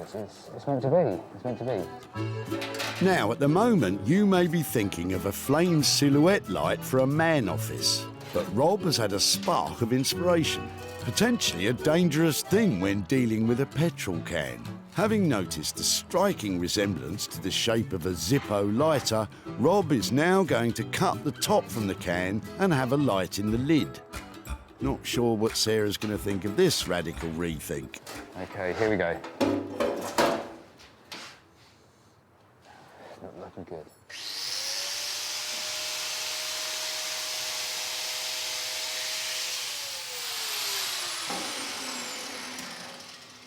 You know what? You're going back to the original plan? I was going to put a little bit more water in it. No, thought not. If Rob doesn't combust in the making of this new Zippo lamp, Sarah's going to be in for a big surprise when she sees the new design. It's difficult to watch. Oh, the design's coming out of me. I mean, maybe we could actually... Whoa! I'm sensing another change of plan. I don't dare say this because but maybe. Okay, so we've got this. Instead of putting the light there, if we could get the light there, maybe a nice light there, like almost like kind of a nice flat LED type light, yeah.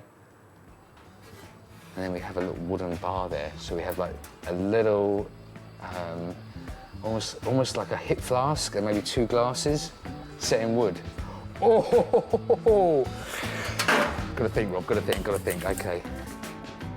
Back in West Sussex, oblivious to all Rob's design detours, Sarah's pressing ahead with the transformation of Janet's old brown chair. It's not perfect, and not all the lines are completely even, but that's the beauty of patchwork. It won't be for everybody's taste, because some people like things really neat, but for me, I think that's pretty, and once I get the back panel on, I think we're nearly there. I've got a leftover piece of blanket ticking here. Front's a bit ugly, but I really like the worn bit on the back, so I'm going to use that as the panel to go over the back of the chair.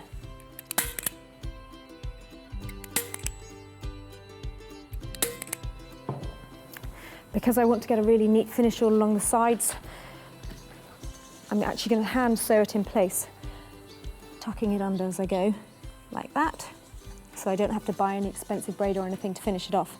And I think some little hand stitches, happy for them to be visible so it looks handmade. Just catching the chair and the fabric. And that means the whole of the chair is going to feel really tight and the fabric underneath won't be moving around.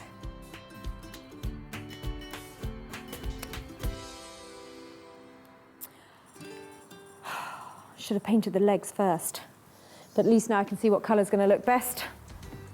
That's a relief. We thought you'd just forgotten. I think I will have to paint now. From a chair to a table, in Margate, Rupert is thinking on his feet as his design develops. I talked to Sarah about just cutting the table in half, pulling it apart and inserting a new material. I'd rather do it more randomly, almost as if the table had been blown up and glued back together, introducing some new materials, but they're reclaimed materials. Every time I walk past a building site or a skip on the street, I always have a look at what they've got. These came off of around the hoarding, around a development site. And I think this sort of colour might be perfect for the table. So I'm going to just take a few of these and start playing with it. I've kind of worked out what I'm going to do with this project, and it's just a case of doing it now. Assembling the many pieces of this jigsaw back together. I've got to work for quite a while to get it all nice and level, all sanded, all lovely. But I might put a thick sealant on it, maybe several coats of varnish, to get it to a really clean, glossy surface. Try to give it a little bit of an edge. Something a little bit different table. With Carlos the cat overseeing things, this table has grown from a table too small for a growing family to a tabletop large enough to seat a party. By adding extra materials sourced without costs, which add a splash of colour, Rupert is definitely thinking big. So, that's pretty tight there. So actually this is, having done all this, I think I'm gonna have to take this bit out, yeah? This bit's gonna come out and then we're gonna have the light bulb running in there. That's gonna sit up like so. And I've got to find some kind of catch to hold this, oh, it's a bit sharp, hold this down when it's been moved. So there's gonna be a hinge on this side. Haven't quite found a hinge yet, the hinge, or maybe I'll just make one. And then when we lift it up, like so, got to find some way of actually keeping it up there. Okay, so a few little bits and pieces are going to take the time. It's unusual for Rob to have such freedom of design on a project. More often than not, when working for architects and artists, specific plans are provided detailing exact dimensions and specifications. So, with all this creative freedom, anything could happen. Not quite even, so I'm going to start again on this. As part of the ever-evolving plan for the old petrol can, Rob has placed an order for a hip flask, which will sit in a copper-lined recess, sunk into the wooden insert at the bottom half of the can. At the same time, in the lid, Rob has installed a light bulb of epic proportions. What I'll do is quickly fix this in so that's fixed in. So I want to replace it with some... I might even just use roofing nails, like zinc roofing nails, which might look okay as well. I just want that kind of whack. And now it's kind of like changed a little bit. Did you mention change? If this continues, there won't be much change from that old petrol can. With an ever-evolving design and limited resources in the shape of the original old petrol can, it's important for Rob to keep in mind that whatever we end up with still has to have a potential for profit. Back at home in the barn, Sarah is nearing the completion of the revamp of the brown velour chair. So the only thing I'm thinking about now is these legs are looking really odd because they're still brown. I do have a few pots of paint that maybe I could try out to see what looks best. I think the blue is too harsh, and the green is a bit dull, so that one I think. I hate painting. I'm going to give it a quick and dirty coat for the first one, and then a nice neat one afterwards. Of course, if you'd remembered to paint the legs before covering the cushions, it wouldn't be a dirty job at all. It wouldn't have been worth a £5 before. I'm going to ask over 100 quid for it now. Over £100 for what was a tired old velour chair. But now, after plenty of patchwork, patience and painting, it's transformed into a modern piece of furniture that's sure to turn a profit. With Sarah spending just £15 on a fireproof calico material and sample pots of paint, this patchwork seat has the potential to provide plenty of profit. Back at the dump, Sarah picked up from Janet her old brown velour chair, which had definitely seen better days. I'm quite interested in the chair. It was given to my mum by a friend of hers, and the cat, as you can see, sat on it most of the time. Sarah took the chair home and provided it with patchwork and paint. I'm going to do a quick and dirty coat for the first one, and then a nice neat one afterwards. With the transformation complete, the old brown velour cat seat had become a stylish piece of modern furniture. The revamped patchwork chair was perfect to be offered for sale in Sarah's very own barn sale of recycled items.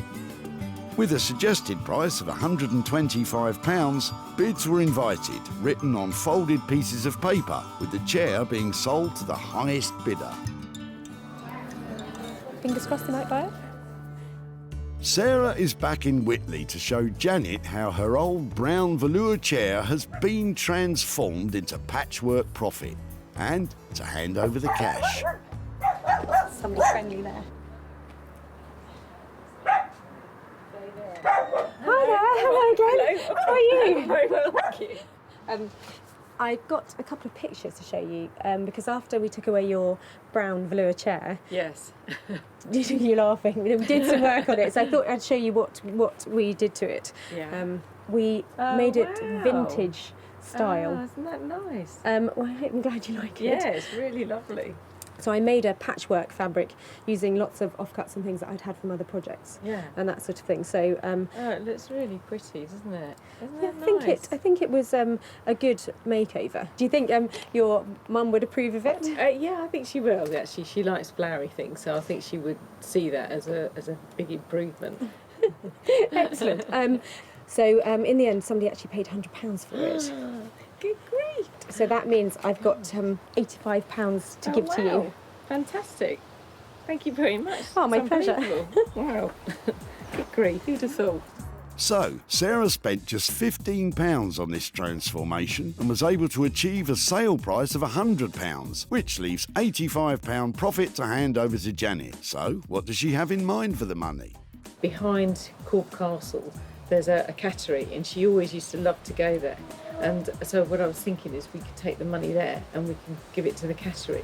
And so, you know, I can say, you know, that's what we've done with the chair. Is that going to be a problem? Does she know you've got rid of the chair? Yeah, no. Really? Oh no. It might get me off the hook a bit. So. She's going to know now. I tell you, you're going to be in lots of trouble. Well, maybe, yes, maybe buy her an ice cream to sweeten her up first. Use the fiver for the ice cream and give the £80 to the cat. It was really lovely to see you again. You too. Thank you very much. My absolute pleasure. Yeah. Bye-bye. Thank you. Bye-bye. See that cat over there? That's the cat that sat on the chair. Will that cat home? Is that one over there? I think if we give the money to the cat's home, buy Mum a cream tea, that means that everybody's happy. Then the cats are happy, Mum's happy. So yeah, a good result. With the patchwork chair producing a profit, Sarah now has high hopes for the punctured petrol can belonging to Trevor and Dion. She's back in Walthamstow, where Rob has finished fiddling with the old fuel can, which, after a number of different design directions, has come full circle and is back to being a table lamp for a man cave. The original idea was to cut a hole all the way through it and put a light in it. After she'd gone, I had a little bit more to think about it. I quite like the shape of it, a Zippo lighter. So that's when I decided to split it. And I was originally going to have a hinge on it and have the clip. And I just preferred the idea of having a much more stationary kind of fitting, much more stationary fixing. More of a table lamp you'd have on like a little low table. Well, I'm not quite sure what I'm here to pick up from Rob. I know that it's changed a little bit from our high-end lighting, and it's got something to do with a hip flask, which sounds very interesting. You might want to take a big gulp from that, Sarah. I don't know what she's going to say, actually. I hope she likes it. I really hope she likes it. When Sarah saved this old petrol can from the dump, it was on its final journey. But now it's been refitted and repurposed with the intention of reselling for a profit.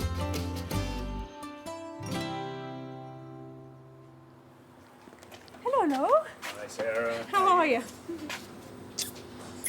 Dark in here today. Yeah, we didn't have any money for the meter, but... Oh no, is that my budget blown? What is that? That's really cool. Oh my word. What have you, so talk me through, what have you done to it? Let's have a look. Ah! Is that where you wanted the... Glass. And so turn the lights on. Let me have a proper look at the finish, if that's all right. Yeah, of course. It's really cool, isn't it? So was it a tricky process? It looks like it might have been through a few stages of development. It went through a constant stage of development. It was, it was designed on the fly, really. So... Rob was left with a budget of up to £300, but including the price of the hip flask, the final cost has risen to £330. I have just some reservations about the finish for that kind of money, just to tidy it up. I mean, if I know that I think there's a few little things you could do. And one of them was actually putting a car trim. You know, like the trims you get on the windscreen. Yeah. Quite like that with a reference to the car. Okay, so if Just like a rubber trim around the edge. I think that we'll definitely just have to make sure that that is tied up, if that's all right. I think that. Give me a shout, and I'll get it picked up when that's finished up. But for taking on the challenge. Well done, Rob.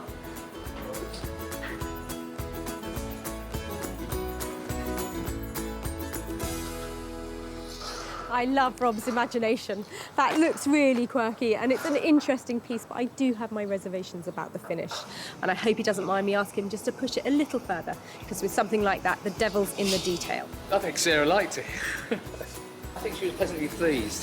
Pleasantly surprised. Pleasantly pleased. Pleasantly surprised. Rob finished his petrol can creation for £330, so all that remains now is for Rob to smooth out those rough edges and for Sarah to find it a new home.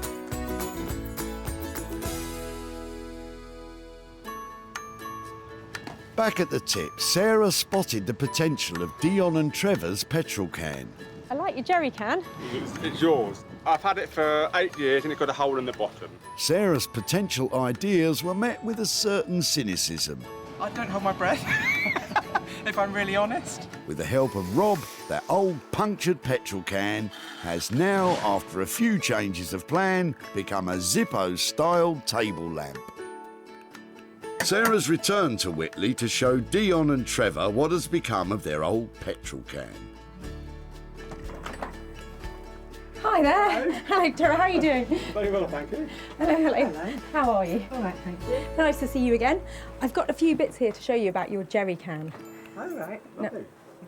Come on out, let me show you. So that's what it ended up like. This has got a fantastic, really bright light inside it, and he's cut it in half and opened it up, so it was sort of like a Zippo lighter. What do you reckon? Well, very different. A lot of work got into it. It's not something I'd have endorsed. Normally at this point I would say, great, it went really well, I've got fantastic news, I've got money to hand over to you, but I haven't managed to sell this yet. Some things you sort of think maybe they should have carried on at the tip, but we've had quite a lot of fun with this. And yeah, I'm sorry not to be handing over hundreds of pounds for a high-end piece of lighting, but... We've got some more rubbish if you like it.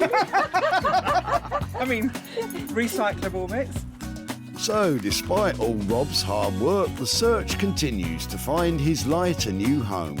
With costs of £330 spent and no income generated, this could be a potential loss for Sarah of £330. We weren't sure quite what she was going to do in the first place. We were stumped at that one, and I think it's been a bit of a struggle for them to come up with a design, but they have, so good luck with that. Well, I think Trevor and Dion were really good sports because there was no money for nothing to hand over, but we've had a good laugh and quite a lot of fun with that jerry can.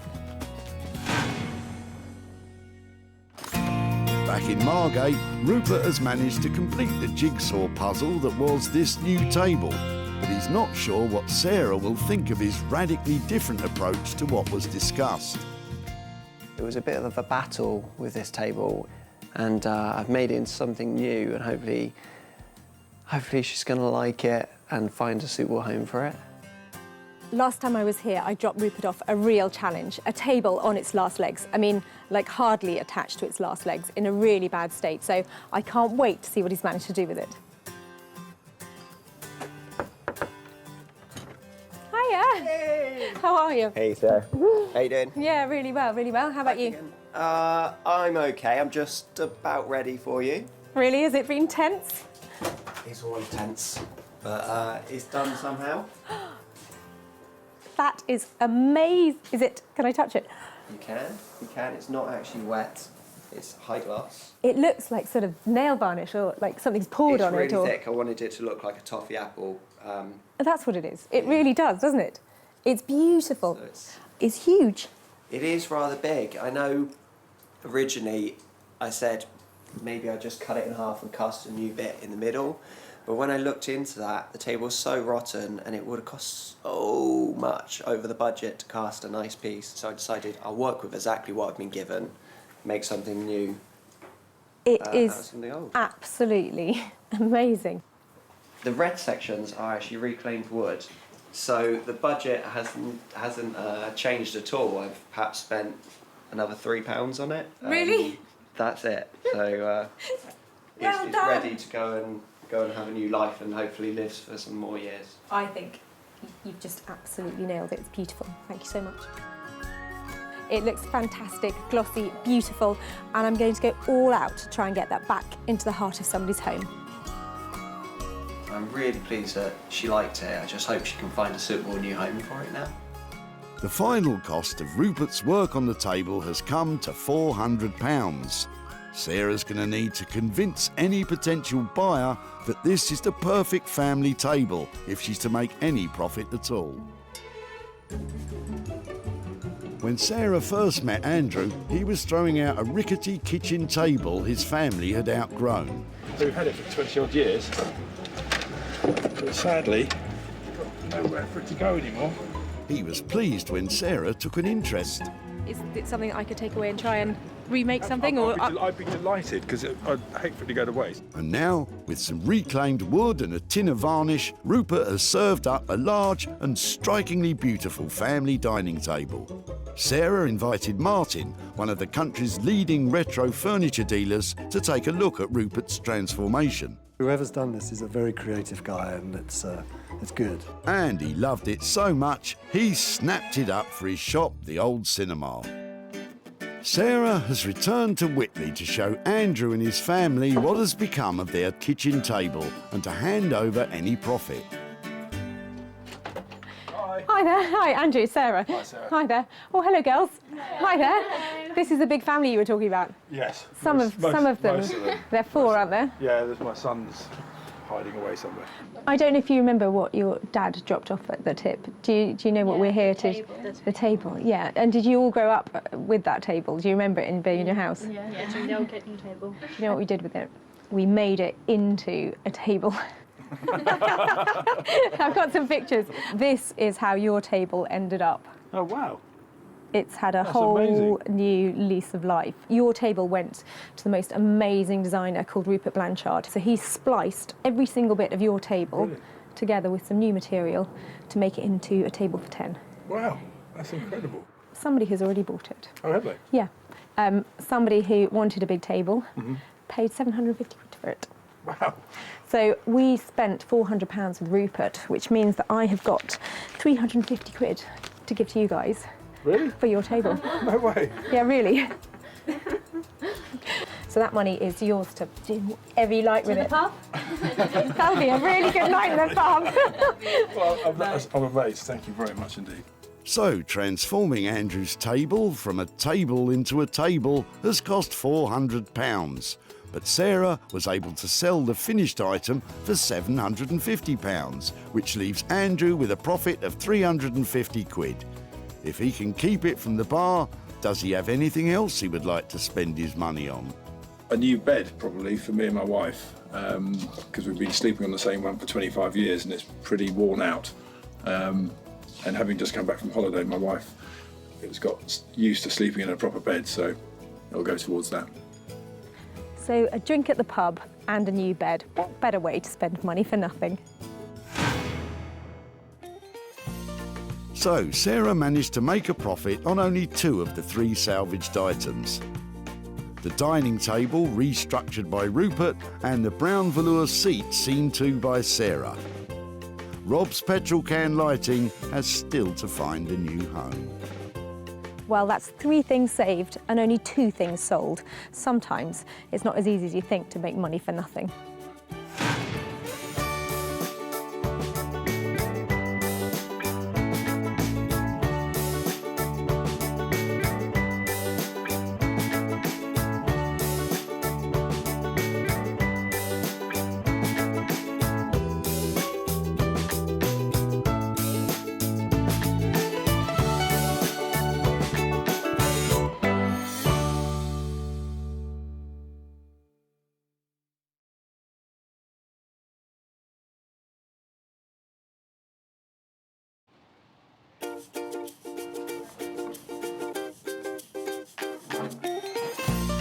How do you make money for nothing? The answer could be hiding in the 20 million tonnes of household waste we throw out every year. But just before you throw it away, would it be possible to have a quick look at it? That's why entrepreneur Sarah Moore wants to get her hands on things before they hit the skip. I am a passionate buyer, user and renovator of second-hand stuff, and I've turned that passion into a money-making business. I turn old into new and I sell it for a profit.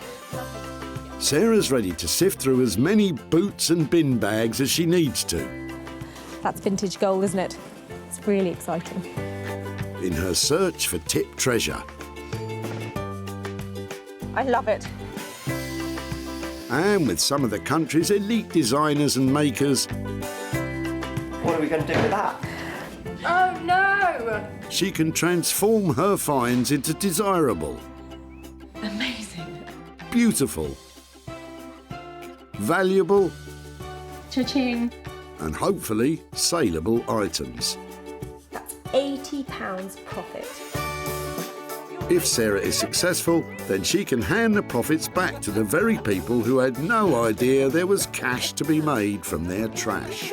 Oh, that's fantastic. That's unbelievable.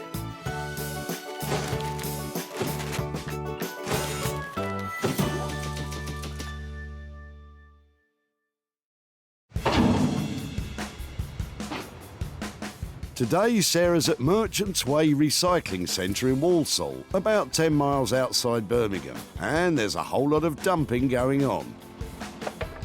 Although much of what we throw away each year could have a newfound purpose.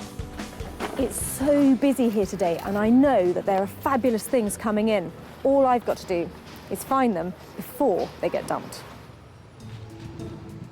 Sarah's search has been given the thumbs up by the local council, so don't think this is an invitation to start raiding skips in your local tip. That's not rubble, what's that? It's an old tripod, belongs to my dad a very long time ago. It's amazing what you find amongst the rubble.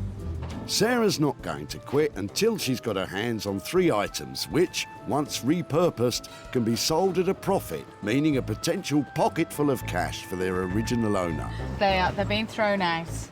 But some people are more happy to see their things gone for good. My other half is on holiday and he doesn't know I'm getting rid of all this. He comes back tomorrow. Luckily, Sarah's found Don, whose other half is more than happy to get rid of their old furniture. Her indoors doesn't want it. Really? It's got threadbare and it's worn, isn't it? And the cat's been at it. It's all been scratched to death. And this is how it is. No one wants old furniture. You just have to chuck it out. Well, I tell you who might want it. Me. Oh, you can have it if you like. Because it's got a certain something about it that is now quite popular with people because of its retro styling, because of those little wooden armrests. You say to that to my wife. Well, Laugh at. It doesn't fit into everybody's home, but this is the kind of thing that I'm up here looking for, hoping to give a new lease of life to. Well, there's a great big bucket full of broken glass here when the window broke in the storm the other week. Do you want that as well? She'll be fine with the chair, thanks, Don. Stick your glass in the rubble skip, because glass is made of sand, you know. This looks so brown, it's so old-fashioned now. It's going to look amazing. You hear that, Don? Amazing. You can cover them if you really want to, but people don't tend to do that these days. New stuff is so cheap, relatively. They'll go and buy, they just go and buy another one. Sarah has her first fabulous find. So what are her plans for this big brown beast? It's brown, it's a bit dirty, and at first glance you probably think that this is in exactly the right place here. But actually, I think this has huge potential. This is teetering on the brink of being a very trendy style, and I think with a new cover, some exciting fabric on it, it's going to look $1 million. And Don's old scratching post is destined for Anthony Devine and his Ministry of Upholstery, no less. Mancunian Anthony is a passionate upholsterer who loves to combine the experimental with traditional techniques. And he supplied furniture for the likes of Harvey Nicks and the QE2, no less. I like to explore other things in what a traditional upholsterer would do, so I would use digital fabrics.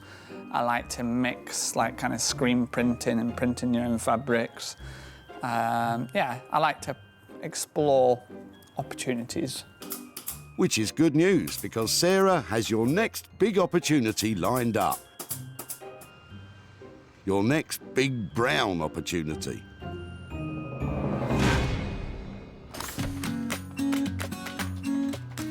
Sarah's seeking out her second item, and she has a spring in her step. I love you. What's that? I love you for you, Trish. Here, I'll do the jokes, thanks. And to put an even bigger smile on Sarah's face is Bob and his boot full of metal. Thanks to Bob, Sarah has her second item to renovate. Just before you throw everything away, tell me what you're doing here today and where this has all come from. A rotting garage.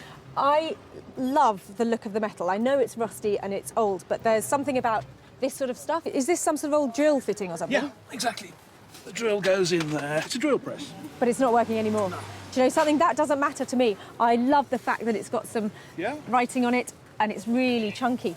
This is really exciting for me. It's at least 40 years old. That's why I like it so much, because they don't make them like this anymore, do they? That's really cool. If I could take that away, I'd be so chuffed. If I make something out of a drill thing, would it be okay to come and show you what I've done? Yeah. Lovely. Thank you so much for that. I absolutely love this. So what does Bob think of Sarah's scavenging? I have no idea what you could use it for. It's a difficult shape to work with. It's large, it's heavy. Your proper door open with it, but that's all I could think of.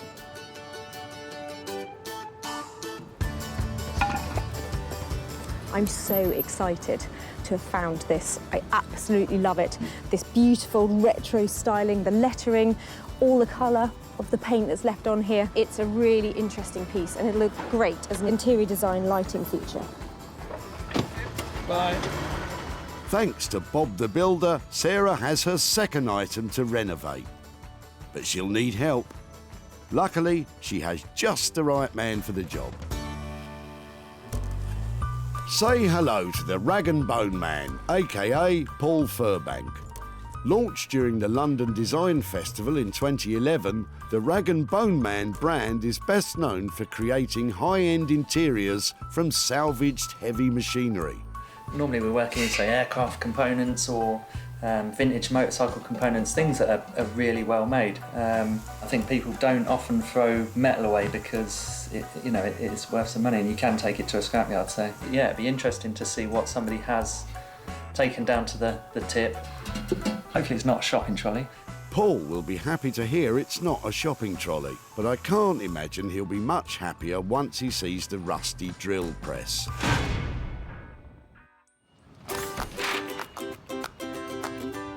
So, with 2 items safely stowed away for Anthony and Paul, Sarah now has to find something she can sink her own teeth into. So much going on, I don't know where to start. Look at them, they're queuing up round the block. Every time I look in the back, I have to see, is there something I like? Well, Sarah might like the look of what Les has in his boot. Just being nosy. I'm just wondering if those wood blocks would make chopping boards. What do you think? I think they would. Better watch out for the guard dog, though. Who's your friend? Hello. That's Gracie. What's the wood from? This is wood I use for my wood burner, but I make things out of them, see. Really, what do you make out of them? Well, anything. How many have you got? Come on, let's see. It'll be about 8, I think. Are you sure you've got more? You don't mind sparing them? No, no. I'm such a scavenger. Yeah. Are you a woodworker, or have you got the right tools? I just make little things. What have you made out of them? Well, I make a lot of signs for the caravan club. Okay. I feel really embarrassed taking them, but if I do manage to make something... Look, I wouldn't give you them if I needed them. Well, you're very sweet. I think Gracie approves. Sarah reckons these timber cut-offs could make adorable little chopping boards. Do you think she can do it, Les? I'm the clue. I don't know her skills. Clearly she's got some. She sees something in them to have them off me. It was that, caravan or the fire. So she creates something, which it is created. Good luck to her. There are 8 or so chunks of these fat little bits of flooring joist, and I think I've got a plan for them. You know when you cut up the lemon that goes in your gin and tonic and it tastes of garlic because you've used the wrong board? Well, these are going to be beautiful, bespoke lemon boards for your drinks cabinet. Sarah's 3-piece treasure hunt is complete. Anthony will dream up something dazzling for Don's armchair. Paul will devise a new use for Bob's drill. And Sarah will be slicing up lemons in no time with Les's blocks. It's been a really good day here today. The people of Walsall have been brilliant, and in between the bin bags and the garden waste, I found 3 really excellent things, and I know I can turn them into hard cash.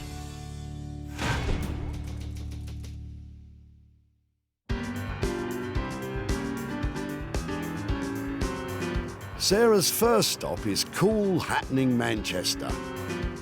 It's alive with established and emerging designers and artists. Sarah's taking Don's brown lumpen chair to furniture maker Anthony Devine. Anthony creates bespoke, handmade, upholstered pieces that are a world away from what Sarah's bringing him. Sarah's coming today. It's never just a simple footstool or just a simple dining chair. There's always kind of something big and ambitious. Anthony! Oh, hello. Hiya. Are you well? Do you want a hand? I'd love a hand. Look, how cool's this? Very nice. No, it is. It's actually really nice. Right. Talk me through it then. It's not really being done any favours with the brown draylon, but I thought it was actually really... Oh, don't break it already. Sorry. Steady on, Anthony. I thought that it could be absolutely bang on trend and looking really cool. Yes. And so I brought it to you. Yes. Well, this is the kind of thing that's kind of fetching big money at the moment. It's nice. I didn't know whether we should cover it in blocks of fabric rather than a pattern fabric, so you could really see the structure of the chair and the way it was designed. But I know you're dealing with this stuff all the time, so I'm all ears to hear what you've got to say. We're using some great fabrics from Guatemala, of all places. Really? All hand woven, and I think it would look amazing on this chair. Hand-woven Guatemalan fabrics? That's exactly what I had in mind. Uncanny. Oh, wow. This is 1 metre by 50, and it takes over a month to produce. Do you know something? That's going to be so out of my budget you wouldn't believe. Well, I was thinking we can put this part here, then these, and then this. Possibly that way or the other way around. This is a bit controversial, Kate. I'm slightly worried that if we put all this on here, and I was hoping to keep the wood exposed, we might end up where we don't actually see the shape of the chair. The patterns certainly are eye-catching, but is there such a thing as too eye-catching? Why don't you move them all about the place, Anthony? Maybe that will change her mind. I think that will work.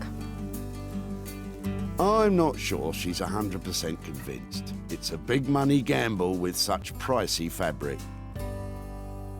What am I looking at to get this whole thing done, including the fabric? We're going to be around, you know... Spit it out. Dare I say the £800 mark. 800 quid? It's a big commitment for me to spend I know. 800 quid on something I found I at a know. tip, but you've talked me around and I think that we're going to see something just amazing. Are you staying to help me then? Not a chance. Nice to see you. Always a pleasure. Thank you, every time. Don't go slacking. I think we got there in the end, didn't we? I'm hoping that that combination of fabrics and that shape of that chair really come together. But whatever happens, I'm spending £800. It's got to look fantastic, and I hope to make a little bit of profit. I dread the times that she turns up, but she always leaves me with more work. But I like this one. Lots of potential. So, for a whopping £800 to produce, Sarah's going to have to sell it for a small fortune.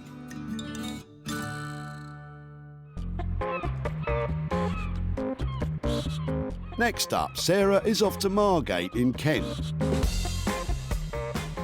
which is rapidly becoming a hotspot for all things upcycled and vintage.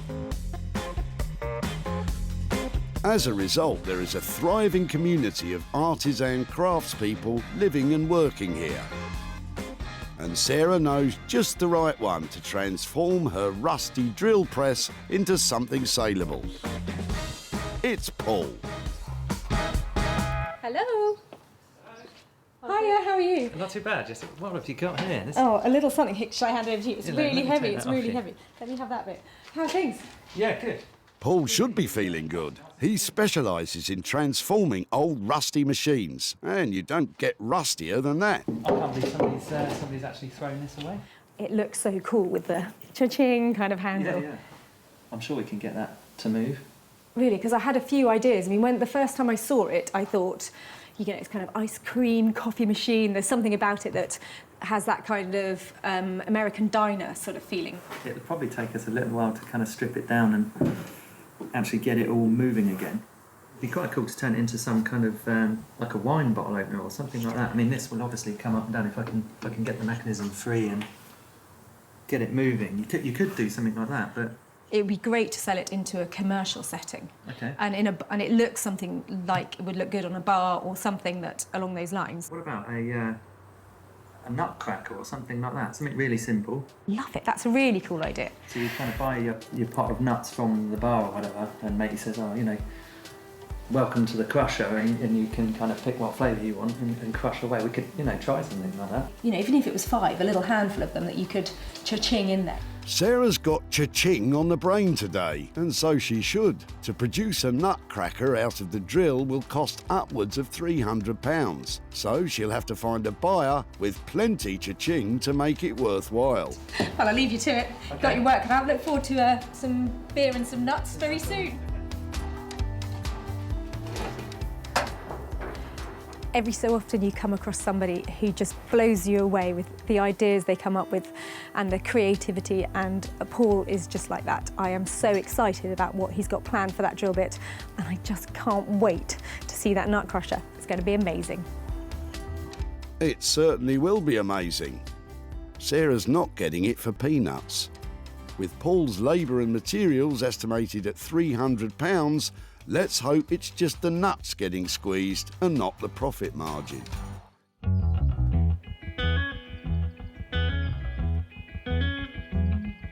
From marvellous Margate to stunning Sussex and the barn where Sarah is about to start her own project. She rescued a pile of anonymous-looking wooden blocks and has a nifty new use in mind for them. So these I want to make into chubby little lemon-shaped chopping boards. I'd like to cut them out into a really sweet little lemon shape, and these are going to be for when you have that gin and tonic at the end of the day, when you sit down and you take a sip and you can taste garlic on the lemon because you cut it on the wrong board. These are just to go in your bar. These are just for cutting up your lemons. You're right, Sarah. I've never been keen on gin and garlic. So I'm just going to sketch out a rough sort of lemon shape. That looks lovely and lemony to me, Sarah. I made one of these for my grandparents when I was about 10. They quite liked gin and tonic. Your grandparents were fond of the gin. Should you be telling us this? Sarah now carefully cuts out her lemon using a jigsaw for accuracy. So I'm going to sand off the whole outer layer of the wood so that it's all clean, and then I'm going to use some olive oil just to seal it, and that should be fine. There are lots of safety considerations when thinking about allowing recycled wood to be used with food. If you're unsure, then pop a suitable liner between your board and the food. And if in doubt, leave it to a professional. You have to hold it to really like this because it feels amazing. It's like suede or something. It's really smooth. And I think it looks kind of lemony, doesn't it? So I'm pleased with that. Just another 6 more to go.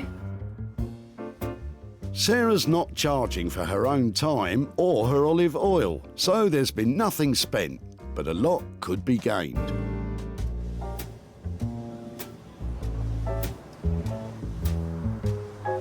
Back in Manchester, Anthony's stripping back the retro brown chair and uncovering about 50 years worth of dirt. Ugh. Thank you, Sarah. I hope he washes his hands, because Anthony's handling the very pricey Guatemalan fabric. Many textiles from this region originate from ancient Mayan culture, so it was an obvious choice, eh, Anthony? It would be easily to just be able to put like a kind of a nice wool or a nice felt on there, just kind of really blocky colour. Given this opportunity, we wanted to just have a little play around with something new. Anthony's upholstering one arm of the chair as a guide to work out how to arrange the other fabrics. And if I remember right, Sarah wasn't totally convinced with his plan. There was a lot to discuss on the day when Sarah came round. I know she was quite interested in keeping it quite defined. More defined? That should be easy. If that goes in there, what do we think of these colours? Like, does it affect your eyes too much? Having this there takes it away from that, I think. Like you were saying, less is more sometimes. Yeah, I think more is more on this one. What I'm thinking now, this is a centre, a thinner stripe of that down there.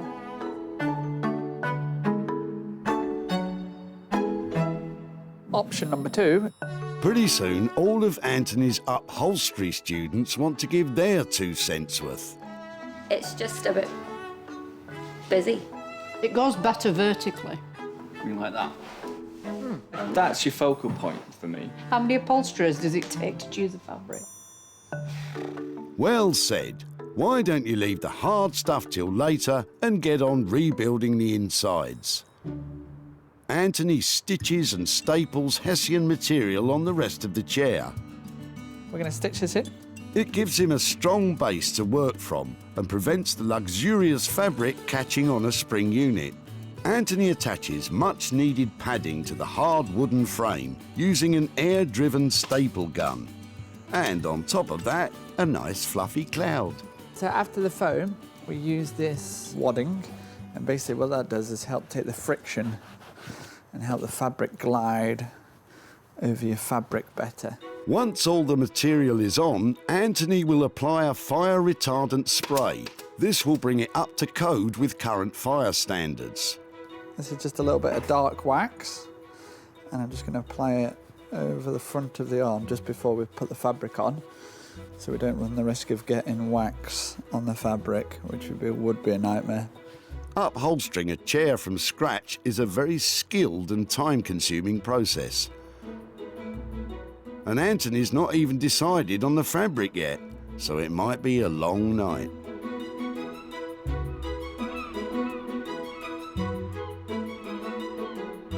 Back in Margate, Paul has been working on the new designer nutcracker.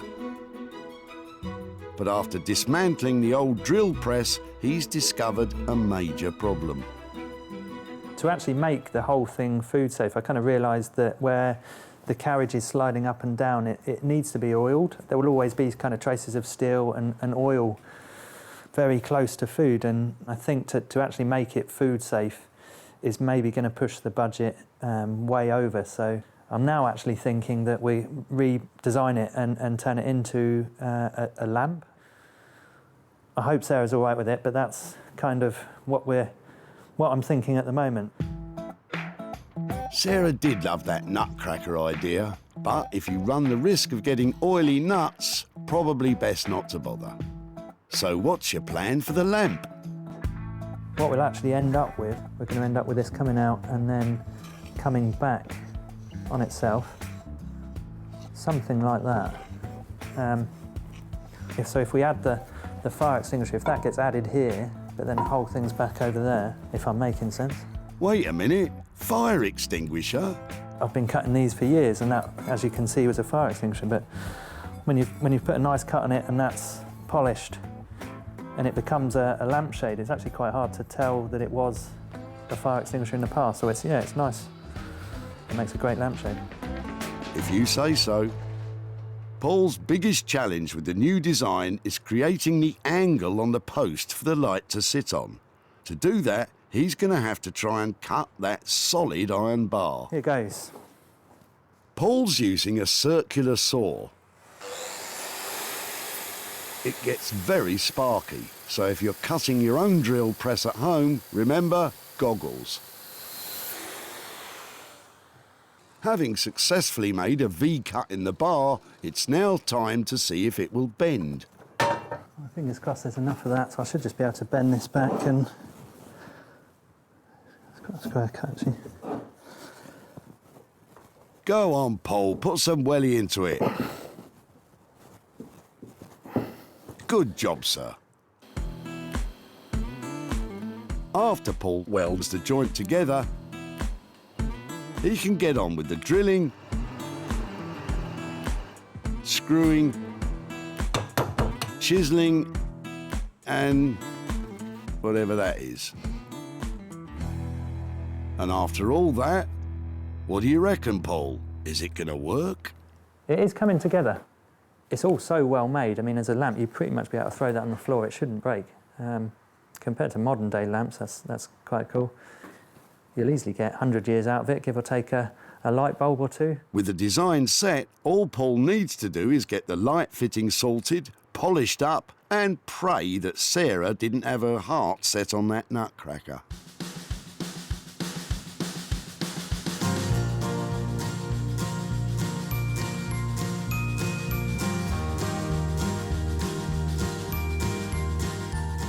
Back at the barn, Sarah's sanding her last lemon-shaped chopping block. Sarah took 7 sorry lumps of pine and created 7 sweet citrus-shaped lovely lemon chopping balls. With a silky smooth finish sealed with luscious olive oil. I have really enjoyed making these, and they're a simple project. They're approachable if you want to have a go at home. You've got a piece of wood that you can sand on all sides and just a saw to cut out a shape. It's a really fun thing to do. And you get the added bonus that now I have to go and test drive it to make sure it works. So I'm off to find something that needs a lemon putting in it. Sarah's success is measured in sales, and she always seeks out the best opportunities to maximise profits. Hosting regularly her own furniture and clothing sales from home, Just sold the sofa. advertising and selling online, Get that online. or meeting commercial buyers in person to sell direct. Seeing this is really refreshing, and it's good, and people are going to want more of it. It's going to grow, this thing, I think, that you're doing. With opportunities galore in the things we throw out, Sarah's always looking to make money for nothing. Back at the dump, Really interesting. You sure? Bob's wooden blocks almost went up in smoke. It was that caravan or the fire. So she creates something, which it is created. Good luck to her. Sarah transformed them into a set of sensational citrus fruit-shaped chopping boards. In the hope of making a juicy profit, Sarah visited her local watering holes to sell her lemon slicing balls. Do you fancy one? Yeah, definitely. All you've got to do, have a good look at them because they feel really nice. Have it, and just make me an offer. Anything over £5 and I'm probably going to say yes. So 15? Amazing. Happy? Seriously? Yeah. Fantastic. Definitely. That's amazing. Thank you. Nice one. She is now back in Walsall to see Les to hand over the cash and to show him what became of his wood blocks. Hello. Hi, Les. Hi, it's Sarah from the Tip. Nice I'm to see you again. How are you? I'm fine, yes. Wow, you've got a lot going on here. An awful lot going on here, yes, and more to do, as you can see. I remember when you came to the Tip, I took 2 different types of wood away from you. Yes. One was some little blocks I think you were going to use that were leftover flooring bits. Yes. And I had a look at those and I didn't think I could do anything with those. Not really, But no, those I big chunks, I think, did you say you were going to use them for blocking up the caravan? We or do, yes. Yeah. Yes. Well, they were really cool. So shall I show you what I did with them? Go on, fire Did you away. have any ideas when I took them away? None at all. Okay, well, I made them into little chopping boards you can use for cutting up your lemon on. What do you reckon? I think they're fantastic. I managed to get, I think, 6 out of the chunks of wood that you Yeah. you dropped off. So I made them into 6 little boards. Very substantial wood, you see, wasn't it? Yeah, and that was nice. So they're Ideal really, for the job. really chunky. Yeah, lovely. It's great. And then I thought, having made them, I thought I've got to take them somewhere to try and sell them. So I've been round all the local pubs. Yeah. Now have one of your chopping boards on their bar to cut their lemons up on. I just said to the guys there, anything over £5 I'm going to be really happy with. And so different people in the pubs bid me. And actually, all together, we managed to sell your boards for £60. So I bought that back for you. Oh dear, no. No, no. No. No, do you know something? Don't. No, let me explain. You can explain as much as you like. I'm sure you know a charity you could give that to. Well, do you know something? This is money for nothing because it was made out of nothing and we bought it back for you. We'd love you to take it if you'd like to give it to a charity. That's absolutely I certainly lovely. will be able to do that, and I will do that. If you'd like to give it to charity, that's great. Thank you so much. If you'd like to spend it and I'm think touched. Truly touched. Oh, that's so sweet. Les, it was really lovely to see you again and Yeah, nice to pleasure see meeting all the bits that you're getting on with here. Yes, sure. Yes, Take care, and I thank hope to so see you much. in Sussex in a pub very soon. Yes. Bye-bye. All that was involved in the making of the lemon chopping boards was some elbow grease. Sarah managed to sell them for £60, making it all profit. I think they're absolutely fantastic what she's done with them. I mean, I've always wondered what on earth she could make out of them, because to me they're scrap. But what she's done is absolutely fantastic. I think possibly there could be a chance that I shall be having a go myself.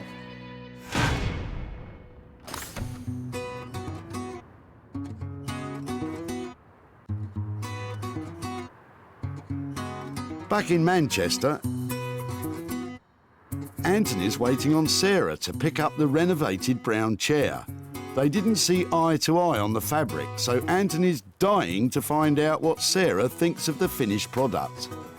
In the past, she's always had a really good reaction to my work, so I would very much think it'd be exactly the same. So yeah, quite looking forward to it. I left Anthony with the brown chair challenge. Really knackered, not attractive, and definitely looking past its best. I'm hoping that with his 2,000-year-old styled fabric and all of his creativity, he's managed to make it look fantastic. Before, this unremarkable brown chair was dreary, dull and down in the dumps. Now it's been radically transformed. Anthony has pulled out all the stops to give this chair a striking personality and a quality finish.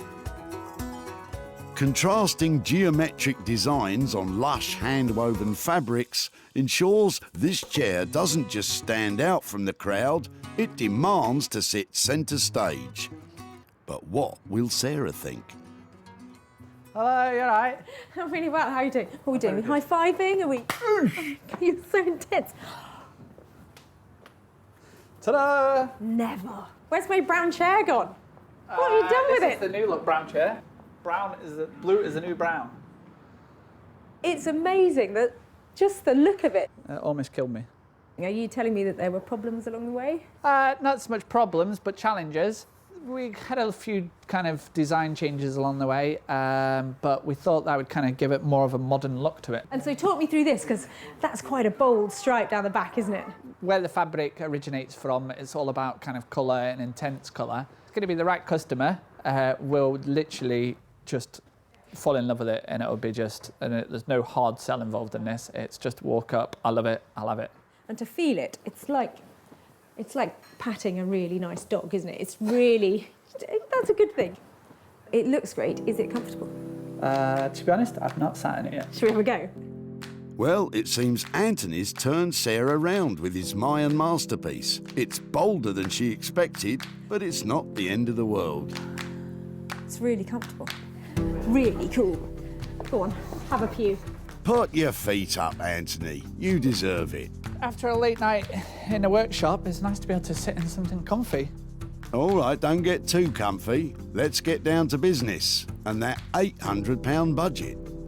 It did take a long time, but we're still on budget. Really? Just. I think it looks absolutely lovely. Really cool. For £800, I would hope it looks cool. But Sarah now has to find a buyer who agrees.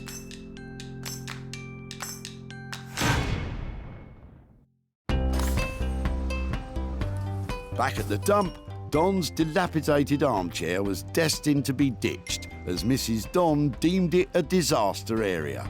Her indoors doesn't want it. Really? And the cat's been at it, it's all been scratched to death.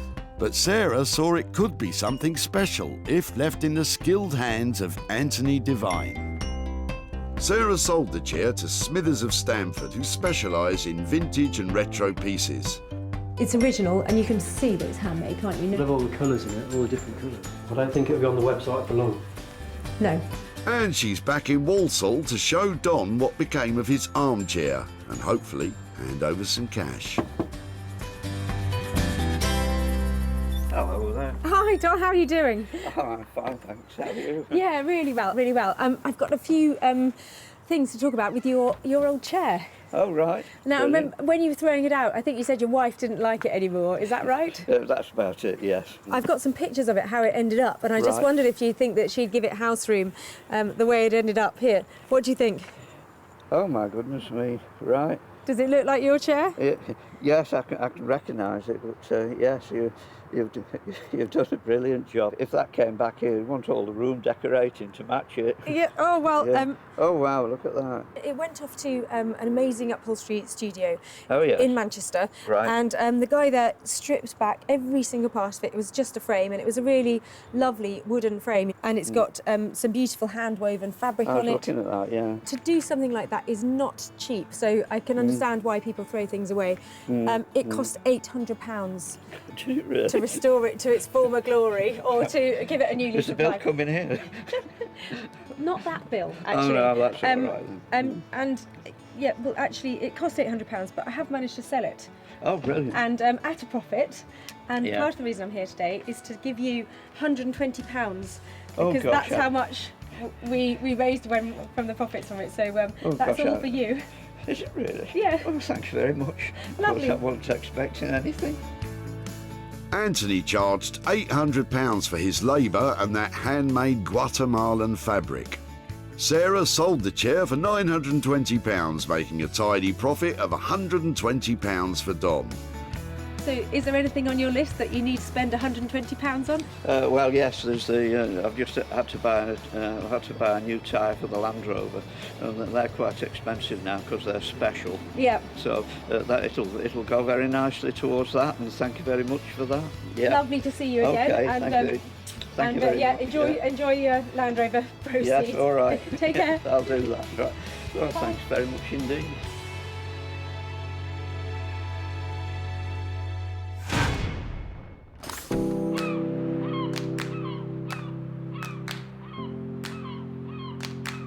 So while Don counts his cash,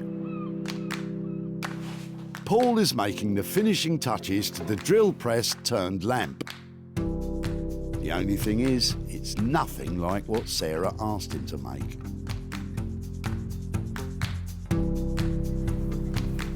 It is an absolutely cracking day here in Margate today, and I can't wait to see what Paul has done with our drill press. It was quite a tall order. I'm hoping he's made the nutcracker to end all nutcrackers. When she dropped it off, the old drill press was in a sorry state. But Sarah and Paul were convinced they could turn it into a designer nutcracker. However, Paul has totally transformed the rusty drill press into a shiny and stylish contemporary lamp. By modifying the stand, adding a Ferrari gear shifter to the handle and a repurposed fire extinguisher for the shade, Paul has created an incredibly bold designer piece. The question is, will the unexpected lamp do Sarah's nut, or will it light up her life? Hiya. How are you? Is that it? Yeah, it's hidden. How you doing? I'm really well. How are things? Good. How was it? OK, Paul, it's time to come clean about the lamp. Good luck, mate. Is that it? That's it, yeah. It's not quite what you think it was going to be, but it is what it is. So what happened? Was it difficult to make? What was the? Well, shall I just see? What is it? Let's see. Let's just go for it. Oh my word! So it isn't quite, as you can see, it's a lamp, but I absolutely love it. Oh, thank goodness. it wasn't quite what I was thinking. I was quite excited about making a nutcracker because I've never made anything quite like that before. Forget the nutcracker. I mean, Okay. that is sweet. It is amazing. Does it move? It does move. So there's a little lever on the side that kind Yeah. of fixes it in position, and then you've got some height adjustability on that. I think it looks amazing, and I can't wait to see it turned on and stuck on a desk. And can we try it? We can turn it on. Oh, it's a beautiful filament bulb as well, isn't it? I think you have just transformed it. That was a rusty, seized, industrial but pretty hideous piece of kit when it arrived here, and what you've transformed it into is a designer piece of fantasticness. And I'm going to have to think really carefully about where I go and sell it and make sure I hit the right mark with it, because I think it's one Somebody with a large desk, I think. big desk and hopefully a big wallet. Yeah. Cool.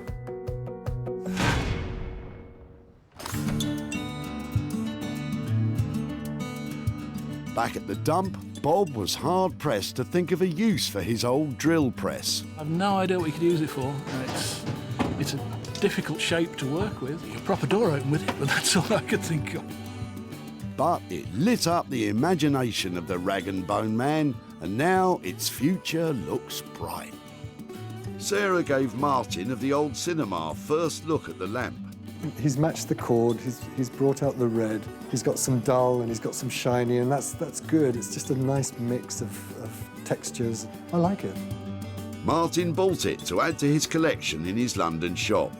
The rag and bone man charged £350 for the table lamp. It was sold for £450, making a profit, obviously, of £100 for Bob. So the good news is I've sold that fantastic light that the rag and bone man made out of that old drill stand, and I've made £100 profit. But Bob doesn't want the money, so I'm going to give it to children in need. Sarah saved 3 items from their demise at the dump. The timber cut-offs are now pride of place in pubs across Sussex. The old brown bedraggled chair is now a stylish and striking armchair. And the rusty drill press has been thrust into the limelight as a top-notch table lamp. So we've given a whole new lease of life to some blocks of wood, a drill stand and an old chair, and turned a profit too. Maybe next time I'll see you at your tip and make some money for you.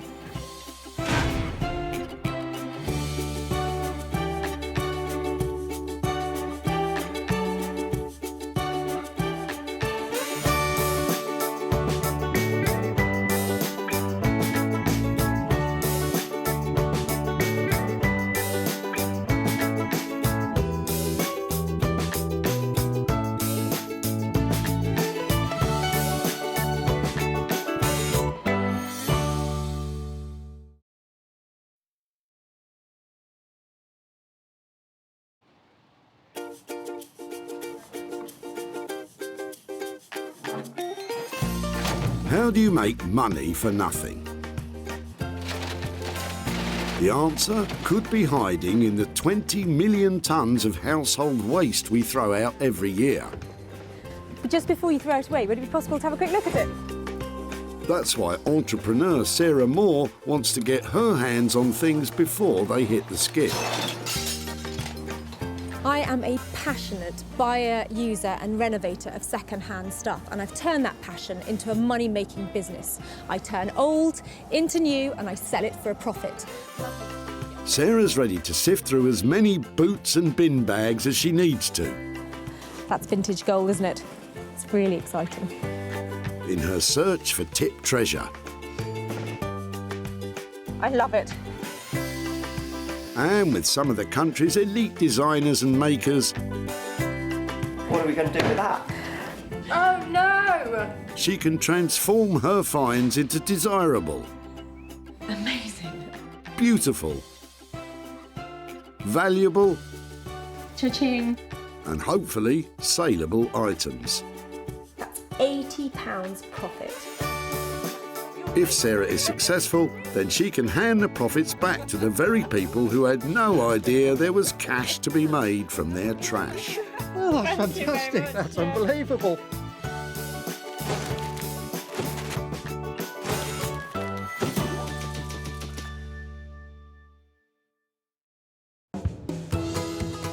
Stockport near Manchester, where at the Bredbury Recycling Centre around 2,000 cars a week roll up with all sorts of random junk for the skip. I've got no idea what I'm going to find here today. It might be a chair in despair or a toy with no joy, but whatever it is, I hope I find something amazing and make some money for nothing. Sarah's got special permission to root through the rubbish for stuff to re-beautify and sell on. It's addictive, eyeing up people's rubbish. Think, oh, what can I do with that? Sarah is scouring the site for the first of her 3 items, and today it's rich pickings. How about you? Got anything exciting in there? Anything in your rubbish? I love it. Sarah wastes no time snaring her first item. She's spotted mother and son Amanda and Connor getting rid of some smashed up old-time glamour. So it's a cocktail cabinet. Have you had it for long? Well, it used to be my uncle's. Okay. He's had it for about 30 years. He's Okay. had it. It used to be his mum's, funnily enough. Is it something I could have a better look at and maybe Yeah, see we if I might be able to take it away? Oh wow, I like the mirrors. You're welcome to it. My mum will be over the moon. Is it heavy? Do you think you could help me carry it? Yeah, sure. Top tip, when it comes to junk jumping, Brilliant. Thank you so much. enlist a strapping young lad to help with the heavy lifting. Nice and easy does it. This little beauty could soon be worth a bob or two. Lovely. Sarah thinks she can see a profit here, but what does Amanda think she'll do? No, I haven't got a clue, but it'd be nice to see something good come off it. I love this cocktail cabinet, but I think it needs a real makeover. There's lots of detail in it that needs replacing, and I want to rip out all of this old, tired-looking stuff. I want it to be funky, I want it to be fun, and I want it to be really expensive. First item's nabbed. And Sarah has someone in mind to lift this cabinet's spirits and make some money for Amanda. She's scheduling a cabinet meeting, maybe over cocktails, with print designer Zoe Murphy. Margate-based designer Zoe has taken the reconditioned furniture scene by storm. Zoe's speciality is transforming fuddy-duddy old pieces with bright 50s-inspired designs. And her exciting reinventions sell in some of London's most prestigious stores, including Liberty's. I have got a big issue with waste. I hate the idea of sort of inefficiency on the planet and things going to landfill. It's always bugged me loads, and to the point where I even wrote a letter to the Queen when I was 7 years old, telling her about the environment. And my love of recycling has brought me right round to using second-hand furniture pieces as well. Sounds like Zoe's studio might be the last chance saloon for this old cocktail cabinet. Sarah is still sweeping through the car boots looking for her second item. I love things like this when you can just see how much wear there's been. Look at that.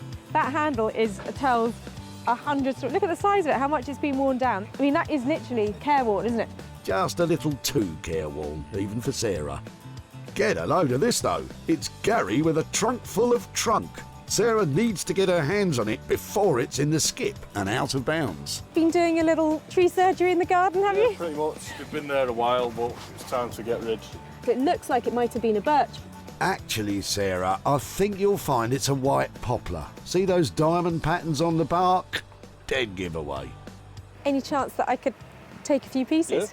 Yeah? Help yourself. Really? Oh, yeah, but I think that might be heavy. Is it really heavy? My original plan was to do something with it, and then it dropped to maybe put it on the wood burner, and now it's just... Get rid. Get rid, it's in the way. Well, maybe I should make a whole range of seating or stools or breadboards or something like that. I'm going to wheel a few away, okay? Thank you ever so much. Sarah's on a roll now, and full of ideas. What do you reckon, 6, 7 big serving bowls? Something like that? And what does Gary think Sarah might do with them? A bowl or some seating, maybe. It'd be interesting to see. So, Sarah, you could have just landed a pile of rotten wood. Good luck with that. I'm hoping that you've got 6 enormous, beautiful bowls here, but I can't really tell what condition the wood is in the centre because obviously it's been left out and it's in bad condition on the ends, but must have some potential, mustn't it? Well, if there's money to be made, yes, it must. Sarah's second find is a rather sorry-looking lot, but she knows exactly who to turn to for help. Top-notch craftsfolk Max Bainbridge and Abigail Booth. Hidden away in an East London garden shed, creative couple Abigail and Max run a successful business, making handmade homeware from reclaimed natural materials. From beautiful wooden utensils to luxury soft furnishings, the fine arts graduates really know their craft. We're so flooded with manufactured throwaway consumer items. It's like actually we decided we wanted to make things that lasted. There's a kind of physicality to it which I love. From being out in woodlands and forests sourcing stuff or chainsawing it, there's a real physicality that you have to enjoy. We love it. Yeah. But can they make anything out of Gary's sodden poplar stumps? Maybe they should carve a magic wand first. So that's 2 items in the bag. Now Sarah needs to find a third item to work on herself. After all, she shouldn't be hiding her own talents under a bushel. You've got to love what comes in here. Somebody's just throwing away like a mini plastic car. It's just great. You think that's mini? Take a look at Paul's little beauties.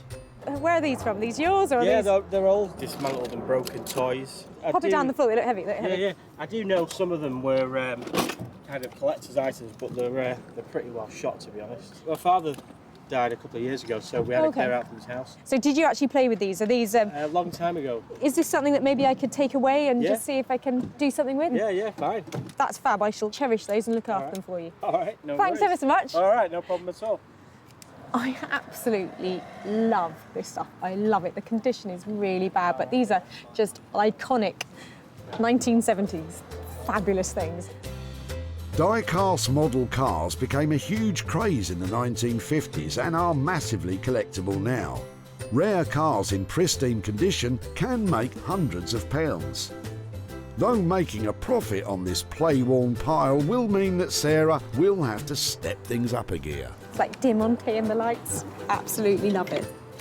I've still got some of it at home, which is kind of sentimental, really. Batman, Thunderbirds, Joe 90 stuff. What does Paul think Sarah might do with this bounty of bashed-up toys? No idea whatsoever. No idea whatsoever. You and me both, Paul. Sarah's a champion boot raider. She's got hold of 3 potential treasures for free. The glass cabinet will be reimagined by Zoe, the wood blocks carved up by Max and Abigail, and those old toy cars will be transformed into something special by Sarah. I've loved the things I've saved today. The question is, can I actually make any money out of them? Sarah's next stop is the glorious seaside town of Margate, which has been enjoying something of an artistic revival lately. Happily riding the crest of Margate's creative wave is print designer Zoe, who's helping turn the town all trendy. Little does she know what Sarah's got in store for her today. I do trust Sarah's judgment. I like how in the past she's really let me do whatever I want though, so yeah, I do trust her just. That smidgen of trust might be thrown out the window when Zoe claps eyes on that clapped-out cabinet. I've brought you another little beauty. Careful, you two. Brilliant, thank you. Oh, wow. First impressions? Yeah, I like it. Very, very feminine. Nice, solid print on the glass. Zoe's making all the right noises, but Sarah knows this is a challenge. I think it'd be difficult to see it selling and being a very commercial object unless it has a real makeover. The one thing I do have a lot of lying around that I do like to show off sometimes if I can is my high-heeled shoes. And I can really see a cabinet like this being great if repurposed as a kind of shoe cabinet. Because this is a narrow piece as well, it'll put it in a bedroom maybe, or a hallway if you wanted it there. I can imagine probably some big bold prints coming in across here. It will instantly make it more fun. So if it's potentially going to be really glamorous shoes, maybe we've got a lot of glitter going on, maybe we've got some sparkle, perhaps some gold detail and bright attractive colours that are all about, you know, a glamorous occasion or a big fun night out. A glittering, sparkly high heels cabinet. I'm totally sold. But how much will the work cost? It will probably cost me a couple of days' work and all of the materials, about £500 to do it for you. That just sounds fantastic, and you're right, it's those people who love their shoes that will love this, and that will make it sell. A glamorous showcase cabinet for shoes. What a novel idea. But can Sarah find a well-heeled buyer for such a niche piece?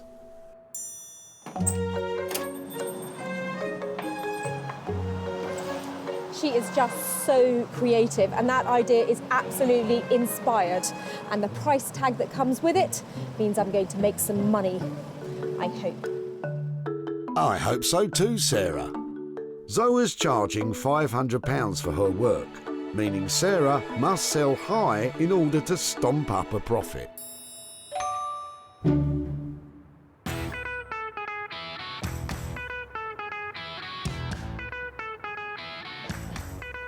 Vibrant Walthamstow in London's E17 is awash with artist studios and galleries. Honest. Hidden away in a quirky little garden shed, creative couple and business partners Max and Abigail specialise in making luxury handmade homeware. I can cut it on the chainsaw. Very unexpected. Yeah, great. Okay, let's see what we can do. Yeah. The woodblock should be in good hands, though they haven't got a clue what Sarah's rolling up with. Well, knowing Sarah, it could be anything. You could end up with some pallets. What Sarah thinks is a feasible idea could be somewhat of a challenge. Yeah. Well, I don't know what can actually be made of these, but they've got plenty to work with, and they're really heavy. Hiya. Hello. How are you? Hello. How are you? Yeah, really well. I've got a lot of something for you. Wow. Do you want to come and see what I've Can we have a look? Yeah, come on down. Wow. Yeah. They're great. They're fantastic. Yeah, Yeah? absolutely. Brilliant. Things I do in the name of recycling.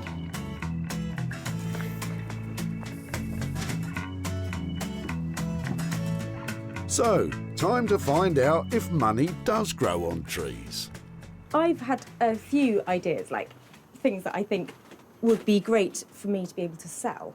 And one of them was sort of this lovely suite of bowls, but I'm all ears to hear what sort of stuff you can make out of this.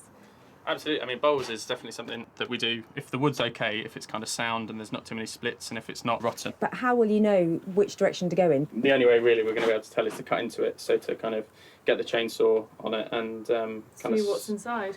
Let's get to it. If it turns out to be rotten inside, they won't be able to make anything. Well done. So it's not rotten, but it does feel, God, that's really wet, isn't it? It is wet, yeah. Wet wood is not ideal, but at least this bit isn't rotten. So given this state, it's difficult to imagine what you can actually make out of it. Have you got any examples or anything that... Yeah, let's, shall we take it in the workshop, and I've got some stuff inside that you can have a look at. So these are a couple of maple bowls that are from recycled stuff from a timber yard, but all of these are from red oak and English oak from Epping Forest. These are absolutely beautiful. The shape on that is really lovely. I agree, but you're not out of the woods yet, Sarah. Looking at how wet these are, the risk when turning bowls really is that the moisture may mean that they crack. And we can certainly try. We've got enough. We've got we've got enough, Sarah. Cracked bowls ain't gonna sell, so we need a plan B. If we didn't get bowls out of it, what utensils do you make? Because I know you make amazing spoons things. A lot of spoons, coffee scoops. So this is a wild cherry coffee scoop that we're working on. You can see that these have got kind of patterning. So again, it all depends on what it's like when you start to work. So there's definitely potential here, maybe for bowls, or at the very least some utensils. But how much will their craftsmanship cost? I think if you leave us with 250 quid and let us crack on, We can and see what we can we get. can see what we can get. On that basis, I will happily hand over 250 quid. That's great. Really, really Lovely. Excellent. Well, let me leave these with you, and you can get back to your chainsaw. Thank you very much. That's fantastic. Okay, bye. So Max and Abigail seem really optimistic that they can make something out of that wood. I'm just hoping I just haven't commissioned a £250 teaspoon when they find out it really is just rotten to the core. Glass half empty, Sarah. It might not be rotten. Stay positive like these guys. It's going to be a challenge, but I think that's that's part of the fun. Max and Abigail are charging £250 for their time and expertise. Given the condition of the wood, carving out a profit on this lot will not be easy.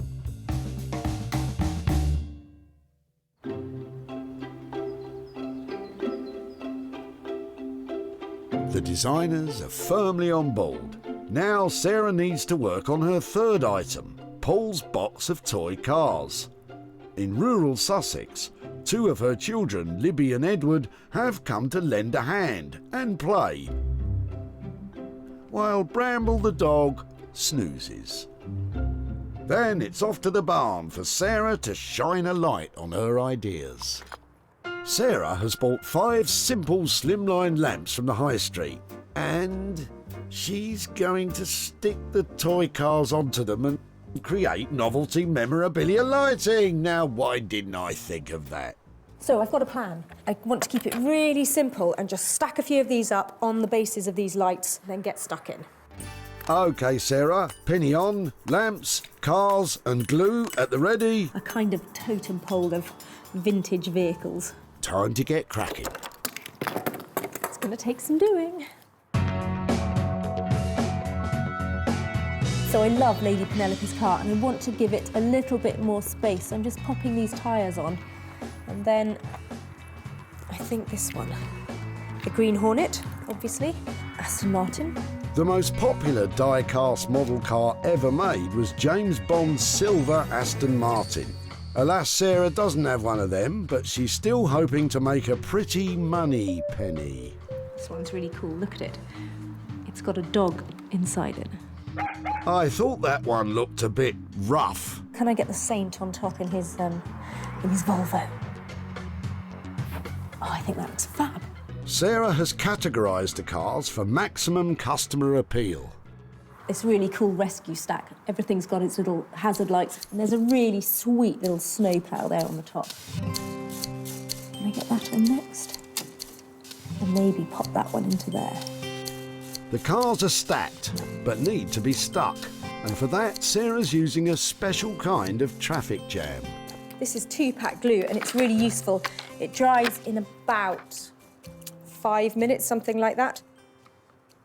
Got a little bit of working time and it's really thick and sticky, which is useful. Yeah, I also find it very useful when glue is sticky. So plenty of glue because there's lots of uneven surfaces on here and I just want to make sure there's enough contact between the car and the wheels and the glue. Sarah will glue the car stacks together before attaching them to the lamp bases. That way there's less risk of messy glue marks all over the new lights. I'm going to put a big blob of it on the roof of the Green Hornet's car. And remember, glue can be dangerous, so use with caution or else. Right, what's next? So I'm just checking it from all angles because I'd like it to be as neat as possible when it's done. Because even though they're really scratched and old and shabby, it needs to have a certain cleanness to it, a kind of designer styling. Oops.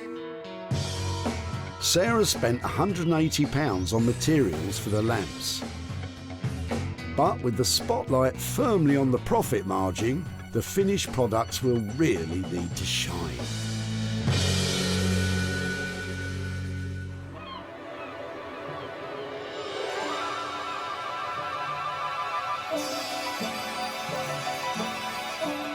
In Margate, the buds of creativity are starting to blossom in Zoe's studio. So I have this really interesting looking piece from Sarah. It's been broken on the side here and also the lock has been kind of locked open. When I talked to Sarah, I suggested somewhere to kind of put your glitzy, glamorous going out shoes and things like that, or your trainers. Ah, I can see it now. My old trainers beautifully displayed for the world to smell. I mean, see. This cabinet needs serious TLC. I'm not too intimidated by the challenge. I'm looking forward to it. Some of the glass is broken, so Zoe's going to carefully remove it all to avoid further breakage, or worse still, the need for a plaster. Because the overall condition of the wood is poor with flaking varnish, Zoe has decided to send it off to be professionally polished. Meaning Zoe can take some time to nestle in her loft space where she does all her creative thinking. It's always very important for me to sit down somewhere peaceful, surrounded by all my inspiration and a lot of reference books and colours and materials and art-making supplies, and then have a really good think about what I'm trying to evoke with the piece of furniture. And it's here that Zoe's artistic muse really takes flight, away from that glitzy idea and landing firmly in, wait for it, Mexico. I've decided to do a floral sort of stitched looking design inspired by Mexico. After putting a couple more layers of detail into this one, this should be ready to go later on to be printed onto the piece of furniture. The cabinet's back from the polishers with a new coat of colour, giving it a more sophisticated sheen, I think. All of these different colours are each going to be printed one at a time on top of one another using the silk screens. When I first started planning the piece, I was thinking quite feminine, glitzy and glamorous, but I'm actually liking this kind of like Mexican meets English patio garden that's kind of happening. First, Zoe creates a rough surface for the paint to bind to. Then, carefully layers up the patterns using the silk screen she has made, one colour at a time. First one done. The floral stitch patterns she's using are influenced by fabrics she saw for herself on a Margate, Mexico exchange. We've all been on one. Yes, yes, that looks good. Ah, that is lovely. Zoe's made a strong start with her Mexico to Margate floral design. But building up intricate patterns with silk screens takes precision and concentration. So, for now, we'll leave Zoe to it. So, it's all rosy in Margate. In Walthamstow, Max has got his chainsaw out again. Some of the logs are in better condition than others. Once sawn through, it's time for a confab. If I spin that over, cut that into slabs to see what we can get, because we can small kind of chopping boards or some cooking spoons or eating spoons. Yeah, I think that's probably the best. Max cuts the poplar with the grain to maximise its strength. After the trauma of being sliced and diced, Max and Abigail indulged the new-look wood with what can only be described as spa treatment, starting with a relaxing lounge in the sunshine. We're just kind of laying it out in the sun just to kind of dry the surface off a little bit, so that when make it more workable. Yeah, so when we feed it through the planer, it's not kind of completely saturated. With the little poplar pieces all dried out, it's time to make some shapes. Then the slabs are run through the bandsaw. Some of the wood's in too poor a state to use, so wastage on the good stuff isn't an option. There's still more than enough in terms of depth for me to work with on this, and then it basically gives you a whole nother section of wood to get another couple of spoons from. Max's wood carving techniques are rooted in tradition, and he spends many an hour happily whittling away. Whittle, whittle. This is one of my favourite parts of the process.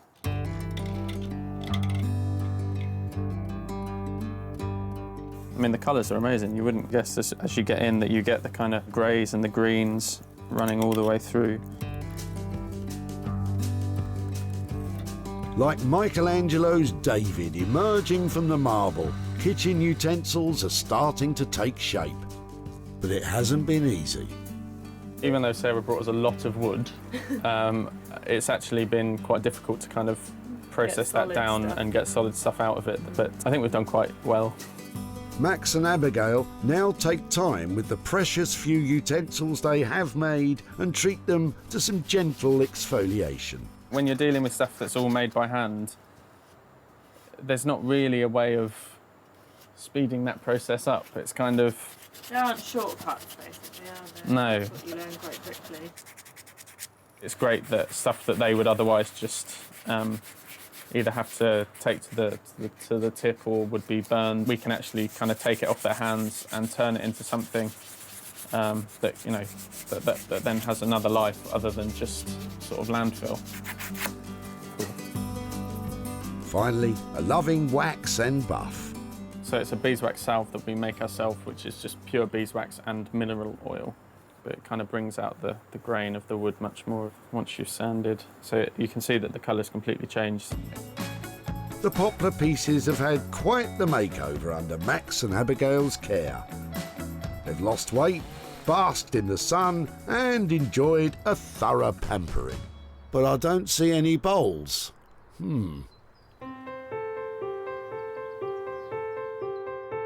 Back in Sussex, Sarah's in the barn putting the finishing touches to the vintage toy lamps. And just use that last bit. There's Popeye. Just going to pop him on there. I think that's successful. So you can have a lot of fun using up your old toys to make some pretty lighting like this. I'm really pleased with the way these have turned out. Before, these well-loved toy cars seemed way past their play-by date. Now, with a bit of imagination and some very sticky glue, they'll live another day as fun retro lighting. They're perfect for child-at-heart grown-ups who like to take a trip down nostalgia lane.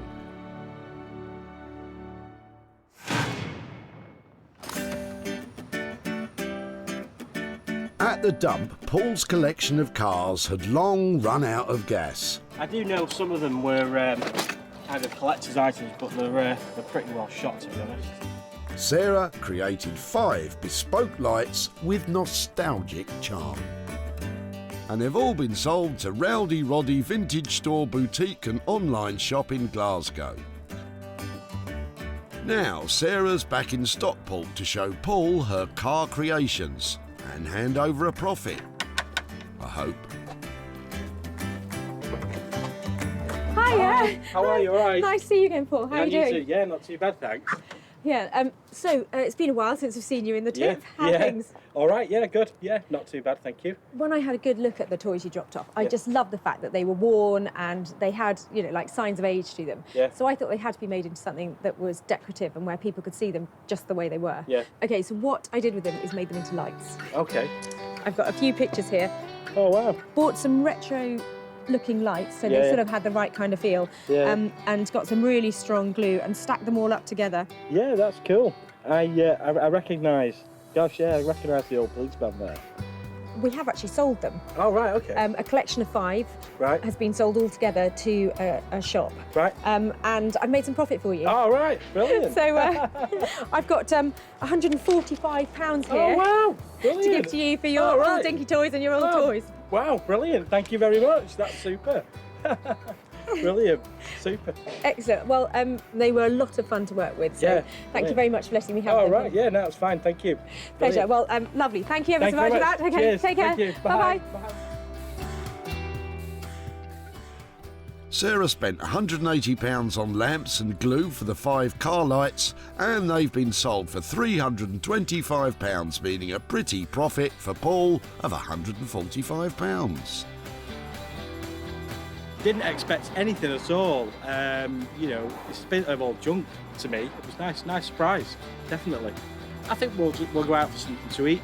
Maybe, you know, take the family out for some tea and treat the little one or something. So yeah.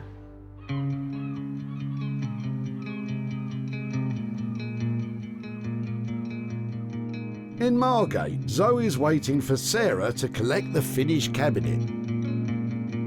This piece that she's picking up today, I would be very happy not to let go. I can see my shoes being inside the cabinet instead of someone else's. So yeah, I'd like to hang on to it, but I don't think she's going to let me. Before, this was a smashed up cocktail cabinet whose partying days were well and truly over. Now, the wood's been lovingly restored, the glass replaced, and that broken lock's been fixed and is sitting pretty. Zoe's imaginative designs have been lovingly and skillfully applied, giving the piece a refreshing burst of colour, inside and out. It's the perfect place to house shoes or precious knickknacks. It could even be the belle of the ball as a cocktail cabinet again. But what will Sarah think? Hello. Hello. Hiya. How are you doing? I'm really well. Oh my word, how have you managed that? Oh, it looks beautiful, doesn't it? It looks really classy. I really, really like this one. I love it. It looks just crispy and stunning. It's really... Is it what you were imagining? No, I have to say, it is so much fresher and so much more stylish. It looks expensive and luscious. Oh, I'm so glad you like it. I think it's safe to say she does, Zoe. I don't see this as just something for shoes. I think what you've done with it is just make it into something that has got huge appeal. You know, this could be whatever people want it to be. I really love doing it and I really want to keep it. Well, too bad. You can't. Zoe's ideas changed from a glittery shoe unit to a more, let's say, refined piece.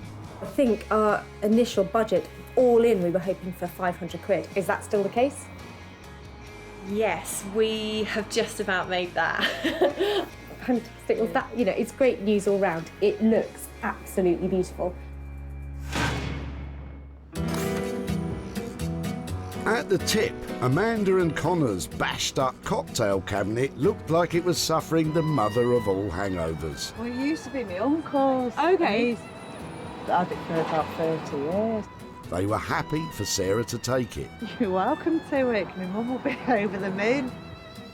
Sarah carted it off to Zoe, who added glamour and Mexican flair, and it was snapped up by Janet from Margate's Lombard Gallery. She doesn't need to second-guess the appeal of Zoe's work because she sold it before. This lovely floral design on the top, it's so big and bold and vibrant. I love it. Now Sarah's back in Stockport to show Amanda and Connor what's been done. Hiya. Hi, Amanda, it's Sarah. Hi there, how are you doing? Okay. I've got a few pictures to show you of your cabinet and what we did with it after you dropped it off. Yeah. We chose a designer called Zoe Murphy who lives down in Margate. So your cabinet went on a little holiday down to Margate, and I've got some pictures here to show you. That is what happened to your cabinet. Oh, wow. Does it look like the same thing? She stripped everything back and then lacquered it all over to give it a really luxurious finish. Yeah. And then put these lovely flowers onto the top of it. What do you think? Brilliant. She had a budget of £500. We've actually sold your cabinet, and it sold for £600 in the end. Wow. So it was something that, you know, it was going to the tip, and it sold for £600. And the good news about that is that I've got £100 here to give to you for the cabinet. So thank you so much. I like that reaction. Yeah. Any ideas what you might spend that on? I haven't got a clue at the moment. Probably pay for some of these things the kids are doing. Oh really? Are they on with summer all holidays? these Are they? camps and scouts? No, it never really goes down to me. It's always spending it on the kids. I've got 2 children. I know exactly where you're coming from.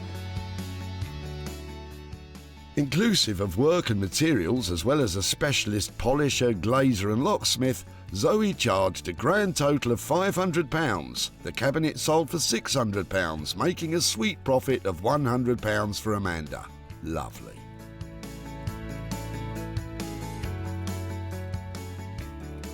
It's like it's been given a new lease of life.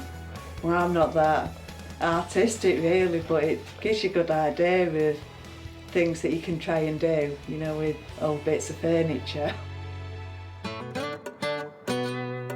We've got a profitable pair, but Sarah wants a full house. In Walthamstow, the woodworking wonder couple have, well, worked wonders. Before, these mouldy old logs were destined to become charcoal and ashes. Now, they're luxury handcrafted utensils. Max and Abigail delved deep into the wood to tease out 3 eating spoons, 2 chopping boards and 3 pairs of coffee scoops, cooking spoons and spatulas. They used centuries-old methods to create 11 completely unique items and ladled them with love. They're perfect for any cook who values the quality of their tools as much as their ingredients. Max and Abigail were lumbered with wet old logs, and it was a hard-fought battle. There was a definite panic stage, wasn't there? Yeah, it was kind of like, you know, at one point Yeah. it was just sort of actually, are we going to be able to get anything at all? Luckily, we were able to get some stuff then. We've got quite considered, elegant designs, I think. I mean, Yeah, I'm slightly nervous of what Sarah's going to say, just Yeah. because maybe she's, I guess you know, she she dropped off yeah. 6 massive logs. And I guess maybe there's an expectation that you're going to be able to get a vast amount of stuff. We're excited to see what she says. Yeah. But will Sarah be stirred by what's been made? Hiya. Hello. You're excited. I'm really excited. Wow. Was this Oh, this is the carnage, yeah. Oh my word! Wow! That's fantastic. Wow. That is made from that wood. Pretty much for every kind of spoon that we made, we probably had 5 or 6 that didn't work. You know, you got to a certain point in the process and there'd be just a kind of patch of rot, or it would just snap or split. So basically what you're saying is it was a total nightmare to work with. Once we got stuff that we could work with, it was, you just kind of get back Yeah. into the sort of process which we really love. We talked about making bowls and that kind of thing, so we had a go. Oh wow. And it was, you know, the kind of, the actual, you know, again, the wood itself, it was just kind of, you got to a stage where you just kind of had to stop working. So you can kind of see here how pitted it is. I think that is beautiful. But I can understand why your integrity is admirable. I think your soup would end up on your lap with that bowl. A real shame, but despite setbacks, Max and Abigail have worked a mini miracle with those utensils. It's really difficult to imagine that this came out of the wood, and also to just how light it is. It's quite a kind of lightweight wood and it's quite a delicate design, but they're more than kind of capable of standing up to being used. Yeah, absolutely. So, it's all good in the hood, but how did they get on with that £250 budget? we used every penny of that £250 in terms of processing and just kind of like man hours and labour and stuff. So do you think it's touch and go whether we actually make a profit? I think it's probably going to be a little bit tight. It is not always going to be that there is a huge profit in these things. That wood, I know, is really difficult to work with, and to have made anything out of that is actually usable and have this kind of finesse, I think is a real achievement. So thank you so much for taking on the challenge.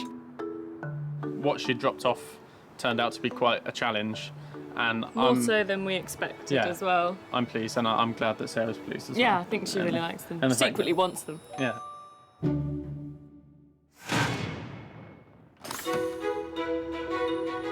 At the dump, Gary's wood blocks were about to be chucked. My original plan was to do something with it, and then it dropped to maybe put it on the wood burner, and now it's just... Get rid. Get rid, it's in the way. Max and Abigail created luxury kitchenware. And it's all been bought by Ali and Nikki from online homeware store Such and Such, who specialise in selling handmade products. Oh, we'd love to take all of them if we may, because Yeah, they're yeah. beautiful. Absolutely. Yeah. Well, we can box them up and we'll be ready to go. Now there's a happy ending. Now Sarah's in Stockport to visit Gary and give him some good news, with any luck. Hiya. Are you all right? Hi, Sarah. Nice to meet you again. Yeah, how are you doing? Yeah, not bad. Come on down, let me show you what we've done with your tree stumps. Yeah. There are a pair of amazing makers called Max and Abigail, and they are like modern day foragers and woodworkers. So they were a great fit for your logs. So I've got a couple of pictures to show you. Any ideas what we made out of them? Not a clue. They made beautiful handmade spoons, chopping boards, tasting spoons. What do you think? Yeah, it's really good. It's, I didn't expect them to be anything like that. It's really impressive what they've done. I mean, I just thought they'd go for landfill or something like that. So to see them like that is really, really good. We gave them a budget of £250 to do that. Yeah. And after that, they have been sold. And we sold your pieces for £300. So I've got 50 quid here for you. Yeah. Well, thanks. How does that feel? Yeah, it's good. Good. Well, money for nothing. Yep. Bang on, that's exactly what it is. Max and Abigail charged £250 in total, and the 11 utensils were sold for £300, meaning Gary is now 50 quid richer. With the money, I'll probably get something for the garden. Just there's always something I can add to it. We spend a lot of time out here, so that's probably what we'll do. Sarah saved 3 items singing their swan song at the dump. The played-out toy cars became quirky novelty lighting. The sodden wooden blocks became luxury kitchen tools for discerning cooks. And the lacklustre cocktail cabinet got more than just its glamour back. It became a hot little Mexican number. Fantastico! Well, that really was an eclectic mix of stuff that we saved. But in the end, all 3 bits looked amazing and turned a profit. And it just goes to show, with a little bit of imagination, you really can make money from all sorts of rubbish.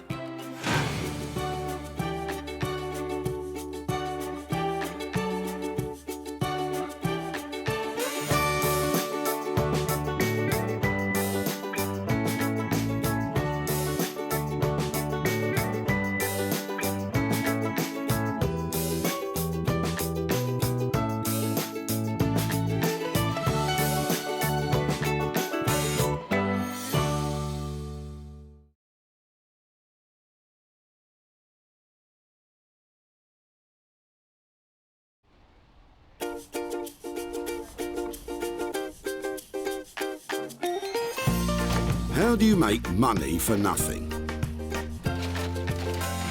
The answer could be hiding in the 20 million tonnes of household waste we throw out every year. Sorry, Spotty, before you throw that away, is there any chance I can have a quick chat to you about it? Sure. That's why entrepreneur Sarah Moore wants to get her hands on things before they hit the skip. I am a passionate buyer, maker and user of old stuff, and I've turned that passion into a money-making business.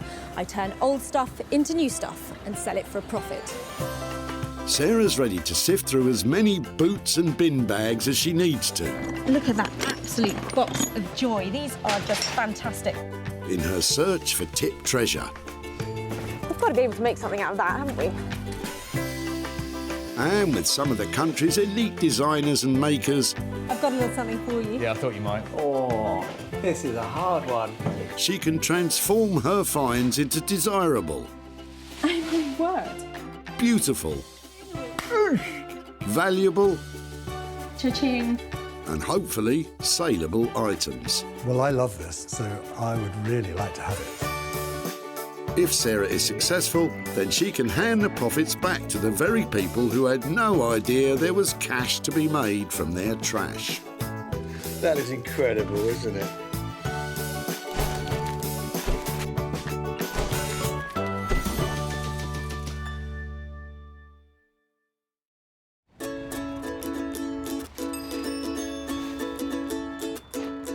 Today we're at the Whitley Recycling Centre near Guildford, where 800 tonnes of waste is dumped by Surrey locals every month. I have no idea what I'm going to find here today.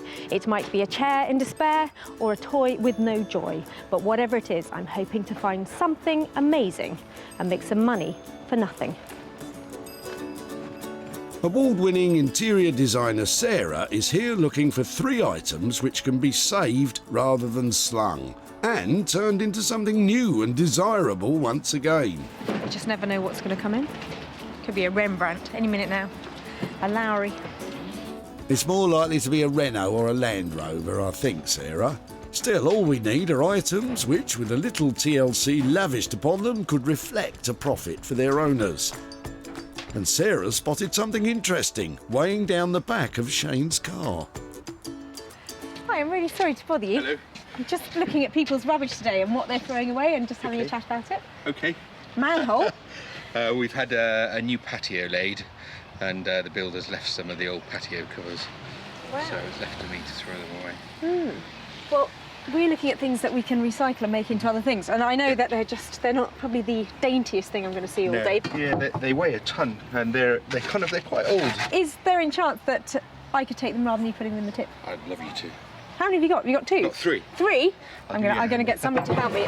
The provenance of these old manhole covers is important. Having come from Shane's patio, Sarah is planning to turn them into, well, something. Never think it, would you? But looking at them, the moment you see them in that lovely crisscross pattern, geometric stuff's really in at the moment, that's going to make a fantastic garden table or something.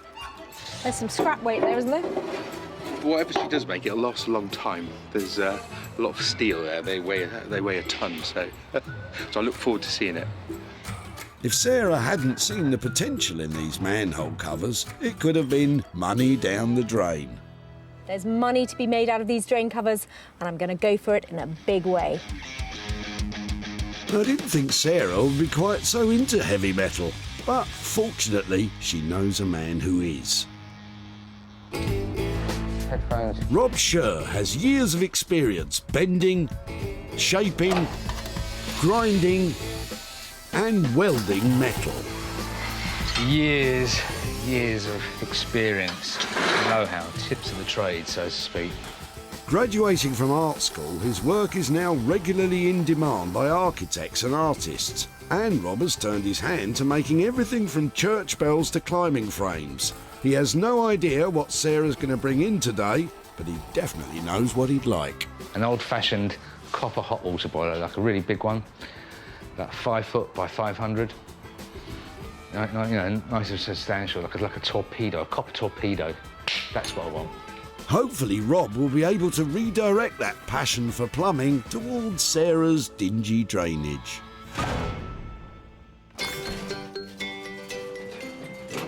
I was only looking. Just as well, Sarah. Of course, once items reach the skip, they can no longer be retrieved. All I'm seeing is bush, grass, tree. Not much stuff I can recycle. Sometimes it's difficult to see the wood for the trees. Janet and her partner Chris are helping Janet's mum move house and have surplus items which are not making the transition from old to new. it's really grotty stuff today because it's just come from the loft. Oh really? Well, you never know. Did you mention grotty old stuff? Well, you weren't far wrong in the case of that old case. It hasn't got the heirlooms in it, has it? Without heirlooms inside, I think it's fair to say that case has seen the last of its travels. But hidden away on the back seat of the pickup is something with much more potential mileage. Oh, they're really sweet. Told you. 2 of those. Yeah, they're quite nice. They're so retro. Yeah. Quite sweet. They are. It's just finding things that have got that old-fashioned look, and anything mid-century is really collectible, and people are loving having it in their houses. Okay, that's good. All right, yeah, no problem. If you don't mind, I'd love to add them to our collection from you. I'm going to stand here and see what else you've got, because you never know. A bit of sponge. Tempting, but maybe not today, thanks. How cool are they? If it's all right, I'm going to take them down here out of your way. Yeah, sure. Thank you. Looks like it's easy to get carried away around about here. You better stay there and look at what else is coming out, because I'm going to look after these, but there could be more exciting things. It's not always the case that people don't see the value. Sometimes it's just a question of time. You just think, right, it's going to go, it's going to go, it's going to go. And someone else might have the time and effort to think, I know what I can do with that, I'll save it. You know, but at some point you've just got to think to yourself, no, it's got to go, out. That's it. So how cool are these two? I absolutely love their styling. They are bang on 1960, don't you think? I think we could stitch something fabby over here and really sort out these seats. And I think I'm going to be sitting on a fortune. So, item 2 today has the potential to be double money in the shape of these 2 gorgeous 1950s chairs. And Sarah has just the man in mind to help bring them bang up to date.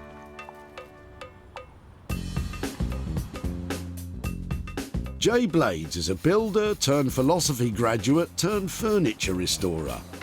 Jay has his finger on the pulse of modern design interiors, reworking the very best of British craftsmanship and bringing it into the 21st century. I've always had a passion for the kind of heritage that the British designers have produced over the years. Traditionalists would love to keep it as it is, but to be reintroduced into the market, I like to just add a bit of colour and add something a bit quirky.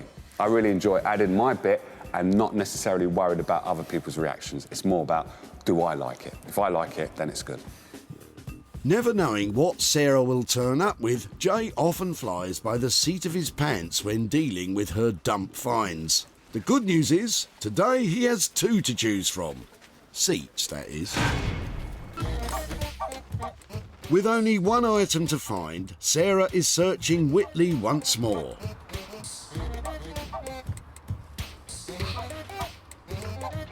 Rubbish it may be, but luckily Sarah has spotted Chris with something much more suitable. I got to stop you. So whose is that and why are you throwing it away? And I don't know, I think it's just been in the house for a long time. No reason really why it's been there. And you're just not using it, so it's no, gotta just go. not using it, yeah.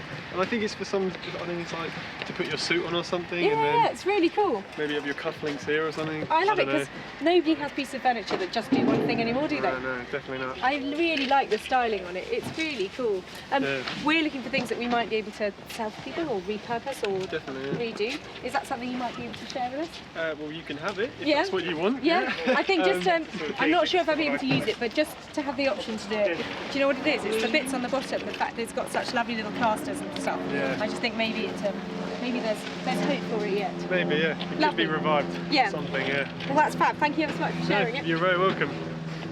I don't know, I've got to find something to do with it now. Look at that. That's brilliant. Good luck. Thank you ever so much. I'm sure you've got something up your sleeve, Sarah. Just been sitting in my house, not doing anything. And I thought, you know, might give it to someone else or put it to recycling where it could actually be used for something decent, you know. How cool is that? Nobody has a bespoke piece of furniture just for holding their suit these days, do they? And I can't really see what else I'll be able to do with it, but I just don't think it needs to go in the tip at the moment. Don't worry, Sarah. If you hang around long enough, I'm sure something suitable will spring to mind. So, 3 items found. Rob will be fortunate enough to tackle the manhole covers, Jay the 2 1950s flavoured chairs, and Sarah will take care of the suit stand. It's been a fantastic day here today and I've met great people, but I've been making all sorts of promises about what I'm going to do with their rubbish. I've got my work cut out, but I can't wait to get started to turn their trash into cash.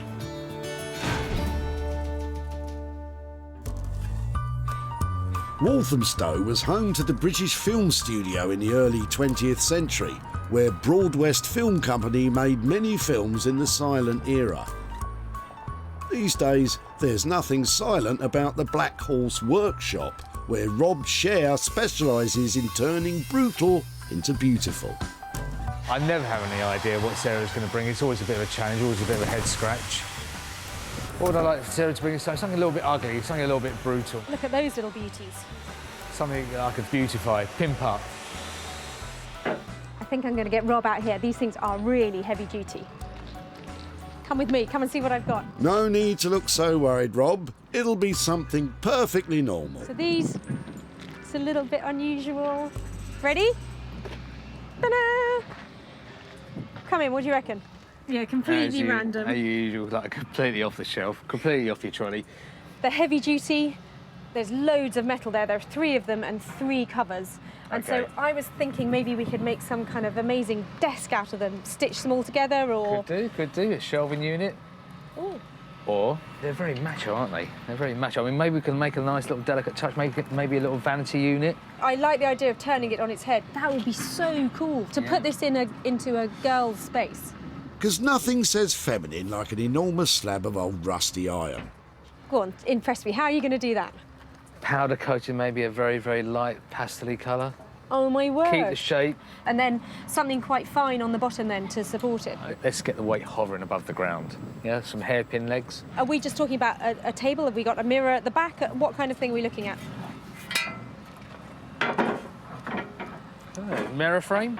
I'm looking lighting in here. An LED like strip going around on the inside. That really takes it up a level, and I think it just puts it in a different bracket. Different price bracket. Different price bracket, you know me and the I money. know. I've always got an eye on the cash. It's all very well having an eye on the cash at this point, but this project won't be a success until we get our hands on some. Talk to me about the money. In terms of powder coating costs, what are we, 100 quid, 150? 120 quid, you know, to get them powder coated. OK, and what about legs? Roughly about 50 quid. And then the mirror? 50, 75 for 3 mirrors, yeah. Roughly, materials-wise, we're in the kind of 400 quid ballpark then. I would say about that, yeah. On top of that £400 for materials, Rob's expertise and time will cost a further £600, transforming these 3 manky manhole covers into 3 makeover vanity tables. Well, the van is a lot lighter, but I've just committed to spending £1,000 on 3 very old manhole covers. I don't know if I'll make any money on this one, but it's going to be interesting. So really what I want to do is, you know, transfer a very masculine piece of material, a very masculine object, you know, a heavy bit of steel, cast. I want to try and make it kind of light, feminine. That's the challenge, really. So, Sarah's committed to £1,000 of costs to transform 3 masculine manhole covers into 3 feminine freestanding vanity units. What could possibly go wrong? Wolverhampton is a city in the heart of the Black Country, whose city motto, "Out of darkness cometh light," seems appropriate for Sarah's quest to make money from others' cast-offs. She's here today to seek the help of furniture rejuvenator Jay Blades. I tend to like to work with stuff that is real wood. Pre-1970s is my kind of flavour. It's going to be rather interesting because I don't know what Sarah's actually going to give me. Normally when she brings stuff down, it's weird and it's wonderful. Jay is a retro modern craftsman who specialises in reviving ageing furniture. Hello, hello. Hello, how are we doing? Yeah, really What have you got? well. What have you got today? I think I bought you a couple of crackers here, but I'm not quite sure. Okay. They look interesting. They do look really, really interesting. Are they, I didn't know if they were sort of too new, too utility to be collectible or interesting, because I haven't found out anything about them. The utility, yes, and not too new. These are beautiful. In my eyes, these are modern day antiques. So these are things that you should not do too much to. You shouldn't like plaster it with gloss, or you shouldn't rub it down so you get rid of the wood. Personally, I think you should just lift it a little bit more than what it is now. Do you have any ideas of what sort of fabric we might be able to put onto the seat covers? The fabric that I think going into someone's house, I believe it has to be a velvet. Luckily, I've got something here. Perfect. Wow, I would never have picked colour like that. So I would probably leave the top, clean that up so it brings it back to life, but add a really luxurious velvet that once you sit on there, it just feels to die for. The other thing I would add, just a little bit of a twist, would be to put wallpaper underneath the seat. That's quirky to have something like that underneath where, you know, not many people see it. It's a little surprise, isn't it? Yeah, definitely a little surprise. And it's a little talking point as well. I think they're going to look fabulous, but you've got to tell me, what about the money? I knew that was going to come. Well, basically, the money, I could do the cleaning and the wallpaper and also putting the fabric on top for £50 for the turban. How does that sound to you? That sounds like a good deal. Hopefully, not too much work for you, and I think we could make some profit on that. So that, I think that's just where I want to be. That's excellent, thank you. So that's a deal? That's a deal. All right, I'll best get to work then. Brilliant. OK. I'm really pleased with how that went. Those chairs are going to get the update they deserve, and I might make a little bit of money out of it. This is going to look so good that I would even have these in my house. Anything I tend to work on, I love so much that I would have it myself, but these should sell as well, with what I'm about to do to them as well. Jay's plan to simply update rather than renovate could provide Sarah with a bumper profit. So, £50 in total for the transformation of these two glamour chairs. Seems like a proper bargain to me.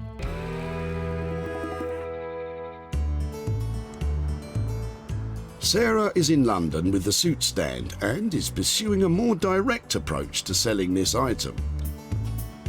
So I've come to Portobello Market to see if my trusty suit stand can find a home. It's just the right kind of place. There are heaps of antique shops around here. It'd be really cool to get above 50 quid for this, but if somebody offers me a pink note, I'm going to take it. The suit stand is an odd item in that it's a perfectly good and useful piece of furniture. It's just become unloved. Sarah recognised that to make a profit, the only work required is some fancy footwork in order to find the suit stand a new home. No. Another no. Easier said than done. Hiya. Hello. It's very cool what's going on in here. Yep. Really nice. Are they all vintage clothes that you're selling, or are they mixture? No, it's all new. Is it? Yep. God, it looks fantastic. It looks really classic. I've got a little proposition for you. Go on. I am looking to find a buyer for this today. Right. It's something that somebody was going to throw away, and I'm trying to find a new home for it and hopefully raise a bit of money for the person who was chucking it away. So this one, I think, was the classic kind of butler's thing that people had in their houses when they couldn't afford a butler. Okay. So just a suit stand, it's got somewhere to put the shoes, somewhere for your trousers. I was thinking that if I could get 60 quid for it, right, I think it would be cool to go in a place like this. Do you fancy buying it then? I think we could maybe negotiate, but, you know. OK, well, I'm happy to negotiate because this is something that somebody thought didn't have any value, but if you think it's got, should we say 50 quid? Despite Sarah's best efforts, £50 proved to be a bit too rich, and a suitable compromise couldn't be found. If you change your mind, okay, I'll leave you some details. You can maybe give me a shout. Lovely. OK, thanks ever so much. Thanks for your time. Bye-bye. So, a bit more shoe leather required if Sarah's going to gain a dividend from that old suit stand then. These are the manhole covers. I want to see how easy it is to drill. This could be cast iron, so depending when it was cast, it could be like a real nightmare to drill. So the legs are going to sit something like that, I think. Yeah, what am I going to do? It's a bit of an ugly duckling, but they make it into a beautiful swan. I think that's why I quite like it.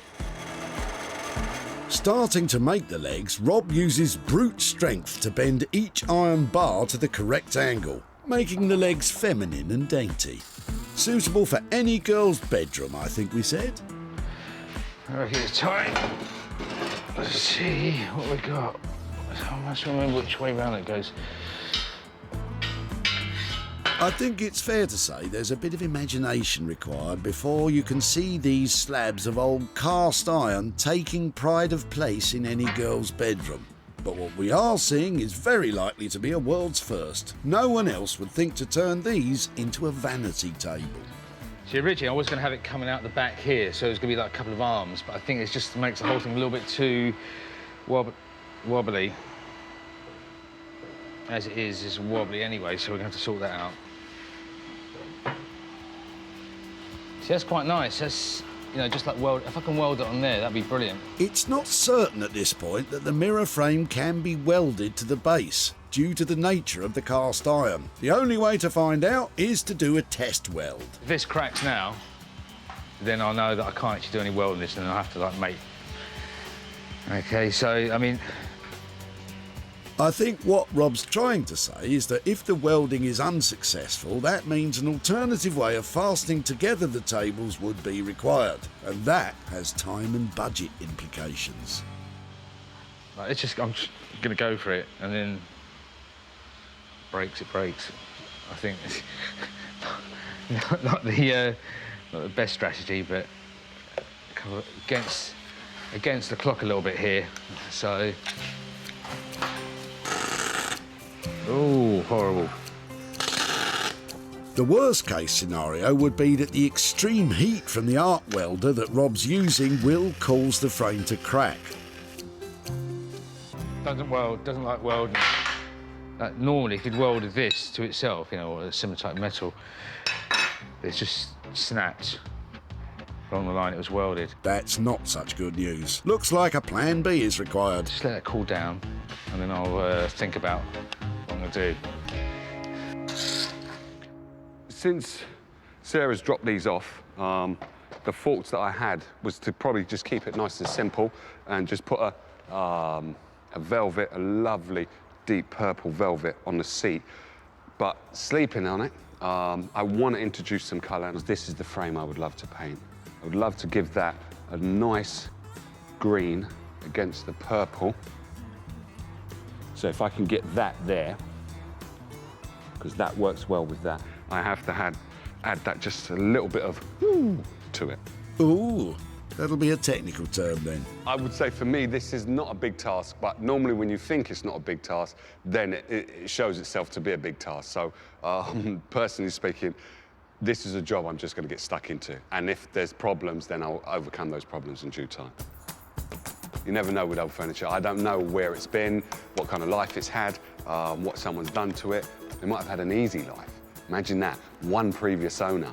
That would be cool. If you don't have a jar to put all the screws and bits and bobs in there, the best bet is to get masking tape, stick them all down. Right on a piece of tape, that's supposed to be a 1. And then on the bottom of the chair, you put a 1 as well. So you know which one, especially if you're working with 2 chairs that are identical.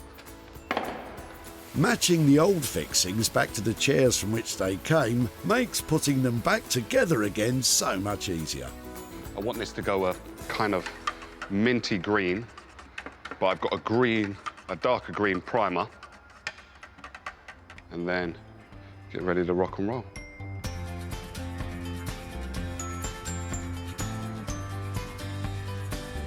It's just going to give the purple a lift, it's going to give the chair a lift, it's just going to make everything look fresh and new, even though it's not new. 60-year-old chair, giving it a facelift. Or, modern terms, a little bit of Botox. That's what we're doing. Botox may seem an odd analogy, but of course we are hoping to reverse the signs of ageing and bring these chairs bang up to date.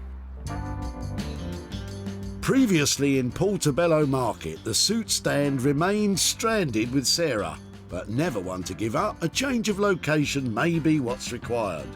So me and my special friend have come all the way from Notting Hill to Brick Lane to see if we can make a sale here. Brick Lane can be found in East London in the borough of Tower Hamlets and is famous for its curry houses. Let's hope that suit stand will be able to curry some favour eventually. I've been to lots of shops around here and I have met a man called Michael in this one who is interested in my Italian bespoke designer suit stand. He's not very keen on the camera, so I'm just going to pop in, see if I can persuade him to come out.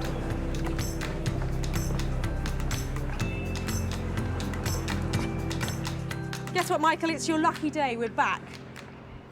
Sarah's success is measured in sales, and she always seeks out the best opportunities to maximise profits. Hosting regularly her own furniture and clothing sales from home, Just sold the sofa.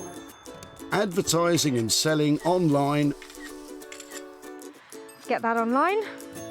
or meeting commercial buyers in person to sell direct. Seeing this is really refreshing, and it's good, and people are going to want more of it. It's going to grow, this thing, I think, that you're doing. With opportunities galore in the things we throw out, Sarah's always looking to make money for nothing. The suit stand, Salvage from Chris, You're just not using it, so it's No, just not using it, yeah. And I think it's for some, I think it's like to put your suit on or something. Yeah, and then... yeah, it's really cool. has covered some miles searching for an elusive new home. It'd be really cool to get above 50 quid for this, but if somebody offers me a pink note, I'm going to take it. Sarah made a sale, and the only question remaining is, did she get a pink note?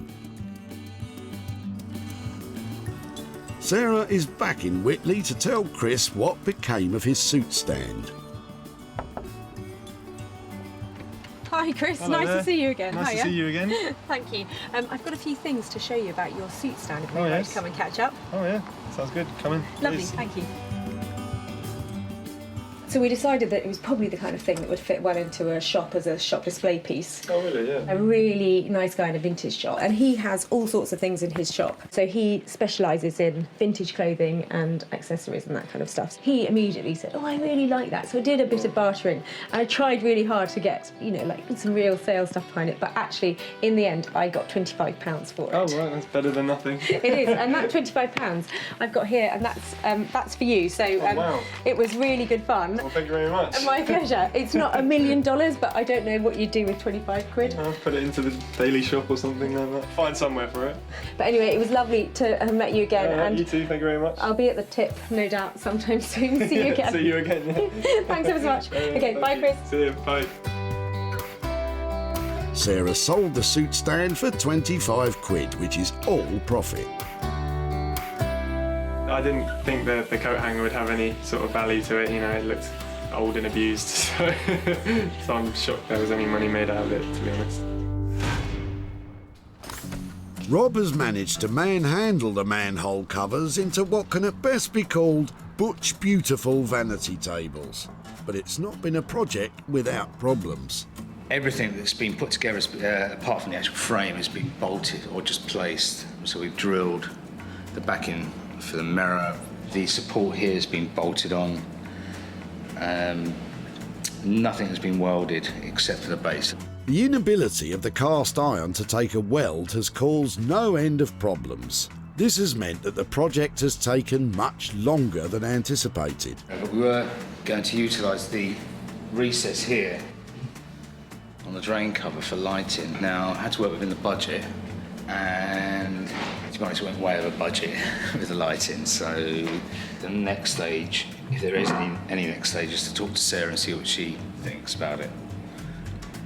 This restriction on both time and costs has also meant that some of the final finish is a little more temporary than Rob would like. It's the manhole makeover moment, and I'm here to see if Rob has managed to turn those 3 dirty bits of drainage into 3 fabulous vanity units. When Sarah managed to save these manhole covers, they were destined to become molten metal. Now they are unrecognisable as dirty drainage and are just a tiny step away from being magnificent mirrored vanity units. Hiya. Sarah, how you doing? I'm really well, how are you? Not too bad. Come in. It's quiet here, it's never quiet here.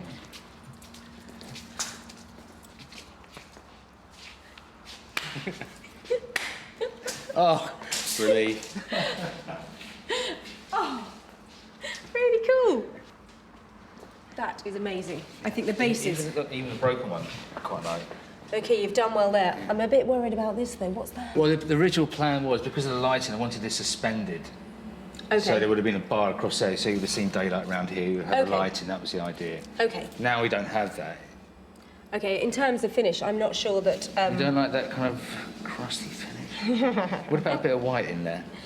Because the other alternative is to get new mirror cut, and so it actually fills the frame. But, you know, I think we've got to do one thing or another, because this gap here is going to cause a problem. Is it possible to see it spun the other way? Or? I'd say. I'm just wondering if we were to sell these, if they go against the wall, they're going to have to go against the wall, aren't they? This kind of weight has got to be anchored against a wall in some way, hasn't it? Yeah. If we could have brackets on here that get screwed to the wall, Yeah.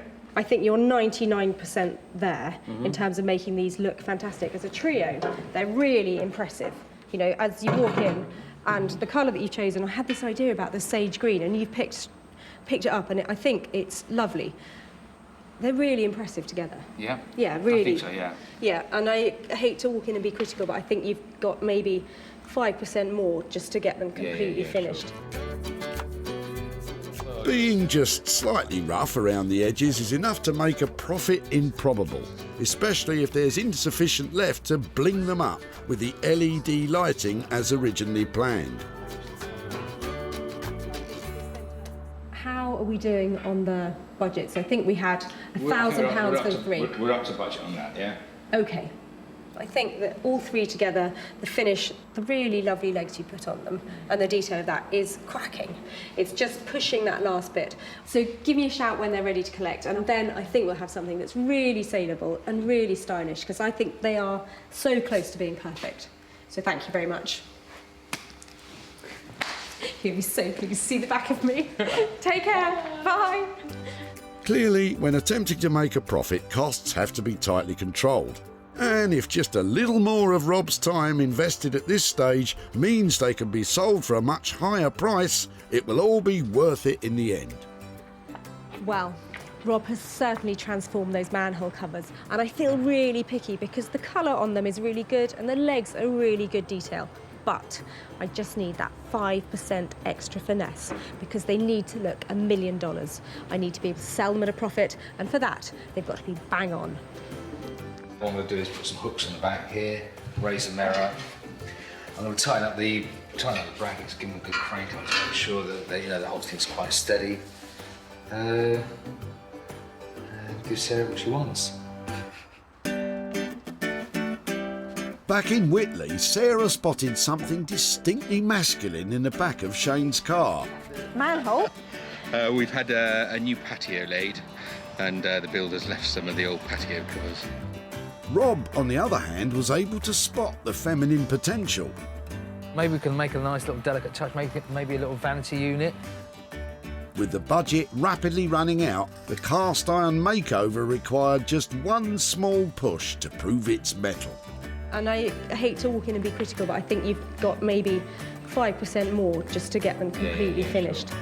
Rob has taken these 3 dank, dirty drainage covers and, with a few necessary strong-arm tactics, has transformed them into make-up, touch-up vanity units. Rob's final finishing touches have created just what Sarah was looking for. And with those details taken care of, making these into a premium product, these unique units have been snapped up as stock for a prestigious London outlet. And, most importantly, for a premium price. Sarah has returned to Whitley to surprise Shane with pictures of what his cast iron manhole covers have become, and to hand over some profit. Hi there, hello. Hello. Hi there. Shane, how are you doing? Hi, nice to see Nice you. to see you again. Hello. Oh, hello there. Hello. Hi, I'm Sarah. Betty. Hi there, how are you doing? Do you know what Daddy took to the tip? The drain covers. Yeah, and I have to say, I got a little bit enthusiastic about them. Well, we're intrigued. I did.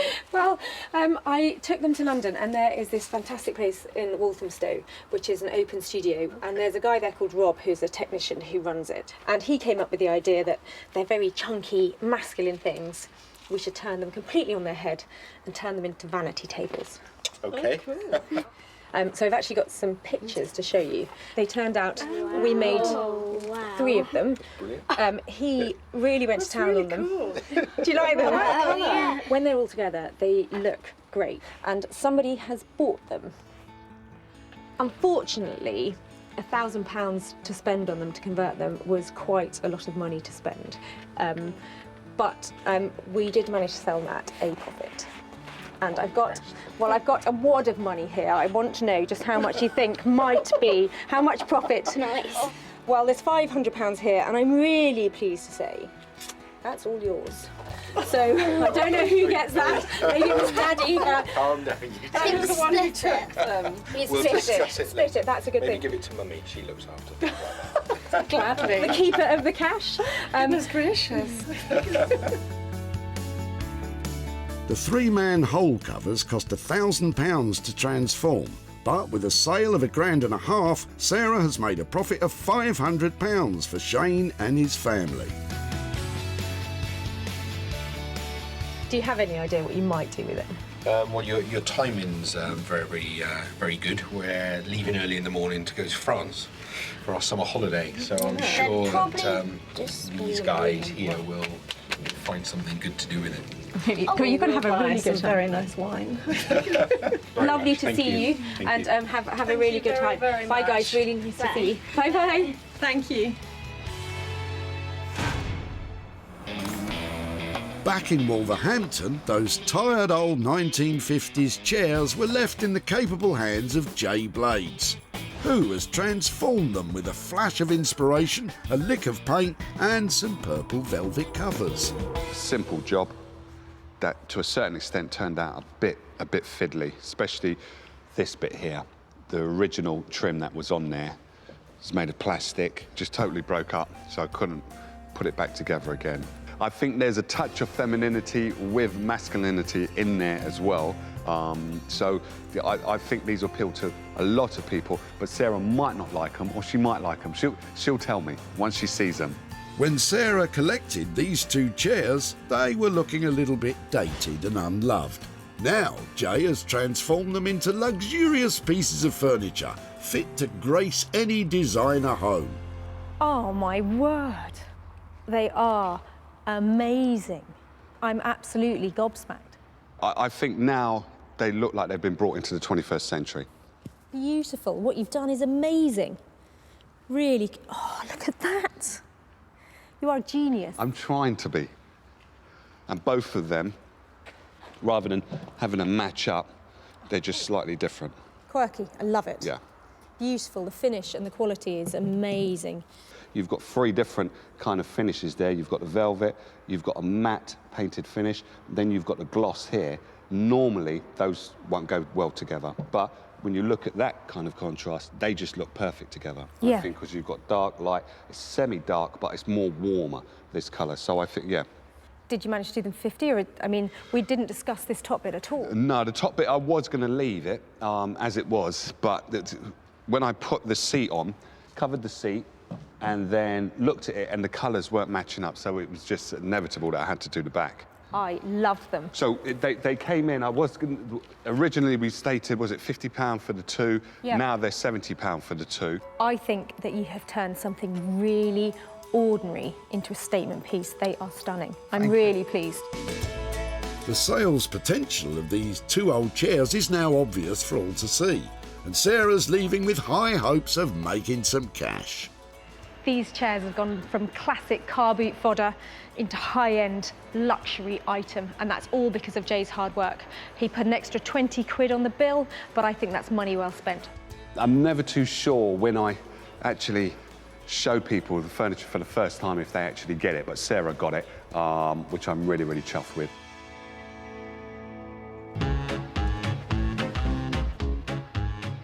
Back at the tip, Sarah made a beeline for Janet and Chris, who had a pickup full of potential. These are really sweet.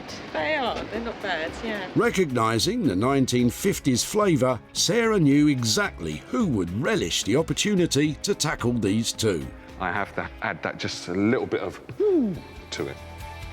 Jay accepted the challenge, and by changing the covers and adding a splash of colour, Jay has brought these two 1950s chairs straight into the 21st century.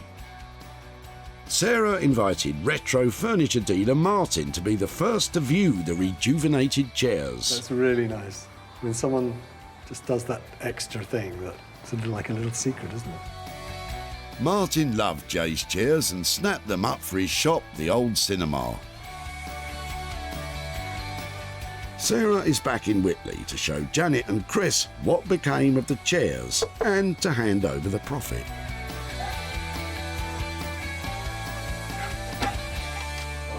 Hi there. Hello. Hi Chris, how are you doing? Oh, how are you? All right. Yeah, really Good, well, good, really good, well. good. Are you coming out too, Janet? Yes, Hi there. hello. All right, Nice to see you again. I've got a few pictures to show you about the chairs. Yeah, do you want to come and have a look at them? Yeah, by all means. The chairs that you dropped off, this is how they ended up. Oh, Wow. fantastic. Yeah. They look No, brilliant, they don't look brilliant, don't they? They were really Oh, it's comfortable. amazing. They Yeah. did look, and this sort of turquoisey colour was amazing. Very high-end sort of feel to them. Yeah. To be honest, the legs and they just look totally different, but I'm sure they're not. But it's because of the seats and everything, it's just made the legs stand out. So we have managed to sell them at a profit. Yeah. It's not a massive profit, but it is £40 for you for those chairs. Fantastic. And I think you're keen on motorbikes and that kind of stuff. Yeah, I can always get something for the motorbike, or I suppose I could give in and take you down the mill for a mill, or the mill for a pub.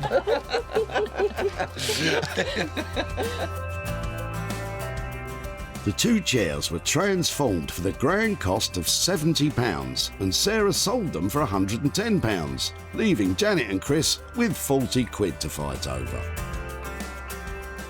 Two things that would have ended up rubbish have now got a life, and they can carry on and be used by other people and appreciated. And we've got some money to spend on a BSA. Yeah, that's right. Yeah. So that's yet to be discussed properly off camera. Sarah has made a profit on all of the things she saved from the crusher. The soup stand has found a new home in a London shop.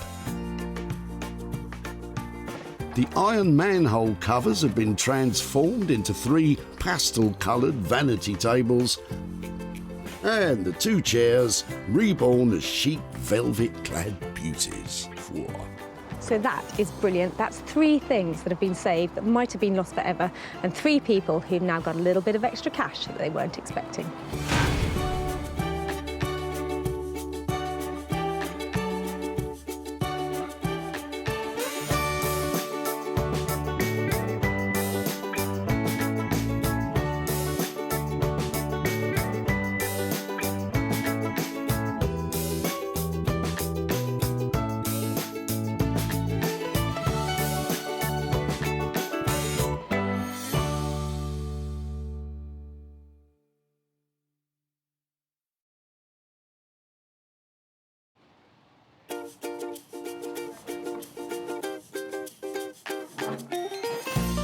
How do you make money for nothing? The answer could be hiding in the 20 million tonnes of household waste we throw out every year. Before you throw that away, is there any chance I can have a quick chat to you about it? Sure. That's why entrepreneur Sarah Moore wants to get her hands on things before they hit the skip. I am a passionate buyer, user and renovator of second-hand stuff, and I've turned that passion into a money-making business. I turn old into new and I sell it for a profit. Sarah's ready to sift through as many boots and bin bags as she needs to. That is the most fabulous thing I've seen here. This is so exciting. In her search for tip treasure. I love rifling through the rubbish. And with some of the country's elite designers and makers. Hello, hello. What have you got today? I want to do what's right for this piece of rubbish. She can transform her finds into desirable, Look at that. beautiful, Speechless. valuable, You're joking. and hopefully saleable items. You always talk my kind of money, Jay. I love doing deals with you. If Sarah is successful, then she can hand the profits back to the very people who had no idea there was cash to be made from their trash. Wow!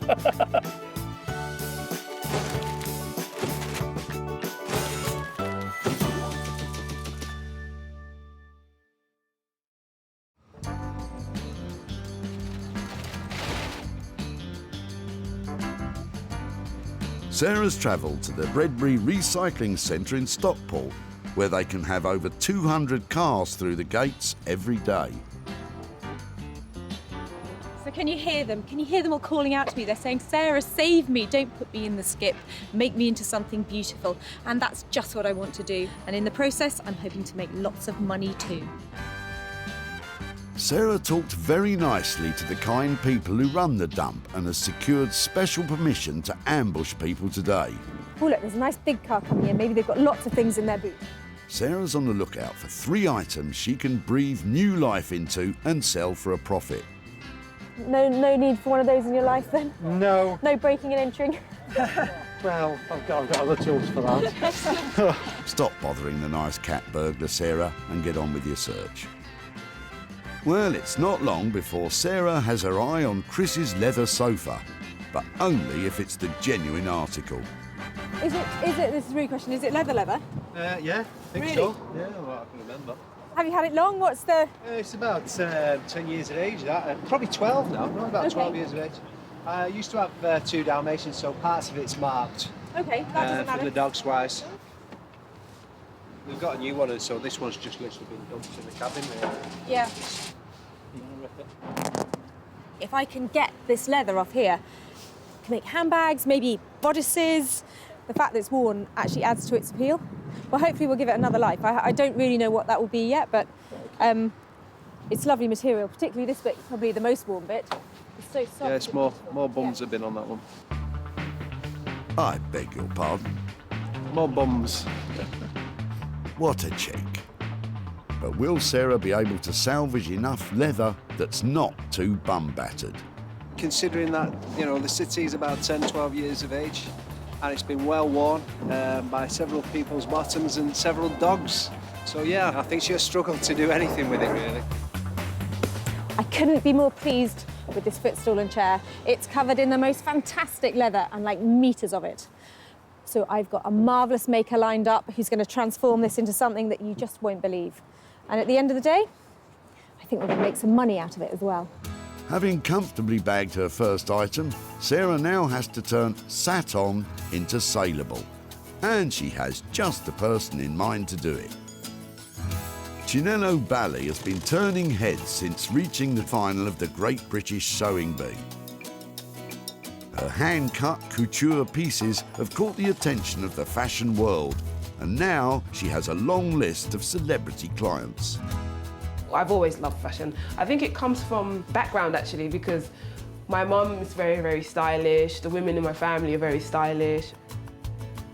I've always been surrounded by very unique items of clothing. One of the things that encouraged me the most to start making for other people was because when I wore my garments, people would always stop me saying, oh, you know, oh, I really like this. Where did you get it from? And they'd find out I'd made it myself. And then very early on, I'd get people say, oh, can you make one for me? And I really do look for the beauty in anything. Chinello may look for the beauty in everything, but she may struggle to find it in the load of old leather Sarah's dropping off.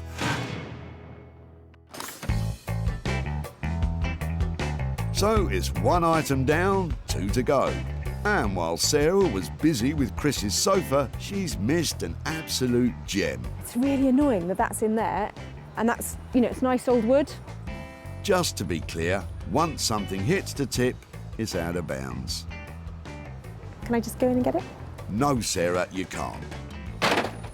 But if you're quick enough, you might be interested in what Derek has in his boot. Hi there, I'm really sorry to bother you, and I know you're busy, but I'm just wondering what you're dropping off and... Just a bit of steel and aluminium and so on. Okay, was it a greenhouse or something? Yes, yeah, it was an old greenhouse. We're looking for things that we might be able to make into other stuff, and these angly bits look really interesting. Would it be okay to have a better look at them outside? Yeah, of course, no problems, I'll take them out. Brilliant, thank you. I know they're rusty and beaten up and stuff, but they're just the kind of thing that we might be able to marry them up with something. Take them. Really? That's fab. Where would you like us to put them? Just over here would be, in front of the scrap metal would be lovely, thank you. Sarah's acquired some angle iron, which is kind of like a giant Meccano set for grown-ups. Brilliant. Thank you so much for your time. Thank you. Bye-bye. But can she reassemble it into something that can turn a profit? What does Derek think she'll do? I'm assuming she's going to make a shelving unit of some sort, using the garage or the shed. It's all in one piece, as long as she's handy with a paintbrush. Anything like this that is modular, so it comes apart and you can screw it together, is really easy to work with, even if you're just an amateur. So although it's in a bit of a state at the moment, I think it's got real potential if we were to give it a really good clean down. If you keep polishing it up enough, it's the kind of thing that you can put in your house. Not in my house. And it's not going to be much good on its own. Do you think you can find some old wood or something? Oh, you already have. So it's probably all here. It's a junk jigsaw. There we go, back to being pretty much a whole door now. What do you reckon? Your next dining room table, sir? Well, I don't fancy eating my dinner off it. And if she plans to stick it together with the angle iron and make something out of it, she's going to need some help.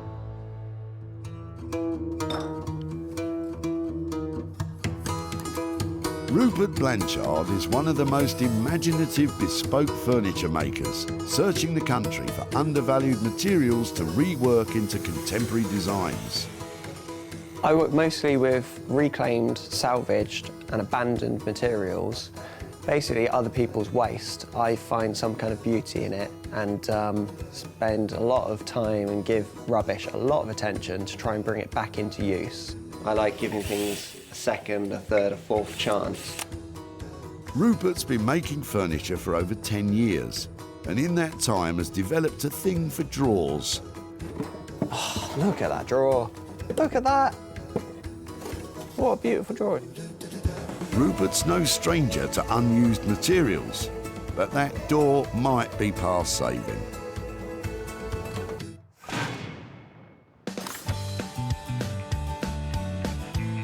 With 2 items found for Sarah's marvellous makers, It'd be right to just have a quick rifle through and... Lovely. the hunt is on for something that will be Sarah's own money-making mission. They're really cute. There are 200 cars an hour coming through here. I have got to be able to find something. And Peter and Michael's trailer of trash may contain just what she's been looking for. What brings it here today? Well, your in-laws are moving out, aren't they? So we're just bringing it from... So this is our rubbish, what we're just throwing in everything. So where's it been, in the shed or in the Yeah, garage? it's just been in the shed. I don't know what that is. That's quite cool. Oh, Rizzlers. So you're not tempted to drink the very special anniversary ale from 1984? No? No, I can see that might have limited appeal. I'm more of a Foster's man. Really? Great. So far, fags and booze. Get a move on, Sarah. Ooh, look. So is it just me, or there's something cool about that, isn't there? It's just you, Sarah.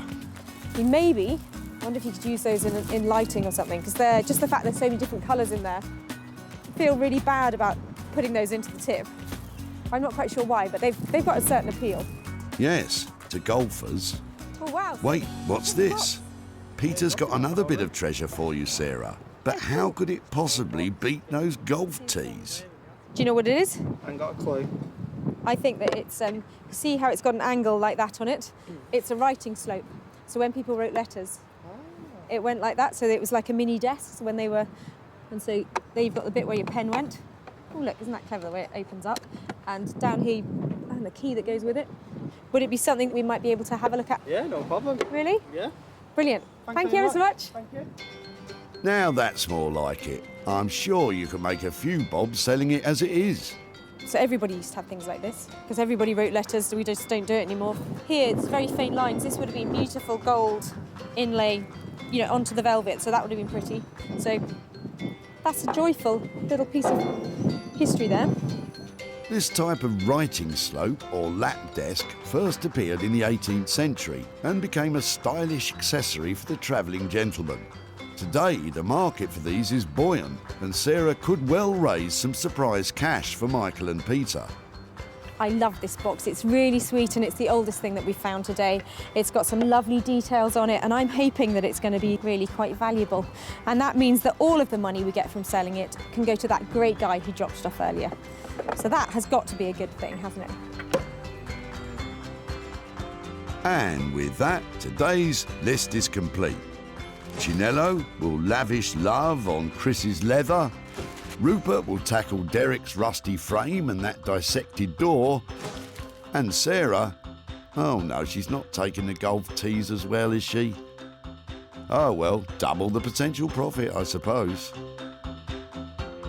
I have cherry-picked my way through loads of rubbish here today, and I've picked 3 potential things that I think will make heaps of money.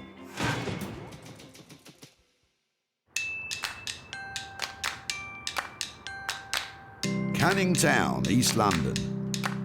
Amongst its old industrial past and its current regeneration lies the home of high fashion. Well, you wouldn't think it from the outside. Designer Chinello Bally will have Sarah at her door any minute with the beaten-down chair. I have a feeling she's not going to be happy when she sees what it's made out of. I love beautiful fabric. Anything that's beautiful, anything that's glamorous looking, I love. If I was going to say anything's out of my comfort zone, it would probably be leather. It's because you wouldn't usually think of leather and think elegant. Oh dear. Good luck, Chinello. Hello, Chinello. What have you got for me? Okay, these are the cushions off a chair, and I've got a footstool that goes with it. Oh, wow. She's in. I'm going to need to sit down here. So I'm hoping that between this and this, we've actually got heaps of this fabric. There's loads of it, definitely. I actually wondered if it was nicer. I actually really like the inside, Yeah. but I think as well we can use both, because look, that looks lovely against each other. Oh, wow, that's really cool. Yeah. I had a few ideas. Okay. I want to hear your ideas this time because I have got no idea. When I was looking at this, I kept on thinking about maybe having something like some sort of cape or some sort of loosely fitted garment. Yes, maybe. How about like a blazer cape? You know, those blazers that have the capes attached to them, so they don't have a sleeve. It will be like the cape instead of the sleeve. Come on, Sarah. You know, those blazer capes that you see everyone wearing all over the place. What exactly, how does it style, the blazer cape? It's basically a blazer, like yours, but it would have a cape. Fascinating. Fantastic. A blazer cape, how much money does it cost to produce a blazer cape? Stop saying blazer cape. Could be looking about £250 to £300. Okay. Do you think that would mean we'd make a profit? Definitely, I think so, because this is real leather, you know, and it's a handmade jacket. Should be looking about £400 for it. Okay, well, I think that sounds great. I think leaves me a bit of room to surprise the guys who dropped it off. Well, shall I leave it with you? Yes, I'm going to kick you out now so I can get on with work. Okay. Bye. Don't work too hard. Okay, bye. Bye. And so, blazer cape. So this is sort of out of my comfort zone, but I think it'll be good. I think it'll be a challenge, a good challenge, however. Armchair footstool becomes blazer cape. It's not an obvious choice of garment, but only Chinello would think of something like that. Secretly, I hope it fits me. So do I. So it'll be £300 to produce the garment. And all Sarah has to do is find a superhero looking for formal wear, and she's sorted.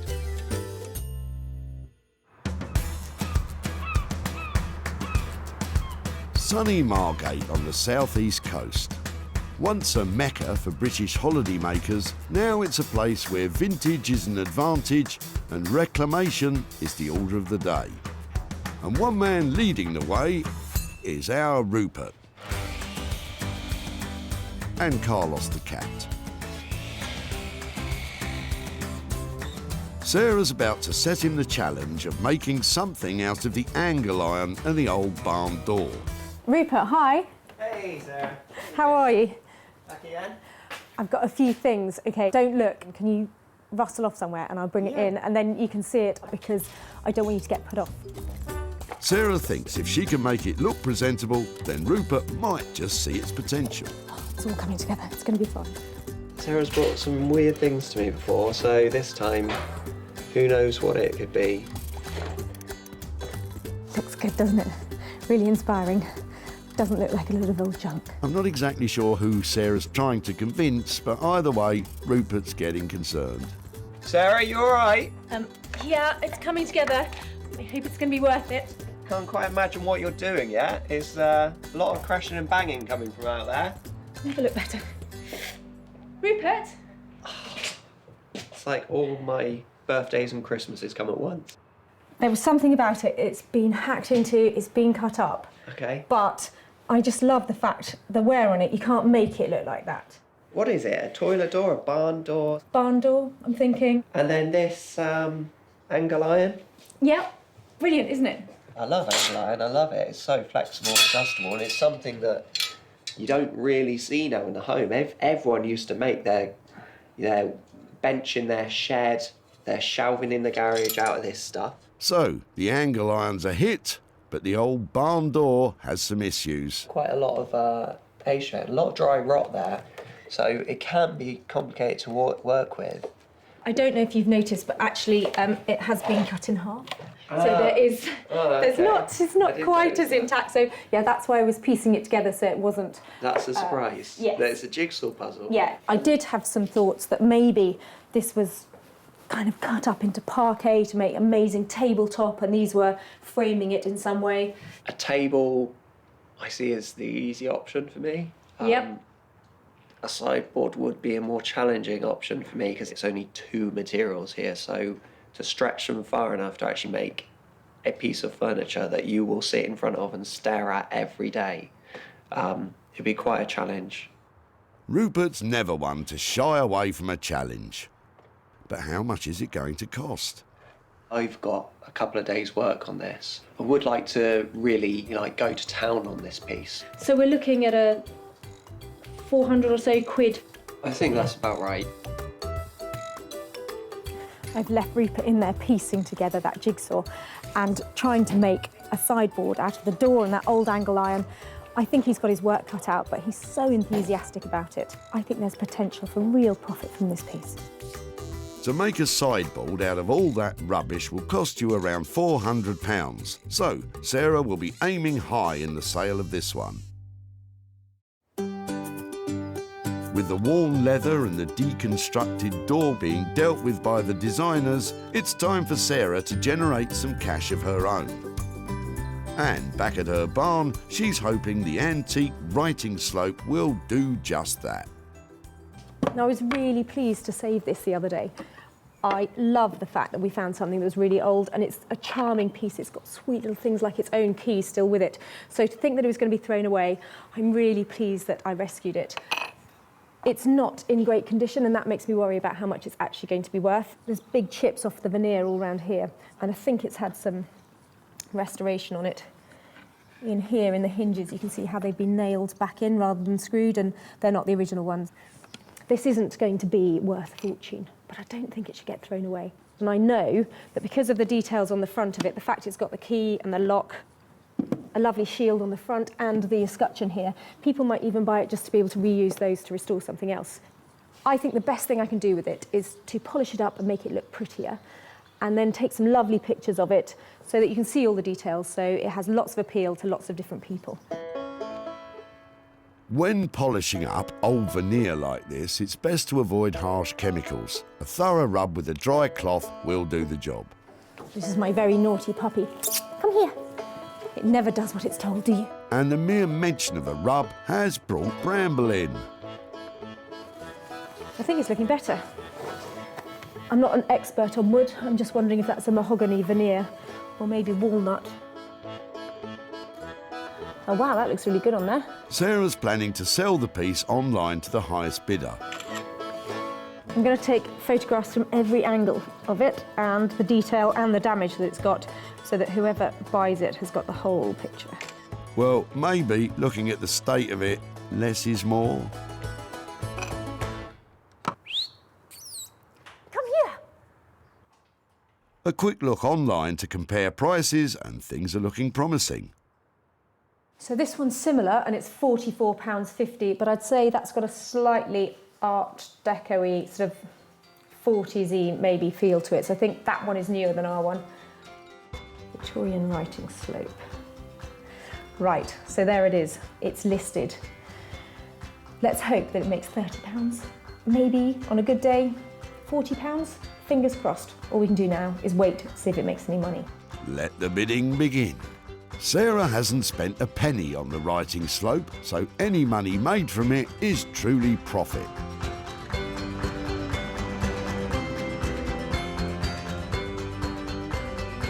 Back in East London, it's blazer cake time. And you know, I'm coming round to the idea. It's a blazer and it's a cape. Come on, I want one.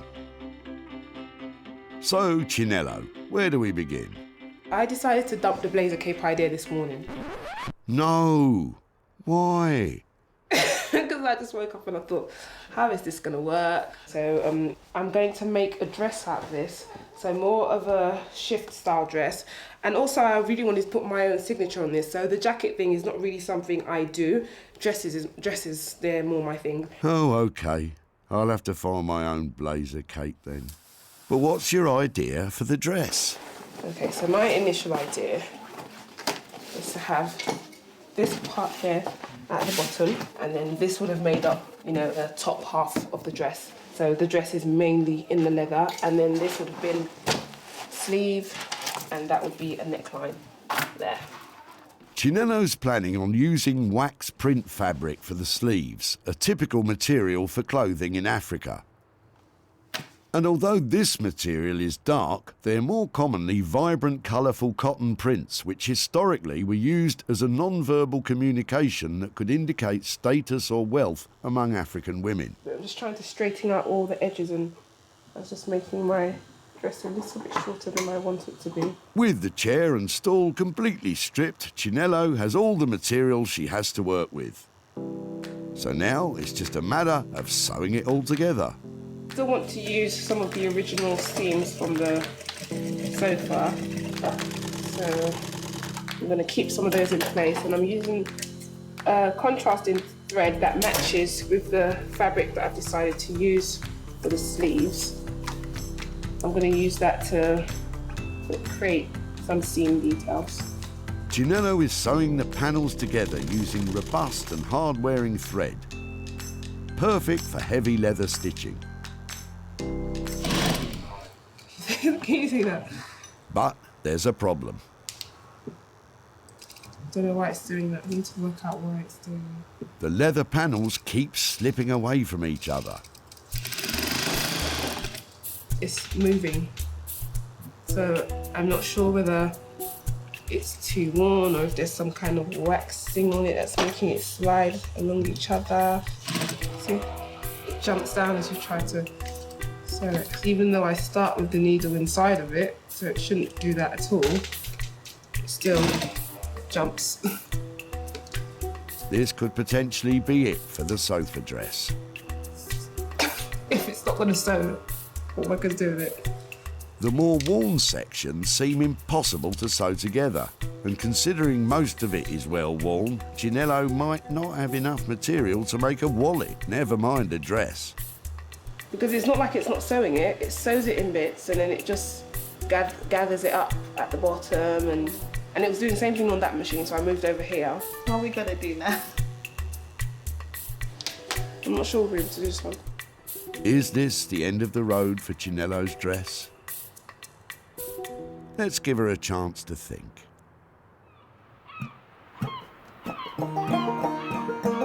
Meanwhile, over in sunny Margate, let's hope that Rupert's having more luck with the angle iron and the old barn door. I know that I'm going to make a sideboard out of all of these pieces. And yeah, I don't want this to be a sort of typical shabby chic piece. I want this to be really quite polished. It's just going to be a bit of a labour of love to make it a high quality finish. Rupert's planning on leaving the chip paint effect on the wood as a feature, which doesn't sound like a quality finish to me. But what do I know?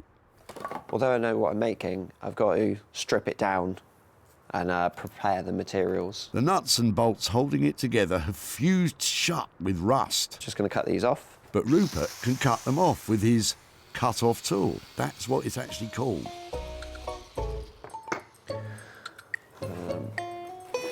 Just use a hammer because these will still be quite hot. Once the door is taken apart, A few more screws. You can get an idea of how much usable wood he has to work with. But it's all looking a bit crumbly.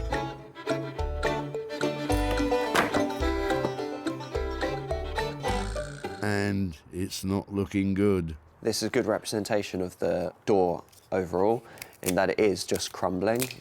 It's got a lot of normal rot and a lot of dry rot. Ideally, any carpenter making a cabinet doesn't start with rotten wood.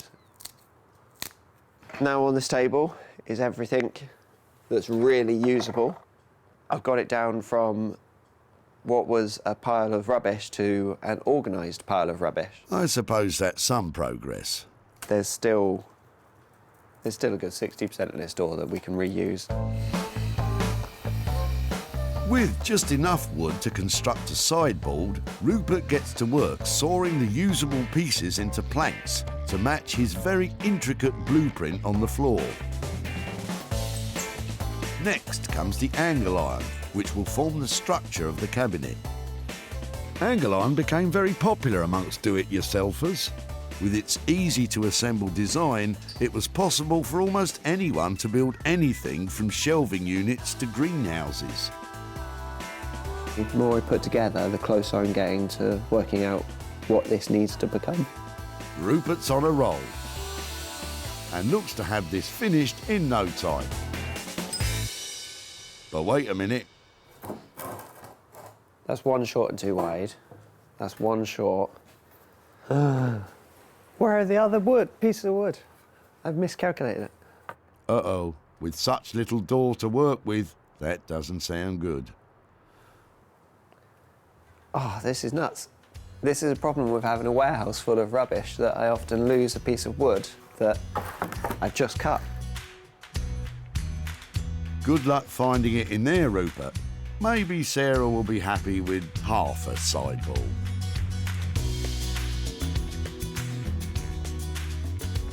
Back in Sussex, Sarah's online auction of the writing slope is nearing an end. Exciting. She was hoping for around £40, and with a few seconds to go, it's sold. Well, the writing slope has sold, but it hasn't made great money. It's made 15 quid, which is better than nothing because it was literally about to go into a skip. So if that has only made £15, I want to make a bit more money than that to give back to Pete. I think I'm going to have to take up the golf tee challenge. Oh no, I'd forgotten about them. What should we do with them then? Don't ask me.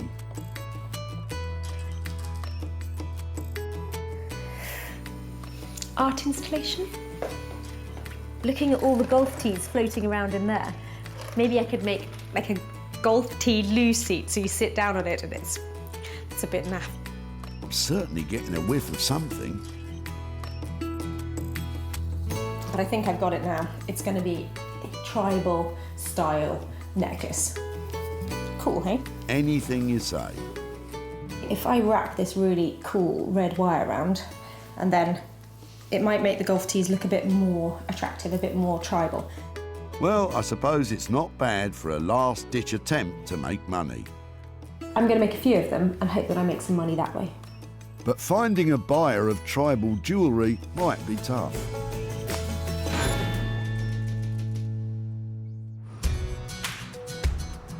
Back at the dump, Sarah was rustling through Peter and Michael's box of old bits. So this is our rubbish, what we're just throwing in everything. Ooh, look. First came the golf tees. There's something cool about that, isn't there? And then an antique writing slope. Oh, look, isn't that clever the way it opens up? The writing slope underperformed online. It hasn't made great money. It's made 15 quid. So Sarah got to work on the tees and eventually produced some multicoloured tribal-esque necklaces. Sarah showcased them at her barn sale and was optimistic the country living crowd would get behind them. I'm putting them out at £10 each. I've got some more to come out later and I think they look really cool. But despite being a big talking point of the day, they remained unsold. Sarah contacted Peter, whom the two items had been taken from, to arrange to hand over the £15 from the sale of the writing desk. But alas, without success. So Peter has been very busy, so I haven't managed to catch up with him. But I have got £15 here that I'm going to send off to him, and I hope he's going to have a drink on us. So it's been a disappointing turnout for the boys. But still, 15 quid for what was rubbish is still better than a kick in the golf balls.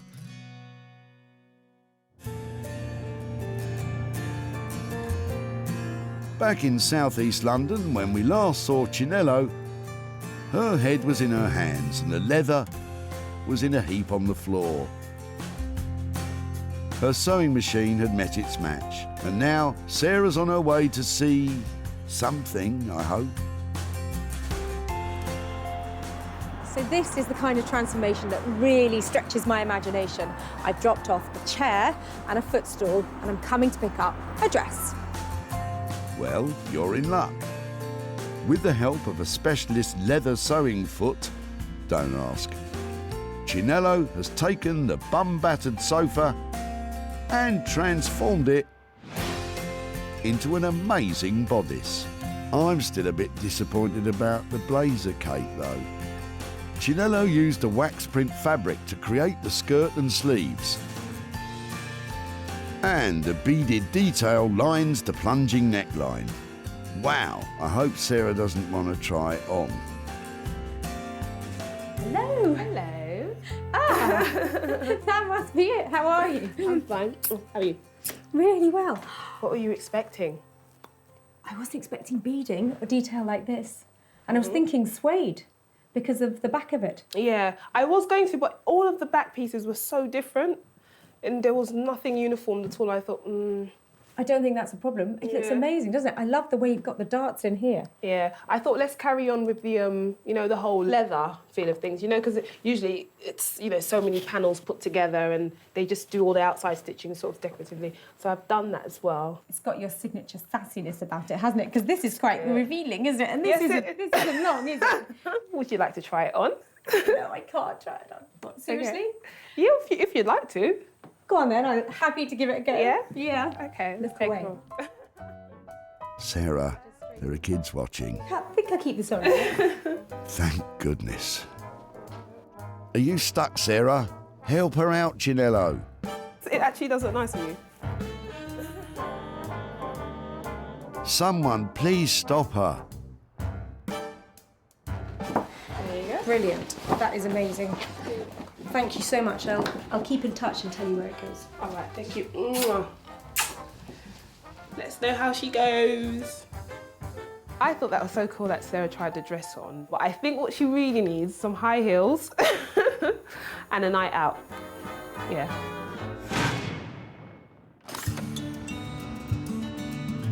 Back at the dump, Sarah saw potential in Chris's faded leather. If I can get this leather off here, it's beautiful, it's really soft. More bums have been on that one. The bum bashing didn't bother Sarah, but Chris was sceptical. Considering that, you know, the city's about 10, 12 years of age, I think she'll struggle to do anything with it, really. Luckily, Chris was proved wrong.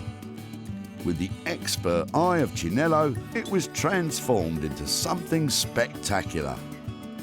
Sarah's been working her socks off to find a buyer. But with this bespoke piece, made to measure no one in particular, Sarah's been unsuccessful in finding someone it will fit. Sarah travelled back to Stockport to tell Chris the bad news. But you never know, it might fit him. Hi Chris, how are you doing? Hi. Nice to see you again. Hello. Your sofa has been to the most fabulous dress designer. Okay. She's called Chinello Bally, and she's a freestyle cutter of fabrics. Okay. And this is what has become of your chair and your... Wow, very, very different. Isn't it different? Extremely different. It's I do recognise the leather, but that'll be it. So our brief to her was, you know, do what you like. We had a few different ideas about maybe she'd make it into a cape or a blazer or something like that. But in the end, she's made a really striking dress from it. So what do you think? It's not your size, is it? It's definitely not my cup of tea, as in wearing wise, but I can see that it looks good quality and it's really different. So yeah, it's definitely it's not a settee anymore, isn't it? At this stage, what I'd really like to be saying was I've made your chair into a dress and I've sold your dress and bring you some money, but I haven't had time to sell it yet. So what I would like to do, if it's all right, is hang on to your dress and try and sell it for you at a profit, and then be in touch with some money at a later date. Okay.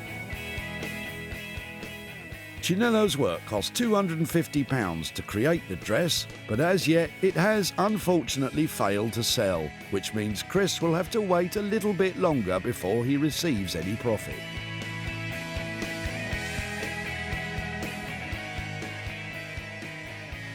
Well, it was great to be able to show Chris the dress that Chinello actually made, but I wish I'd been able to turn up with some money for nothing. But hopefully I'll be in touch soon and have something to share with him. I didn't know what she was going to make, but her dress would have been definitely the last on the list, let's just say. So yeah, definitely wasn't the case that I was thinking she's going to make a dress out of it at all.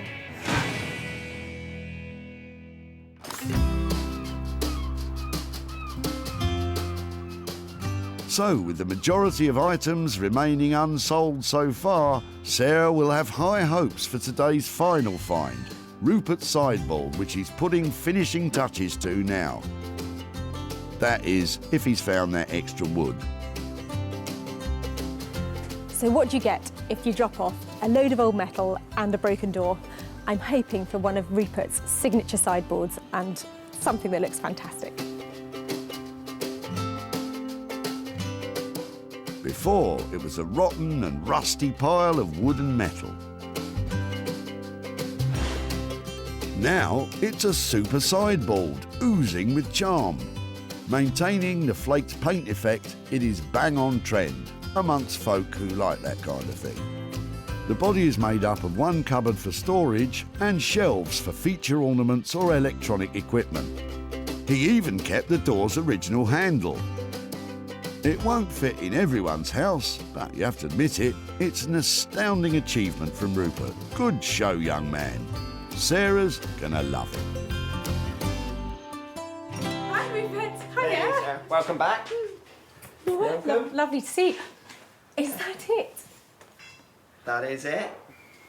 Wow. The What reveal. have you been up to? Here it is. It's definitely a fun one. It's been quite a bit of work to turn a pile of rotten painted wood and a bit of old scrap metal into something usable, into a new sideboard and cabinet for your home. I did say I was going to retain some of the paintwork. I've retained nearly all of the paintwork, I'm afraid. That was my favourite bit. I absolutely loved all of that distress and that kind of thing. I think it is charming. It's not too big. It's beautiful. I absolutely love it. I tried not to make it too specific to one room. Hopefully it's a multi-use sort of piece of furniture. Can I have a look inside that cupboard? Yeah, please do. Oh, it's green. Fantastic. So, I couldn't tell. Did you like it or not, Sarah? I think it's a hit. And coming in on budget at £400 means there's room for a bit of money to be made. I'm just so pleased you like it. I'll go and get the van then. Yeah, thank you. I have to get over £500 for this little beauty.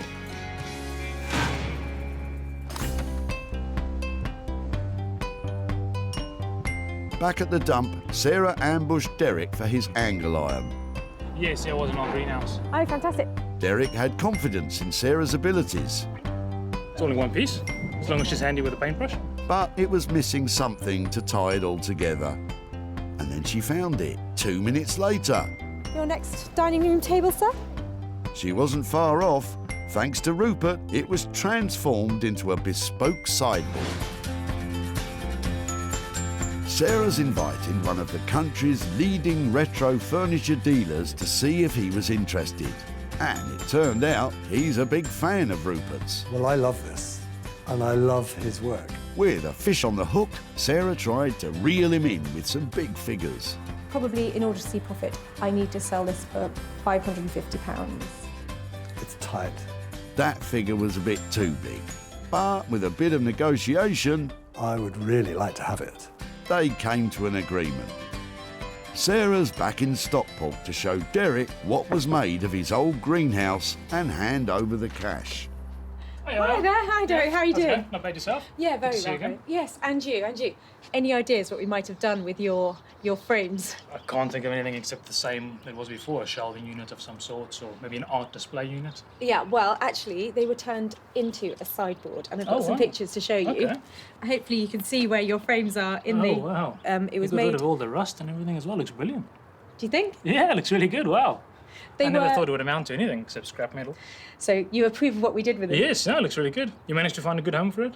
Yeah, a good home, and actually managed to sell it at a profit. Oh, wow. So I'm here tonight to give you £100 profit from your frames. Oh, wow, okay. To spend on whatever Wow, you'd like. Thanks very much. Okay, perfect. Oh, I wasn't expecting that. Any ideas what you might do with £100? Well, I wasn't expecting this. I didn't think any money back of it, so I thought I'll donate it to charity. Oh, Got really? a local animal shelter charity around the corner that's always in need of something, so... That sounds like a great idea, and somebody has gone on to have a lovely piece of furniture made out of the materials you dropped off. So Brilliant. I think it sounds like it was all good. Gets a bit of good use out of it. Yeah. Great. Lovely. Well, really nice to catch up with No, you. thanks and very much. absolute pleasure. And Yeah. lovely use of money. That's great. Oh, brilliant. Thanks very Okay, much. take care. Okay, Thank you very cheers, much. bye. Bye-bye.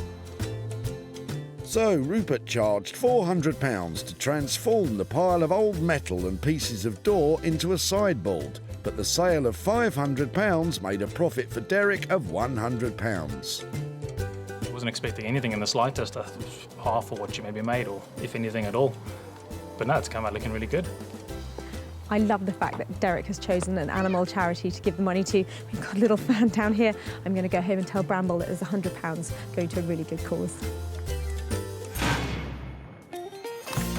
Sarah salvaged 3 unwanted items from the Bredbury Recycling Centre.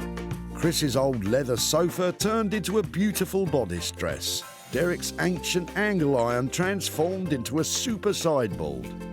And the writing slope and golf tees have been given a new lease of life. So 2 out of 3 items sold for a profit, and a lot of fun had along the way. Next time, we could be making something from an item you no longer love. See you at the tip.